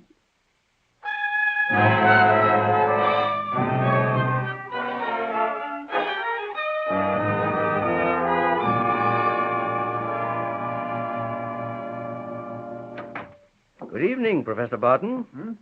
Oh, it's you, Keene. What are you doing here in my library? Waiting for you. I have very bad news. Oh, what do you mean? Look at this note. I cannot bear. Good heavens, how utterly horrible. How did she do it? With the same drug that killed her mother. But a girl of her age, so pretty and charming, everything to live for. Why? Why? The note explains itself. Self-reproach for her mother's death. Oh, this ill-starred house, one death and then a second so soon after. There's a curse on me. More than 2 deaths. You're forgetting Mrs. Gleason. Yes, poor creature. And if we go back into ancient history... I don't follow. You seem to have been cursed twice before, my dear Professor. You're referring to the fact that I was married twice before. And that both ladies, in their turn, also died. Well, you see, I'm a very unfortunate man, Mr. Keene. A veritable angel of death. Alice died of pneumonia. A perfectly natural death. As far as the eye can see. Helen died of cholera. And Mrs. Gleason, the housekeeper, of typhoid. All natural deaths. Professor Barton, may I offer a theory? Yes, of course. In a modern city like New York, typhoid is not very usual. Natural, but not usual. How did Mrs. Gleason get typhoid? By catching it, I suppose. I don't know. Or could it be that somebody deliberately dropped a culture of typhoid germs into the pot of coffee she left for herself on the gas range? Fantastic. Your second wife, Alice Barton, died of pneumonia. But she had long suffered from asthma. Yes, a very pernicious form. One that required hypodermic injections daily. Injections that she trusted her husband to give. You are insinuating, Mr. Keene, that I substituted the pneumonia germs. And what of the first, Mrs. Barton? Couldn't she have caught cholera, also unusual, from a cup of tea into which cholera germs had been poured? Mr. Keene, I'm a professor of English literature. What would I know about germ cultures? Where would I get them? Professor Barton, I've been struck by a curious fact. What is that? Wherever you have taught, your closest friend has not been a man in your own field, literature, but in another, bacteriology. At Marlow College, it was Professor Montgomery. Here, it has been Dr. Holmes. Well? You were constantly visiting them in their laboratories, always dropping in for a chat. That proves nothing. But here's another fact. In every case where one of these women died a natural death, so-called, a culture of germs disappeared a few days before from the laboratory of the university where you were teaching. How did you ever find that out? Simple. Laboratory assistants are required to keep a constant inventory of all germ cultures. If any are missing, it must be recorded in the books. Well, Keene, you make me sound like a Bluebeard. Exactly what you are. You killed each of your 3 wives for money. Mrs. Gleason, the housekeeper, went because she began to suspect you. Joan, for the same reason. But my dear fellow, Joan left a suicide note. Yes. And that rather knocks your whole theory sky high, Mr. Keene. That suicide note was written a week ago. I talked to Joan and made her change her mind. But she was careless enough to leave that note around for you to pick up. Most interesting. And then, just a few hours ago, you went in to have tea with her. Overpowered her, forced her to drink that drug. Am I right? Now, you let me ask a question. What are you going to do about it? There's a policeman outside, waiting to arrest you. Keene, you put me in mind of a lovely little poem by Richard Lovelace. Stone walls do not a prison make, nor iron bars a cage. Go ahead, arrest me, put me on trial. Your theories won't stand up in a court for a moment. I'll bring 100 character witnesses from every walk of life, and I'll go free because you have nothing but theories to offer. Nothing but theories. Professor Barton, will you do me just one favor? What is it? Open the library door, just behind you. What for? Open it, please. Very well, Mr. Keene. Joan. You tried to murder me. Joan, look here, You I... forced that drug down my throat. If Mr. Keene hadn't come here in time, if he hadn't called a doctor, told him what the drug was. You're horrible. Horrible. Well, Professor Barton, have you anything to say now before I turn you over to the police? Perhaps I can suggest something to you. Can you? There's an old saying that fate finally catches up with a scoundrel. And now, Detective Lonigan, we're ready for you.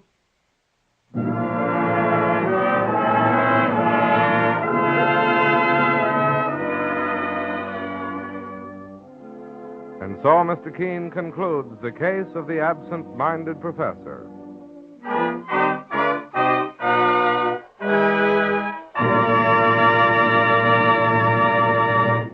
The hour is late. Before a quiet house stand a boy and girl. Listen. Thanks, Tom, for a very nice evening. How about a good night kiss, Jenny? Well, I'm afraid not, Tom. It's late. I must run. But this is what she was thinking. Kiss you? No, sir. If you only knew the truth. Friends, the truth is that in love, as in business and social life, unwelcome breath and dingy teeth are barriers to success. But when they're due to improper cleansing, Colonos can help. For Colonos is a double result toothpaste with a mouthwash effect built right in. A high-polishing, high-foaming toothpaste that freshens your breath while you're brushing your teeth. When you use Colonos, take advantage of its grand two-way benefit. After brushing your teeth with Colonos, swish its rich, bubbly foam through your mouth like a mouthwash. The way it helps clean your teeth, what it does for your breath, will show you why thousands of dentists have approved it. If you like powder better than paste, try Colonos Tooth Powder. It offers the same double result and has a delightful wintergreen flavor. So ask for Kolynos, toothpaste or tooth powder. Tomorrow, buy Colonos.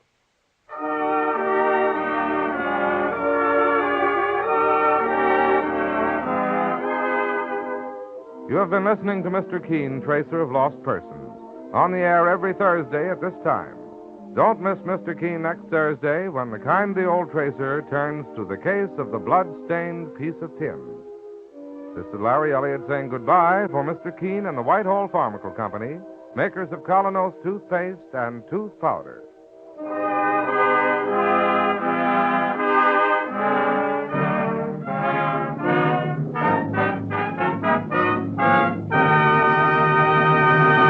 Wax your floors the spread it and forget it way with Old English no rubbing wax. Watch it dry itself to a high, long-lasting luster. Old English saves you all rubbing and back-breaking polishing of linoleum or wood floors. Old English no rubbing wax, the spread it and forget it way, costs only 39 cents a pint.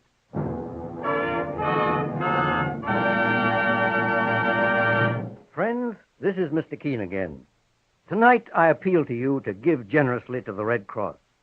Last year, the Red Cross saved thousands in 259 disasters in America and millions overseas through gifts of food, medicine, and clothing. It collected millions of pints of blood, aided sick and wounded servicemen and their families, and served in countless other ways. This year, our Red Cross needs $200 million. So please, do your best, won't you? This is CBS, the Columbia Broadcasting. If you suffer from heartburn, indigestion, stomach distress due to excess acidity, try Bisodol. By neutralizing excess acids, Bisodol soothes irritated membranes, does a thoroughgoing job of bringing amazingly fast relief. Take as directed. Get minty-flavored Bisodol, Bisodol, tonight. Only 25 cents at all druggists. The following program will be interrupted to bring you any late news developments.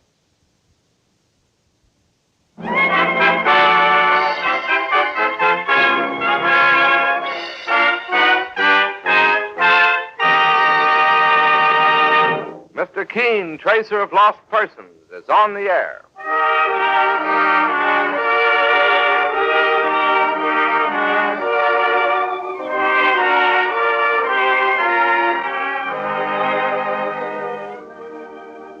Ladies and gentlemen, Colonos Toothpaste presents Mr. Keene, Tracer of Lost Persons, one of the most famous characters of American fiction and one of radio's most thrilling dramas. Tonight and every Thursday night at the same time, the famous old investigator will take from his file and bring to us one of his most celebrated missing persons cases.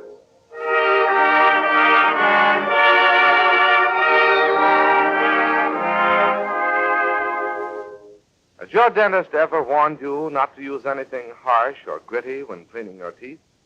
If so, you'll be glad to know that Colonos toothpaste contains no grit, no pumice, nothing that could possibly scratch precious tooth enamel.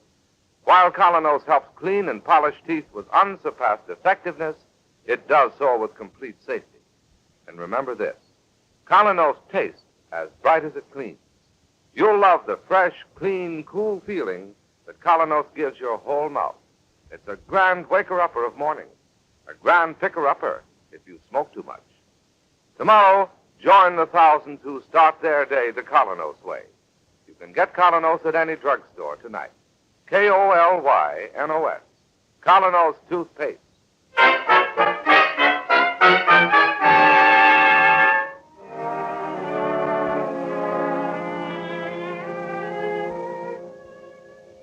Now for Mr. Keene, Tracer of Lost Persons, and the case of the woman in blue. Today in Mr. Keene's office, an obviously nervous and unhappy young Air Force lieutenant awaits the Tracer's return, while Susie, Mr. Keene's attractive young office assistant, does her best to make him feel a little more comfortable and at ease. Are you sure Mr. Keene will be in soon, Miss? I'm positive, Lieutenant. You see, I haven't got much time, and this is important. I understand. Mr. Keene phoned half an hour ago and said he was on his way to the office. Won't you sit down and make yourself comfortable? I'm too nervous, thanks, anyway. 2 weeks. You'll be able to find her in 2 weeks. I beg your pardon? Oh, I was just talking to... Oh, I'm terribly sorry. I upset the ashtray. Oh, that's quite all right. I'll get it. Here, let me... I'm sorry. I hit your head like a clumsy idiot. If you don't relax, Lieutenant, we'll both be nervous wrecks. Oh, here's Mr. Keene now. Good morning, Susie. Good morning, Mr. Keene. Your mail's inside. Thank you. This is Lieutenant Lanson, Mr. Keene. Oh, how do you do? I'm very glad to know you, sir. Could I see you for just a few moments, Mr. Keene? I have a favor to ask of you, and Come into my office, Lieutenant. Oh, thank you, Mr. Keene. Careful, Lieutenant. You don't want to knock the typewriter over. Oh, I think I've done enough damage already, thanks. This way, Lieutenant. Please sit down. Well, thanks, but I'd just as soon stand. All right. Suit yourself. Now, what's the trouble? Well, first of all, I'd like to say that the reason I'm in such a hurry is because I'm going back overseas again in 2 weeks when my leave expires. I'm in the Air Force. Yes, I noticed your wings. I also noticed you're wearing a Distinguished Flying Cross ribbon and 3 oak leaf clusters. Yes, sir. Got them all in the South Pacific. Well, good for you. Well, I hope to be sent to England this trip. And if I could only see Francia again before I leave... Francia? Yes, sir. Mr. Keene, I don't think you're the answer to the lovelorn column, sir, and I know you're not dealing in service for the lonely hearts. Not exactly. But, well, time is short. You see, I fell in love with a girl at a masquerade party 3 nights ago, and, well, she fell in love with me. She gave me her address, and when I went there the next day, the maid let me in, well, in a most mysterious manner. And then also, with great mystery, she announced that Miss Francia Jones had gone away 2 days before and would be gone indefinitely. I see. She said there was no way to reach her, and, well, I could feel myself being pushed out of the house. I'm sure, sir, that something rotten is going on there. Something has happened to Fran. You mean you believe there's been foul play, Lieutenant? Well, if Francia had left town 2 days before, how did I come to meet her at a party just the night before? It's obvious the maid wasn't telling the truth, but it may have been for different reasons than you suspect. Would a girl leave a guy flat without a word of explanation after telling him... Well, after telling him... What? Well, the things she told me. No. Let's relax, Lieutenant. This thing may not be as bad as you think it is. Well, then you'll help me, Mr. King? I'd like to know who wouldn't help a man in uniform. Just a moment. Yes, Mr. King? Susie, would you come in here with your book, please? Yes. I want Susie to take down certain details concerning Miss Jones. Oh, I'll be glad to give them to her, sir. Yes, Mr. King? Susie, I'd like you to get the usual details from Lieutenant Lanson in regard to the missing person. Yes, sir. Now, what is Miss Jones' address, Lieutenant? Are you going over there now, sir? Well, the first thing I want to do is to find out why the maid told you that story. Well, the address is number 18 Wickersham Road. It's in Westchester. And where can I get in touch with you? Oh, I'm staying at the Hotel Page, sir. All right. I'll call you there just as soon as I have some word. Oh, thanks very much, Mr. Keene. This means a great deal to me. I'm glad to help if I can. When Mike Clancy calls Susie, would you please ask him to meet me at that Westchester address? Yes, I will, Mr. Keene. And tell him to wait outside the house for me. Well, I'll see you soon with good news, I hope, Lieutenant. Well, thanks again, sir. Who is Mike Clancy? Mr. Keene's assistant. Oh, I thought you were his assistant, Miss... Oh, I'm one of his office assistants. And I wish you'd just call me Susie. There's no need to be formal. All right. My name is Don. Don. Now, the lady's name, please. Miss Francia Jones. And her age? Oh, I'd say she was about 24. That's my age. Color of hair? What?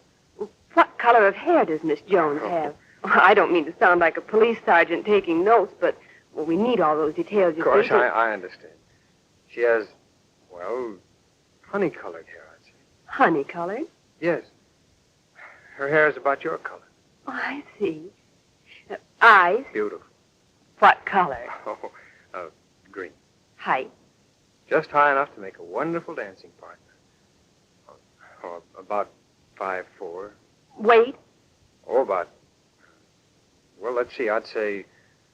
Well, 140 or so. 140? Why, she must be... Must be what? Nothing. She's not fat. Oh, gosh, no. She's no heavier than you are. I weigh 112. Oh, well, then that's what Francia would. I've never met a man who had any conception of what a woman should weigh. Why, good heavens, if I weighed 140... Well, let's not go into that. Any other details that would make her easily identifiable? Scars or birthmarks? No scars. But what a smile. And when we met, she was wearing a dazzling light blue evening gown. She was, well, a vision in sort of starlight. Well, the smile won't help, and neither would the evening gown. Well, is that all? Yes, thank you. Well, I guess I'd better go now. Well, we know where to get in touch with you, Lieutenant, if we need any further details. Yes. Thanks a lot. Oh, Lieutenant. Yes? Don't worry. Mr. Keene will find her for you, I'm sure. Oh, I hope so. Thanks for being so nice. So long. Goodbye. And good luck. Honey-colored hair, green eyes, 5 feet 4 inches tall, 112 pounds. Why, he could just as well have been describing me.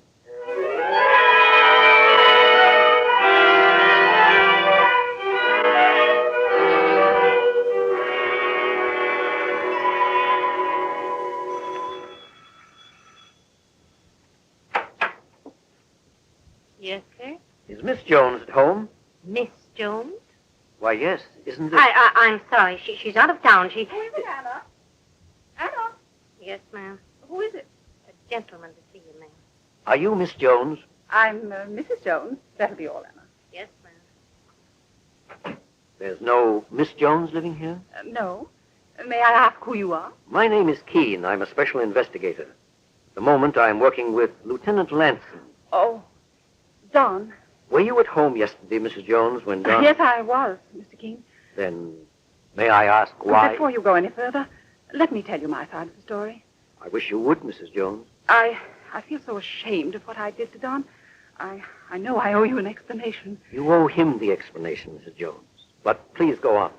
Well, I'm married, as you know now. Before my marriage, I was something of an actress. I might have had a career, perhaps, if I'd tried hard enough. At any rate, I married Everett 3 years ago. Everett Jones is your husband? Yes. You've heard of him, Mr. Keene? Wasn't he indicted for fraud some months ago? Well, he was indicted, but the charge was never proved. He was acquitted in both cases. There were 2 indictments? Yes, but, well, that's neither here nor there. I fell in love with Everett because I knew he could support me in the way in which I wanted to live. I know he's a wealthy man, Mrs. Jones, but what has all this to do with Don Lanson? Well, I'm coming to that. My husband pays a great deal of attention to his business, and I resent being neglected. Lately, I've gotten into the habit of going to the theater alone, often dining alone. It's not very entertaining, I assure you. I imagine it isn't. The other night, I decided to attend that masquerade ball. I had dinner at the Club Palermo, and then went to the dance. I met Don there, as you know.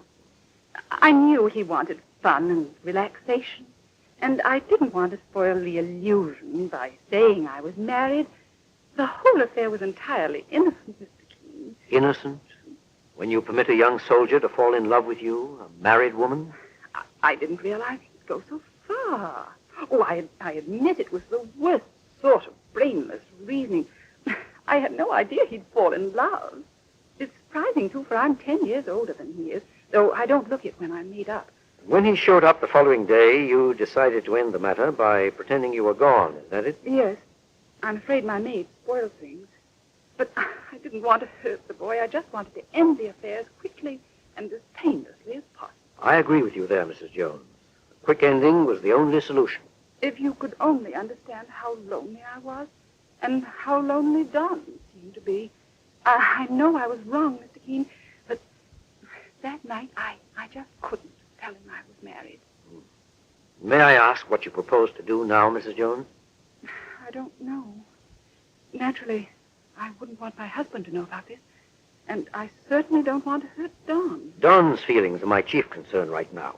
I understand that, Mr. Keene, and if there was anything you could do to make it easier for Don and for me, I'd greatly appreciate it. I don't mean to be unkind, but I hope you've learned your lesson, Mrs. Jones. Oh, I have. I assure you, I have. I'm ashamed and sorry. Please believe me. Well, I'll do the best I can. Thank you, Mr. Keene. Thank you so much for understanding. And I only hope, Mrs. Jones, there's nothing more to this case. More? Yes. Oh, I assure you there isn't. That remains to be seen. Goodbye, Mrs. Jones.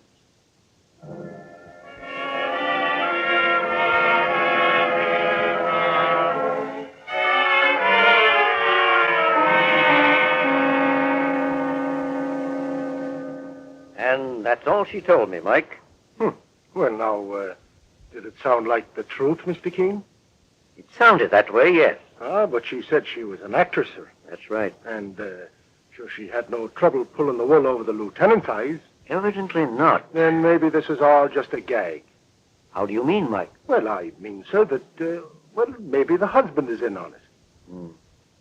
Frankly, I had the same thought. And sure, who knows what they may be trying to pull on this lad, Mr. Keene.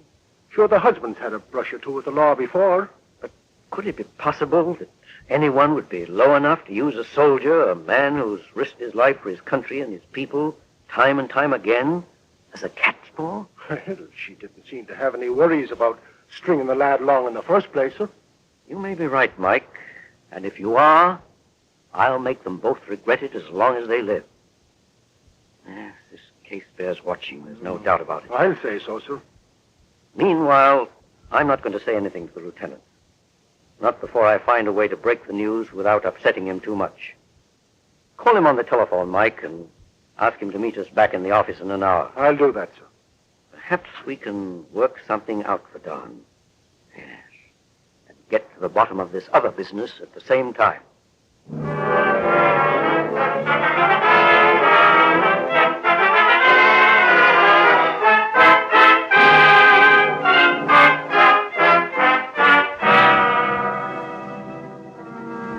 In just a moment, Mr. Keene will continue with the case of the woman in blue. Meanwhile, if your own dentist or physician has at some time given you an envelope containing Anacin tablets, you're already familiar with this highly effective pain-relieving agent. For Anacin relieves the pains of simple headache and minor neuralgia incredibly fast. And here's the reason. Anacin is like a doctor's prescription. That is, not just one, but a combination of active and medically proven ingredients. Anacin comes in handy boxes of 12 and 30, or bottles of 50 and 100 at any drugstore. Take only as directed. ANACIN, Anacin. Now back to Mr. Keene and the climax to The Case of the Woman in Blue. Returning to his office with Mike Clancy, his assistant, Mr. Keene finds Lieutenant Lanson awaiting him. Did you find Fran, Mr. Keene? Did you see her? Yes, I saw her, Don. And she's safe? Perfectly safe. Well, then why did she... Don, I don't mean to keep you in suspense, but there's very little I can tell you at the moment. But Mr. Keene, you said... However... Yes, sir? There's a nightclub called the Club Palermo. Do you know where it is? Yes, I've been there once or twice. Perhaps if you had dinner there tonight, you might find your friend. I understand that she is seen there often. But don't you think it might be better if I went back to her home? No, Don, I definitely do not. Oh, take my advice, son. Drop into this place this evening. You may be pleasantly surprised. Will you and Mr. Clancy here come with me, sir? Well, I think Susie would be a better bet to accompany you, Don. Mike and I would hardly make good dancing companions. Oh, I don't think I'd feel much like dancing. I just want to see Fran and talk to her once more before I leave. There are certain reasons why I prefer not to go. And you really shouldn't go alone. Oh, very well, sir. But you'll find Susie a very sympathetic and interesting companion, if you'd care to take her. Oh, I'd be glad to, sir. Good. When she returns to the office, I'll ask her if she's free. Perhaps if you call the office later on, then you could make all the arrangements. All right, thank you, Mr. King. And tomorrow morning, call me back and let me know how you made out with Francia. I will, sir. If you say it's the way it should be done, well, that makes it okay with me. Thank you for your confidence, Don. I'll talk to you tomorrow then, sir. Goodbye. Goodbye, Don. Oh, goodbye, Mr. Clancy, and thanks a lot. Oh, not at all, Lieutenant. Will he really meet her there, Mr. Keene? I doubt it, Mike. Francia Jones does go there alone occasionally, but I'm sending him there for a different reason. What, sir? Perhaps he's not quite as much in love with Francia as he thinks he is. The soldier on leave sometimes puts a little too much emphasis on romance, and it's easily understandable. I know what you mean, boss. Francia seemed to be the first American woman he'd met since coming back from the South Pacific. Now, if he met others and talked to them, danced with them, he might find his attitude changing a bit. Sure, and you may be right, sir. Another thing that startled me was Susie's resemblance to Francia. Susie is much younger, of course, and not brittle and superficial like Mrs. Jones, but Susie should be a good substitute to begin with, and she might do him a lot of good. At any rate, we'll see soon enough.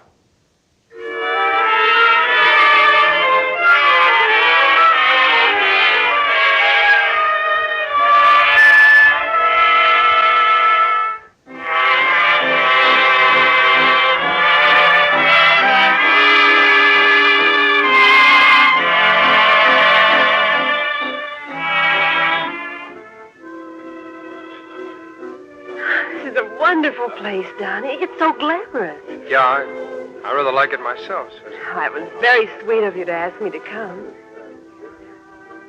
Do you see Francia in the crowd? No, not yet. Oh, perhaps she hasn't arrived. It's awfully good dance music, don't you think? Yeah, it's a pretty good band. Oh, I'm sorry. Would you like to dance, Susie? Oh, I'd love to. There's no point to just sitting here watching the people come in, is there? No. Oh, Susie, I'm sorry. That wasn't a very tactful thing to say. Well, that's quite all right. I understand, Don. Well? Huh? Oh, the dance. Oh, sure. Let's go, huh?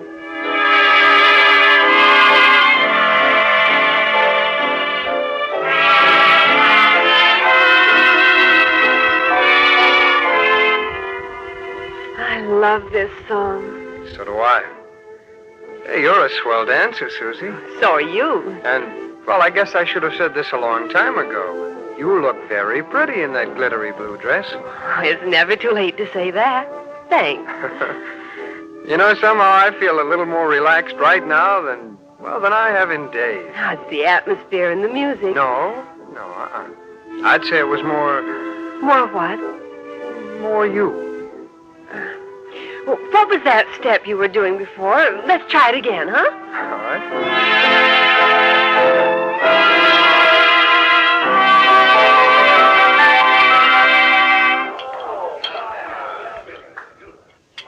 Do you know how long it's been since I had lobster thermidor? I guess they don't serve a dinner like this out in the South Pacific. K-rations are a banquet out there. You know, we think we know what you soldiers go through, but we really don't here at home. Oh, we're not kicking. We've got a job to do, and we do it, that's all. Where'd you get that ring, Susie? Oh, it's a graduation ring. Oh, I know that, but I mean, what school? Oh, you wouldn't know it. It's a small college out west. Oh. Do you have any folks here in New York? No, I live alone. Oh, that must be tough. Not really. I read a lot and go to concerts. Do you like concerts? Oh, I'm crazy about them. But let's talk about Francia. I know you'd prefer that. Well, I remember discussing music with her. She wasn't very interested, I guess. Susie, who's your favorite composer? Bach. Well, that's mine, too. Well, strangely enough, I also like Gershwin. Well, so do I. Well, tell me some more about Fran. She must be charming. Wow, she's very beautiful. She speaks like, well, you know, like an actress. With distinction? Yeah, that's it. You know, Susie, you have that quality, too. In a different way. A way I like. Is she a good dancer, too? Very good. And that reminds me, so are you. How about another dance? Love it. Let's go.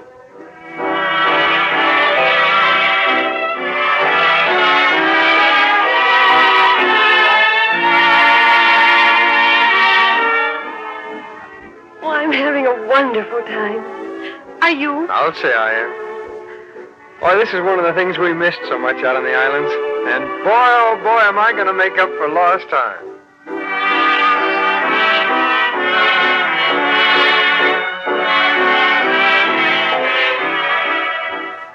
No sign of Francia yet? I don't see her. Look, here's a new step I picked up, Susie. I think you'll like it.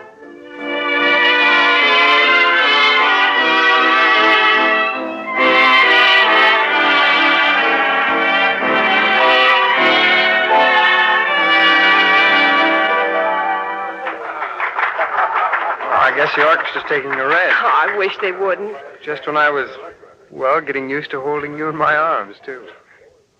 Susie, you're... Well, what's the matter, Don? What? Look, there's Fran sitting at that table over there with a man. Oh, will you go on over and speak to her, and I'll... No, Susie. No, you're my date for tonight. Besides, I'll just say hello to be polite. Come on. Good evening, Fran. Don, how are you? Fine, thanks. Oh, this is Miss Hargrave. How do you do? How do you do? This is my husband, Don. Everett, I want you to meet Lieutenant Lanson and Miss Hargrave. How do you do? How do you do? I'm glad to know you, Mr. Jones. Well, Fran, it was nice seeing you again. And you. Glad to have met you, Lieutenant. I'm glad to have met you, sir. Bye. Goodbye. Have fun. Married him. She never even... Do you want to leave, Don? Leave? My gosh, no. I'm having the time of my life.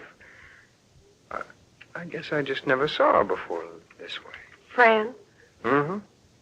And, Susie, I don't even care. I'm not kidding now. I'm glad it turned out this way. And I'm glad for you, Don.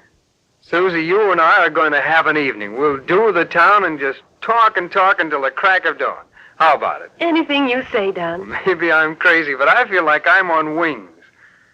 Oh, boy, what a break I got, Susie, when I met you.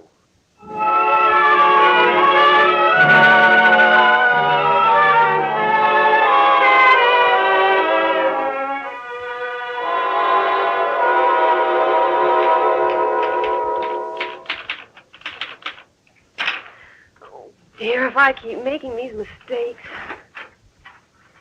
Good morning, Susie. Oh, good morning, Mr. Keene. Oh, excuse me, sir. You look tired. I'm afraid we were out very late last night, Mr. Keene. Did you have a good time? We had a wonderful time. We met Francia Jones and her husband. At the nightclub? Yes, Mr. Keene. Well, that was something I didn't really count on. Oh, but it was quite all right. In fact, it didn't mean a thing to Don. He was really happy to put an end to it all. Is that so? I know he wasn't in love with Francia. In fact, I'm sure of it now. You are? Why, Susie? Well, I think he's in love with me, sir. That's something else I didn't expect. And I'm in love with him, Mr. Keene. Terribly in love. It frightens me a little. Why should it frighten you? Well, I just can't make up my mind about him. Could such love be real? A man who changes so quickly, would he change that way about me, too? I doubt it, Susie. And I'll tell you why. Love isn't something to be reckoned with in regard to time or place. It just happens, that's all. And when it's genuine, you know it. Of such things, romance is made, Susie. Mr. Keene's office. Susie? Don. How are you, darling? Oh, just fine, dear. Well, do you want to speak to Mr. Keene? He's here. Before I do, darling, remember our dinner date tonight. I will. Mr. Keene. Thank you. Hello, Don. Hello, Mr. Keene. I suppose Susie told you about last night. Yes, she did. But you mustn't judge Francia too harshly, Don. Oh, I'm not, sir. At first I thought that they might be taking advantage of you in some way. That's why I didn't tell you everything at first. But I think it's pretty obvious now that that wasn't the case. Well, sir, that isn't very important to me right now. You've been wonderful. And in return, I think I ought to give you fair warning, sir. Warning of what? Well, after the war, when I come back, you're going to lose a darn good office assistant. Well, when that time comes, perhaps we can effect a compromise. Beneficial to both sides. All right, sir, okay with me. And as far as Francia is concerned, this we must say for her, Don. She made a mistake and corrected it. Which was all the luck in the world for me.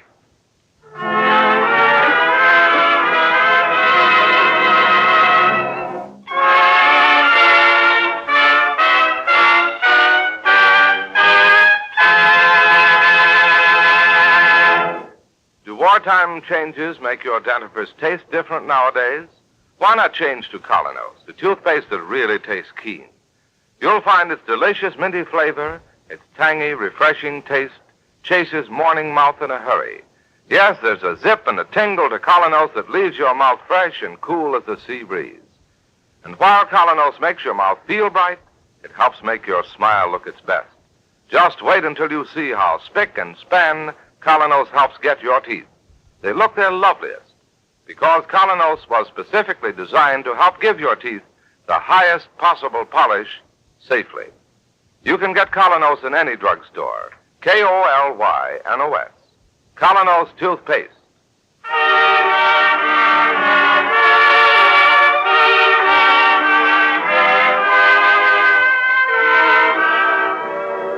You've been listening to Mr. Keene, Tracer of Lost Persons, on the air every Thursday at the same time over this network. Don't miss Mr. Keene next Thursday night when the kindly old tracer turns to the case of the hidden motive. This is Larry Elliott saying good night for the makers of Colonos toothpaste and inviting you to listen to Friday on Broadway at the same time over this network tomorrow night.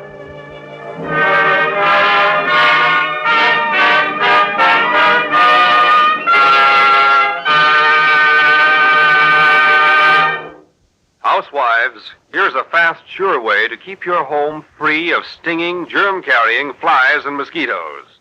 Use Black Flag insect spray. One touch and pests are doomed. Every batch is bug-tested for sure death. For offensive pests like ants and roaches, get Black Flag powder. Both on sale at leading stores anywhere. This is CBS, the Columbia Broadcasting System. To save both time and money in waxing floors, use economical no-rubbing Aero Wax. Just apply it, and in 6 to 9 minutes, it dries itself to a hard, lustrous finish that saves countless scrubbings. Makes dingy floors shine like new, yet Aero Wax costs only 25 cents a pint. Try Aero Wax, A-E-R-O-W-A-X, tomorrow.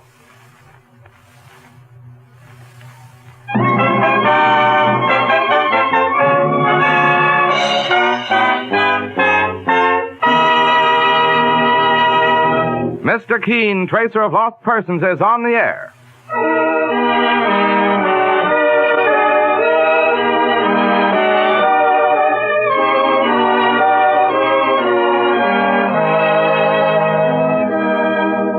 Ladies and gentlemen, the makers of Colonos toothpaste present Mr. Keene, Tracer of Lost Persons, one of the most famous characters of American fiction and one of radio's most thrilling dramas.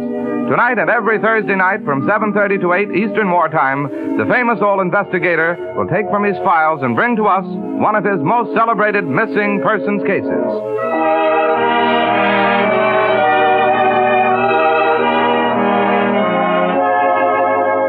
But first, would you like to have an attractive, dazzling smile, teeth that sparkle with all their natural brilliance? Then try the new Colonos, a high-polishing toothpaste. Colonos acts like a jeweler's polish in removing tarnish from silver, erasing the common surface stains and dingy film that so often robs you of an attractive smile. See the difference it makes in the appearance of your teeth. Try Colonos toothpaste.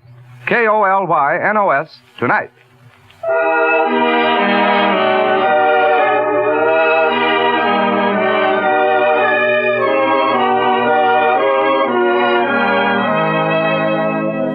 And now, Mr. Keene, Tracer of Lost Persons. Our story this time opens far from Mr. Keene's comfortable office in New York, on a stormy night in the deep south, a night lashed by wind and rain. A ramshackle old cab makes its way up a back road. Over his shoulder, the old Negro driver talks to his two passengers, Mr. Keene and the latter's assistant, Mike Clancy. So y'all wants me to drop you off at the Meade place? Yes, driver. That's what I said. Will we soon be there? In hardly a minute, boss. Wouldn't get me to go visiting in there at night. And why not?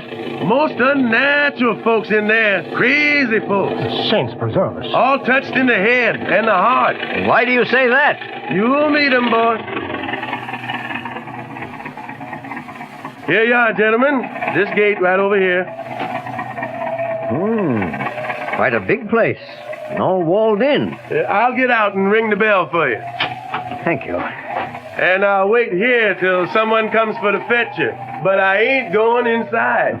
Driver, you wouldn't be superstitious, eh? Oh, no, sir. Just intelligent. I was very intelligent about places where not to go. Oh, Mr. Keene, I just remembered something terribly important. What's that, Mike? Well, I got an appointment tonight to go bowling in New York. Steady, Mike. There comes somebody now. Oh, it's a Great Dane, big as a horse. And a woman with him.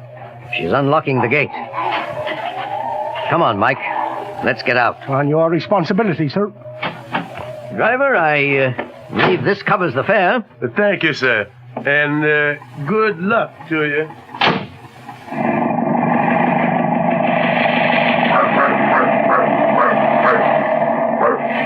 Good evening. I suppose you're Mr. Keene. Yes, and this is my assistant, Mike Clancy. I'm Dorothea Meade. How do you do? How do you do? Please do.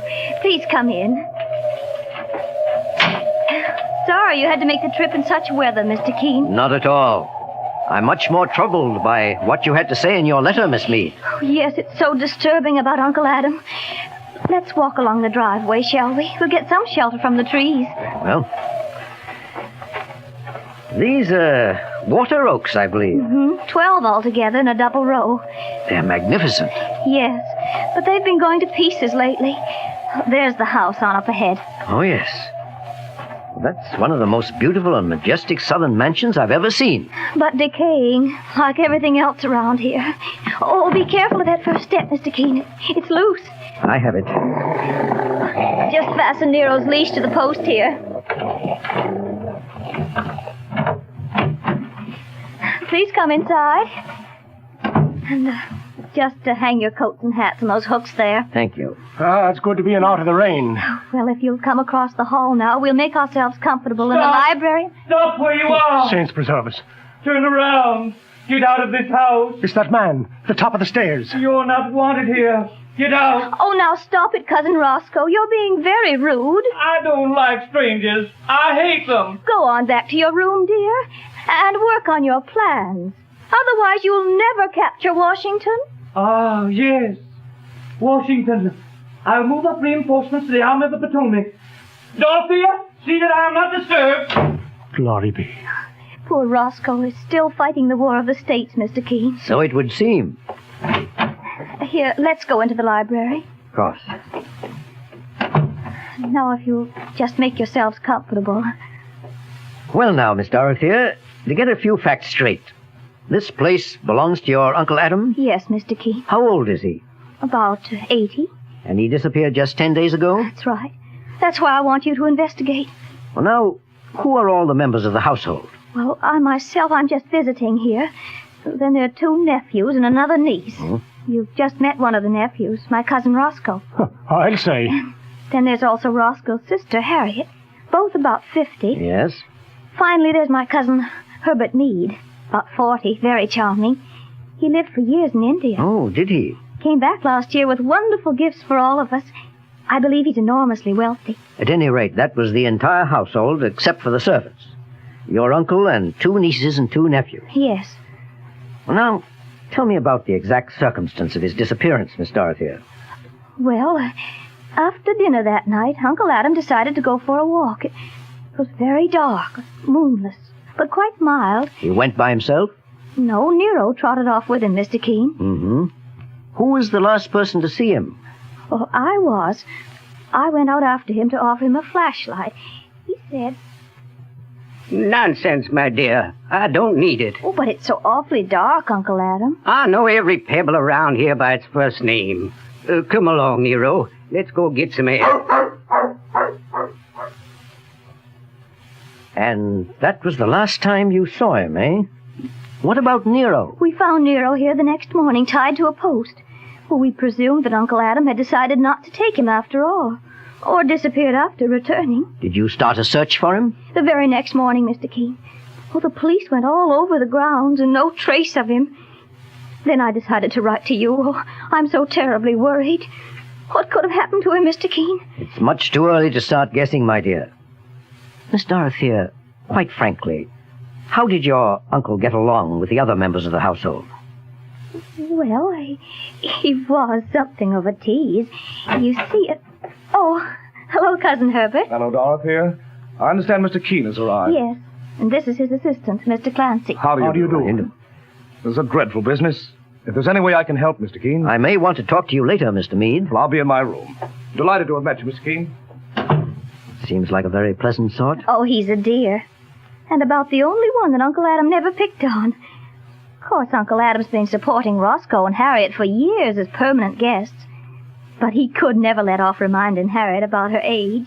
He'd say, Harriet, my dear niece, sometimes I begin to think you'll never find a husband. Be still, Uncle Adam. I must admit, though, that I met a fella the other day who's quite smitten with you, Harriet. Oh, really? Did you? Miss Harriet, he said, isn't the flashy kind, but for solid good looks, she can't be beat. Oh, tell me. Who said that? Oh, a fellow in the old man's home. I hate you, Uncle Adam. I hate you. That wasn't very kind. but in money matters, he was the very soul of generosity. Here, look, inside the drawer of this table, Mr. Keene. Simply stuffed with bills. It was there for Roscoe and Harriet to use as they wished. Interesting. Boss, there's something very odd about the size of those bills. Yes, this is the old-fashioned currency, Mike. About 50% larger than what's issued nowadays. It's one of my uncle's eccentricities. He's kept a bale of cash in a bank vault for years, and he's still drawing on it. I see. Well, now, Miss Dorothea, beside the servants, was there anybody else around the grounds about the time he disappeared? Well, yes. Uncle Adam had hired 3 or 4 men to work on the oaks. That double row we saw as we came in, eh? Yes. And I can get you the names of all the men who worked here. That can wait until morning. Oh, yes, of course. Let me show you to your rooms now.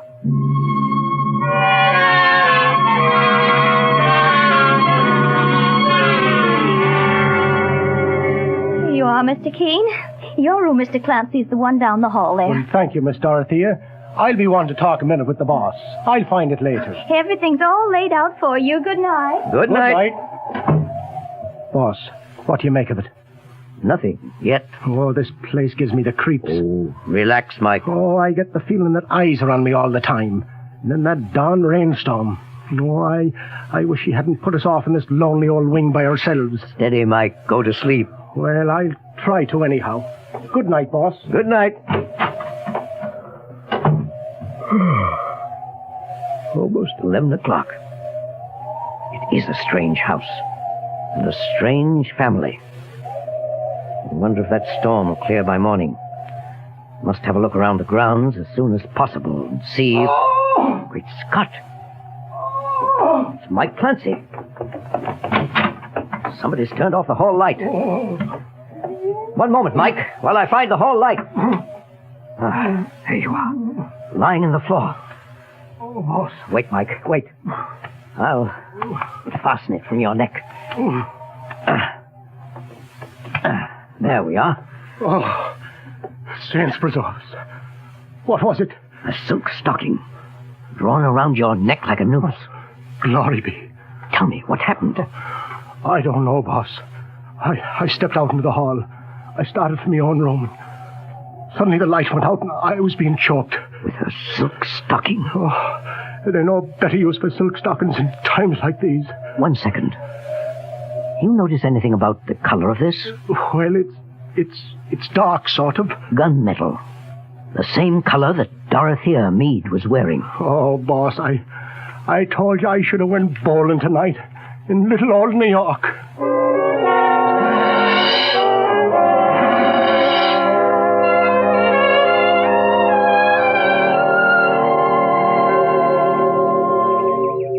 Good morning, Mr. Keene. Good morning. You enjoying the view from the porch? Yes, it's beautiful. Thank heavens the storm has cleared. Yes, it gave me the chance to look around the grounds. Oh, did you find anything interesting? Mm-hmm. But on Mr. Clancy's neck, look at this.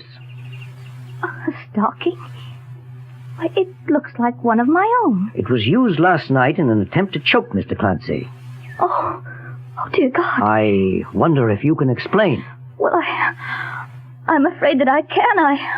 I have several pairs like that. When I went back to my room last night, Roscoe was coming out. Oh, was he? He said he'd been looking for some book, and I know he has fits of temper, but I hate to believe he actually would try. Here he comes now, up the gravel path. Ah, that you, Keene? Just the man I want to see. Good. I want to talk with you. Tell me, Keene, if you were in a situation where your major forces were disposed along the Potomac and Grant was moving along your flank... Now, Mr. Meade. Oh, you think I'm a bit of a fool, don't you? Well, look at these.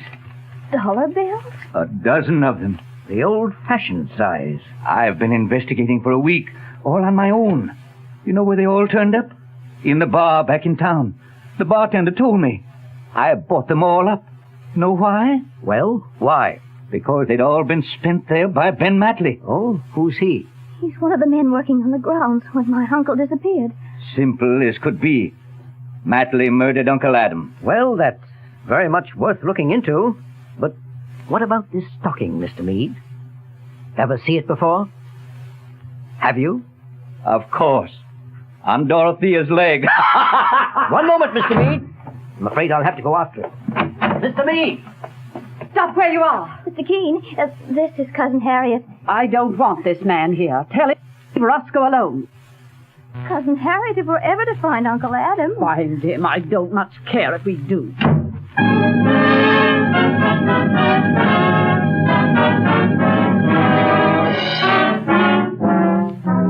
This seems to be a house of hate, with motives on every side. But Mr. Keene continues his search. Meanwhile, thousands of girls who suffer the heartache of being unpopular, clever, pretty, smartly dressed girls, have just one thing to blame: teeth that rob them of charm when they smile. Thousands of men whose livelihood depends on selling themselves to others have the same weakness of appearance to blame. They don't know it or notice it, but the people they contact do. You may or may not be one of those people, but if you have the slightest suspicion that you are, try the new Colonos toothpaste, a high-polishing toothpaste.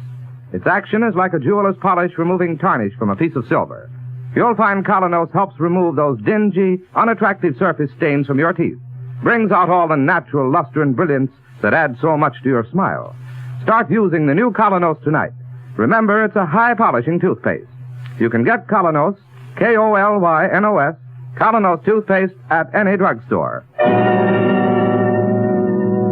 Now back to Mr. Keene, who is knocking on the door of a cottage near the Meade estate. Good morning. Are you Ben Matley? Sure enough. Keene is my name. Yeah. I heard they was calling you from New York to find old Mr. Adam Mead. Well, Matley, I'm going to ask you a very blunt question. Yeah? How do you come to have so many of those large-sized bills that Mr. Adam Mead always used? Heck, I worked for him for weeks on them trees. You would seem to be spending more than your normal share. Sure. I'm good at poker, and the other boys ain't. Well, tell me, Matley, about the work you did in those water oaks. Now, I gather that it consisted of hollowing out the rotted parts and filling them with cement. Yeah, sure enough. And then, were they finished? Yep. Couple of weeks ago today. Before Mr. Mead disappeared? The day before. Oh. Sure had big holes in them. Funny the way that rot gets in water oaks. Holes big as a house, Mr. Keene. But it never affects black walnut trees that way, does it? Hardly ever. What do you ask me for? Why? For an excellent reason.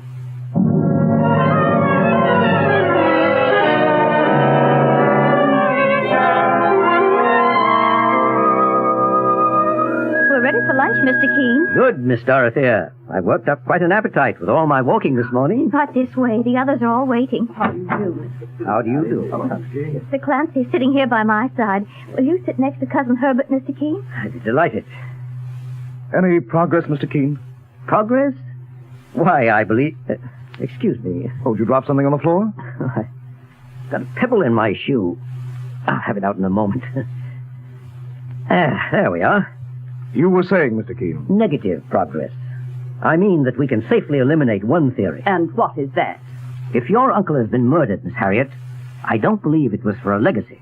Why do you say that, Mr. Keene? Because, Miss Dorothea, he has been made to disappear so completely. I don't follow, not at all, Mr. Keene. Assuming that he is dead, his will cannot be probated, nor can his estate be distributed for at least 5 years. You see, there must be proof of death through the finding of the body, or else, under the laws of this state, 5 years must pass until he can be presumed to be legally dead. Why, I didn't know that. Everybody knows that. Be that as it may, Cousin Herbert, Uncle Adam will turn up all right. What makes you so sure, Miss Harriet? A bad penny always turns up.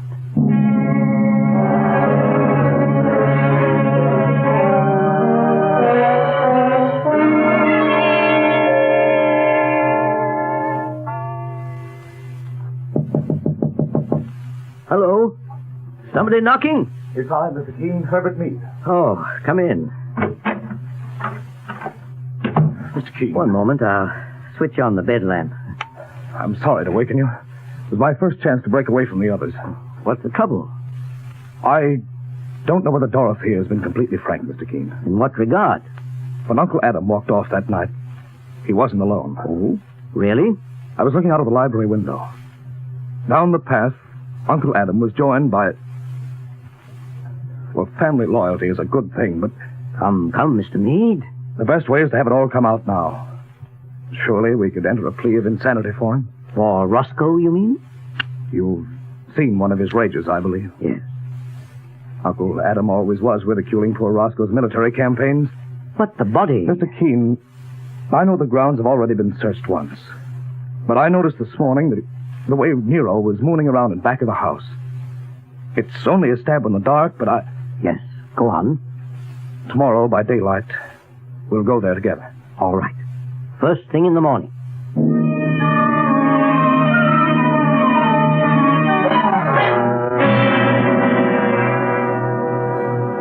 Good morning, Mr. Keene. Good morning, Mike. Something on your mind, boss? Well, Mike, yesterday at lunch I set a trap. And? Tell me about it. There was no pebble in my shoe yesterday. I was examining a trouser cuff. I don't follow you. Come along, Mike. We have an appointment this morning with Herbert Mead.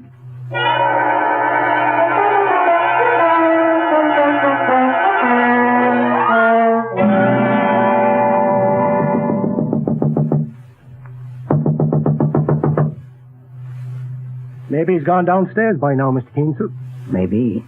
But let's try the door. Okay. Boss. Scott. Oh, look at him there in the bed.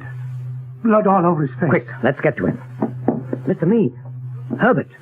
Oh, my, a nasty gash on his forehead, sir. Herbert, can you hear me? Boss, he must be dead. No. He seems to be just barely breathing. Mike, run downstairs. Have somebody phone for a doctor. Okay, boss. Well, what are you doing there, sir? Having a look in the closet, Mike. What for? The killer? No, just his trousers.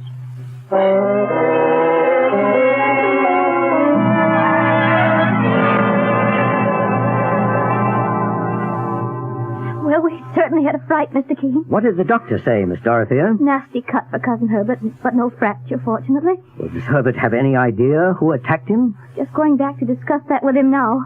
You coming with me, Mr. Keene? As a matter of fact, I'll join you later if you don't mind. I want to have a look in your uncle's tool shed, if I may. Of course, anything, only we must find out once and for all who's responsible for all these horrors in this house.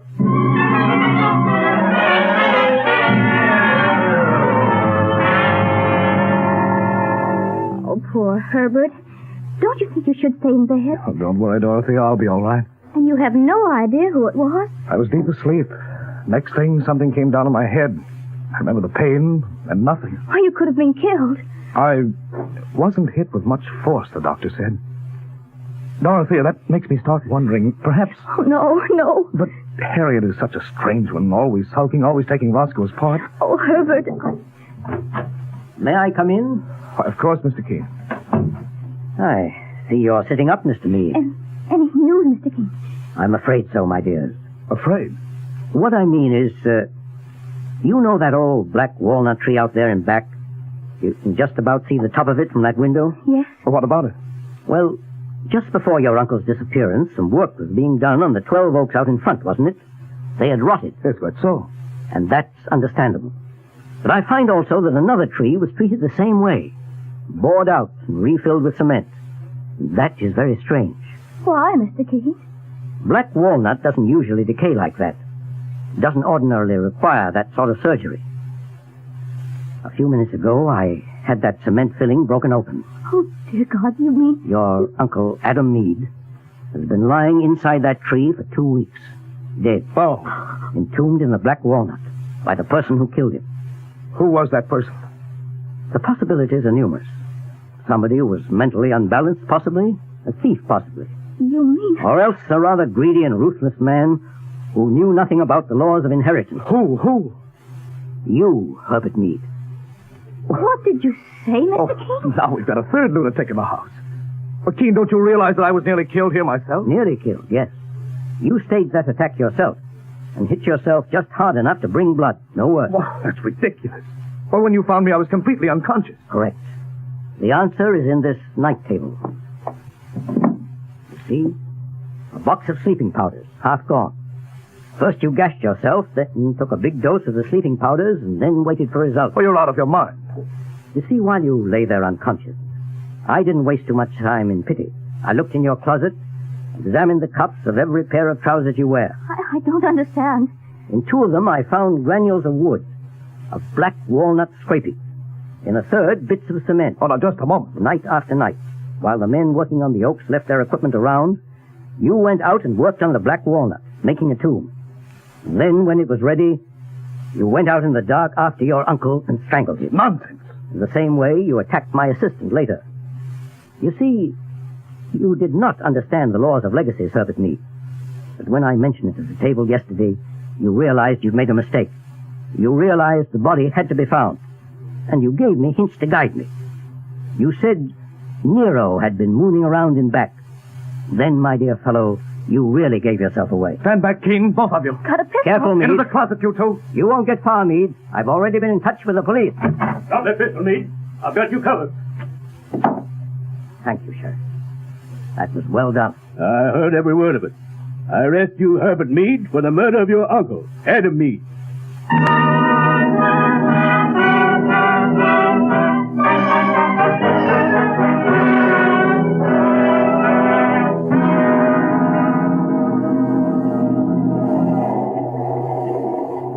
Well, the train's on time, Mike. We'll soon be getting into Pennsylvania Station. And sure, wait till I tell me old lady just how close she came to losing her precious Michael Clancy. Boy, oh boy. But, boss, I wonder what on earth you'd ever do if you didn't happen to know about things like black walnut trees and the laws of inheritance. What would I do, Mike? I wouldn't be a detective.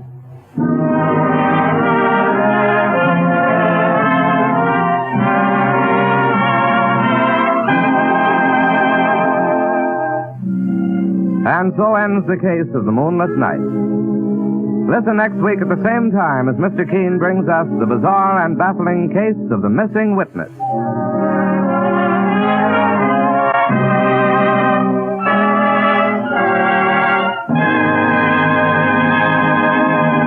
To help bring out the gleaming, natural brightness of your teeth, remove common surface stains by brushing them with the new Colonos, a high-polishing toothpaste. Colonos acts like a jeweler's polish in removing tarnish from silver. It quickly removes surface stains and helps make your teeth and smile look their dazzling, romantic best. Try the new Colonos toothpaste tonight.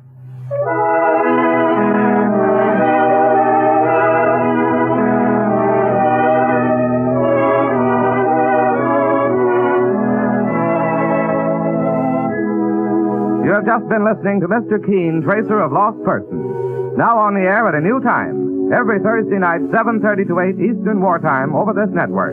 Don't miss Mr. Keene next Thursday night when the kindly old Tracer turns to the case of the missing witness. And now, one closing thought. Many of you listening in have signed the Home Front Pledge, a pledge made by 15 million Americans in the past year to pay no more than top legal prices and accept no ration goods without ration points. If all of us will do these two simple things, we will soon wipe out the black market, cut down the cost of living, and ensure a fair share of food for the wives and families of our fighting men and millions of others living on fixed income. This is Larry Elliott saying good night for the makers of Colonos toothpaste and Mr. Keene, Tracer of Lost Persons.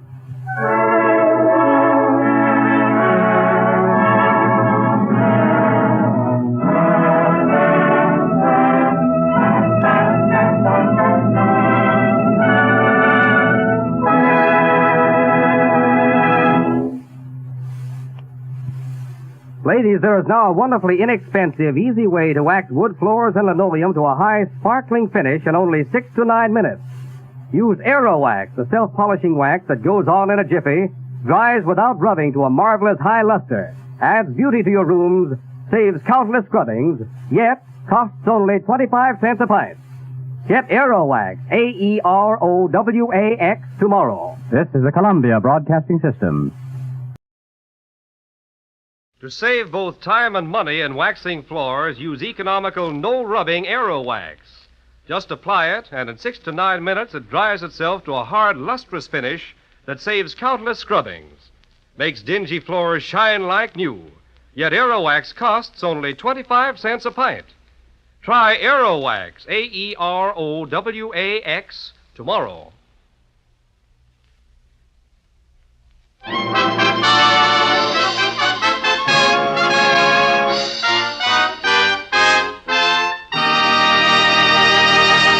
Mr. Keene, Tracer of Lost Persons, is on the air.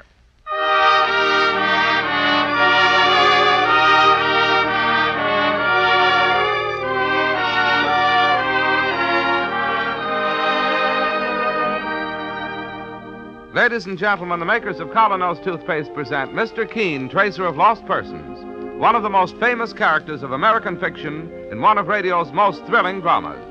Tonight and every Thursday night from 7:30 to 8 Eastern Wartime, the famous old investigator will take from his files and bring to us one of his most celebrated missing persons cases.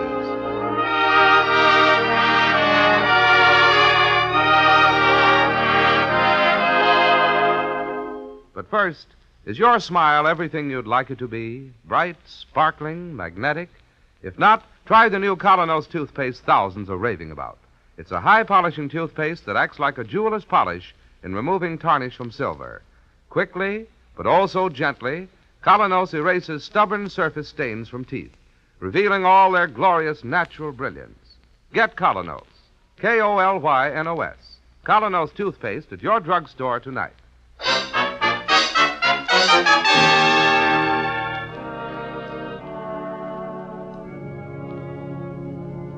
Now, Mr. Keene, Tracer of Lost Persons, who tonight takes from his files one of his most unusual and most bewildering cases, the case of the girl who flirted.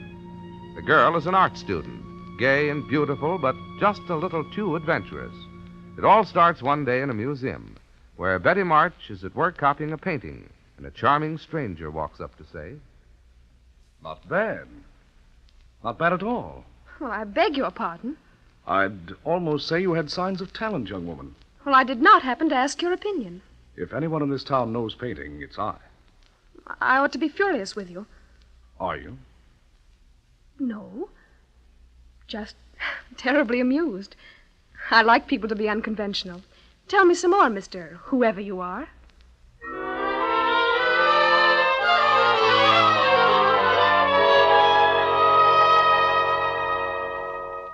Yes, that's how it started. Now, several days later, we find Mr. Keene in his office talking to a very distressed man, Robert Colby, assistant curator of the Manhattan Museum. I tell you, Mr. Keene, nothing's ever happened like this. In all the years since the museum was founded. The girl walked off in the midst of copying a painting. There's been no sign of her since. Well, let's start at the beginning, Mr. Colby, shall we? First, what is the girl's full name? Elizabeth March. According to her application for a museum permit, she's now 22. Go on, Mr. Colby, please. Well, lately she's been copying that big painting by Whistler in the American Room. Oh, you mean the portrait of Mrs. Farmington and her daughters? Yes, that's right. Now, the last time I saw Betty was 4 days ago. Monday. Betty, eh? You're on familiar terms. Oh, she's lovely, Mr. Keene. Charming, spirited. Well, now, under what circumstances did you last see her? I dropped into the American Room where she was copying the Whistler painting to ask her to lunch. She looked up from her easel and said, No, Mr. Robert Colby. No can do. Why not? Too busy, Bob. Oh, that man Whistler. Has he insulted you, Betty? Why did he always have to sign his paintings with those complicated little butterflies in one corner? I'm having an awful time trying to copy it. Oh, forget the butterflies, Betty, and come to lunch. I have a question to ask you. Oh, yes. I know. Dum-dum-da-dum. Well, will you marry me? No, Mr. Robert Colby, assistant curator of the Manhattan Museum. I will not marry you. Well, what's wrong with me? Nothing at all. That's the trouble. Don't understand. You're just too darn correct to be alive. What? The man I'm going to marry will have to be somebody exciting, somebody dashing, somebody dangerous. Oh, now stop talking like a Greenwich Village bohemian. See, you are a stuffed shirt. Still want to take me to lunch, Mr. Colby? No, I do not, Miss March. Goodbye and good luck. Well, yes, she certainly is a very spirited young woman, isn't she? What happened next? Well, I came back in the afternoon, Mr. Keene, to make up. Her easel was still there in its usual place, but no sign of Betty. Mm-hmm. So that night I went to her apartment. Still no luck. Again the next day and the day after. This morning, finally, I talked to the attendant in the American Room. Did the attendant have anything to report? Great deal. After our little spat, Betty sat down at her easel to work again on the butterfly signature. A few minutes later, a tall, dark-haired man came by. He stopped by Betty's easel. The next thing the attendant heard Betty say something like this. I like people to be unconventional. Tell me some more, Mr. Whoever you are. I've seen you here many times before. And I've noticed you. Oh, have you? First time was in the Egyptian room. We bumped into each other in the tomb of the pharaoh. I said, I beg your pardon, miss. And I said, I beg your pardon, sir. Yes, and something more. From where my easel stands, I have a very good view of the Italian room next door. And? You have been observed on 3 different occasions, standing there in front of the Annunciation of Parolini. Your spies have been busy. You admire the Annunciation very much, don't you? There's another work I admire even more. A 20th century masterpiece. You. Wonderful. Who are you, anyhow? Just a man who wandered into a museum and saw a very beautiful girl. Seriously. I could tell you better over lunch. Oh, lunch? Please. Well, I don't think I ought to give in so easily. Argue with me 5 minutes more. And did they finally go off together, Mr. Colby? Yes. After Betty finished up a few more details on the painting. Well, what do you think of it, Mr. Keene? Well, frankly, I don't like the sound of it. It wouldn't be the first time a girl was lured into something very unpleasant by a charming stranger. Then please, Mr. Keene, try to find her. I most certainly will, Colby. And as the first step, tell me, is Betty's easel still standing there in the American room? Exactly as it was the last time she used it. Then take me there at once.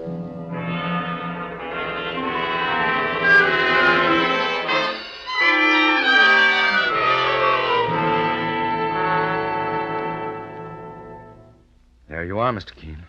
Judging from this painting, Betty's a very talented girl. Oh, yes. Yes, indeed. Did she usually place her stool in just this spot? Yes, it gave the best light. One moment. What is it, Mr. Keene? Why are you staring so hard at Betty's copy? I wonder if there's a magnifying glass handy. I'll have the attendant get one. Oh, Billings. Yes, Mr. Colby. Look into Mr. Vanderhoff's office, please, and ask him if I could have a magnifying glass for a moment. I'll be right back, sir. Mr. Keene, you've got me up a tree. First, you were talking about the position of the stool. And Oh, yes. In fact, I am going to sit down on it right now and make a little investigation. Well? Observe one thing.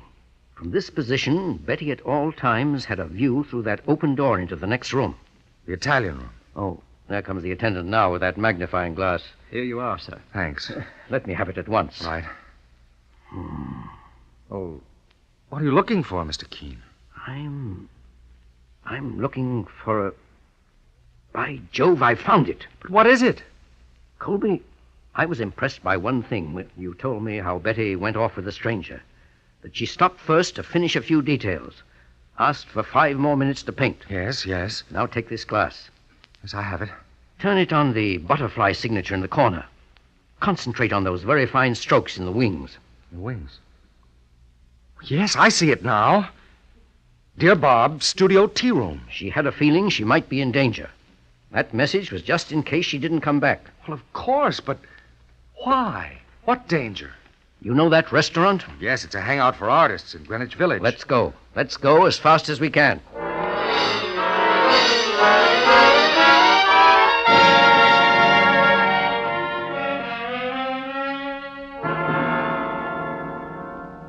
And I take it, Miss Grudy, that you are the owner of this restaurant? Yeah, that's right.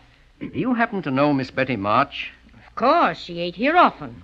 I wonder if you remember her coming here last Monday for lunch. Well, Don't mind me, please. This isn't a case of a jealous lover. Well, in that case, yes, she came in with a tall, handsome man and took a table near the cash register here.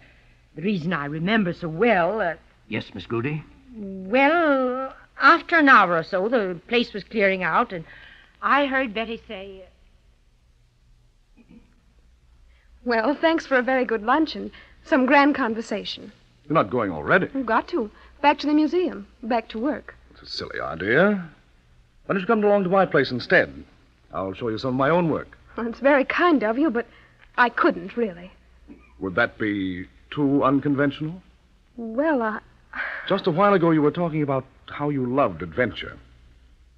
Well, I'm going to hold you to that. Please, let go of my arm. Oh, no, you're coming along with me. Even if I have to kidnap you, darling. Let go of me, or I'll scream. If you do, I'll put my hand over your mouth and gag you, dear. Help! You see, darling, it doesn't help. Better come along quietly now. That's a good girl. That's a good girl.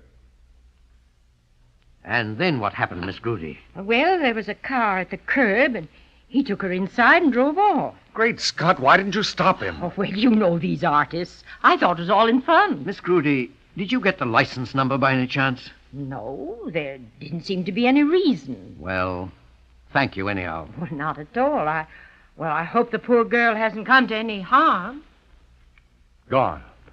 Vanished completely. I'm afraid so, Colby. What do we do now, Mr. Keene?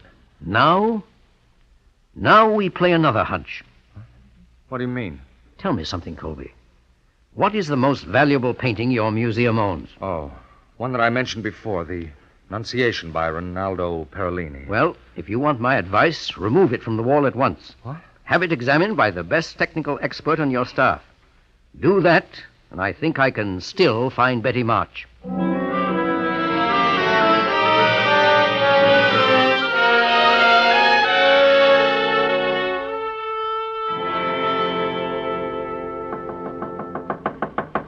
Mr. Vanderhoff, how's it coming? Do not disturb me. I will be finished in a moment. He's experts, Mr. Keene. He's been at it all morning. Oh, calm yourself.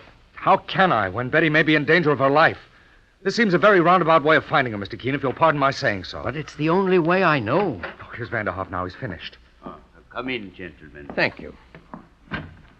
There's the painting. Look at it, gentlemen. A Magnificent work of art, as far as the eye can tell. Tell us, Mr. Vanderhoff, what did you find? First, Mr. Colby, in accordance with my usual routine, I subjected the painting to an X-ray examination. Yes. I followed this with a spectroscopic analysis. Yes. Finally, I tested minute portions of the pigmentation for chemical content. Well? Gentlemen, I am compelled to report that this masterpiece is a fake. What? Very skillful, but a fake. Impossible. It is a fake, entirely so. The original has been stolen, this copy substituted in its place. Exactly what I thought and feared. The man who did this is one of the most skillful copyists alive. What type of paint did he use? Or tempera, of course. The same as the original. Oil paint did not come into use until several centuries after Perolini. I must report this to the director at once, of course. One moment, please, Mr. Vanderhoff. Yes, Mr. Keene. You may also tell the director that I'll do everything in my power to recover the stolen original. Good. And that I strongly advise against any publicity at the moment. I will tell you. Mr. Keene, two things aren't really connected. Of course they are. Betty's disappearance and the theft of the painting are one and the same case. But how? Well, here's my theory, Colby. The men who stole the Perolini are cautious, methodical people. They must have worked for months to prepare their fake painting. After that, it was only a question of finding the right moment to snatch the original from its frame and substitute the copy. Yes? They decided, of course, to do it on a Monday, when there are few visitors in museums. Yes, that's the day we charge admission. Usually only students are present. But that still left one obstacle, Betty. You remember I told you that from where she sat, she had a good view of the Italian room at all times? A perfect view of the painting to be stolen? Yes. Well, that's where the charming stranger came in. He was assigned to lure Betty away and keep her away. But why are they still holding her? It's my guess that she'd seen the man admiring the Annunciation just a little too often. She knew something was up. And at lunch with the charming gentleman, she probably gave herself away. Poor kid. So then she had to be held prisoner until the painting was safely disposed of. Sent out of the country, perhaps. But what do we do now? Yes. What do we do now? Mr. Keene, you're supposed to be an investigator, not an echo. My dear fellow, I assure you I'll do everything possible. Oh, I'm sorry. Give me a moment. Let me... Colby, your expert just said that this fake painting was very skillful. That like the original, it was painted in tempera. It fooled me. Correct me if I'm wrong. But there must be very few painters alive today who could do work like that in tempera. A few dozen, that's all, Mr. Keene. All right. I have an assignment for you. Because it takes an art expert. Yes? And if you don't come through, and if this doesn't find Betty, I don't know what will. Well, fire away, Mr. Keene. What's my assignment? Dig up all the catalogs of recent art exhibitions that you can find. Go back 10 years if necessary. Yes. But get me the name of every outstanding artist in this country who paints in tempera. I will. Somewhere in that list will be the man who did that fake Perolini. We'll check over the entire list. And by process of elimination, we'll find the forger and the gang that abducted Betty March. Right. Get to work at once.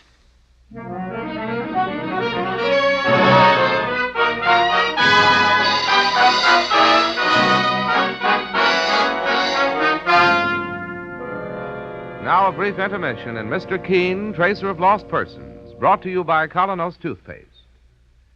Next time you meet the most successful man you know or the most popular girl, take a good look at their teeth. Chances are they'll be sparkling and beautiful, with all the magnetism your own smile should have. Examine your own teeth critically.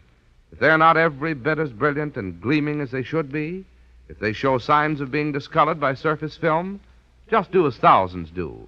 Try the new Colonos, a high-polishing toothpaste. Safely, speedily, Colonos helps brush away masking surface film, revealing the natural luster and brightness of your teeth. Your druggist has an ample supply of Colonos on hand, so get a tube tonight and see what wonders it may do in helping you to add to the charm and appeal of your smile. Remember the name Colonos, K-O-L-Y-N-O-S, Colonos, a high-polishing toothpaste. Now, as the clock strikes midnight, we find Mr. Keene with his assistant, Mike Clancy. Well, Mr. Keene, I do hate to be breaking into your house at such a late hour, but here are some nice names Mr. Colby's dug up. That's quite all right, Mike, and thank you. And you should have seen the pile of catalogues he's going through. Sure, he was still at his desk when I left the museum working like a beaver. Oh, Colby is still at the museum? That's right, sir. Mike, I suddenly feel another of my hunches coming over me. Well, out with it, boss. Something tells me that stolen painting is still within the walls of the Manhattan Museum. No. It's easy enough to get a bundle into a museum, but taking one out... Oh, you mean that once they copped the painting, they couldn't get it past the door? Yes, and for days now, they may have been keeping it in a place that they prepared for just such an emergency. But where? In the other part of the museum that this charming stranger used to hang around in. The Egyptian room, the tomb of the pharaoh. In a tomb? That's where we're going, right now. Oh, no, boss. Among the mummies at midnight? Oh, no, sir.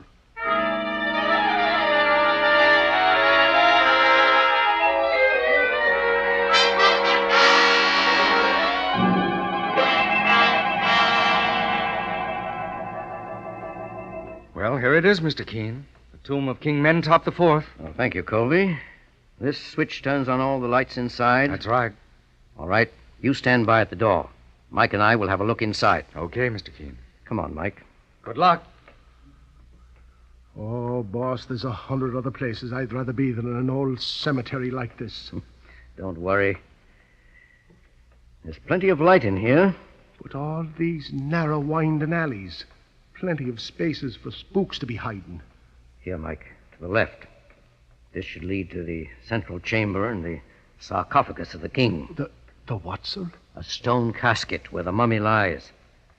I'd like to move the lid and have a look inside. Well, I wouldn't. Relax, Mike. Here's the central chamber now, and the sarcophagus. Saints preserve us. Come now. Let's try the lid. Stand back. Don't move. Glory be. The mummies are talking. No, Mike. Mummies don't talk English. Stand back. Hands over your head. It's coming from that doorway on the other side. Quick, let's get after him. Boss, the lights are gone out. Quick, turn on your flashlight, Mike. Help. He's trying to strangle. I'll fix him. Come away, you. Here, I got him, boss. No, he's broken away. Your flashlight. Turn it Oh, on. I dropped it somewhere. Here it is. That's better. Boss, he pretty near slashed the coat off your back. And look what he left behind on the floor, Mike. A 10-inch knife. Now we know we're up against killers. But don't let's waste time. Help me move the lid of that sarcophagus. Okay, sir. You ready now? Heave-ho! Heave-ho! All right, Mike. Now flash the light inside. Why, boss. It's there, Mike. The painting. But we've still got to find the girl. And she's in the hands of killers.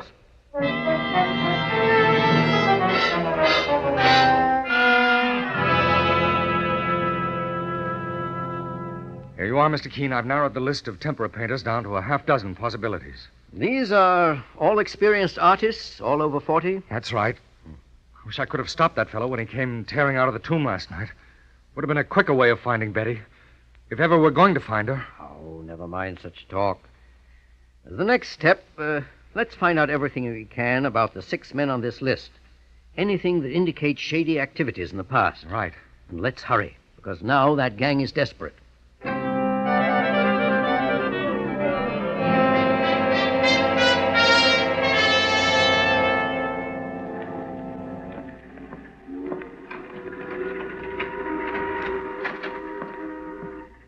Good morning, Betty.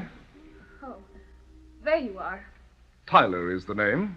Well, whatever you call yourself, why are you keeping me in this house? When are you going to let me go? You have the painting. What more do you want? Correction, my dear.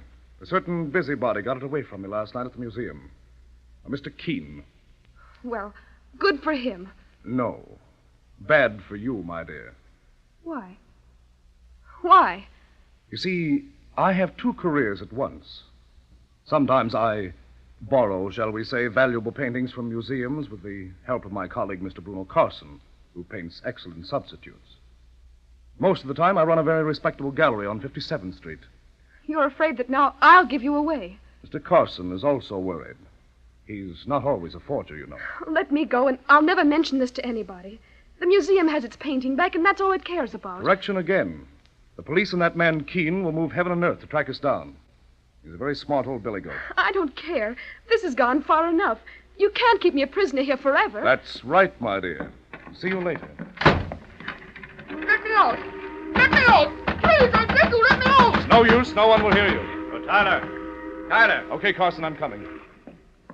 Look, Tyler, we can't keep her here much longer. Some people are coming tomorrow to look at my paintings. All right, Carson. She goes tonight. And don't leave any traces. There won't be, Carson. Not for the East River right outside the door. The river? Too bad. She's so nice looking. Yes. Too bad.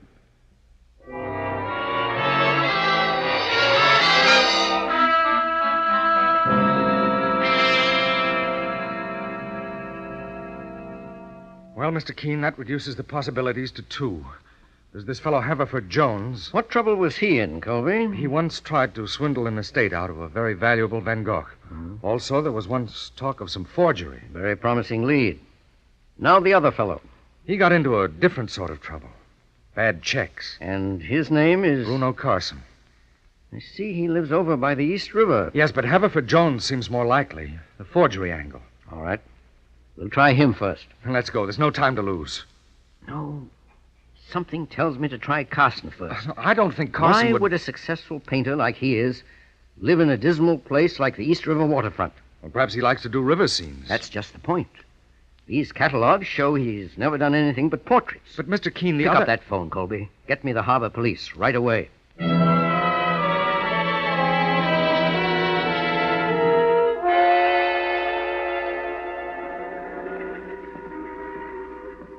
All clear, Carson? All clear, Tyler. The cop on the beach just walked up the block. Here. Help me carry her out on the pier. She's not going to start screaming. No chance. That gag is on good and tight. She's bound hand and foot. Okay, let's go. Straight ahead now. Onto the pier. Maybe this isn't such a good idea. We could just beat it somewhere. Run away from the cops the rest of our lives? No, sir. Okay. All right, here we are. Get ready to swing. Stop where you are. Hands up. It's that fellow Keene. Drop her, Tyler. Let's run for it. Stop where you are. I'm warning you. Mr. Keene! What is it, Colby? Look, Betty's rolling off the pier. She's fallen into the water. I'm going in after her. I hope he makes it in time. The harbor police. They've got those men. But not for murder, I hope.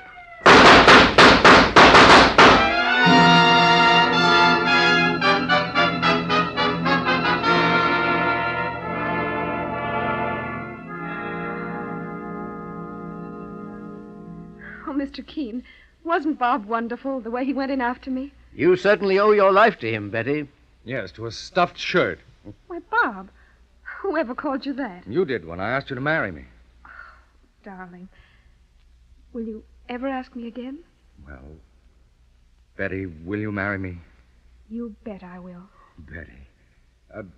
Mr. Keene, I don't think we've properly thanked you. Colby, my dear fellow, this is no time to stop to thank anybody.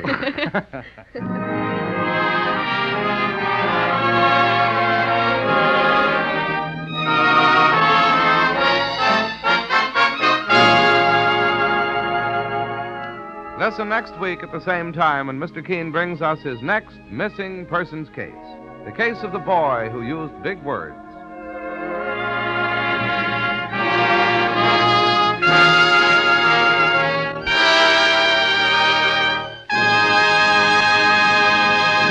Every girl and woman knows that in order to be popular today, one of the most important things she needs is an attractive smile. A smile that reveals clean and sparkling teeth. And to the man in business, teeth that make a good impression are just as important, too. If you're not certain that your own teeth are as attractive as they should be, here's something you'll want to know. The new Colonos High Polishing Toothpaste does wonders in helping to remove those dingy surface stains, helps reveal the natural brilliance of your teeth that adds so much to the charm and personality of your smile. I'll tell you why it does this. Its action on teeth is like that of a jeweler's polish on tarnished silver. So start using Colonos, a high-polishing toothpaste yourself right away. You can get Colonos, K-O-L-Y-N-O-S, Colonos toothpaste at any drugstore tonight.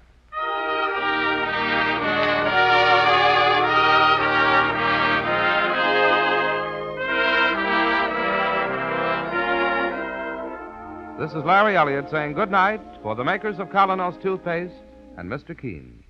And this is Mr. Keene with one last word. I've been asked to bring to your attention the important fact that our country is still faced by a critical shortage of tires for civilian use. The tires you have now must last you indefinitely. Do not be misled by announcements that huge quantities of synthetic rubber are being made. They are, but they are required for military use. So do everything you can to make your tires last as long as possible. Drive only when necessary, at under 35 miles an hour. Keep your tires properly inflated and inspected. Recap your tires as soon as they need it, and share your car with others. Good night, and thank you all.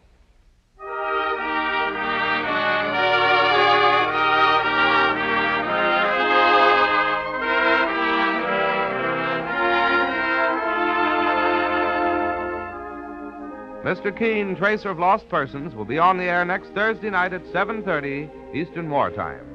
Tomorrow night, listen to the big new musical Friday on Broadway. All the song leaders of the day direct to you from the Gay White Way.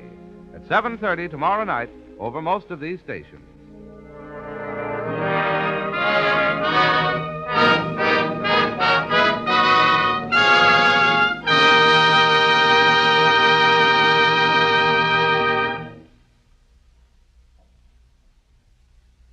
There is now a wonderfully inexpensive, easy way to wax wood floors and linoleum to a high, sparkling finish in only 6 to 9 minutes. Use Aero Wax, the self-polishing wax that goes on in a jiffy, dries without rubbing to a marvelous high luster, adds beauty to your rooms, saves countless scrubbings, yet costs only 25 cents a pint. Get Aero Wax, AEROWAX, tomorrow. This is the Columbia Broadcasting System.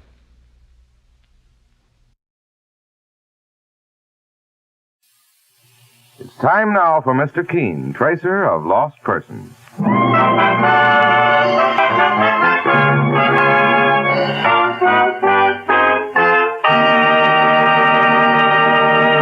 For incredibly fast relief from the pains of simple headache or minor neuralgia, try Anacin. ANACIN. Anacin is like a doctor's prescription. That is, it's composed of not just one, but a combination of medically active ingredients. Take only as directed. Get convenient Anacin tablets at your druggist tonight.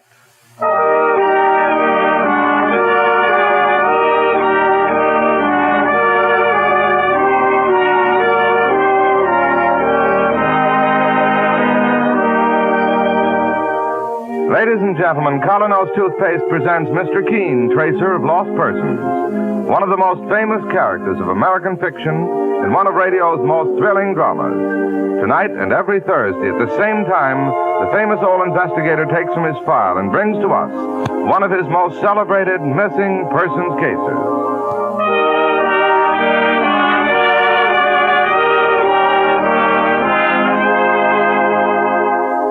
Next time you buy a dentifrice, get high-polishing, high-foaming Colonos toothpaste or tooth powder. Colonos is a double result dentifrice with a mouthwash effect built right in. Freshens your breath while you're brushing your teeth. Tomorrow, buy Colonos.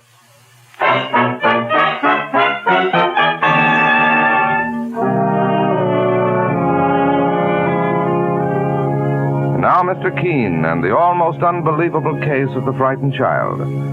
Our story opens on a foggy morning in New York City. And at the children's shelter on Lower Manhattan, we find Mr. Keene and Police Lieutenant Evans walking together down one of the corridors. And Lieutenant Evans is saying with unusual emotion, Mr. Keene, I can't tell you how this kid affects me. I'm a pretty tough guy. I should be after all the years I've been on the police force, but the expression in this kid's eyes, I just can't take it. How old is the child, Lieutenant Evans? I'd say about 5. You found him wandering around the streets? Down by the Brooklyn Bridge at 6 o'clock in the morning. Officer Casey picked him up. He said he thought he was seeing things when this little fellow stepped out of the fog. But the thing that gets me is that he don't seem to know how to talk. That seems incredible at 5 years old, unless he's suffering from shock. How was he dressed? Well, that's another funny thing, Mr. Keene. The suit he had on looked like it might have cost a lot of money. And he won't tell you his name? He won't, or he can't. He just sits and stares at you, those big eyes of his. We've run his picture in all the papers, so wouldn't you think that somebody would know who he was? Somebody must know who he is. They're keeping quiet about it. That's what bothers me, and that's why I decided to call you in. Oh, here we are, sir. All right, Lieutenant. Hello, kid. How goes it? I brought someone to see you. Oh, now, wait. Don't run away. We won't hurt you, son. I like little boys. Here, give me your hand. You see, Mr. Keene, he won't say a word. He's got to learn that I won't hurt him. Give me your hand, son. There. That's not so bad, is it? I'm here to help you. Let's have a little more light in here. Somebody must have pulled down these shades. No! No! He must have pulled them down himself. He's afraid of the light, Lieutenant. And apparently he isn't used to it. No! All right, kid. Take it easy. I'll pull them down again. That's right. The sunlight's good for little boys. You mean you've never played in the sunlight with other children? He won't answer you, Mr. Keene. I think he will when he gets to know me better. I think he'll even manage to tell me his name. Name? Yes, your name. What do people call you? I'm your friend. You have nothing to be afraid of with me. So try to tell me your name and where you came from.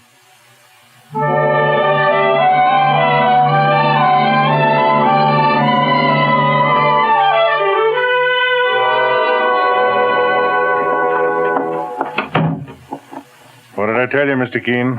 You can't get a thing out of him.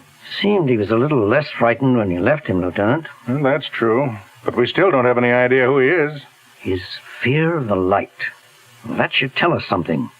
Mr. Keene, you mean you think he was kept in darkness? There's something horrible here. What was done to that child and why was it done? I'm going to find out if it's the last thing I do. I thought you'd feel like that about it, sir. Of course, Mr. Keene, anything that... sir. Are you Lieutenant Evans? Huh? Oh, why, yes. My name is Clark. They sent me over here from the station house. You wanted to see me? Yes, I guess so. They told me you was in charge of the case. They thought it was important, so I come right over here. What case are you talking about? That kid you found by the bridge. What? What about him? Do you know who he is? No, but I seen his picture in the papers. I had a funny experience a couple of nights ago, and I thought that maybe I ought to report it. What do you do? Well, I'm a night watchman down near the waterfront. One of the blocks I patrol is mostly empty buildings. An old brewery they don't use anymore and a couple of loft buildings. Go on. Well, last week one night, when I was passing one of the loft buildings, I could have sworn I heard a child crying. Then I decided it must have been a cat or a boat whistle. Them boat whistles drive you crazy on a foggy night. You should have done something about it. Well, I tell you, I thought I was hearing things. And then the next night I heard it again. Yes, go on. I says to myself, there can't be a kid in that empty building. But finally I went back. I found a window open on the ground floor, and then I decided I must have been crazy. Why? You never seen such a place. Dust over everything. Dust and cobwebs. It hadn't been used for years. I was just about to go, and all at once I happened to turn my flashlight on the floor. There was footprints in the dust. A child's footprints. And they was pointing toward the window.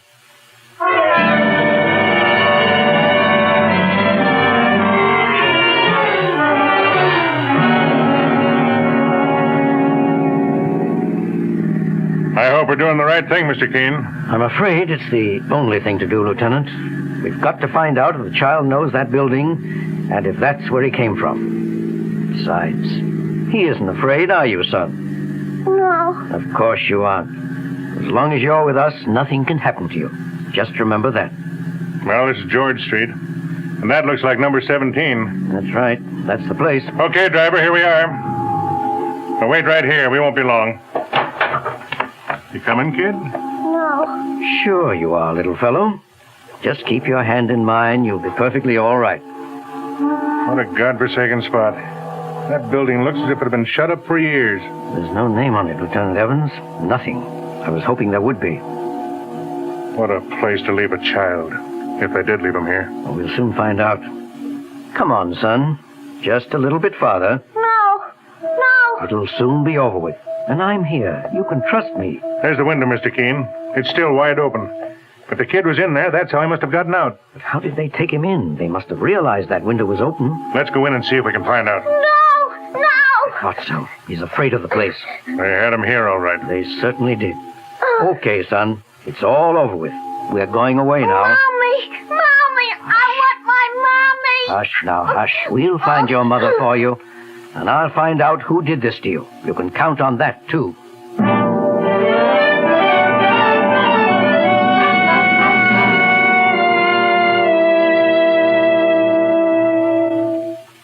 Why, yes, Lieutenant. I'd just as soon keep the youngster with me.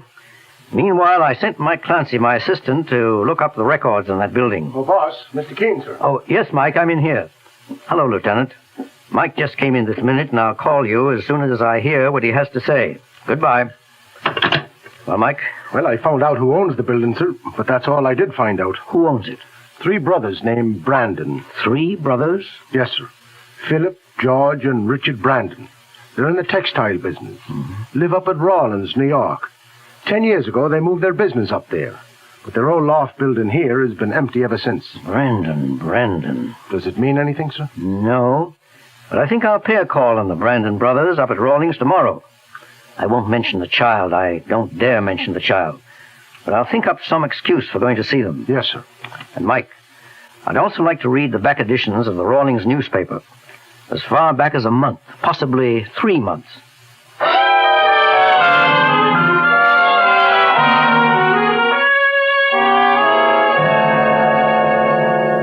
Please sit down, Mr. Keene. My brother will be right with us. Thank you, Mr. Brandon. I appreciate your seeing me. Since I happen to be in Rawlings, I thought it would save time if I came directly to you. You wanted to see me, Philip? Yes, George, come in. Mr. Keene, this is my brother, George. How do you do? How do you do? George, Mr. Keene wants to lease that loft building in New York. What? Yes, that is, he's acting for a client. He seems rather vague about the whole thing. Not at all. I'm simply making inquiries for a client. But, why that particular building? I don't know, George. Ask Mr. Keene. Perhaps he can tell you. I'm just acting on instructions. I want to find out the terms. So you said, but unfortunately we can't quote you any terms until... Until we, talk to our sister-in-law, Edith Brandon, and right now I'm afraid that's out of the question. But I don't understand. Does she own that building? Well, no, that is not entirely. You see, our younger brother, Richard, owned 2/3 of the business. Mr. Keene isn't interested in that, George. I'm just explaining the circumstances. Anyhow, Mr. Keene, after Richard's death, well, his wife Edith inherited that building. So we'd have to consult her before quoting terms. And Edith is in a rest home. She had a nervous breakdown about a month ago. In a rest home? Mr. Brandon, you don't mean that your brother Richard...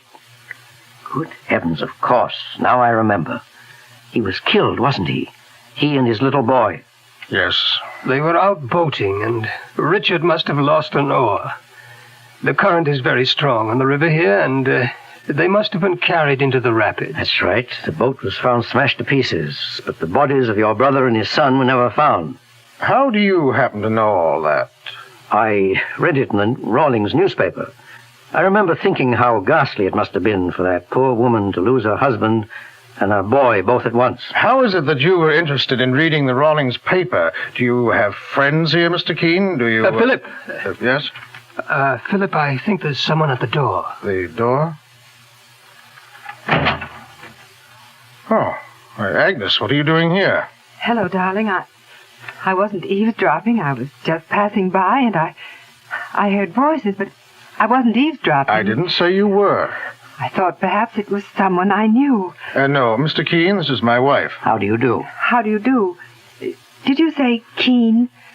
That name, it sounds familiar. I don't know why it should be. You've never met before. Mr. Keene has a client who wants to lease that loft building in New York. What did you say? Agnes, I'm sorry, but we're trying to talk business. But that building... Agnes, I'll see you later. Yes, dear, I'm going. I'm going right away. Goodbye, Mr. Keene. Goodbye, Mrs. Brandon. I'll wait for you outside, Philip, and I really wasn't eavesdropping. You must excuse the interruption. But as a matter of fact, I can't see much point in continuing the conversation. But, Mr. Brandon... I'm sure that my sister-in-law wouldn't be interested in leasing that building, especially since we may use it ourselves later on. Don't you agree with me, George? Oh, yes. Absolutely. You mean you won't even ask her? Well, I can't see any point to it, Mr. Keene. It isn't as though Edith needed the money. She's extremely well off. She has everything she wants. You mean she has everything except her husband and her little boy?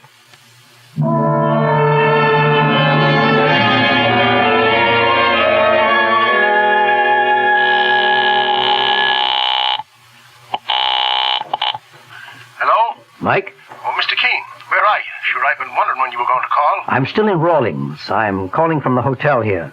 I'm going to stay over another day. Why, sir? I want to try to see Mrs. Richard Brandon if I can. And Mike, listen carefully. This is frightfully important. Yes, sir. Tell Lieutenant Evans that child must be watched. He mustn't be left alone for any reason whatsoever.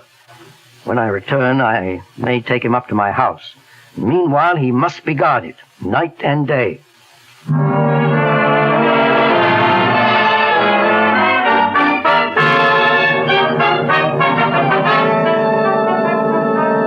In just a moment, we'll witness a dramatic and moving scene as Mr. Keene continues the case of the frightened child.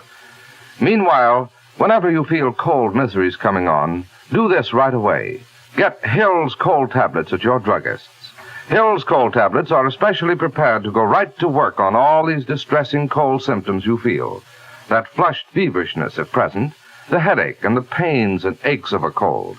All those important ways of treating cold symptoms. And for that clogged up feeling in your nose, get Hill's nose drops. They help clear up nasal congestion fast. Take only as directed.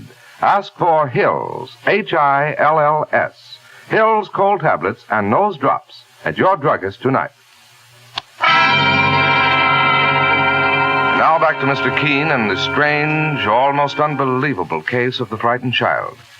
It's early evening of the following day, and we find Mr. Keene moving restlessly about his study. With him is a frail, attractive young woman who watches him with sad and haunted eyes. Shouldn't they be here by now, Mr. Keene? Don't worry, Mrs. Brandon. Mike can be depended to get him here safely. And you really think it's my son? Oh, it doesn't seem possible. My dear Mrs. Brandon, I'm not promising you a thing. But there's a chance that it is your son. And if it is? If it is, it means a hideous crime has been committed. It will take a lot of courage for you to see this thing through. My boy will give me courage. If it is my boy. It won't be easy. It'll take a lot of patience to nurse him back to a state of normalcy. And during that period, I want you to stay right here in my house, where Mike and I can act as a bodyguard. You think there's danger? I know there's danger. By the way, Mrs. Brandon, did your husband ever quarrel with his brothers over the business? Was there resentment because he inherited 2/3 of the stock? On the surface, no, Mr. Keene. Underneath, it was always there.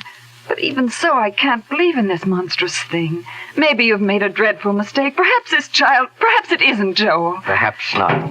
Oh, we'll soon find out. Mike just came in. He has a key. Just wait here a second, Mrs. Brandon. Here we are, boss. And what a time we had getting here. Hello there. Hello. Well, will you look at that now? He actually smiled at you, Mr. Keene, sir. Oh, I didn't know there was anyone else here, sir. This is Mrs. Brandon, Mike. She just arrived. Come over here, son. Joel. Do you know this lady? Joel, don't you remember? Mommy! Mommy! Joel, oh, my baby.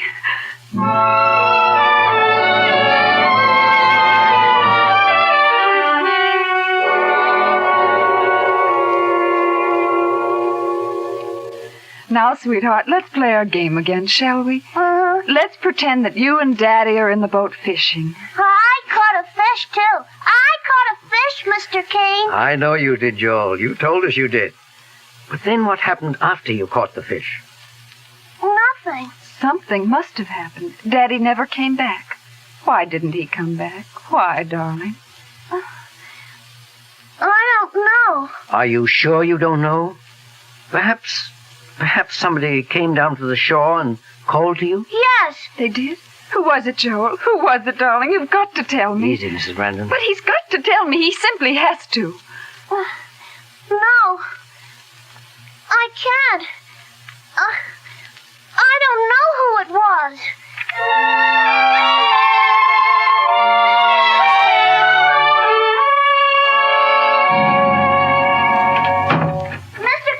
Mr. King, here we are. Hi, time, too, Joel. It's almost dark out. I know, sir, but I couldn't get him to come in.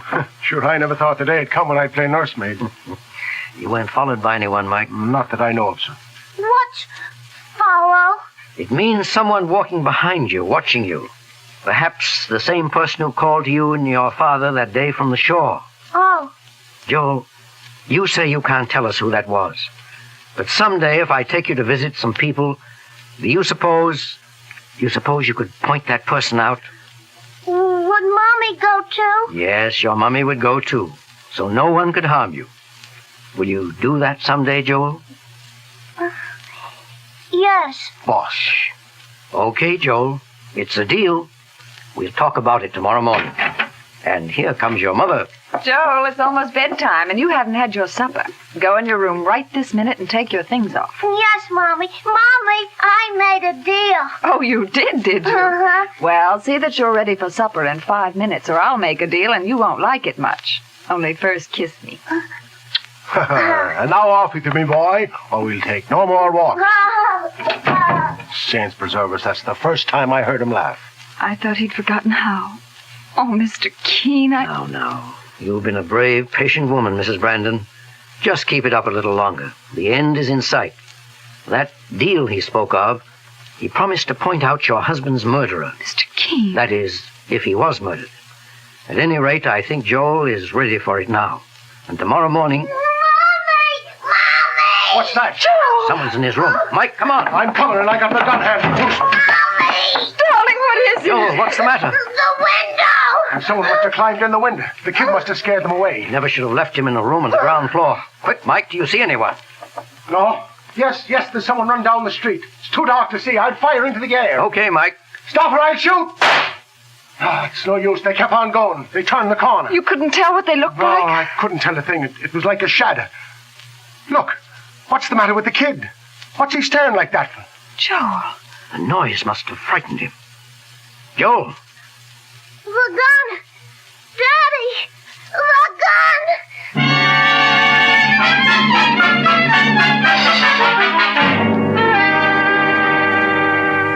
So that's what happened, Mr. Keene. They shot my husband and put his body in the boat.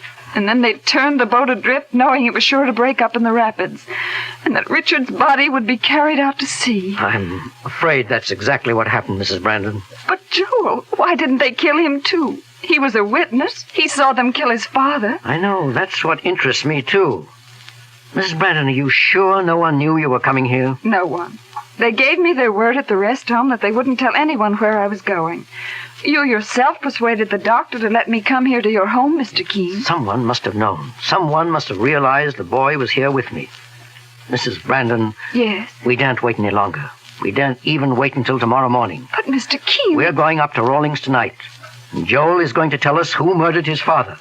He must, Mrs. Brandon, without further delay. His safety, his life depends upon it now.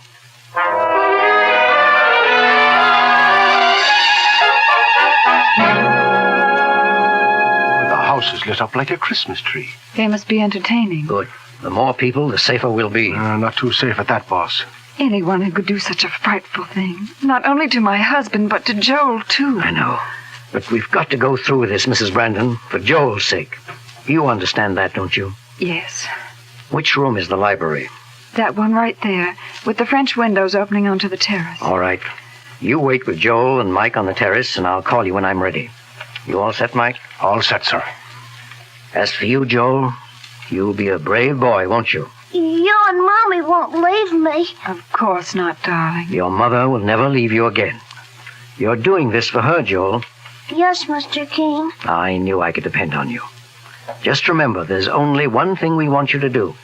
When I call you, when you step into that room... Yes?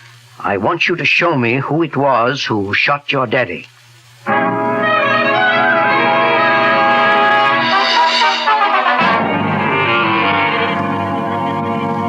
Mr. Keene, this is most presumptuous. I don't understand it. We have guests, Mr. Keene. I know you have guests, but this is important, or I wouldn't have troubled you. We told you the other day that building wasn't for rent. I didn't come here about that. Did you want me, dear? I didn't want you, Agnes. This gentleman, Mr. Keene, sent for you. And if he's wise, he'd explain just what this is all about. I intend to. Please sit down, madam. But I have guests. This won't take long. First of all, I must tell you, that business about the building was a necessary lie. I came for quite a different reason. I'm a tracer of lost persons. A tracer of lost persons? That's where I heard his name. Now I remember. And just why should you be interested in talking to us, Mr. Keene? The police were interested. They sent for me, Mr. Brandon, because a child was left to die in that building of yours. A child who had been held a prisoner for more than a month. A child held prisoner? Why, who was it? Your nephew. My nephew? Joel? But that's impossible. Joel is dead. No, Mrs. Brandon. He's very much alive. I don't believe it. It's fantastic. He was drowned with his father. His father wasn't drowned. He was shot, Mr. Brandon. And Joel happened to witness that shooting. Richard? Murdered? Philip, it's not true. He must be mad. That's exactly what I was thinking. No, I'm quite sane. You see, Joel is waiting outside with his mother. What? I'm going to call them in. Mike Clancy, my assistant, is with them, Mr. Brandon. And I must warn all of you that Mike is armed. All right, Mrs. Brandon, bring him in. Joe. Oh, no. Stay where you are. Don't move, any of you. All right, Joel. Come here. Now, Joel, you promised me you'll be a brave boy. Don't forget, we're depending on you. Yes. Who was it, Joel? Who shot your daddy and then took you away? Who was it? Tell us. It was her. She did it. Mrs. Brandon. She took me away. She kept me tied up. And then she left me in that place. That dark place. Agnes, is that true? Yes, Philip. It's true.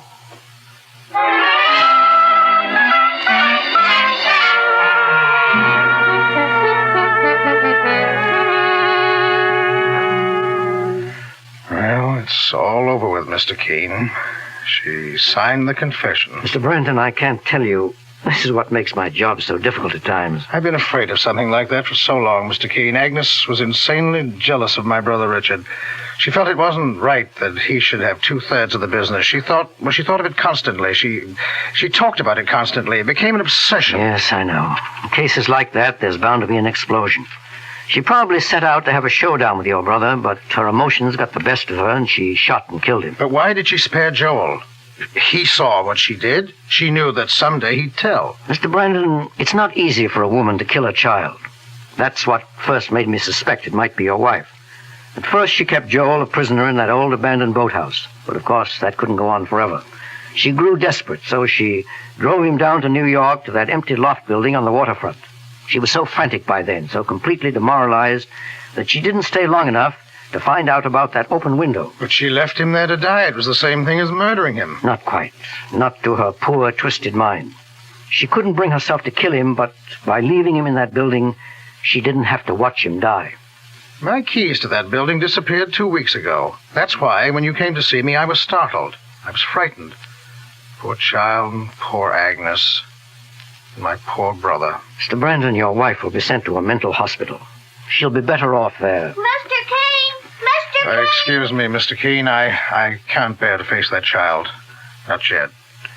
Not yet. I understand, Mr. Brandon. Mr. Keene, I'm going home. Mommy's taking me home to the house where I used to live when I was little. Why, that's fine, Joe. May I come to see you sometime? Sure you can. Mr. Keene, was I a good boy? You were a very good boy, Joel. I was very, very proud of you.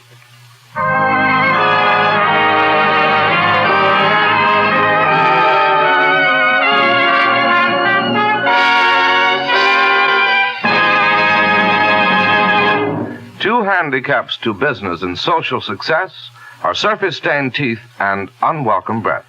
To help correct these conditions when due to improper cleansing, try Colonos, a double result toothpaste that freshens your breath while you're brushing your teeth. A high-polishing, high-foaming toothpaste with a mouthwash effect built right in. When you try Colonos, use it just like any other toothpaste, but swish its active foam thoroughly through your mouth to get the extra benefit of its added mouthwash effect. That's K-O-L-Y-N-O-S, Colonos toothpaste. Or if you prefer powder, Try refreshing Colonel's tooth powder.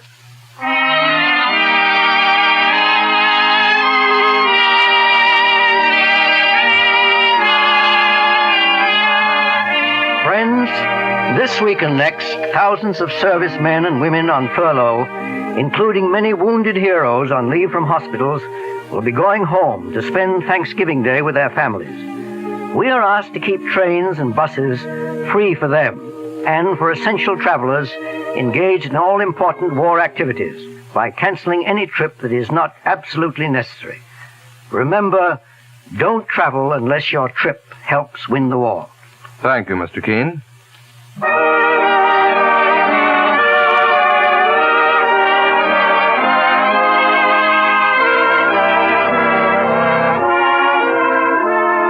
You have been listening to Mr. Keene, Tracer of Lost Persons, on the air every Thursday at this time. Don't miss Mr. Keene next Thursday when the kindly old Tracer brings us another thrilling missing persons case.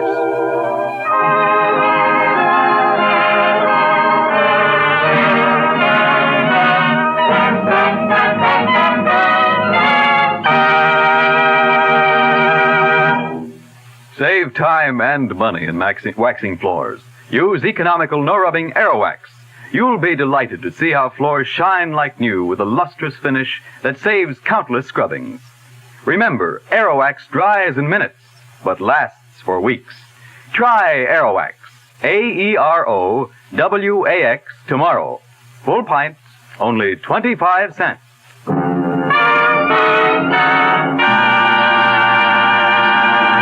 Mr. Keene, Tracer of Lost Persons, will be on the air next Thursday at the same time.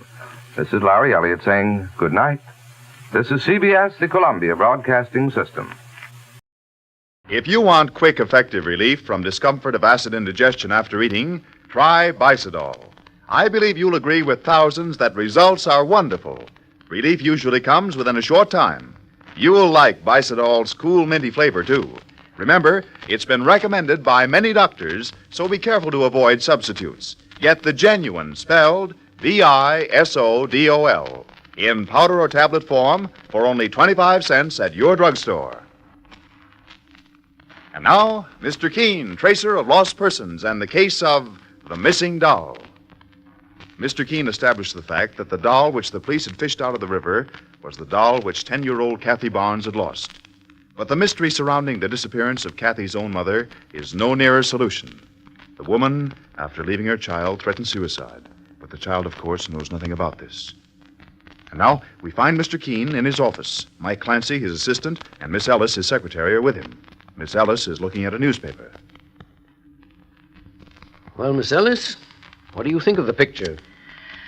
Oh, it's one of the most pathetic pictures I've ever seen in a newspaper, Mr. Keene. A beautiful child hugging her doll. You know, she seems to be looking right at you. You want to put your arms around her and give her all the affection you can. That's how it makes you feel. And it's a very good picture of Kathy. Don't you think so, Mike? Indeed it is, boss. And you didn't have the least trouble getting it published either.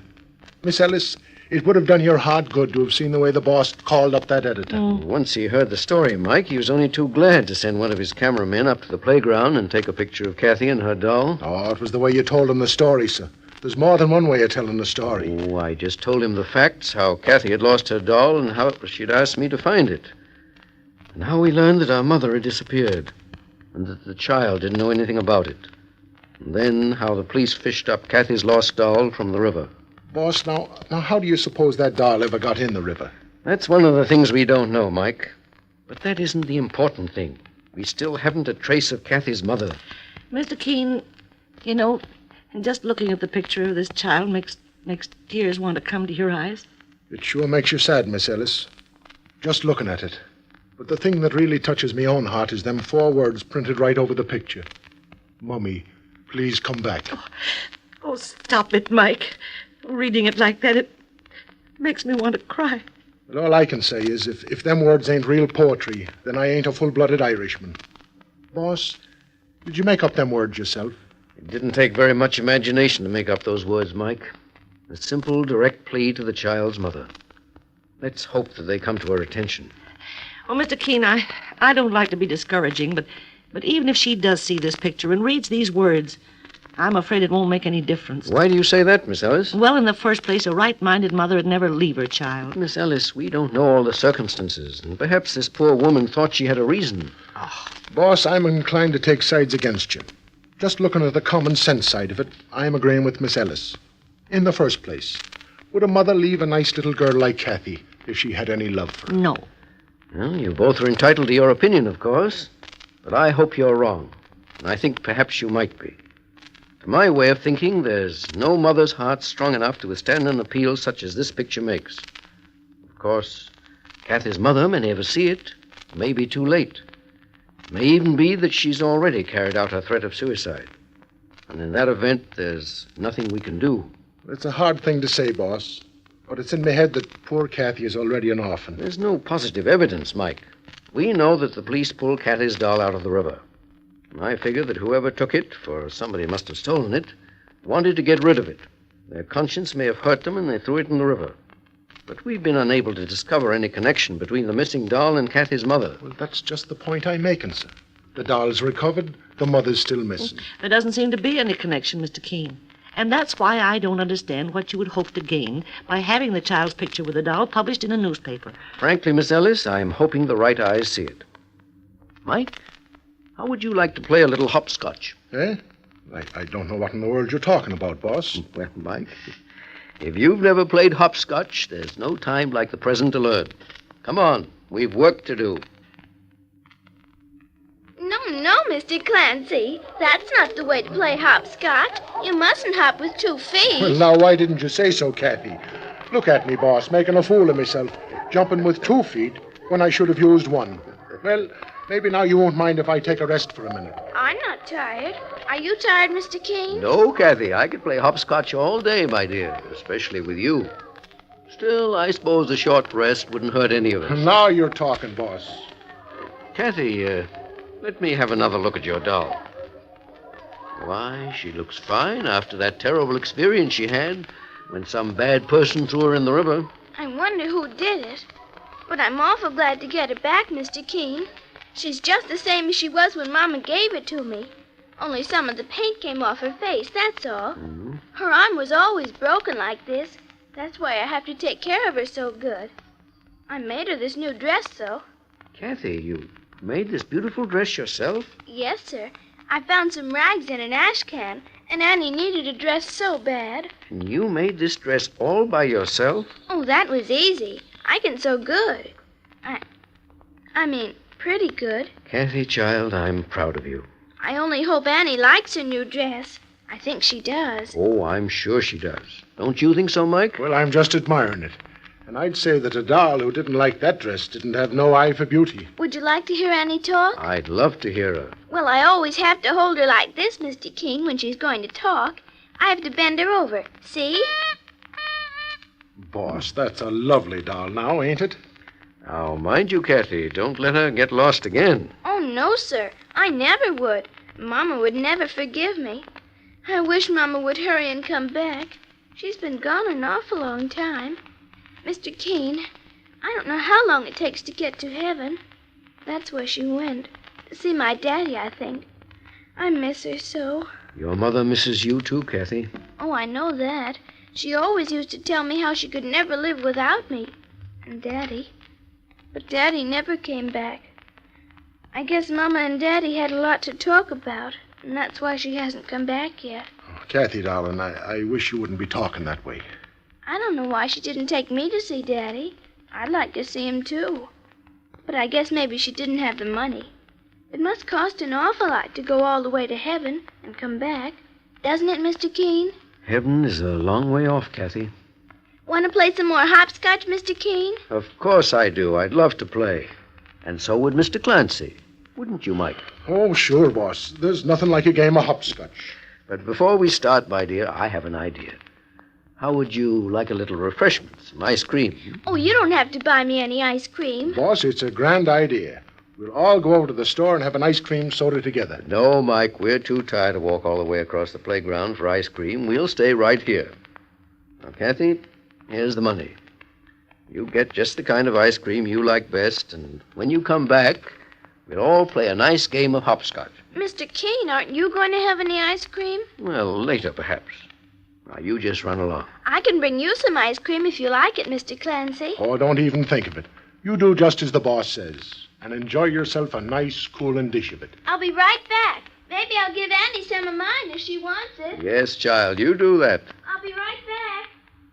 Boss, I didn't want to say anything in front of the child, but what's the idea of all this nonsense? Well, Mike, it's beginning to look as though it is all nonsense. But I never would have been satisfied unless we'd given it this final chance to work. Well, how would you mean that, sir? A final chance? We come all the way up here to play a game called hopscotch, and then sit around among a lot of women and children in a public playground. What do you expect to happen? Boss, what was the real reason you didn't want us all to go over to the store and have ice cream together? I wanted to give Kathy a chance to be alone for a while. Oh, now it dawns on me. Boss, you're very smart. I'd hoped somehow that if Kathy's mother is still alive, she'd be drawn back here. And that Kathy's picture in the paper would have acted like a magnet to bring mother and child together. Mike, look at the child hugging a doll. Nobody's paying no attention to her. Oh, boss, I know how disappointing it must be to you. She stopped. Yes, that's funny. Oh, it's nothing, sir. Now she's walking again. Did you notice, Mike, how her eyes lighted up when I mentioned ice cream? I sure did. I wonder how long it's been since she's had any. Mike, I think it's happened. Yes, I think it has. I don't follow you, sir. Where are your eyes? Don't you see that woman? You mean that woman with the black shawl over her head? Yes, that's the one. Keep your eyes on her, Mike. And if she approaches Kathy, you can bet your bottom dollar that woman is Kathy's mother. We're just walking on the sidewalk, that's all. If it was Kathy's mother, wouldn't she speak to the child? Come on, Mike. No, not yet. Just a moment. Let's see what happens. Don't you notice, Mike, how she seems to be holding back? Let's stroll across the playground. We don't want to lose sight of that woman until we make sure. I don't believe it's anything to it, boss. Sure, if that woman... Just a minute, Mike. Stand here. I want to see what that woman does. Now that Kathy's gone into the store. Say, you may be right, sir. Now, why would she stop right plump in front of the place where Kathy went in and with her head stuck again in the window? Mike, that's the woman we're looking for. Oh, God bless you, sir. We're going over and talk to her right now. Well, don't you think it might be better to wait until Kathy comes out, just to be sure? No, the time to act is now. She's looking around. Hey there! Mike, what are you doing? You frightened her. Oh, I'm sorry, boss. I was just excited. She's heard you, Mike. You scared her. Look, she's running. Come on, after her. Stop that woman! Stop her! I'm right with you, boss. Hey, look, she's going down the subway. Stop her! Stop that woman! We'll catch her down the subway, boss. Yes, wherever she goes, get her. Mrs. Barnes! Mrs. Barnes! Hold that woman! Look out, boss. She's going to the edge of the platform. There's a train coming. Look out for the train! Mrs. Barnes!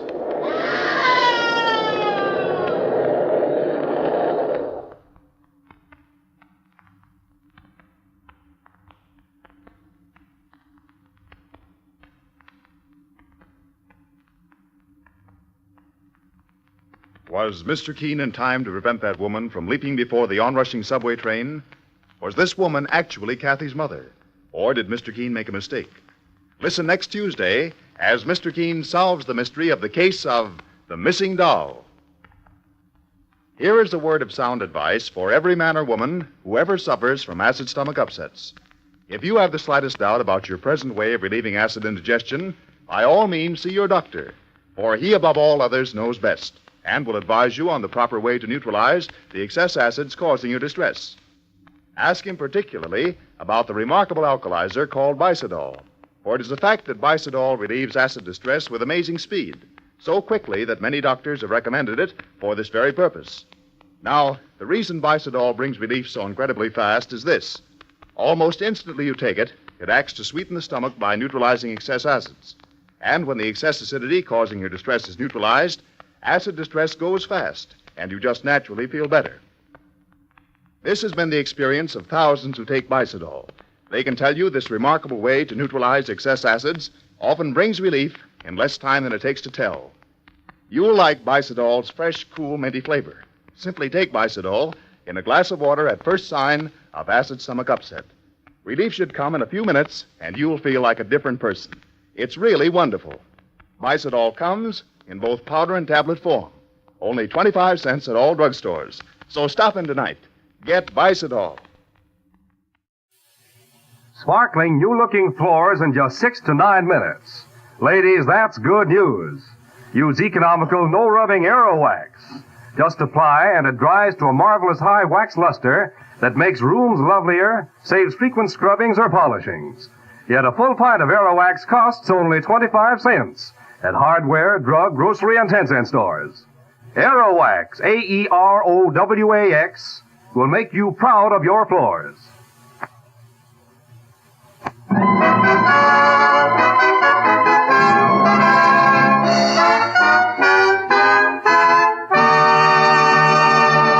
Mr. Keene, Tracer of Lost Persons, is on the air.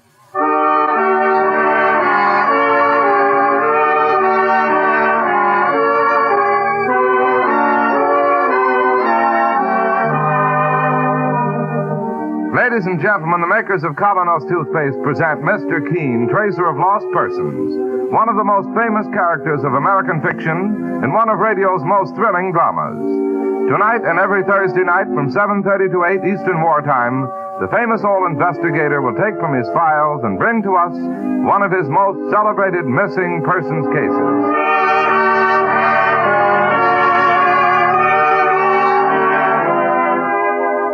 But first, for bright, sparkling teeth, a $1 million smile, try the new Colonos toothpaste. It's a high-polishing toothpaste that acts like a jeweler's polish, removing tarnish from silver. Safely, speedily, it whisks away dingy surface stains that cloud your smile and reveals the full, natural brilliance of your teeth. Get the new high-polishing Colonos at any drugstore tonight. Ask for Colonos toothpaste. K-O-L-Y-N-O-S.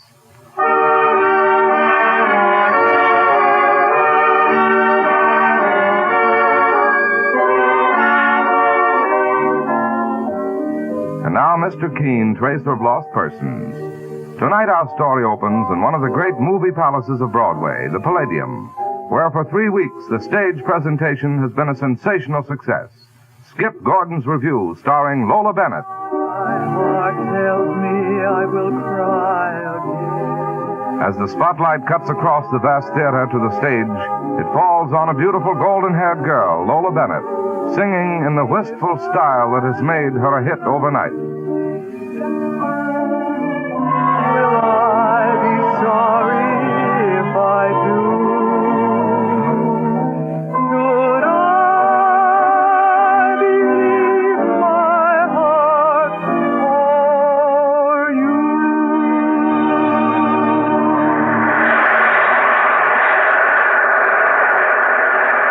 Come back, Lola.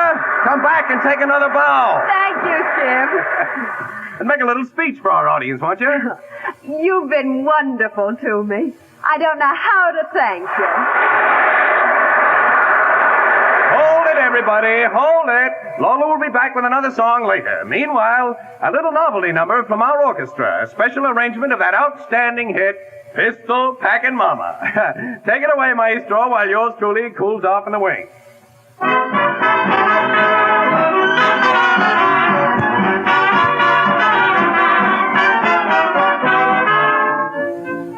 Oh, Skip. Yeah, Joe? I've been stage manager here 10 years. I've never seen a gal win over a crowd like Lola. Swell kid.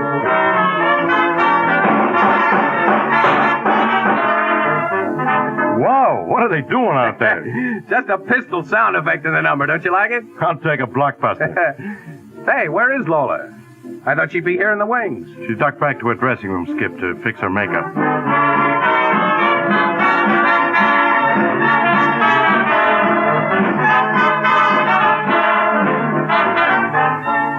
Hey, it's time for Lola to go on again. Well, I'll run down and knock on her door, huh? Okay, I'll signal the band to do another chorus meanwhile. On stage, Laura. On stage. Well, Joe, what gives? No answer. Well, look inside. She's not there. But it can't be. I'll ask the doorman if she went out. Well, hurry, Joe. Will you hurry? Hey, Charlie. Yeah, Joe? Have you seen Lola? Nope, not this way. Lola! Lola! Lola! Lola! Hey, Lola, baby, where are you? Lola! Where are you?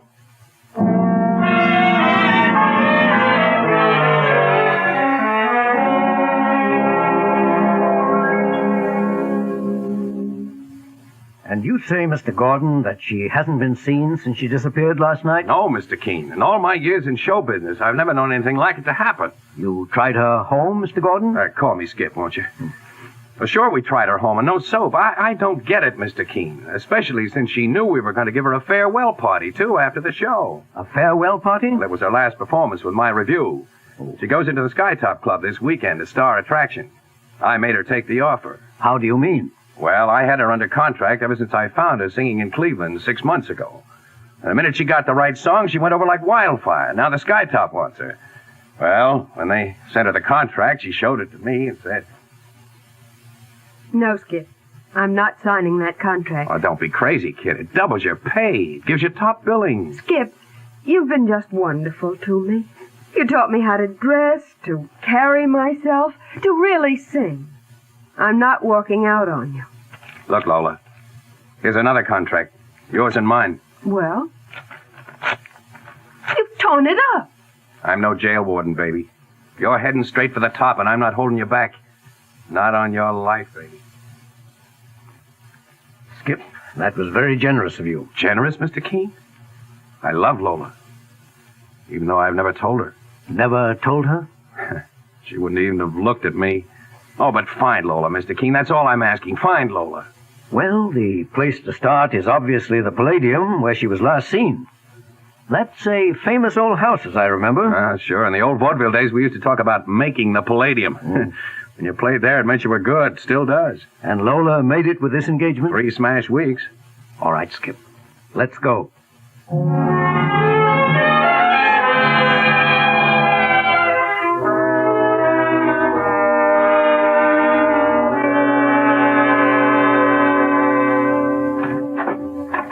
Hello, Charlie. Why, hello, Mr. Gordon. Oh, by the way, Mr. Keene, this is the stage doorman, Charlie Barnes. How do you do? Glad to know you, sir. Do you think you'll find her? I'll do my best. A swell little lady. Incidentally, Charlie, you were on duty last night? Yes, sir, Mr. Keene. You're sure she didn't leave the theater? Well, she couldn't have. Not without creating a riot. Why? The place was surrounded with autograph hounds. Oh. Well, now, Skip, if we could have a look in her dressing room. Oh, sure, right this way. I told the house manager to leave it exactly the same as it was last night. A good idea. Thank you, Charlie. I'm glad to oblige you, Mr. Keene. Well, Skip, I gather your review is staying on at this theater. Yeah, another week, with a replacement for Lola. Here we are now. After you. Thank you. The usual dressing room. Chair, dressing table, wardrobe trunk. Yeah, that's right. And telegrams of congratulation pasted up on the mirror. Yeah. Sing, canary, sing. I love you, I love you, I love you. Repeated 24 times. Yeah, the telegrams are mostly from Larry Reeves. Reeves? Yeah. Oh, he's a well-known Broadway playboy, isn't he? Yeah, with more money than's good for him, too, and more wives. Married 4 times, divorced 4 times. I gather he wanted Lola for the 5th? Yeah, I've been making quite a pitch. Even a smart kid like Lola got to believing him. They were almost engaged. Almost? Yeah, he sent Lola a ring last week. Diamond like a headlight. It'd burn him when Lola sent it back. I suppose this is her costume trunk. Yeah, that's right. Say, you don't think... Is there a key around? Key? Well, there's one on the dressing table. Oh, we'll try it.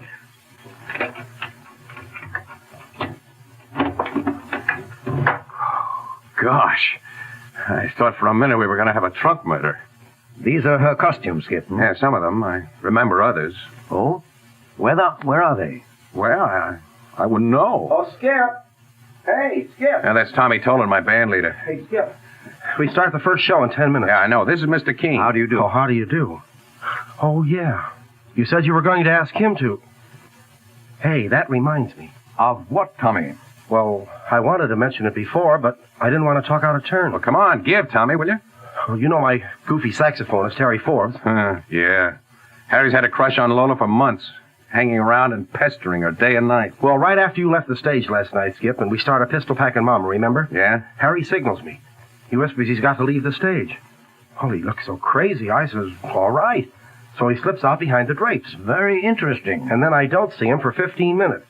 And the funny part about it... What was so funny about it? Oh, hello, Harry. What was so funny? All right. I'll say it right to your face, Harry. You walked off the stage carrying a gun. We all had guns, phony guns for the pistol packing number. Just a minute. Am I to understand you used guns, pistols as stage props for the performance of the number Pistol Packing Mama? Yes, Mr. Keene. But the rest of us had our guns on stage. He could have had his loaded. Are you trying to say If anybody wanted to shoot Lola, that was the time to do it. During all that noise. You skunk. No, your band leader is right, Forbes. It was his duty to tell us. Why did you go off the stage? Oh, because I felt sick. I wanted to take a pill. I told him that. Okay. Okay, nothing. One of these days you'll have to get yourself a new saxophone. Hey, Harry, wait a minute now. Wait. Never mind, Skip. And thank you, Mr. Tolan, for this information. Oh, I figured I had to tell you, Mr. Keene. That guy's wacky. Well, the curtain's in 5 minutes. Yeah, I'll be there.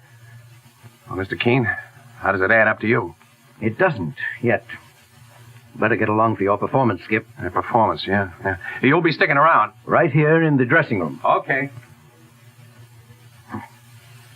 Those telegrams. I love you. I love you. I love you. Mr. Keene, Yes? I was waiting till the others went away. Who are you? I'm just a dresser around here. Take care of the performers' clothes. Well? Look, this note. She gave it to me last night. She said that if he came again, I was to give it to him. In the excitement last night, I forgot. You better have it. Well, thank you. Marie! Oh, quick, put it in your pocket. That's Larry Reeves, Mr. Keene. You know, the playboy. Hey, Marie, why didn't you answer when I called? Oh, I'm sorry, Mr. Reeves. I didn't hear you. Any word yet about Lola? No, Mr. Reeves, nothing. Who's this? Anybody? Can't be. I don't know. Thank you. Little gold digger. She's done a run out on me. She's not a gold digger. Shut up. I won't have you talk that way about her. I know a kind playing hard to get. Come and find me. And when I do, I'll wring her little neck. I'll break every bone in her body. Oh, he's just awful, that Mr. Reeves. Thinks that for money he can have anything. But Miss Bennett's not his kind. What about this note? She said to give it to him if he came around again to bother her. She was expecting him last night? Every night. The doorman was told to keep him out, but there's a way of coming through the front of the house, Mr. Keene. I see. Don't open that note here, please, sir. Very well. And if Mr. Skip Gordon asks for me, tell him I went back to my office.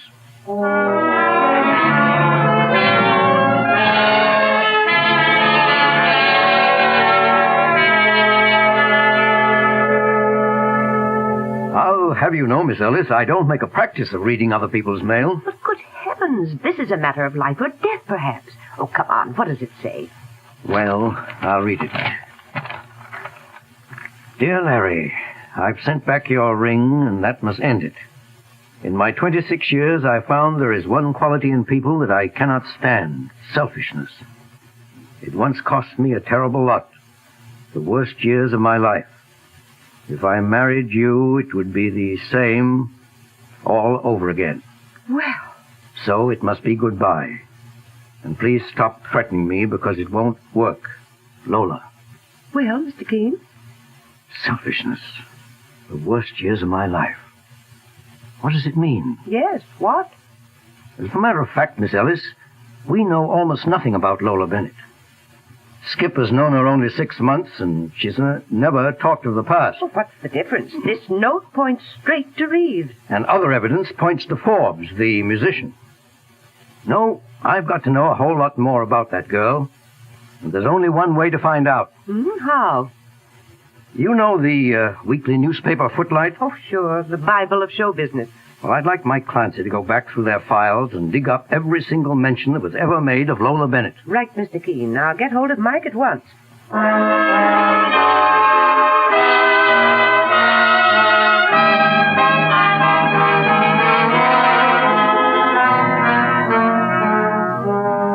Two people under suspicion in the disappearance of Lola Bennett. And Mr. Keene goes on with his search. Meanwhile, thousands of girls who suffer the heartache of being unpopular, clever, pretty, smartly dressed girls, have just one thing to blame: teeth that rob them of charm when they smile. Thousands of men whose livelihood depends on selling themselves to others have the same weakness of appearance to blame. They don't know it or notice it, but the people they contact do. You may or may not be one of those people, but if you have the slightest suspicion that you are, try the new Colonos toothpaste, a high-polishing toothpaste. You'll find Colonos helps remove those dingy, unattractive surface stains from your teeth. brings out all the natural luster and brilliance that add so much to your smile. Start using the new Colonos tonight. Remember, it's a high-polishing toothpaste. You can get Colonos, K-O-L-Y-N-O-S, Colonos toothpaste, at any drugstore. Now back to Mr. Keene's office and the continuation of the case of the lovely singing star, Lola Bennett. But here you are, boss. I got 3 back numbers of Footlight that mention her. Oh, thanks, Mike. The first goes back about 8 years, when she was just a kid. It's a review of a vaudeville act that opened in St. Paul. Billy, the song and dance man. The reviewer says a strictly mediocre act that may do for the sticks, but will never make the palladium. Now, this paragraph here. Accompanying Billy was a pretty little stooge called Lola Bennett, who had nothing to do but be sung at. Now look at the second paper, Mr. Keene. Dated 4 years later from Akron, Ohio. Now the act is called Billy and Lola. About this minor league vaudeville act that premiered here last night, nothing much can be said for or against the male half, Billy.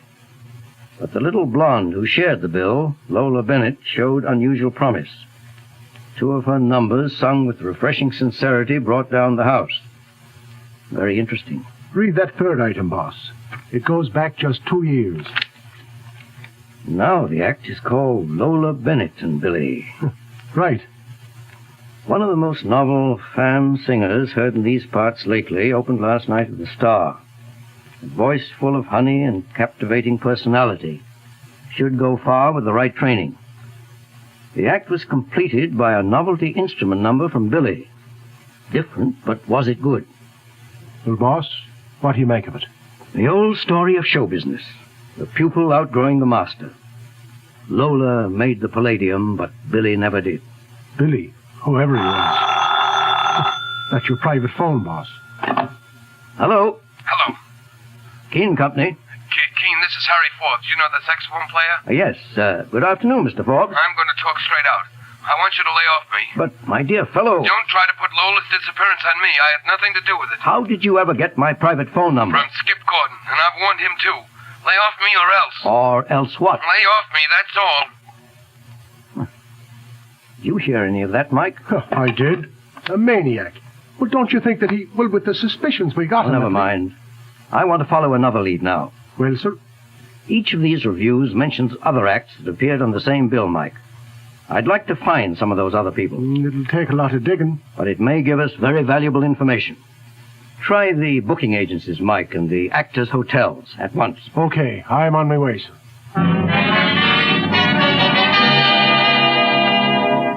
Well, it's nice, Mr. Keene, that somebody remembers me after all these years out of show business. I gather, Mrs. Hall, that you once had a comedy act? Wasn't much, but it made folks laugh. On at least one occasion, you played the same theater with a song and dance man called Billy? Billy? Oh, sure. Kind of a sourpuss.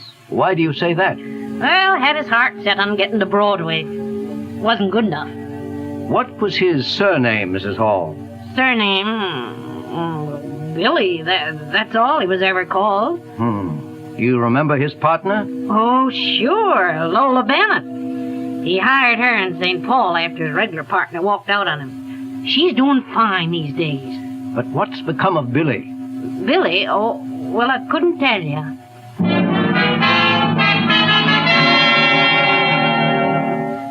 Yes, Major Tiny? I'm looking for an old performer called Billy. I remember him, Mr. Keene. My midget act trooped all over Canada with him one winter in a unit show. Really? My, but what his wife had to put up with. Wife, did you say? Yes, Lola Bennett. Oh, they were married. 2 years by then, but they weren't happy. Billy was so jealous. Of the fact that she was becoming more successful than he? That's right, Mr. Keene. He took to drink. Actually beat her up one night. I tried to stop him. Oh? He threatened to walk on me. Oh, a bad character.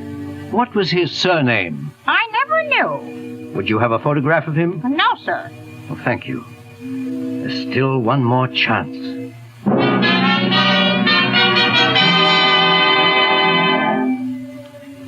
Sure, I know him, Mr. Keene. When I was hoofing on the Jackson circuit. See, I used to do a soft shoe number like this. Charming, Mr. Foley, charming. Yeah, but strictly passe. I'm working up a new routine now like this. If I may be so rude, Mr. Foley. Yeah? How were they getting on when you knew them? Oh, terrible. You see, the booking agents was thumbs down on him. Why? Well, they said he crabbed the act. The ball and chain. The guy tried everything. He even worked up a novelty, a solo, and a song on 5 different instruments. You know, one after the other. Still no soap. But Lola stuck by him. Much good it did her. Guy was a maniac. Talking crazy all the time about making a Palladium. Hitting Broadway. Well, it got so bad, she finally had to divorce him. I see. By the way, what instruments did he play in that novelty number? Clarinet, fiddle. The saxophone, too? Yeah, saxophone, all right. Yeah, that was his best. Would you by any chance have a photograph of him? A photo? Let's see, well, once in Buffalo... Yes? We all gave a hospital benefit, and the newspapers took photos. Could you find that photograph? Well, now if I dig around in my press book, I might. Hey, let's have a look.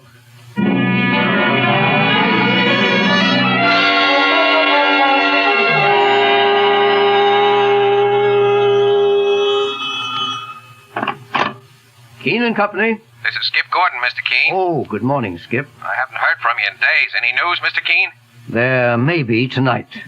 I can reach you at the Palladium still? Yeah, we're on for the rest of this week. You know, I got some news for you. Really? Harry Forbes, the saxophone player, walked out of the band last night, and we can't locate him. That puts the finger on him, I guess. It would certainly look like that. If he's the guy, if he's harmed Lola in any way. Well, Skip, to be perfectly frank, I'm afraid somebody has harmed her. Mr. Keene. Who? How? I'll probably have the answer for you tonight. Meanwhile, I must use the phone for a very important call. Okay, see you tonight.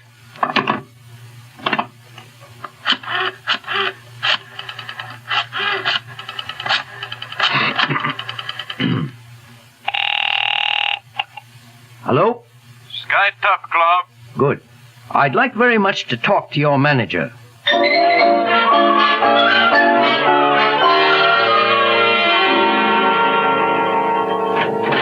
Good evening, Charlie. Good evening, Mr. Keene. Any luck yet locating Lola Bennett, Mr. Keene? Yes and no. I don't get it. In a few minutes, a package may arrive here at the Palladium for me.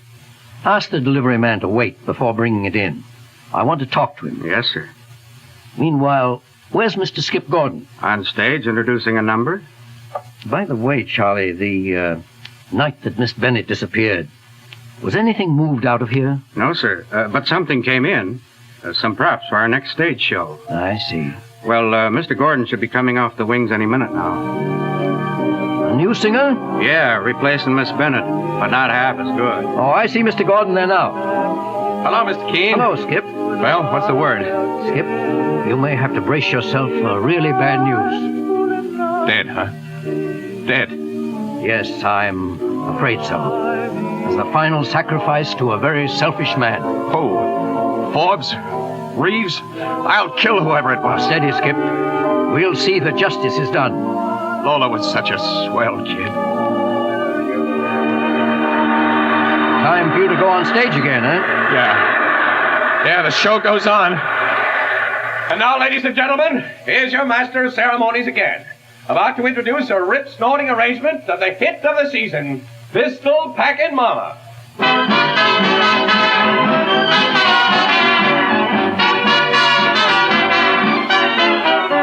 Oh, Mr. Keene. Mr. Keene. Yes, Charlie, I'm coming. The delivery man came. He's waiting for you. Good, Charlie. I'll walk back with you. If you want any help bringing it in, all that noise. Come, let's find a quiet place. Go into this dressing room. No.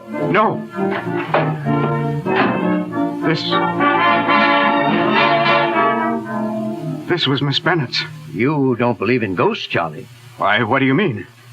Charlie, look at this wardrobe trunk with Miss Bennett's costumes. Oh, what about it? She really had 2 trunks. 2? And when the express company came that night to deliver certain props, somebody ordered one of the trunks taken away. Where to? The address was already labeled on, just as on this one. It was sent to the next place where Miss Bennett was engaged to sing, the Skytop Club. Who was responsible for that? It's no mystery to me any longer. A very jealous man, her former husband. What? I'm going to produce him in a minute. You stay here. I'm staying nowhere. Oh, yes, you are. I'm going out now to have the delivery man bring in that package for me. Listen, Keene, I'm not staying. You're going to watch me open Miss Bennett's second trunk, the one that went to the Skytop Club. I'm having it brought in. I'm watching nothing. We'll open the trunk right here in our dressing room. And just between ourselves, there are police stationed at every exit. The killer will never get out of this theater. You found her in the trunk? Let me out of here. No, you're staying right here. I'm locking you in this dressing room.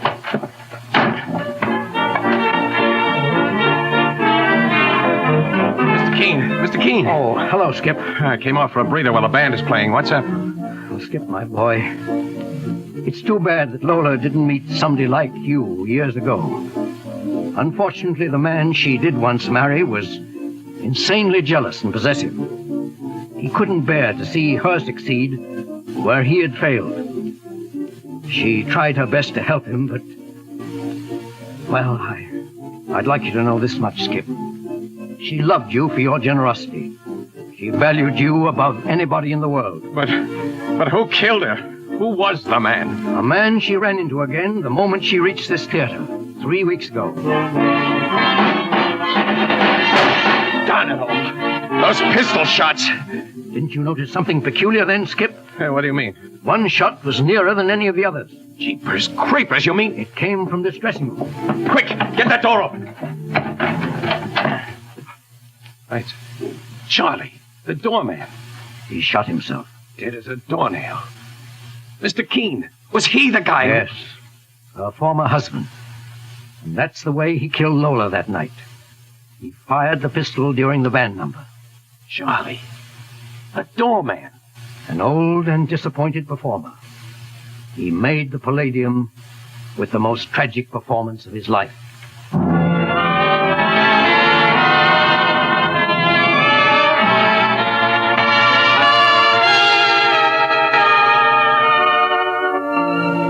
And so ends the case of the girl who sang too well. Listen next week at the same time as Mr. Keene brings us another of his baffling cases, The Man Who Didn't Come Home.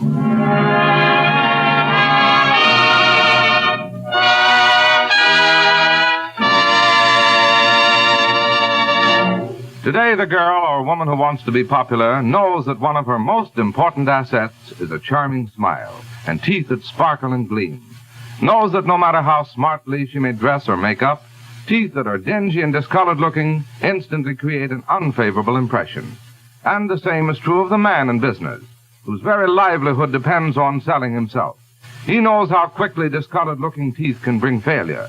That's why today thousands of smart and successful men and women are changing to the new Colonos high polishing toothpaste. So for your own sake, try the new Colonos toothpaste yourself. It works like a jeweler's polish on tarnished silver. It helps remove dull, dingy surface stains, revealing the natural brilliance and sparkle of your teeth. Ask for Colonos toothpaste, K-O-L-Y-N-O-S, at your drugstore tonight.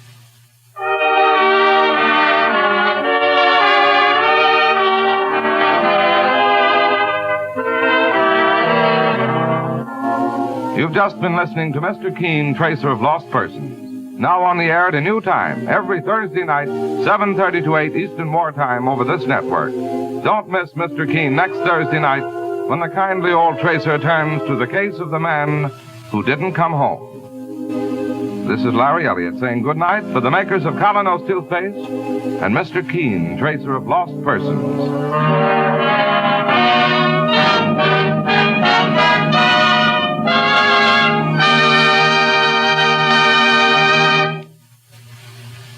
Famous no-rubbing Aero Wax gives you beautifully waxed, shining floors in 6 to 9 minutes flat, and at the cost of only a few pennies per room.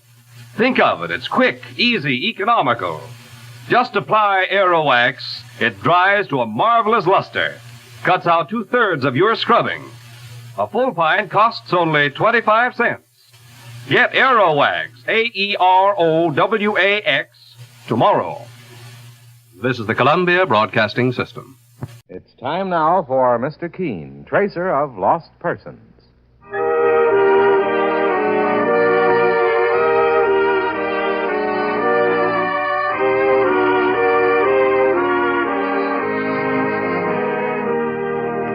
Ladies and gentlemen, Anison and Kalinos present Mr. Keene, tracer of lost persons, one of the most famous characters of American fiction in one of radio's most thrilling dramas. Tonight and every Thursday at the same time, the famous old investigator takes from his file and brings to us one of his most celebrated missing persons cases.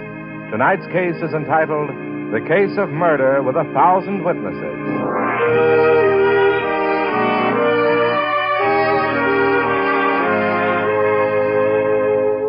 If you suffer from the pains of headache, we urge you to try the remarkable product this program features, Anison. Anison is like a doctor's prescription. That is, it contains not just one, but a combination of medically proven active ingredients. That's why the relief it brings is often incredibly fast. Many of you I know first discovered Anison tablets through your own dentist or physician. But if you've not yet used Anison, we urge you to try it. You can get Anison at any drug counter. Use only as directed. And if pain persists or is unusually severe, see your doctor. Anison is spelled Anacin.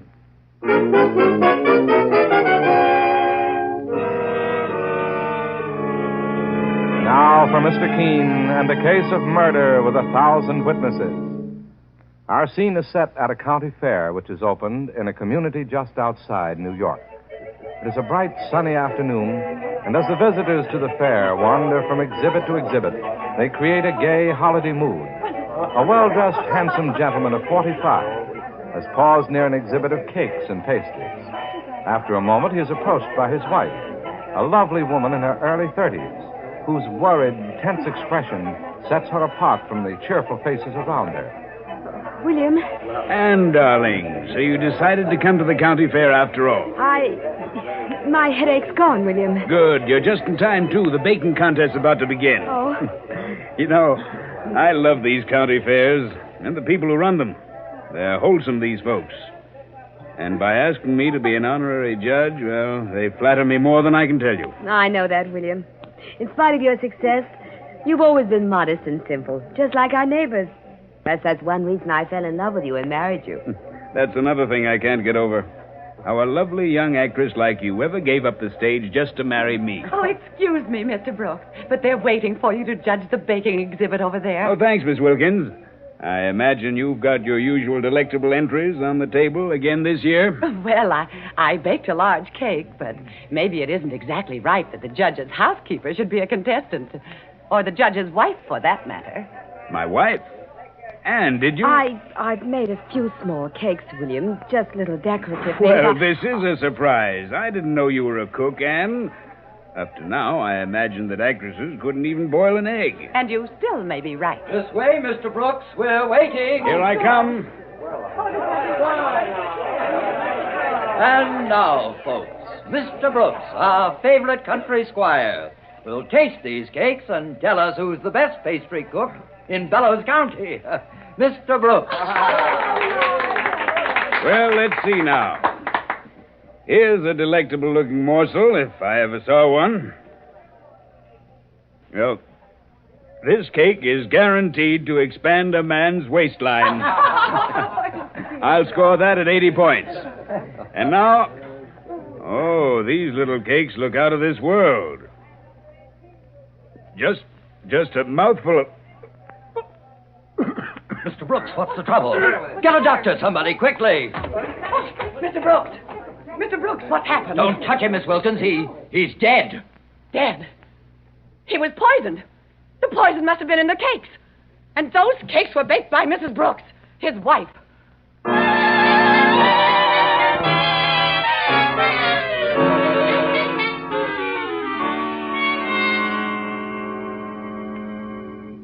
Then what happened, Miss Wilkins? When I shouted that the poisoned cakes had been baked by Mrs. Brooks, everyone, all those people turned to look for her, Mr. Keene. But she was gone. Saints preserve us. Murder with 1,000 people looking on. You say Mrs. Brooks disappeared? Yes, Mr. Keene. And she hasn't turned up since. Holy mackerel. That makes her look even more suspicious. My partner, Mike Clancy, is right, Miss Wilkins. Mrs. Brooks has certainly made things more difficult for herself by leaving the scene of her husband's murder. There's no question about the fact that Mrs. Brooks murdered her husband, Mr. Keene. The police have an alarm out for her right now. Then why did you come to me, Miss Wilkins? Because I know your reputation, sir. You're not only one of the most famous criminal investigators in the country, but you have just as big a name for finding people, particularly criminals in hiding. If anyone can ferret that woman out, you can, Mr. Keene. You're very bitter about Anne Brooks, aren't you?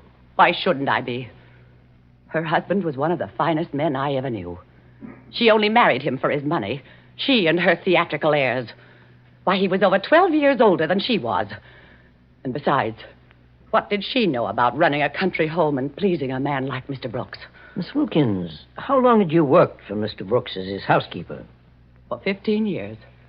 I've taken care of him as if he were my brother.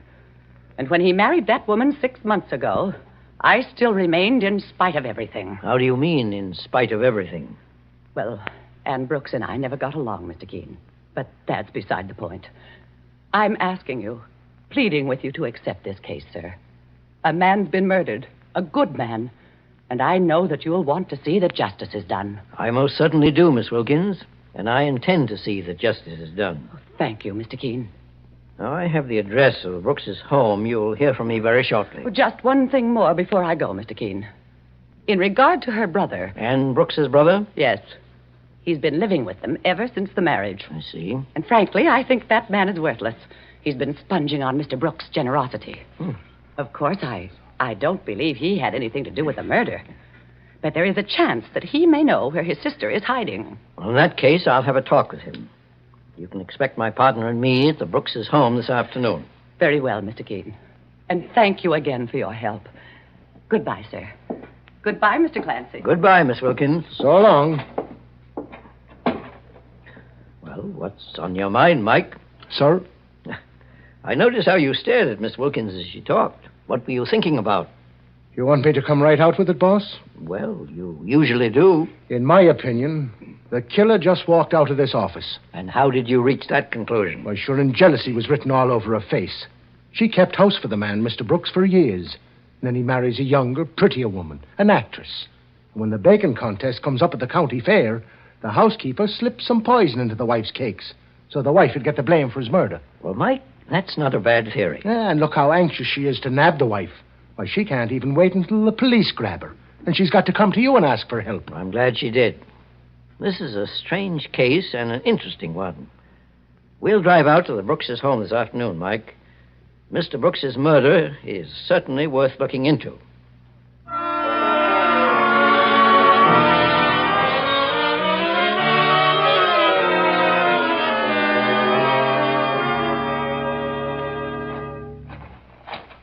Say, this is a nice-looking house, boss.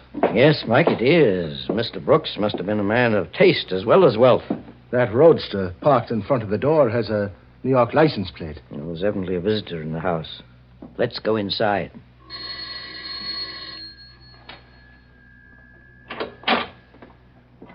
Mr. Keene and Mr. Clancy, please come in. Thank you. Is Anne Brooks's brother here, Miss Wilkins? No, and I don't know where he's gone. He wasn't here when I came back. But Mr. Hilton's here, sir. Mr. Hilton? Lawrence Hilton. He's in the living room. And he's a man you might be interested in talking to, if I may say so. You see? Why? Well, he's young and he's good looking. And he knew Mrs. Brooks before she married. I'll bet he's an actor, sir. And frankly, I don't care much for actors. What is he doing here? Well, he said he just stopped off to say hello to Mrs. Brooks and her husband. I told him about Mr. Brooks' murder, and he couldn't get over it. But he may be putting on an act. He might even know where she is. And he came here to check up for her. Miss Wilkins. Mr. Keene's the investigator. What? I'll speak to Mr. Hilton alone, if I may, Miss Wilkins. Oh, well, step right in there, Mr. Keene. I told him you were coming here, and he said he wanted to wait for you. Now, as soon as Mrs. Brooks' brother arrives, Please tell him I'd like to speak to him. Yes, sir. I will. The more she talks, the surer I am that she had something to do with the murder, boss. We'll see soon enough, Mike. Now, let's have a chat with Lawrence Hilton. Mr. Keene? Yes. I'm Lawrence Hilton. Miss Wilkins, the housekeeper, told me you were expected. Oh, yes. This is my partner, Mike Clancy. Oh, how do you do? Pleased to meet you, Mr. Hilton. Needless to say, I'm still stunned by the news. I can't believe that Ann Brooks had anything to do with the murder of her husband, even though she did disappear right afterward. She's under strong suspicion, however. Yes, I can see that, Mr. Keene. I understand you're a good friend of hers, Mr. Hilton? Yes, I toured with her for months in a Broadway production. She was the leading lady. I must admit, for a while, I almost thought I was in love with Ann. But I was wrong. And I was very happy about our marriage. You don't happen to know where she is right now, do you, Mr. Hilton? Why, no. I thought she'd be here. Oh, great Scott, Mr. Keene, you don't believe I'm the one who's hiding her, I hope. Why, not at all. I just thought you might be able to give me some kind of a clue. No, I'm afraid I can't. Mr. Keene. Yes, Miss Wilkins. Here is her brother, John Ainsley. Oh, how do you do, Mr. Ainsley? How do you do? I don't believe I know you, sir. My name is Hilton. Keene, you're wasting your time here. I don't know where my sister Ann is. And what's more, she's innocent. She didn't murder her husband. That remains to be seen, Mr. Ainsley. However, I hope you're telling the truth about not knowing where your sister is. If you aren't, you're only placing her in further jeopardy. What do you mean? Every hour she's in hiding makes her look more guilty. Now, if she gives herself up willingly, she'll at least show faith in her own innocence. But if she's caught while hiding, I wouldn't give much for her chances of escaping a verdict of first-degree murder. Mr. Keene, you're just trying to scare me into telling you what... In other words, you know where your sister is. Mr. Ainsley, I took this case to help your sister if she's innocent, not to convict her. But I see I'm getting no cooperation from you. Perhaps I'd better drop the whole thing and let Ann Brooks face the situation alone. Mr. Keene, you really mean you want to help her? If she's innocent, yes. She won't be the first innocent person Mr. Keene's helped to freedom, mister. And don't forget it. Yes, I know his reputation. I'd put my trust in Mr. Keene if I were you, Ainsley. And I assure you, I'm just as anxious to see Ann in the clear as you are. Mr. Keene, call the Hotel Newton. The number is Central 4, 1174. Ask for Miss Brown in room 103. She's hiding there under an assumed name? Yes, Mr. Keene. Ann may never forgive me for giving her away, but I'm putting my trust in you. Hotel Newton. Miss Brown, please. Room 103. One moment, please.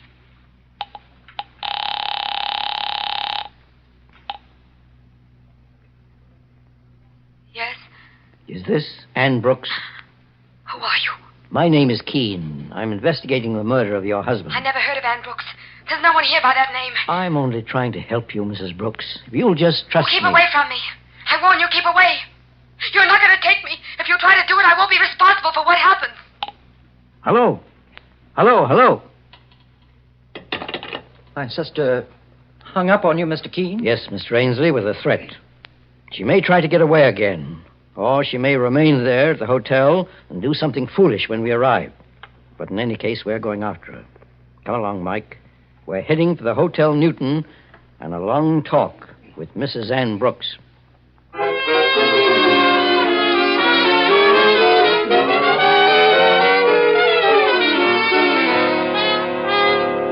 In just a moment, we'll return to Mr. Keene and the case of murder with 1,000 witnesses. Meanwhile, beware of unpleasing breath that breeds between teeth. Get Colinos toothpaste with amazing dental floss action for a clean mouth and a pleasing breath. Most unpleasing breath breeds between the teeth, in the deep recesses where food particles can collect and decay. These are the places that must be reached to have a really clean mouth, a pleasant breath. Your dentist knows this to be true. Now Colinos toothpaste gives you dental floss action. That is, sends thousands of active cleansing bubbles to penetrate hard-to-reach dental areas. Helps dislodge bits of food that can cause unpleasing breath and tooth decay. What's more, Colinos has high polishing action. Brightens dingy teeth by removing ordinary yellow surface stains. Colinos is gentle, safe for even children's teeth and tender gums. Enjoy its cool, clean, minty flavor. Most refreshing toothpaste ever. Test Colonos in your own way. Keeps your teeth bright, your breath right. Colonos toothpaste is dentist approved, dentist recommended. Get the Colonos with dental floss action today. Save 31 cents on the giant economy size. Now back to Mr. Keene and the case of murder with 1,000 witnesses. Mr. Keene, the great investigator, and his partner, Mike Clancy, are investigating the murder of William Brooks, a wealthy country squire who was poisoned to death while judging a baking contest at a county fair near his home. Mr. Keene has just discovered that beautiful Anne Brooks, the victim's wife, who is suspected of murder, is hiding in a nearby hotel under an assumed name. And as he and Mike reach the room she's occupying... Well, this is it, Mr. Keene. Room 103. We better handle this carefully, Mike. Anne Brooks knows she's under strong suspicion of murder. She may prove to be difficult to reason with. Knock on the door. Well, there's no answer. The hotel clerk said he didn't see her leave. Use the key he gave us.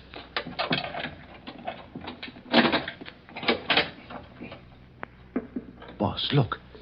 She's sitting in a chair over there, just staring out of the window. Yes. I think she's been weeping, Mike. Mrs. Brooks. Yes. I'm Mr. Keene. This is my partner, Mike Clancy. You come to turn me over to the police? We've come to talk to you. I'm glad you didn't try to get away after we phoned. There's no point in running away. I'm tired and beaten. They believe I killed William, my husband. There doesn't seem to be any way to prove my innocence. Perhaps everyone doesn't hold to that theory, Mrs. Brooks. What do you mean? It doesn't seem logical to me, for instance, that you murdered your husband. You mean you really want to help me? I wouldn't be here if I didn't. I would have notified the police at once. I love my husband, Mr. Keene. I didn't kill him. I didn't. You feel you can answer my questions calmly now and tell me everything I want to know? Yes. Yes, of course, Mr. Keene. Now, the poison that killed your husband was in the cakes you baked. Tell me, when did you prepare them? The night before we went to the county fair. Why did you enter the baking contest at the fair? I understand you were an actress before you were married, and your domestic experience is limited. I decided to enter the baking contest because of Miss Wilkins. Your husband's housekeeper? Yes, Mr. Keene. She worked for the Brooks family for many years. She resented my marriage to William. Perhaps she hoped he'd have married her someday. At any rate, I had to prove something to Miss Wilkins and to William, my husband. What was it you wanted to prove, Mrs. Brooks? That I wasn't useless in the house.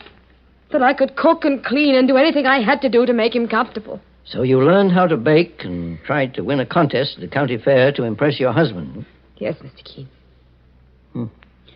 Who was in your home the night you prepared those cakes, Mrs. Brooks? William, Miss Wilkins, and my brother John Ainsley. I remember I quarreled with Miss Wilkins that night. I was in the kitchen, and the cakes were in the stove. She came in while I was mixing the icing. You say Miss Wilkins, the housekeeper, quarreled with you? Yes, Mr. Keene. She accused me of messing up the kitchen.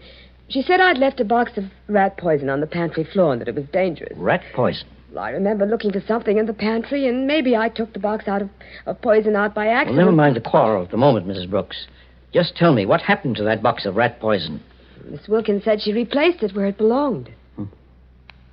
Now, while you were mixing the icing for the cakes, did you leave the kitchen for any length of time? Why, yes, I did, for 5 minutes. I wanted to talk to my husband. About what? I thought Miss Wilkins was going too far. I decided to have it out with my husband about her. But I changed my mind when I found him in the study. He was upset. Yes, Mrs. Brooks. Why was your husband upset? He asked me a very odd question. He wanted to know if I'd ever been involved in a scandal before he married me. Oh? What did you tell him? I was amazed. I denied it, of course. He seemed to take my word for it, Mr. Keene, because he looked relieved. Then you returned to the kitchen and the cake icing, eh? Yes. Now tell me, Mrs. Brooks, What ingredients did you use for the icing? A prepared chocolate mixture and sugar mostly. Sugar from a bowl? Yes, Mr. Keene. And did you leave the bowl in plain view when you were out of the kitchen? Well, it was on a table next to the stove. Mike. Yes, boss. I think I have an important clue to the murder of Mr. Brooks. I'm going to take you back to your home, Mrs. Brooks, and give you a chance to clear yourself. Your brother is there with Lawrence Hilton. Lawrence? Is he a good friend of yours? Why, yes. He's an actor, and we toured in the same theatrical company. I haven't seen him in quite a while. I asked them both to wait at your home. Oh, just one thing more, Mrs. Brooks. Can we get inside the house and into the kitchen without being seen by anyone in the living room? Why, yes, there's a service entrance, Mr. Keene. Good. I think we'd better get started. Incidentally, can you brew a good pot of coffee, Mrs. Brooks? Yes, Mr. Keene. But what's coffee got to do with all this? It may enable you to go free and point an accusing finger at your husband's murderer.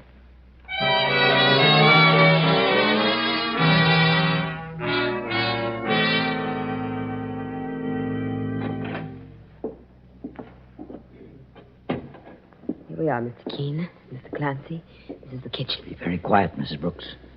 Where is that sugar bowl you used the night before your husband's murder? Usually kept in this cabinet. Yes, here it is, Mr. Keene. It's empty, boss. Well, that doesn't matter, Mike. We'll fill it up again with sugar. Very well, Mr. Keene. Now, you start to brew that pot of coffee, Mrs. Brooks, and serve it when it's ready, exactly as I instructed you to. All right. Meanwhile, Mike and I will join John Ainsley, Miss Wilkins, and Mr. Hilton in the living room. Well, I still don't see what you're getting at, boss. You may find out, Mike, that a murderer can be caught with a bowl of sugar.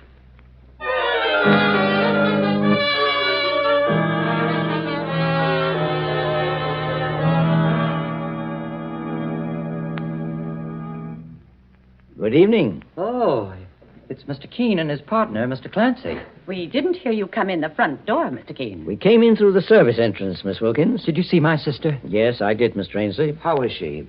Anne hasn't done anything foolish, I hope. On the contrary, Mr. Hilton. Mrs. Brooks is in the kitchen right now preparing some coffee for us. Coffee? At a time like this, Mr. Keene? As good a time as any, Miss Wilkins. And that means Anne's been cleared of suspicion. She's free. Not quite. She must turn herself over to the police tonight. But what?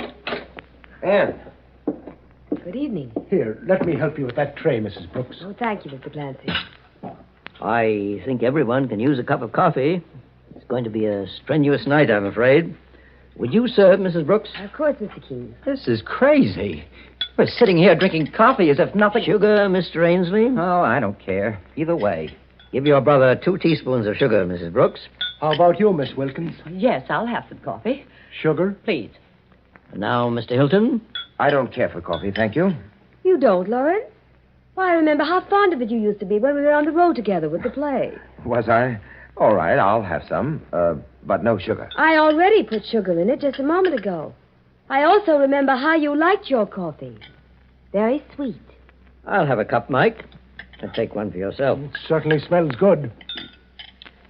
Oh, you're not drinking your coffee, Mr. Hilton. I don't feel very well, Mr. Keene. I believe I'll leave. Not until you've had that coffee. What? You heard what the boss said. You either drink up, Mr. Hilton, or I'll take you over my knee and feed it to you. That's not a bad idea, Mike. No! Let go of me! No! That's all I wanted to know. Put the handcuffs on him, Mike. Get out of my way! Never lead with your right, mister. No!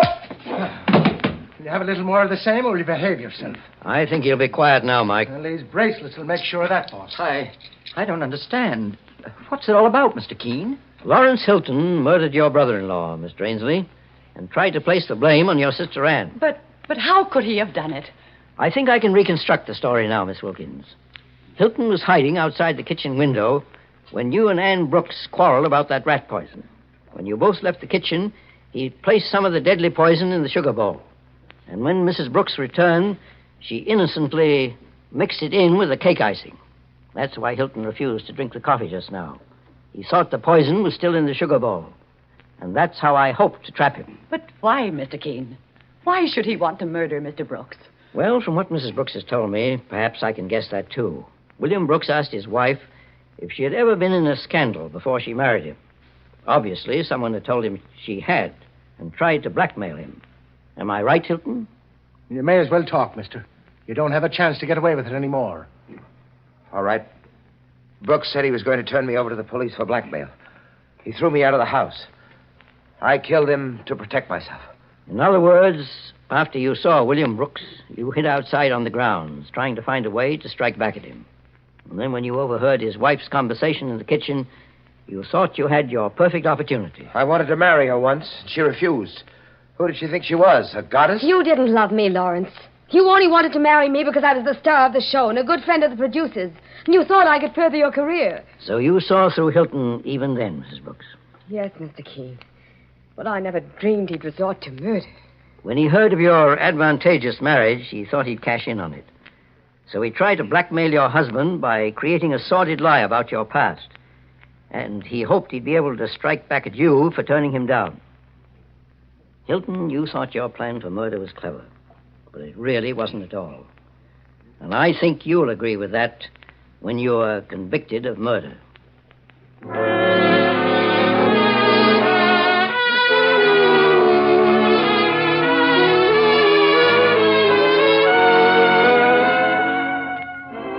And so Mr. Keene finds the solution to the case of murder with 1,000 witnesses.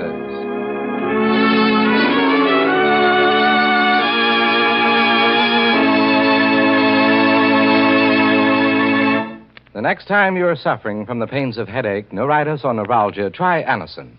You'll bless the day you heard of this incredibly fast way to relieve these pains. Now, the reason Anacin is so wonderfully fast-acting and effective is this. Anacin is like a doctor's prescription.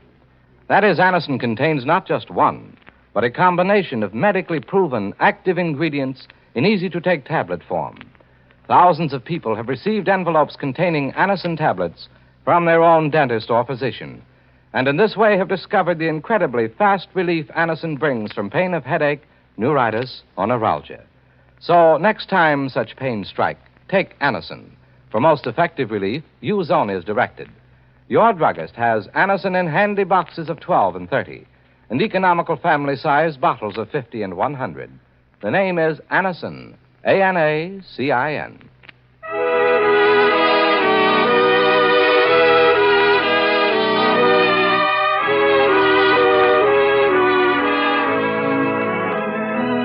Mr. Keene, Tracer of Lost Persons, is based on the novel Mr. Keene.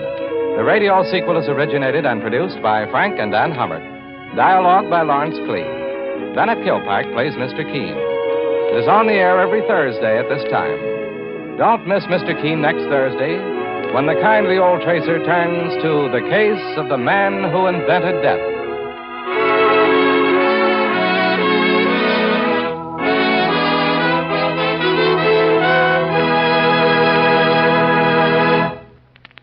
Ever suffer heartburn from acid indigestion? New Bicidol mints, medically proven, quickly rid stomach of that blown-up feeling. Anywhere, anytime. Bicidol mints give longer-lasting relief than baking soda, help prevent immediate return of the trouble, soothe irritated stomach lining, let you sleep when indigestion strikes at night. Carry new Bicidol mints for fast relief. And always have Bicidol powder in your home. Mr. Keene, Tracer of Lost Persons, will be on the air next Thursday at the same time. This is Larry Elliott saying goodbye for Mr. Keene and the Whitehall Pharmaceutical Company, makers of Anacin and Colinos, and many other dependable high-quality drug products. This is CBS, the Columbia Broadcasting. Time the action. Only Hills offers double your money back if you don't get half-hour relief. Hills Cold Tablet.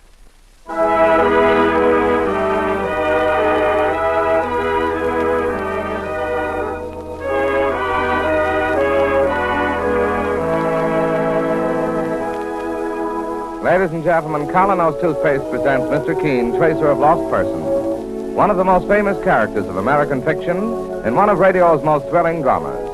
Tonight and every Thursday at the same time, the famous old investigator takes from his file and brings to us one of his most celebrated missing persons cases.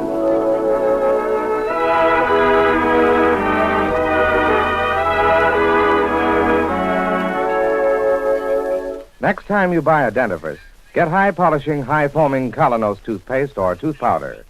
Colinos is a double result dentifrice with a mouthwash effect built right in. Freshens your breath while you're brushing your teeth. Tomorrow, buy Colonos.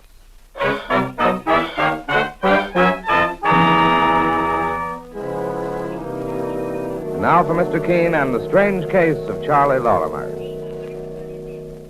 Our scene opens on a quiet country road which runs parallel to a wood. Two youngsters are on their way home after a brisk hike, and the late afternoon sun is slowly setting in the west. Boy, I'm getting tired of walking, Tom. Me too, Buzzy. Now let's take the shortcut through the woods. Okay. My old man says this strip of woods is a nice piece of property. Says the guy who owns it ought to clear all this brush away and build a house on it. Well, I wouldn't want to live here. Why not? You know what they say. You mean all that baloney about guys disappearing in here? Oh, that's a lot of hooey. Well, all I gotta say is I wouldn't come here at night for $1 million. Well, I ain't scared. Anytime you give me a dare to come through here at midnight... Buzzy! What's the matter? Look, there's a man over there asleep in the brush. Yeah. You better not go near him. He might be some crazy tramp. He ain't no tramp. Look at the way he's dressed. And what are you gonna do? Maybe he's sick, Tom. Maybe... Tommy. What? He's dead.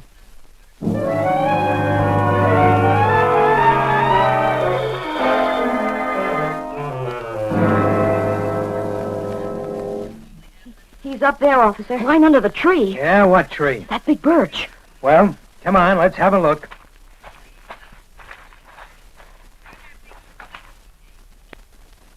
Now, listen, you kids. I got more to do than fool around playing games. Buzzy, he's gone. Sure he's gone. You ran into some tramp who was taking a snooze, and you figured you'd make a detective story out of it. But, officer, he was lying right there. Yeah, and he looked like he was dead. Never mind. You got 2 minutes to get out of here before I haul you into jail, the both of you. Come on, Buzzy. Beat it now. Crazy kids.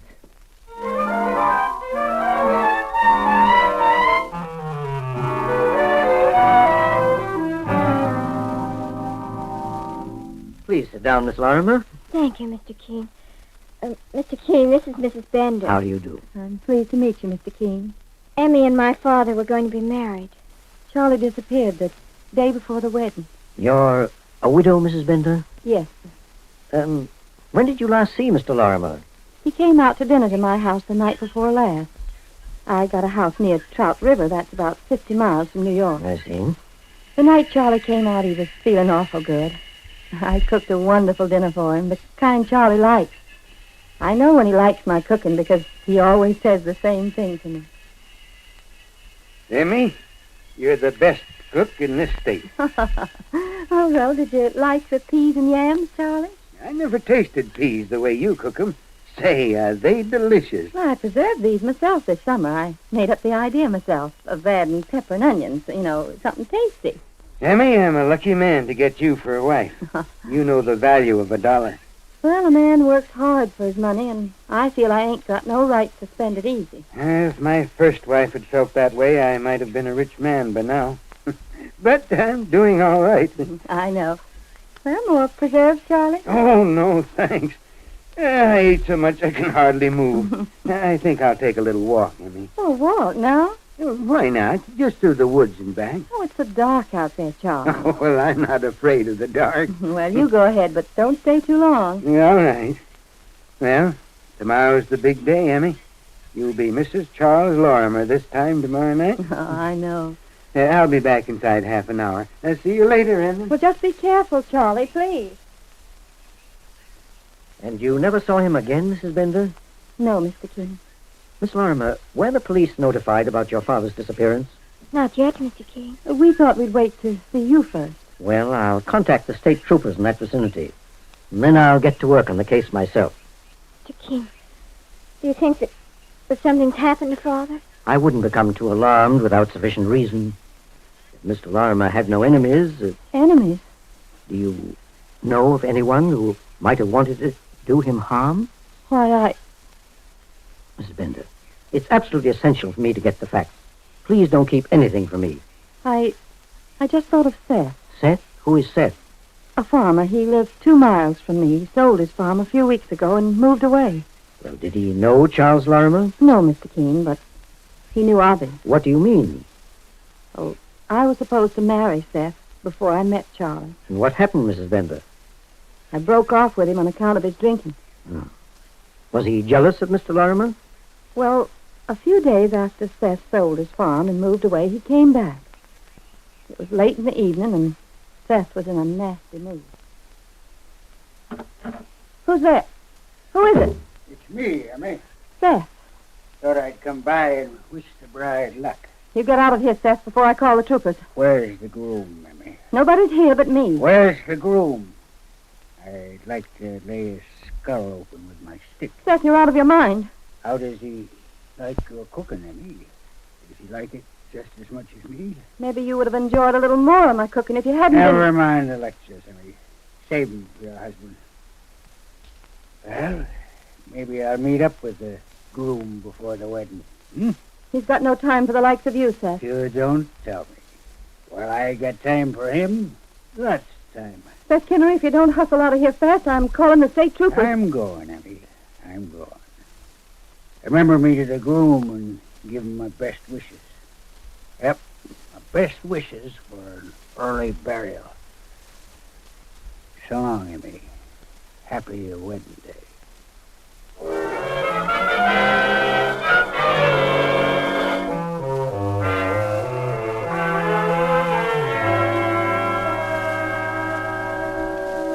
Mrs. Bender, why didn't you tell me this before?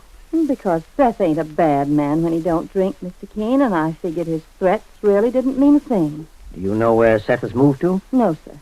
Well, did you ever see him again after that night? No, Mr. Keene, he never came back. This case seems a little more complicated than it appeared at first. Could Seth have had anything to do with Father's disappearance, Mr. Keene? It sounds likely enough, Miss Lorimer, but let's not jump to conclusions. Give me a little time, a few days, to make a preliminary investigation. I'll try to get results. I only hope those results aren't tragic ones.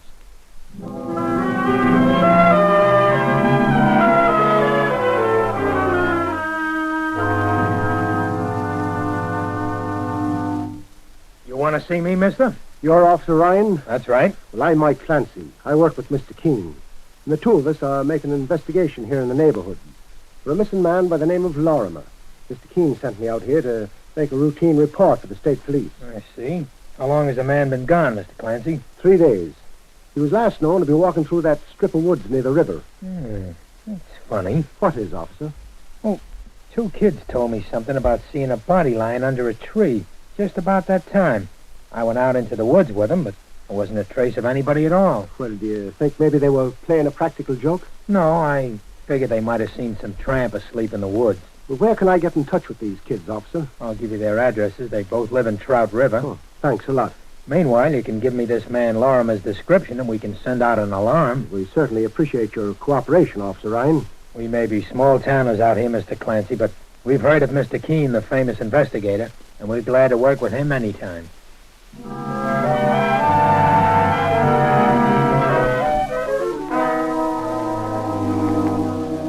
Well, I got in touch with the kids' folks, Mr. Keene. Both boys will meet us at the edge of the woods right after school. Good, Mike. I guess you're planning on returning to that spot in the woods where they saw this fella under a tree? I'm planning on going over those woods, Mike, if necessary, inch by inch.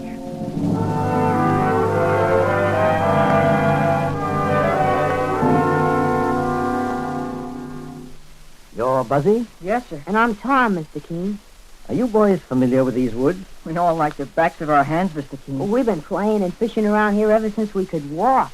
And there'd be no question about you taking us back to the exact spot where you saw that man. You leave it to us, Mr. Keene. Gee, it's an honor working with a famous detective like you.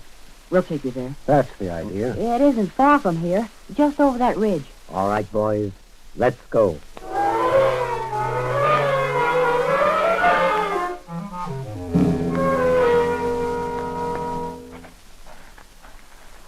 It's just over there, Mr. Keene.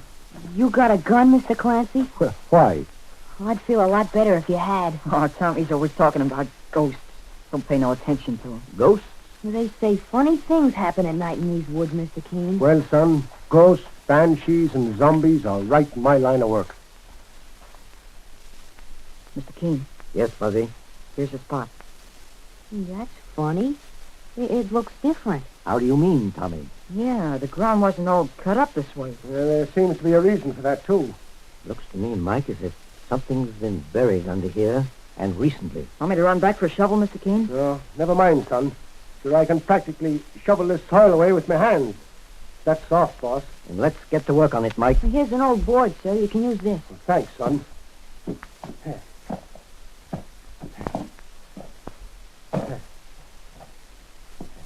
Easy, Mike.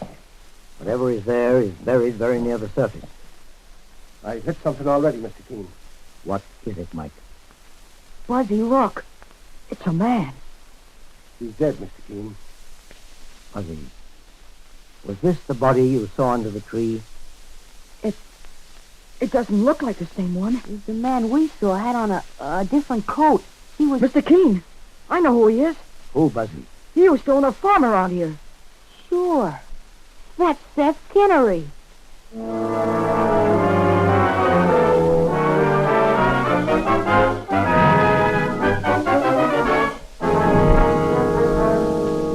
In just a moment, we'll return to Mr. Keene and the astounding case of Charlie Lorimer. And now back to Mr. Keene and the strange case of Charlie Lorimer. A few hours ago, Mr. Keene and his partner, Mike Clancy, discovered Seth Kinnery's body buried in the woods. Now, in the small hotel room which Mr. Keene and Mike are occupying while they remain in Trout River. Well, this is the way I see it, Mr. Keene, sir. The night Charlie Lorimer went out for his walk, Seth Kinnery was gunning for him. But Charlie beat Seth to the draw. Then what do you think happened, Mike? Well, Charlie got scared. He felt he might not be able to prove self-defense. So he buried Seth as fast as he could and then took it on the lam. Well, that's a very good theory, Mike, if it went for certain other facts. What other facts, sir? First of all, what about the original body under the tree? The one the boys first saw? Well, that may not have been a dead body at all, Mr. Keene. That fellow may have been just a sleeping tramp, just as the state trooper said. But, Mike, how do you account for the fact that Seth Kinnery had been dead for 3 days when we found him? Because that's when Charlie Lorimer killed him. Don't you remember, boss? It was exactly 3 days when... No, wait a minute. Well? If he had been killed in the woods by Lorimer, the state trooper would have discovered it when he first hit the spot. That's right, Mike.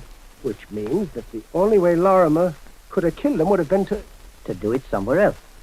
Hide the body for a day or two, then bring Seth back to where we found him. That sounds like an awful lot of trouble, Mr. Keene. Well, frankly, I don't believe a man who kills in self-defense could be as cagey as all that, Mike. No, the man who killed Seth was an experienced murderer who knew his business. Which brings us to where we were before, Mr. Keene. It seems to me, though, that Charles Lorimer holds the key to the mystery. Ah, if we could only find him. I'll take it, Mike. Hello? Mr. Keene? Yes. This is Emmy Bender. Can you come over to my house right away? Of course, Mrs. Bender. What's happened? I'll explain when you get here. Please, come quickly. I'll be over there in 15 minutes, Mrs. Bender. Wait here for me, Mike. The state troopers are going to phone in regard to the autopsy on Seth Kinnery. I want to make sure we get that call. Right, sir.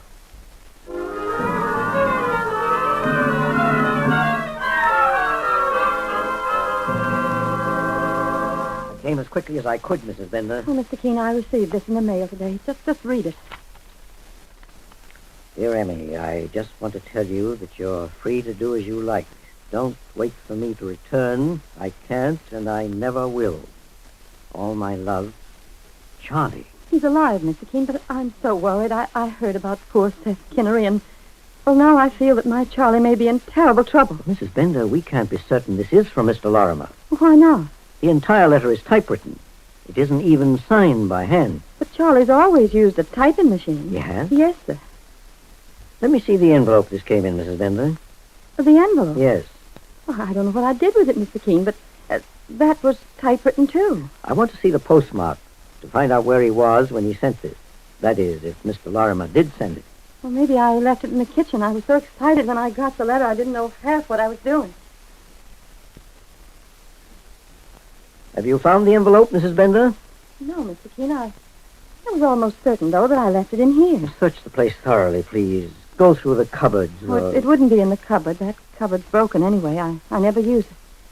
When did you get this letter, Mrs. Bender? Just a few minutes before I called you, Mr. Keene. I found it in my mailbox, and... Well, here it is, Mr. Keene. Here's the envelope on the sideboard. There's no postmark on it at all. Well, there isn't. Which means it was probably placed in your mailbox by the man who wrote it. And Charlie's here and he's alive. I wonder. Oh, Mr. Keene, at least give me something to hope for. Oh, Mrs. Bender, it wouldn't be fair of me to tell you something I didn't believe. Then what do you really think, Mr. Keene? I think Charles Lorimer is dead. Oh, no. I'm sorry, Mrs. Bender. I wish everything didn't point in that direction, but it does. Charlie never hurt anybody in his life. He was such a good man. I may still be wrong. I hope so. In any case, in order to prove the facts, we've got to find the evidence. I'm going to take this letter with me, if you don't mind. Or would you return it later, Mr. Keene? Of course. It's all I have left to remember Charlie by. I'll take good care of it for you, Mrs. Bender. Are you all right? Yes. Yes, I'm all right, Mr. Keene. Then goodbye, Mrs. Bender. You'll hear from me again very soon.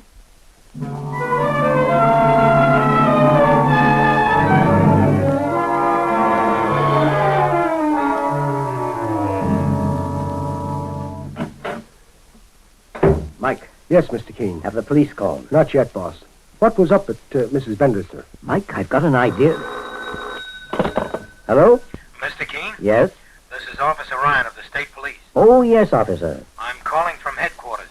They've just finished a post-mortem on Seth Kinnery's body. Yeah? That bullet in his head wasn't the cause of death. Kinnery was already dead when he was shot. He'd been poisoned. What? Yes, sir, poisoned, but it was accidental.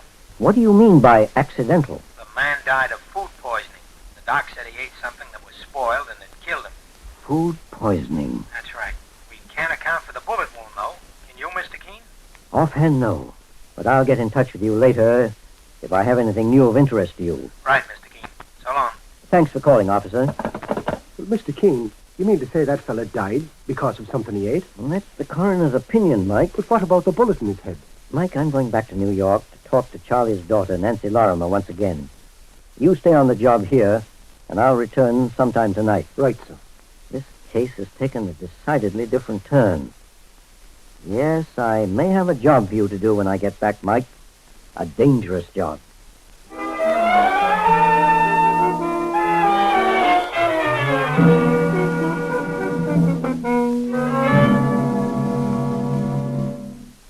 Do you have news of Father, Mr. Keene? Not yet, Nancy. I came back to New York to ask you a few questions and to go through all your father's effects. You're welcome to search his room, Mr. Keene. Oh, thank you. First, I want to ask you one or two things, and please try to remember every single detail. It may mean the difference between solving this case or having it remain a mystery forever. Yes, sir. Now, this is what I want to know, Nancy.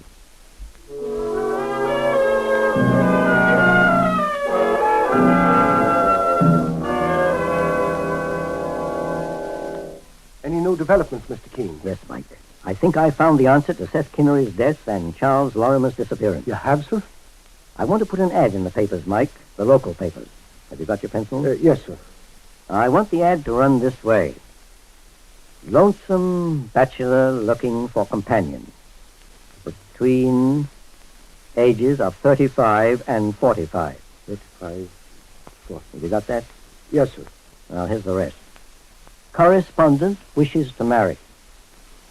Can offer $2,000 in cash. $2,000. In exchange for comfortable home. Is there a woman in the world who is lonely too? Anything else, Mr. Keene? Well, that's all, Mike. You're not going into the marriage broker business by any chance, boss? Only temporarily, Mike. Well, who is the lonesome bachelor you're referring to, Mr. Keene? You? Me? That's right. Oh, no, I ain't so lonesome I want to hitch myself up to a woman I don't even know. I ain't even lonesome at all, Mr. Keene. You will be, for the time being. You'll be a suitor, Mike, with $2,000 in cash in one pocket and a gun in the other.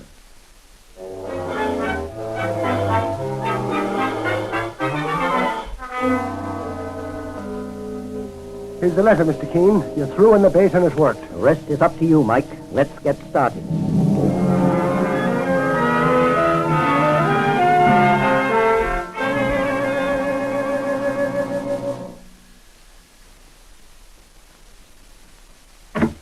Yes? Mrs. Bender? That's right. Well, I'm the fellow who advertised in the papers. Oh, please, won't you come in? Well, my name is Clancy, ma'am. Mike Clancy. Well, and I'm Emmy Bender. Aye, sure is a nice place you got here. Well, it's a lonesome place without a man around. Well, Emmy, I'm a man of few words. I got marriage in my mind. That's why I'm here. Well, you remind me so much of my first husband. He was straightforward like you. Well, we'll need some time to get acquainted, but just to prove to you, I ain't a fellow who brags about what he can't prove. Look at this. My goodness. There's $2,000 cash in this roll, and I brought it to show you that I was on the level, that I wouldn't take advantage of a nice widow like you by lying to her. Now, that's what I call straight talk, Mike. And now I've got to show you that I'll make a good wife. And the way to a man's heart, I found, is through his stomach. Well, now, if that's an invitation to stay to dinner, it's fine with me. Oh, I'll give you a real home-cooked meal. Everything's my own cupboard. I can my own vegetables, you know, and they're delicious. I'll bet. Oh, you'll be surprised, Mike. And please. Well, Emmy, I just can't wait.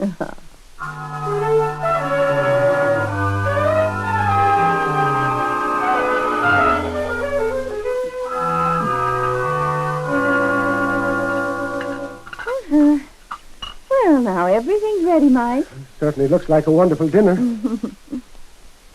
Oh, why don't you get started? You must eat the peas before they get cold. And the roast. Oh, I put lots of good fresh pepper and onions with the peas. My own special recipe. Everybody raves about them. Go on, and taste them. Yeah. Say, what are you doing? Collecting Collecting what? the evidence. Emmy, this food is poisoned. What? Just stay where you are, Mrs. Bender. Mr. King. Sorry I started you. I came up by way of the cellar. What is this, a frame-up? You bet your boots, Emmy. You killed Charles Lorimer by poisoning him, Mrs. Bender. What? With your special recipe of highly seasoned peas. He died as he walked through the lonely woods that night.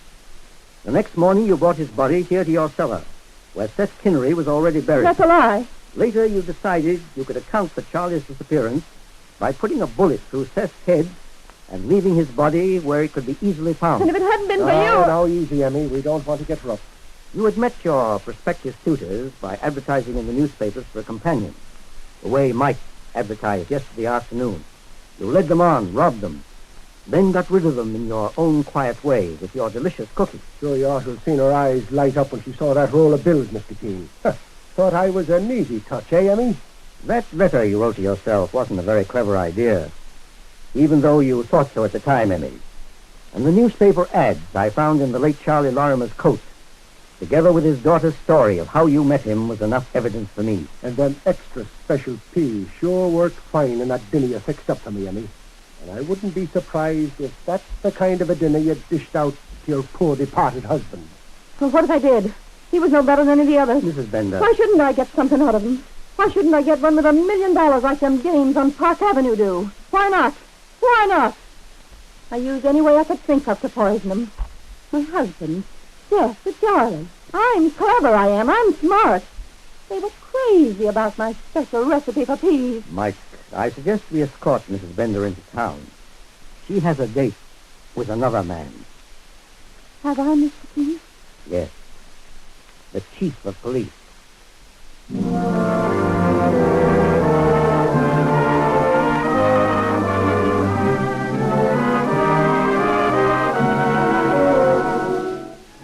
So Mr. Keene solves the strange case of Charlie Lorimer, or as he sometimes called it, the case of Emmy and her delicious dish of peas.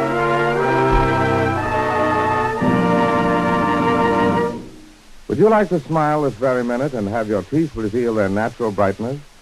And at the same time, would you like to know how to help get away from the suspicion that unwelcome breath, when caused by improper cleansing, may be holding you back socially and in business? Well, brush your teeth with Colonos toothpaste morning and night, as you would with any other toothpaste, with this one exception. When you finish brushing with Colonos, swish its rich active foam thoroughly through your mouth. For Colonos is one toothpaste with the mouthwash effect built right in. Thus, it fosters a double result. First, Colonos helps your brush remove ugly surface stains from your teeth, and does it with utmost speed. At the same time, it freshens your breath while you're brushing your teeth. Try it. and see for yourself why Colonos toothpaste has been approved by dentists everywhere. If you'd rather have powder, then ask for Colonos tooth powder. It offers the same high-polishing, high-foaming qualities and has a wonderful wintergreen flavor. Get KolYNOS, toothpaste or tooth powder. Tomorrow, by Colonos.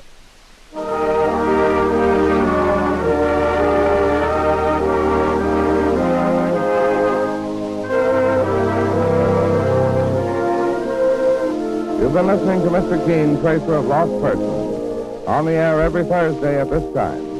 Don't miss Mr. Keene next Thursday when the kindly old Tracer turns to the ballet murder case.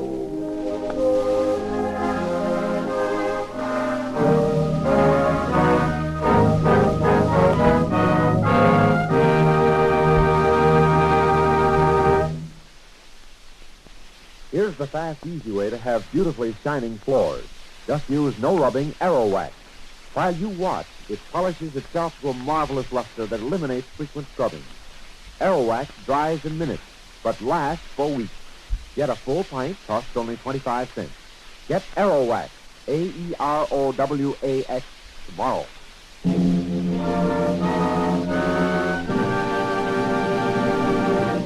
Mr. Keene, Tracer of Lost Persons, will be on the air next Thursday at the same time.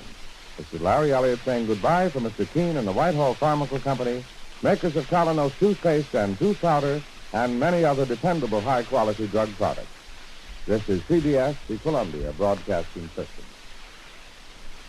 It's time now for Mr. Keene, Tracer of Lost Persons.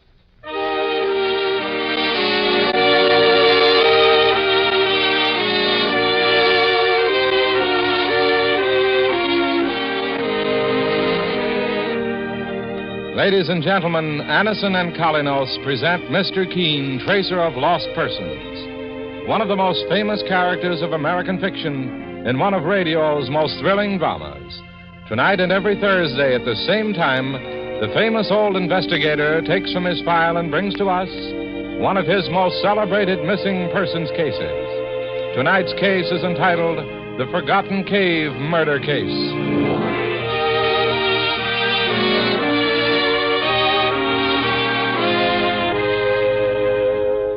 It's so unnecessary to suffer from the pain of headaches, neuritis, or neuralgia when Anison gives you such incredibly fast relief.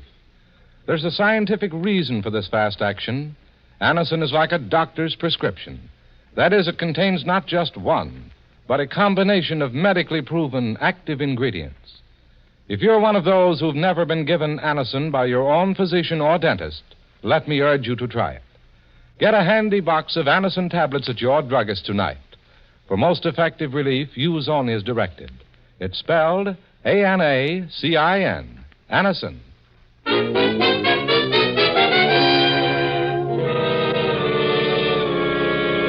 Now for Mr. Keene and the Forgotten Cave Murder Case. Our scene opens in the dark, damp recesses of a cave, located deep in an oceanside cliff on Long Island.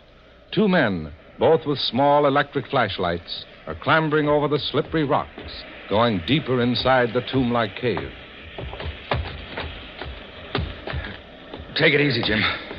These rocks are covered with slime. Yeah, let's have another look at that map, Ed. Well, we can't be far from what we're after. Look, Jim. The cave breaks into two passages right ahead of us. And the map doesn't say which one to take. Oh, maybe they come together again, farther up. I tell you what, Ed. I'll take the left passage and you take the right. No, listen, Jim. Let's get out of here. I'm afraid. Oh, forget it. We may be 100 yards away from $1 million. And I'm seeing it through. I'm going into this part of the cave on the left. Jim. Jim. I'm going back. I'm not staying in this cave another minute. Jim! Jim, what happened? Did you fall? There's a knife in his back. He's dead.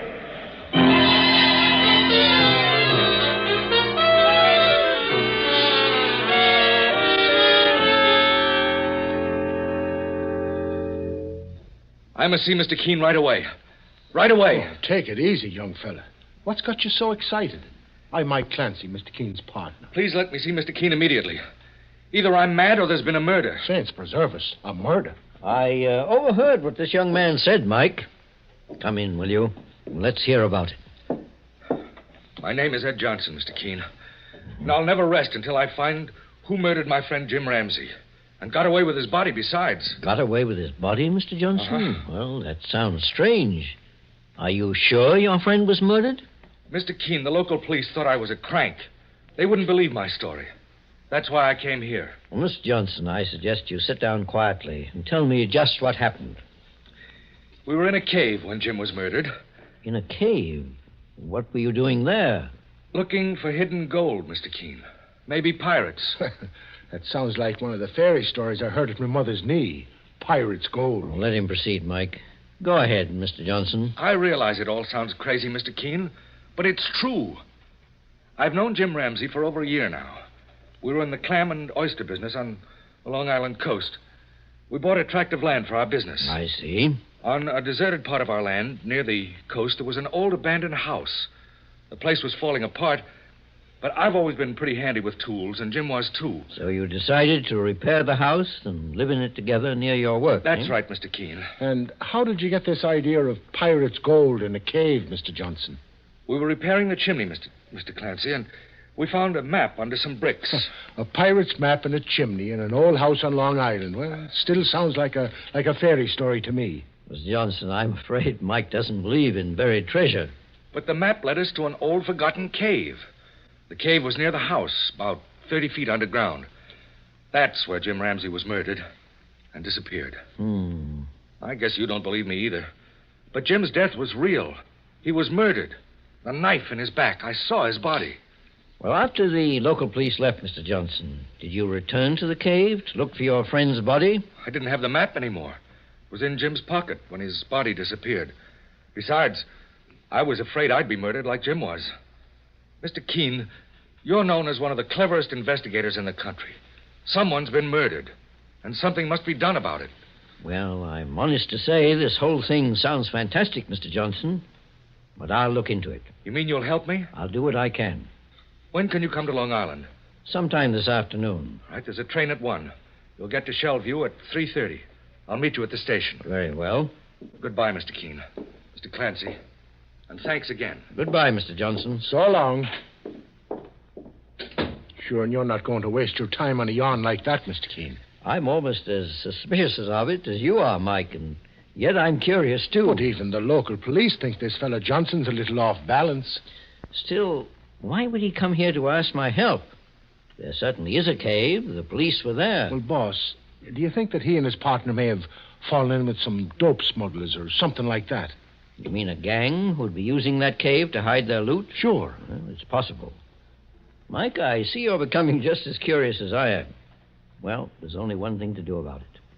We're going out to that old house in Long Island and that secret cave and see for ourselves.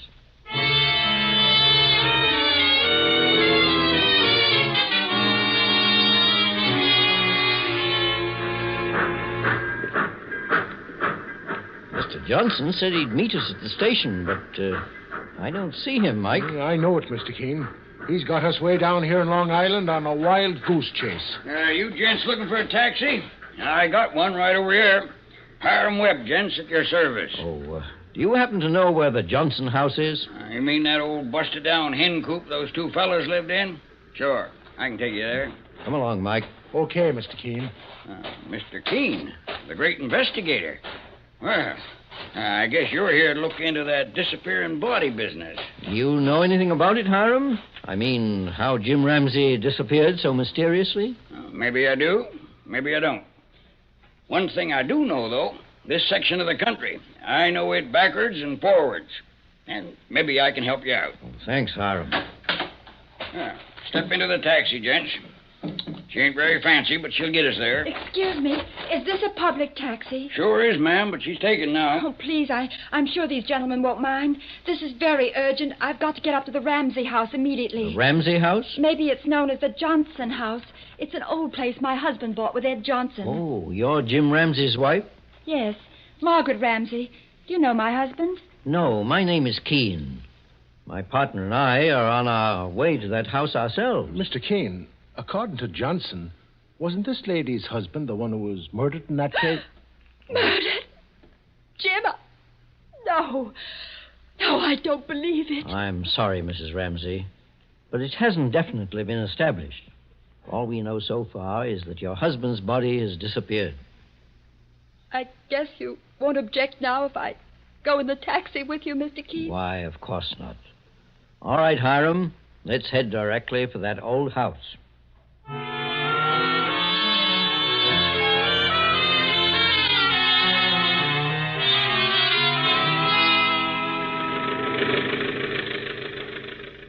My husband, Jim, left me almost a year ago, Mr. Keene, and I only found out where he was during the past 2 weeks. We'd had a bitter quarrel. About what, Mrs. Ramsey? Another woman. She was very beautiful, an artist, and she'd fallen in love with Jim. But we'd been through so much, I felt it was the final straw. How do you mean you've been through so much? Jim was a dreamer and something of a mystery, even to me. I never heard him mention a word about his family. Oh, I see. He always believed he'd be able to find the gold at the end of the rainbow. Every time he came home with a new and sillier scheme to make money, my patience wore thin. Then his relationship with Ann Wharton finished me. And Ann Wharton was the artist who was in love with him? Yes, Mr. Keene. Now you tell me that Jim may be dead, that he was murdered. We're not absolutely sure, Mrs. Ramsey. Oh, saints preserve us. Don't jam your brakes on like that, mister. This taxi will fall right apart. That feller's half blocking the road. Looks as if his car's bust down. Sorry if I'm in your way. I broke an axle on my car a few minutes ago. You know, if there's a phone nearby, I'd like to call for a tow car. No telephones in these parts, mister. We're 11 miles from town. Yeah, I know that. I'm going to drop these folks off up the road a bit. If you want to come along, I'll take you to town on my way back. Well, if these gentlemen and this lady don't mind. Not at all. Get right in the taxi. Thanks a lot. My name's Bly, Sanford Bly. Mine is Keene. And this is Mrs. Ramsey. How do you do? And my partner, Mr. Clancy. Hello. Glad to know you. Did you say Keene, sir? Yes. The well-known investigator? Well, I'm a salesman myself, Mr. Keene. Wristwatches. Long Island's my territory. There's the Johnson house now, Mr. Keene, up ahead of us. Sure, and the place looks as if it's ready to fall apart. I wonder where the cave is. The cave? What cave, Mr. Keene? Well, there's supposed to be a secret cave nearby, Mr. Bly. I was inside that cave a long time ago. It's underneath the house. We can stop right here, I reckon. What do I owe you, Hiram? $3.50. Mr. Keene. What is it, Mrs. Ramsey? Look, there's a woman on the ledge near the edge of the cliff. Yes, I see her. She seems to be painting something on an easel. It's Ann Wharton. My husband Jim's been seeing her, and I was right. No, don't jump to conclusions, Mrs. Ramsey. I suggest we have a talk with Miss Wharton first. Hiram. Yes, Mr. Keene? Would you mind waiting here with your taxi for a few minutes? Sure, I'll stay. Mr. Bly, would you mind if we delayed you? Not at all. I'll wait in the taxi. Well, come along, Mike. We'll go over there with Mrs. Ramsey and have a talk with Ann Wharton. Okay, boss. You can hear the surf now, Mike. Now, that cliff must overlook the sea. This place looks like a desert, boss.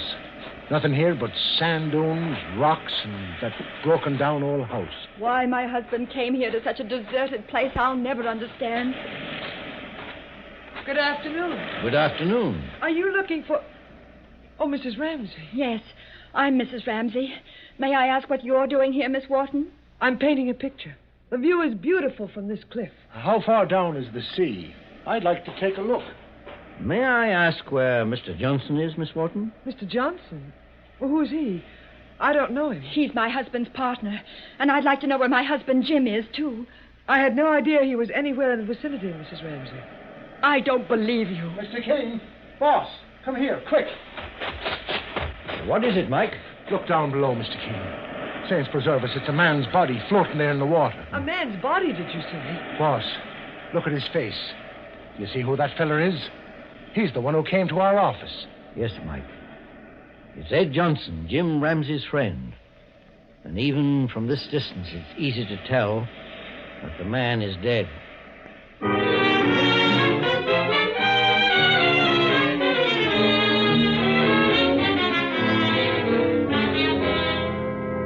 just a moment, we'll return to Mr. Keene and the Forgotten Cave murder case. Meanwhile, beware of unpleasing breath that breathes between the teeth. Use Colonos toothpaste with dental floss action.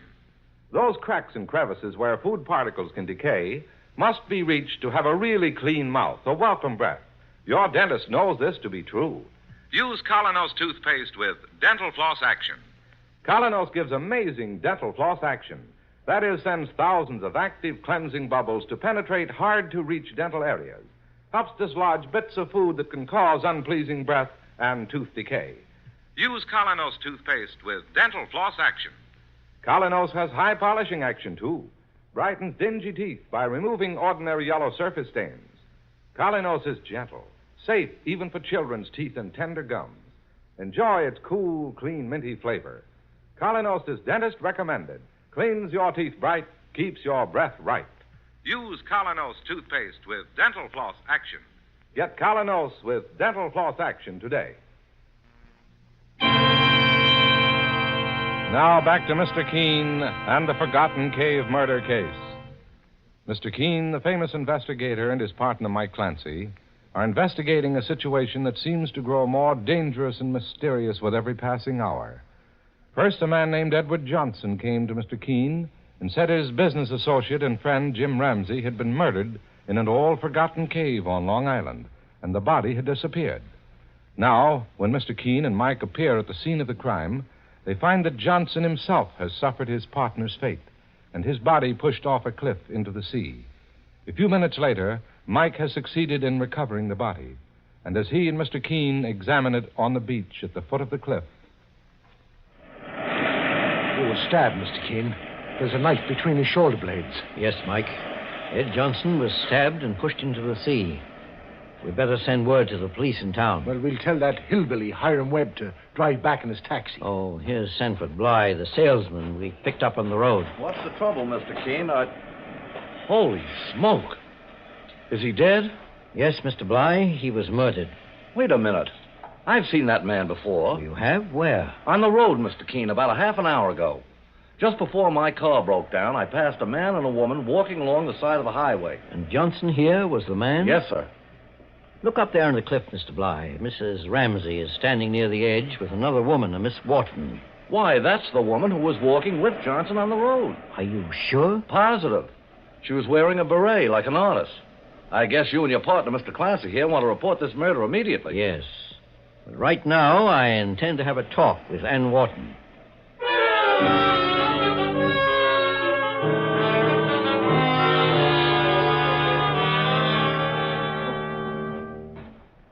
Well, here's Miss Wharton, boss, and Mrs. Ramsey. What happened to that man who was floating in the sea, Mr. Keene? It was Mr. Johnson. He was dead, Miss Wharton. He was evidently murdered by the same person who killed Jim Ramsey. You mean Jim is dead, too? Yes. But up to now, his body hasn't been discovered.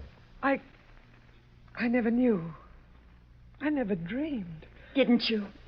Then what were you doing here? You didn't come to paint a picture. Miss Wharton, just why did you come here to this old house, if not to see Jim Ramsey? All right. I'll admit it now, Mr. Keene. I did come to see Mrs. Ramsey's husband. I hoped I could make up with him. What do you mean, make up with him? I'm afraid I made a mistake about Jim. I thought he'd left his wife for good when I fell in love with him. Later, when he broke off our relationship, I realized I was wrong. It was his wife he loved, not me. Then why did you follow him here? I wanted to help him make up with you, Mrs. Ramsey. I don't believe her, Mr. Keene. It's true. Miss Wharton, you said before that you didn't know Jim's partner, Mr. Johnson.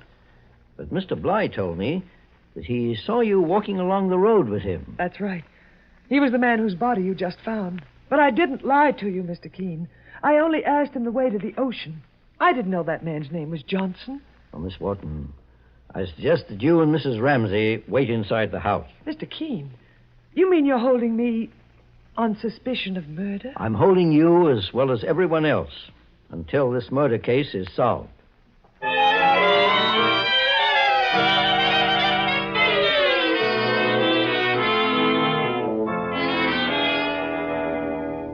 I'm sorry if I implicated Miss Wharton, Mr. Keene. I didn't mean to make a suspicious character out of her. For that matter, I suppose I fall into that category myself. Why, Mr. Bly? Well, after all, my car broke down just a short distance from here, and I was near the scene of the crime. But only a homicidal maniac would murder for no reason, and you don't appear to be a maniac. Oh, by the way, do you have the correct time? The police will want to know exactly when we found Johnson's body. Why, it's 5 minutes to 5, Mr. Keene. Boss, there's the taxi, but where's the hillbilly taxi driver? Oh, here he comes now. Well, Mr. Keene, I guess I may as well start back to town. Where have you been, Hiram? Just looking around a bit. We just discovered the body of a murdered man. What? I want you to report it to the town police immediately. I'll get back to town in my taxi as fast as I... Mr. Keene! What is it? Come over here and look at this. What's the trouble? My tires. All 4 of them are flat. The car's useless. 4 flat tires isn't exactly a coincidence. I'll say it ain't. Someone must have punched holes in them. Who's going into town to tell the police, Mr. Keene? May I make a suggestion? What is it, Mr. Bly? Well, my car's broken down, too, but I have 4 good tires. My car's the same make as Hiram's, only much newer, of course. Now, if you wanted to take the trouble to switch tires, it might solve the problem. That's not a bad idea, Mr. Keene. Well, we can try it anyway, Mike. Well, between Hiram, Mr. Bly, and myself, why, we can do the job in an hour. All right. Meanwhile, I'm going to take a look at that forgotten cave. The entrance is just below the cliff over there on the right, Mr. Keene, near the old house. Well, Mike, perhaps you can switch those car tires yourself with only Mr. Bly's help. Oh, I think we can manage it, boss. What about me? You seem to know your way around here quite well, Hiram. I'd like you to guide me to the forgotten cave, to the place where Jim Ramsey's body was last seen.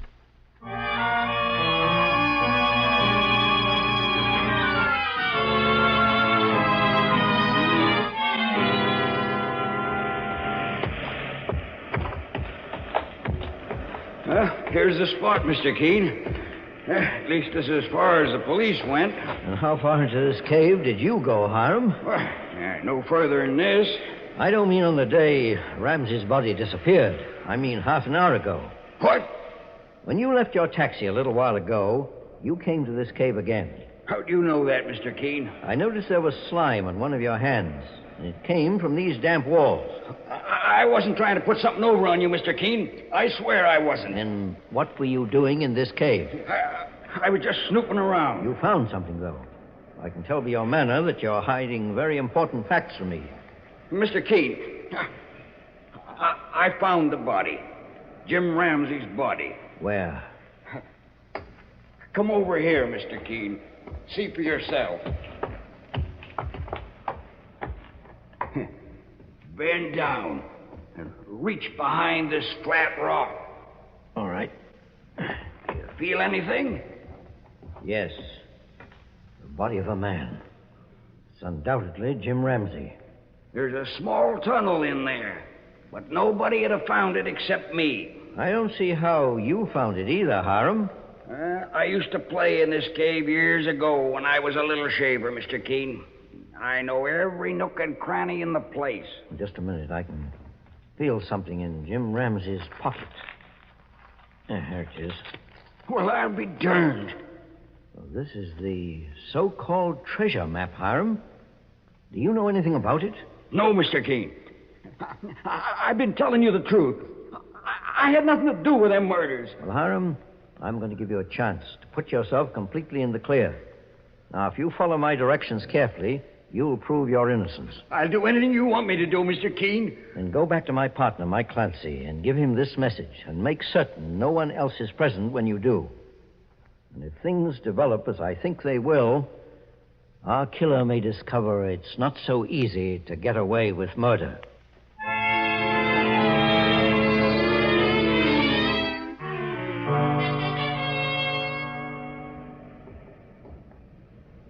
Mike, is that you? Right, boss. Where are you, Mr. Keene? Over here, behind the ledge. No. Saints preserve us. This cave gives me the creep, boss. Did you follow my instructions, Mike? Yes, sir. I went back to the house with Mr. Bly, and I told the 2 women you had found Jim Ramsey's body here in the cave, and that you and I were going to town to report to the police. Then I started the taxi and drove it out of sight. and circled back here to the cave on foot. Did you search that car? Yes, Mr. Keene. What did you find? Nothing at all. Well, you may not know it, Mike, but you found a great deal. Let me see. Must be at least 20 minutes since you left them in the house. We ought to have a visitor inside this cave within... Boss, someone's coming. Yes. Our murderer, Mike. Hold your gun and your flashlight ready. Right, sir. Flash your light, Mike. What? Don't move, Mr. Bly. If you do, Mike Clancy will shoot to kill. Keene. Put this man under arrest, Mike, for the murder of Jim Ramsey and Edward Johnson. You're crazy, Keene. I never even knew Edward Johnson. You murdered Edward Johnson because he evidently ran into a clue that would have sent you to the electric chair for Jim Ramsey's death. That's a lie. You proved your guilt, Bly, by coming to this cave just now. Jim's body was hidden behind that rock, where we caught you stooping. Only one other man knew that body was there, Hiram Webb. Then why don't you accuse him? Because the man who killed Ramsey wanted his body hidden forever. That was an important part of the plan. You came back to hide Ramsey's body in some other place, knowing we'd found it. And what was my motive, Keene? You can't just pick up a watch salesman and accuse him of murder. You're no watch salesman, Bly. You claim your line is wristwatches. And yet, when I asked you for the time, I saw that you carried a pocket watch. Not a very good advertisement for a man in your trade. Besides, I searched your car, mister. Since when does a salesman travel without samples? You were also clever about puncturing the tires of Hiram's taxi. At first, you thought it might prevent us from getting word to the police. Then you decided it would be smarter to lend us the tires from your car, just to make you appear more innocent. You still don't have a murder motive, Keene. Go through his clothes for identification, Mike. I have a feeling his name isn't Bly. No, don't you touch me. Take it easy, mister. Or maybe we get tough with you. Here. Here's his wallet, boss. Oh, Bly, is it? Mr. Keene, his name is Ramsey. Sanford Ramsey. It's on this car registration. So you're related to Jim Ramsey. Look, I'll make a deal with you, Keene. In 6 months, I'll come into $3 million. Let me go free and we'll split 50-50. $3 million, eh? Whose money are you inheriting? My uncle's. It was left to Jim, but it goes to me if Jim dies. Jim left California 6 years ago and disappeared. But I finally caught up with him and decided to play this my own way. Now I understand why you wanted Jim's body to be missing. Jim Ramsey was gone for 6 long years, and one more would have made it 7. A man is declared legally dead after 7 years, and you'd have inherited the money. The way I planned it, Keene, no one will be the wiser. I knew about this old house and the cave. Then I put the map in the fireplace, knowing Jim would fall for it, thinking he could find hidden gold, search the place. I made that map myself, Keene. And you've also made a case for the state that's foolproof. You mean you won't play along with me? Of course I will. As far as a prison cell and a judge and jury... Why, you... Put the handcuffs on him, Mike. Mr. Sanford Ramsey, or Bly if he prefers, is going on trial for murder in the first degree.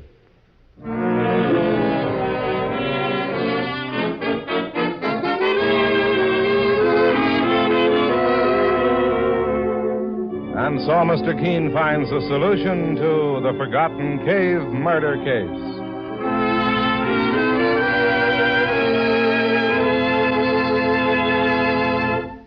The next time you're suffering from the pains of headache, neuritis, or neuralgia, try Anacin. You'll bless the day you heard of this incredibly fast way to relieve these pains. Now, the reason Anacin is so wonderfully fast-acting and effective is this. Anacin is like a doctor's prescription. That is, Anacin contains not just one, but a combination of medically proven active ingredients in easy-to-take tablet form. Thousands of people have received envelopes containing Anacin tablets from their own dentist or physician, and in this way have discovered the incredibly fast relief Anacin brings from pain of headache, neuritis, or neuralgia. So next time such pains strike, take Anacin. For most effective relief, use only as directed. Your druggist has Anacin in handy boxes of 12 and 30, and economical family-size bottles of 50 and 100. The name is Anacin, A-N-A-C-I-N.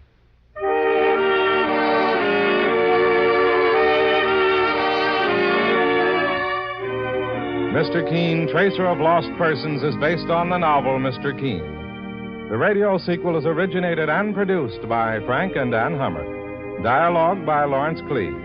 Bennett Kilpack plays Mr. Keene. It is on the air every Thursday at this time. Don't miss Mr. Keene next Thursday when the kindly old tracer turns to the engaged girl murder case.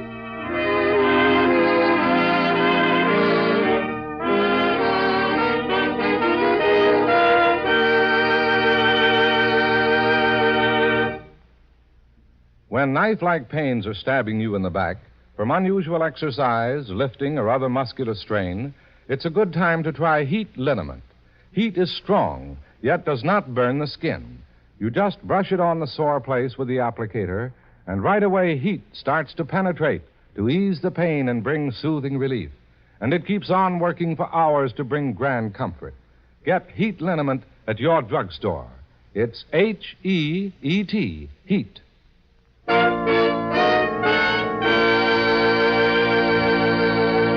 Mr. Keene, Tracer of Lost Persons, will be on the air next Thursday at this same time. This is Larry Elliott saying goodbye for Mr. Keene and the Whitehall Pharmaceutical Company, makers of Anacin and Colinos, and many other dependable, high-quality drug products. This is CBS, the Columbia Broadcasting System. To remove ordinary, ugly surface stains from teeth, brush up or down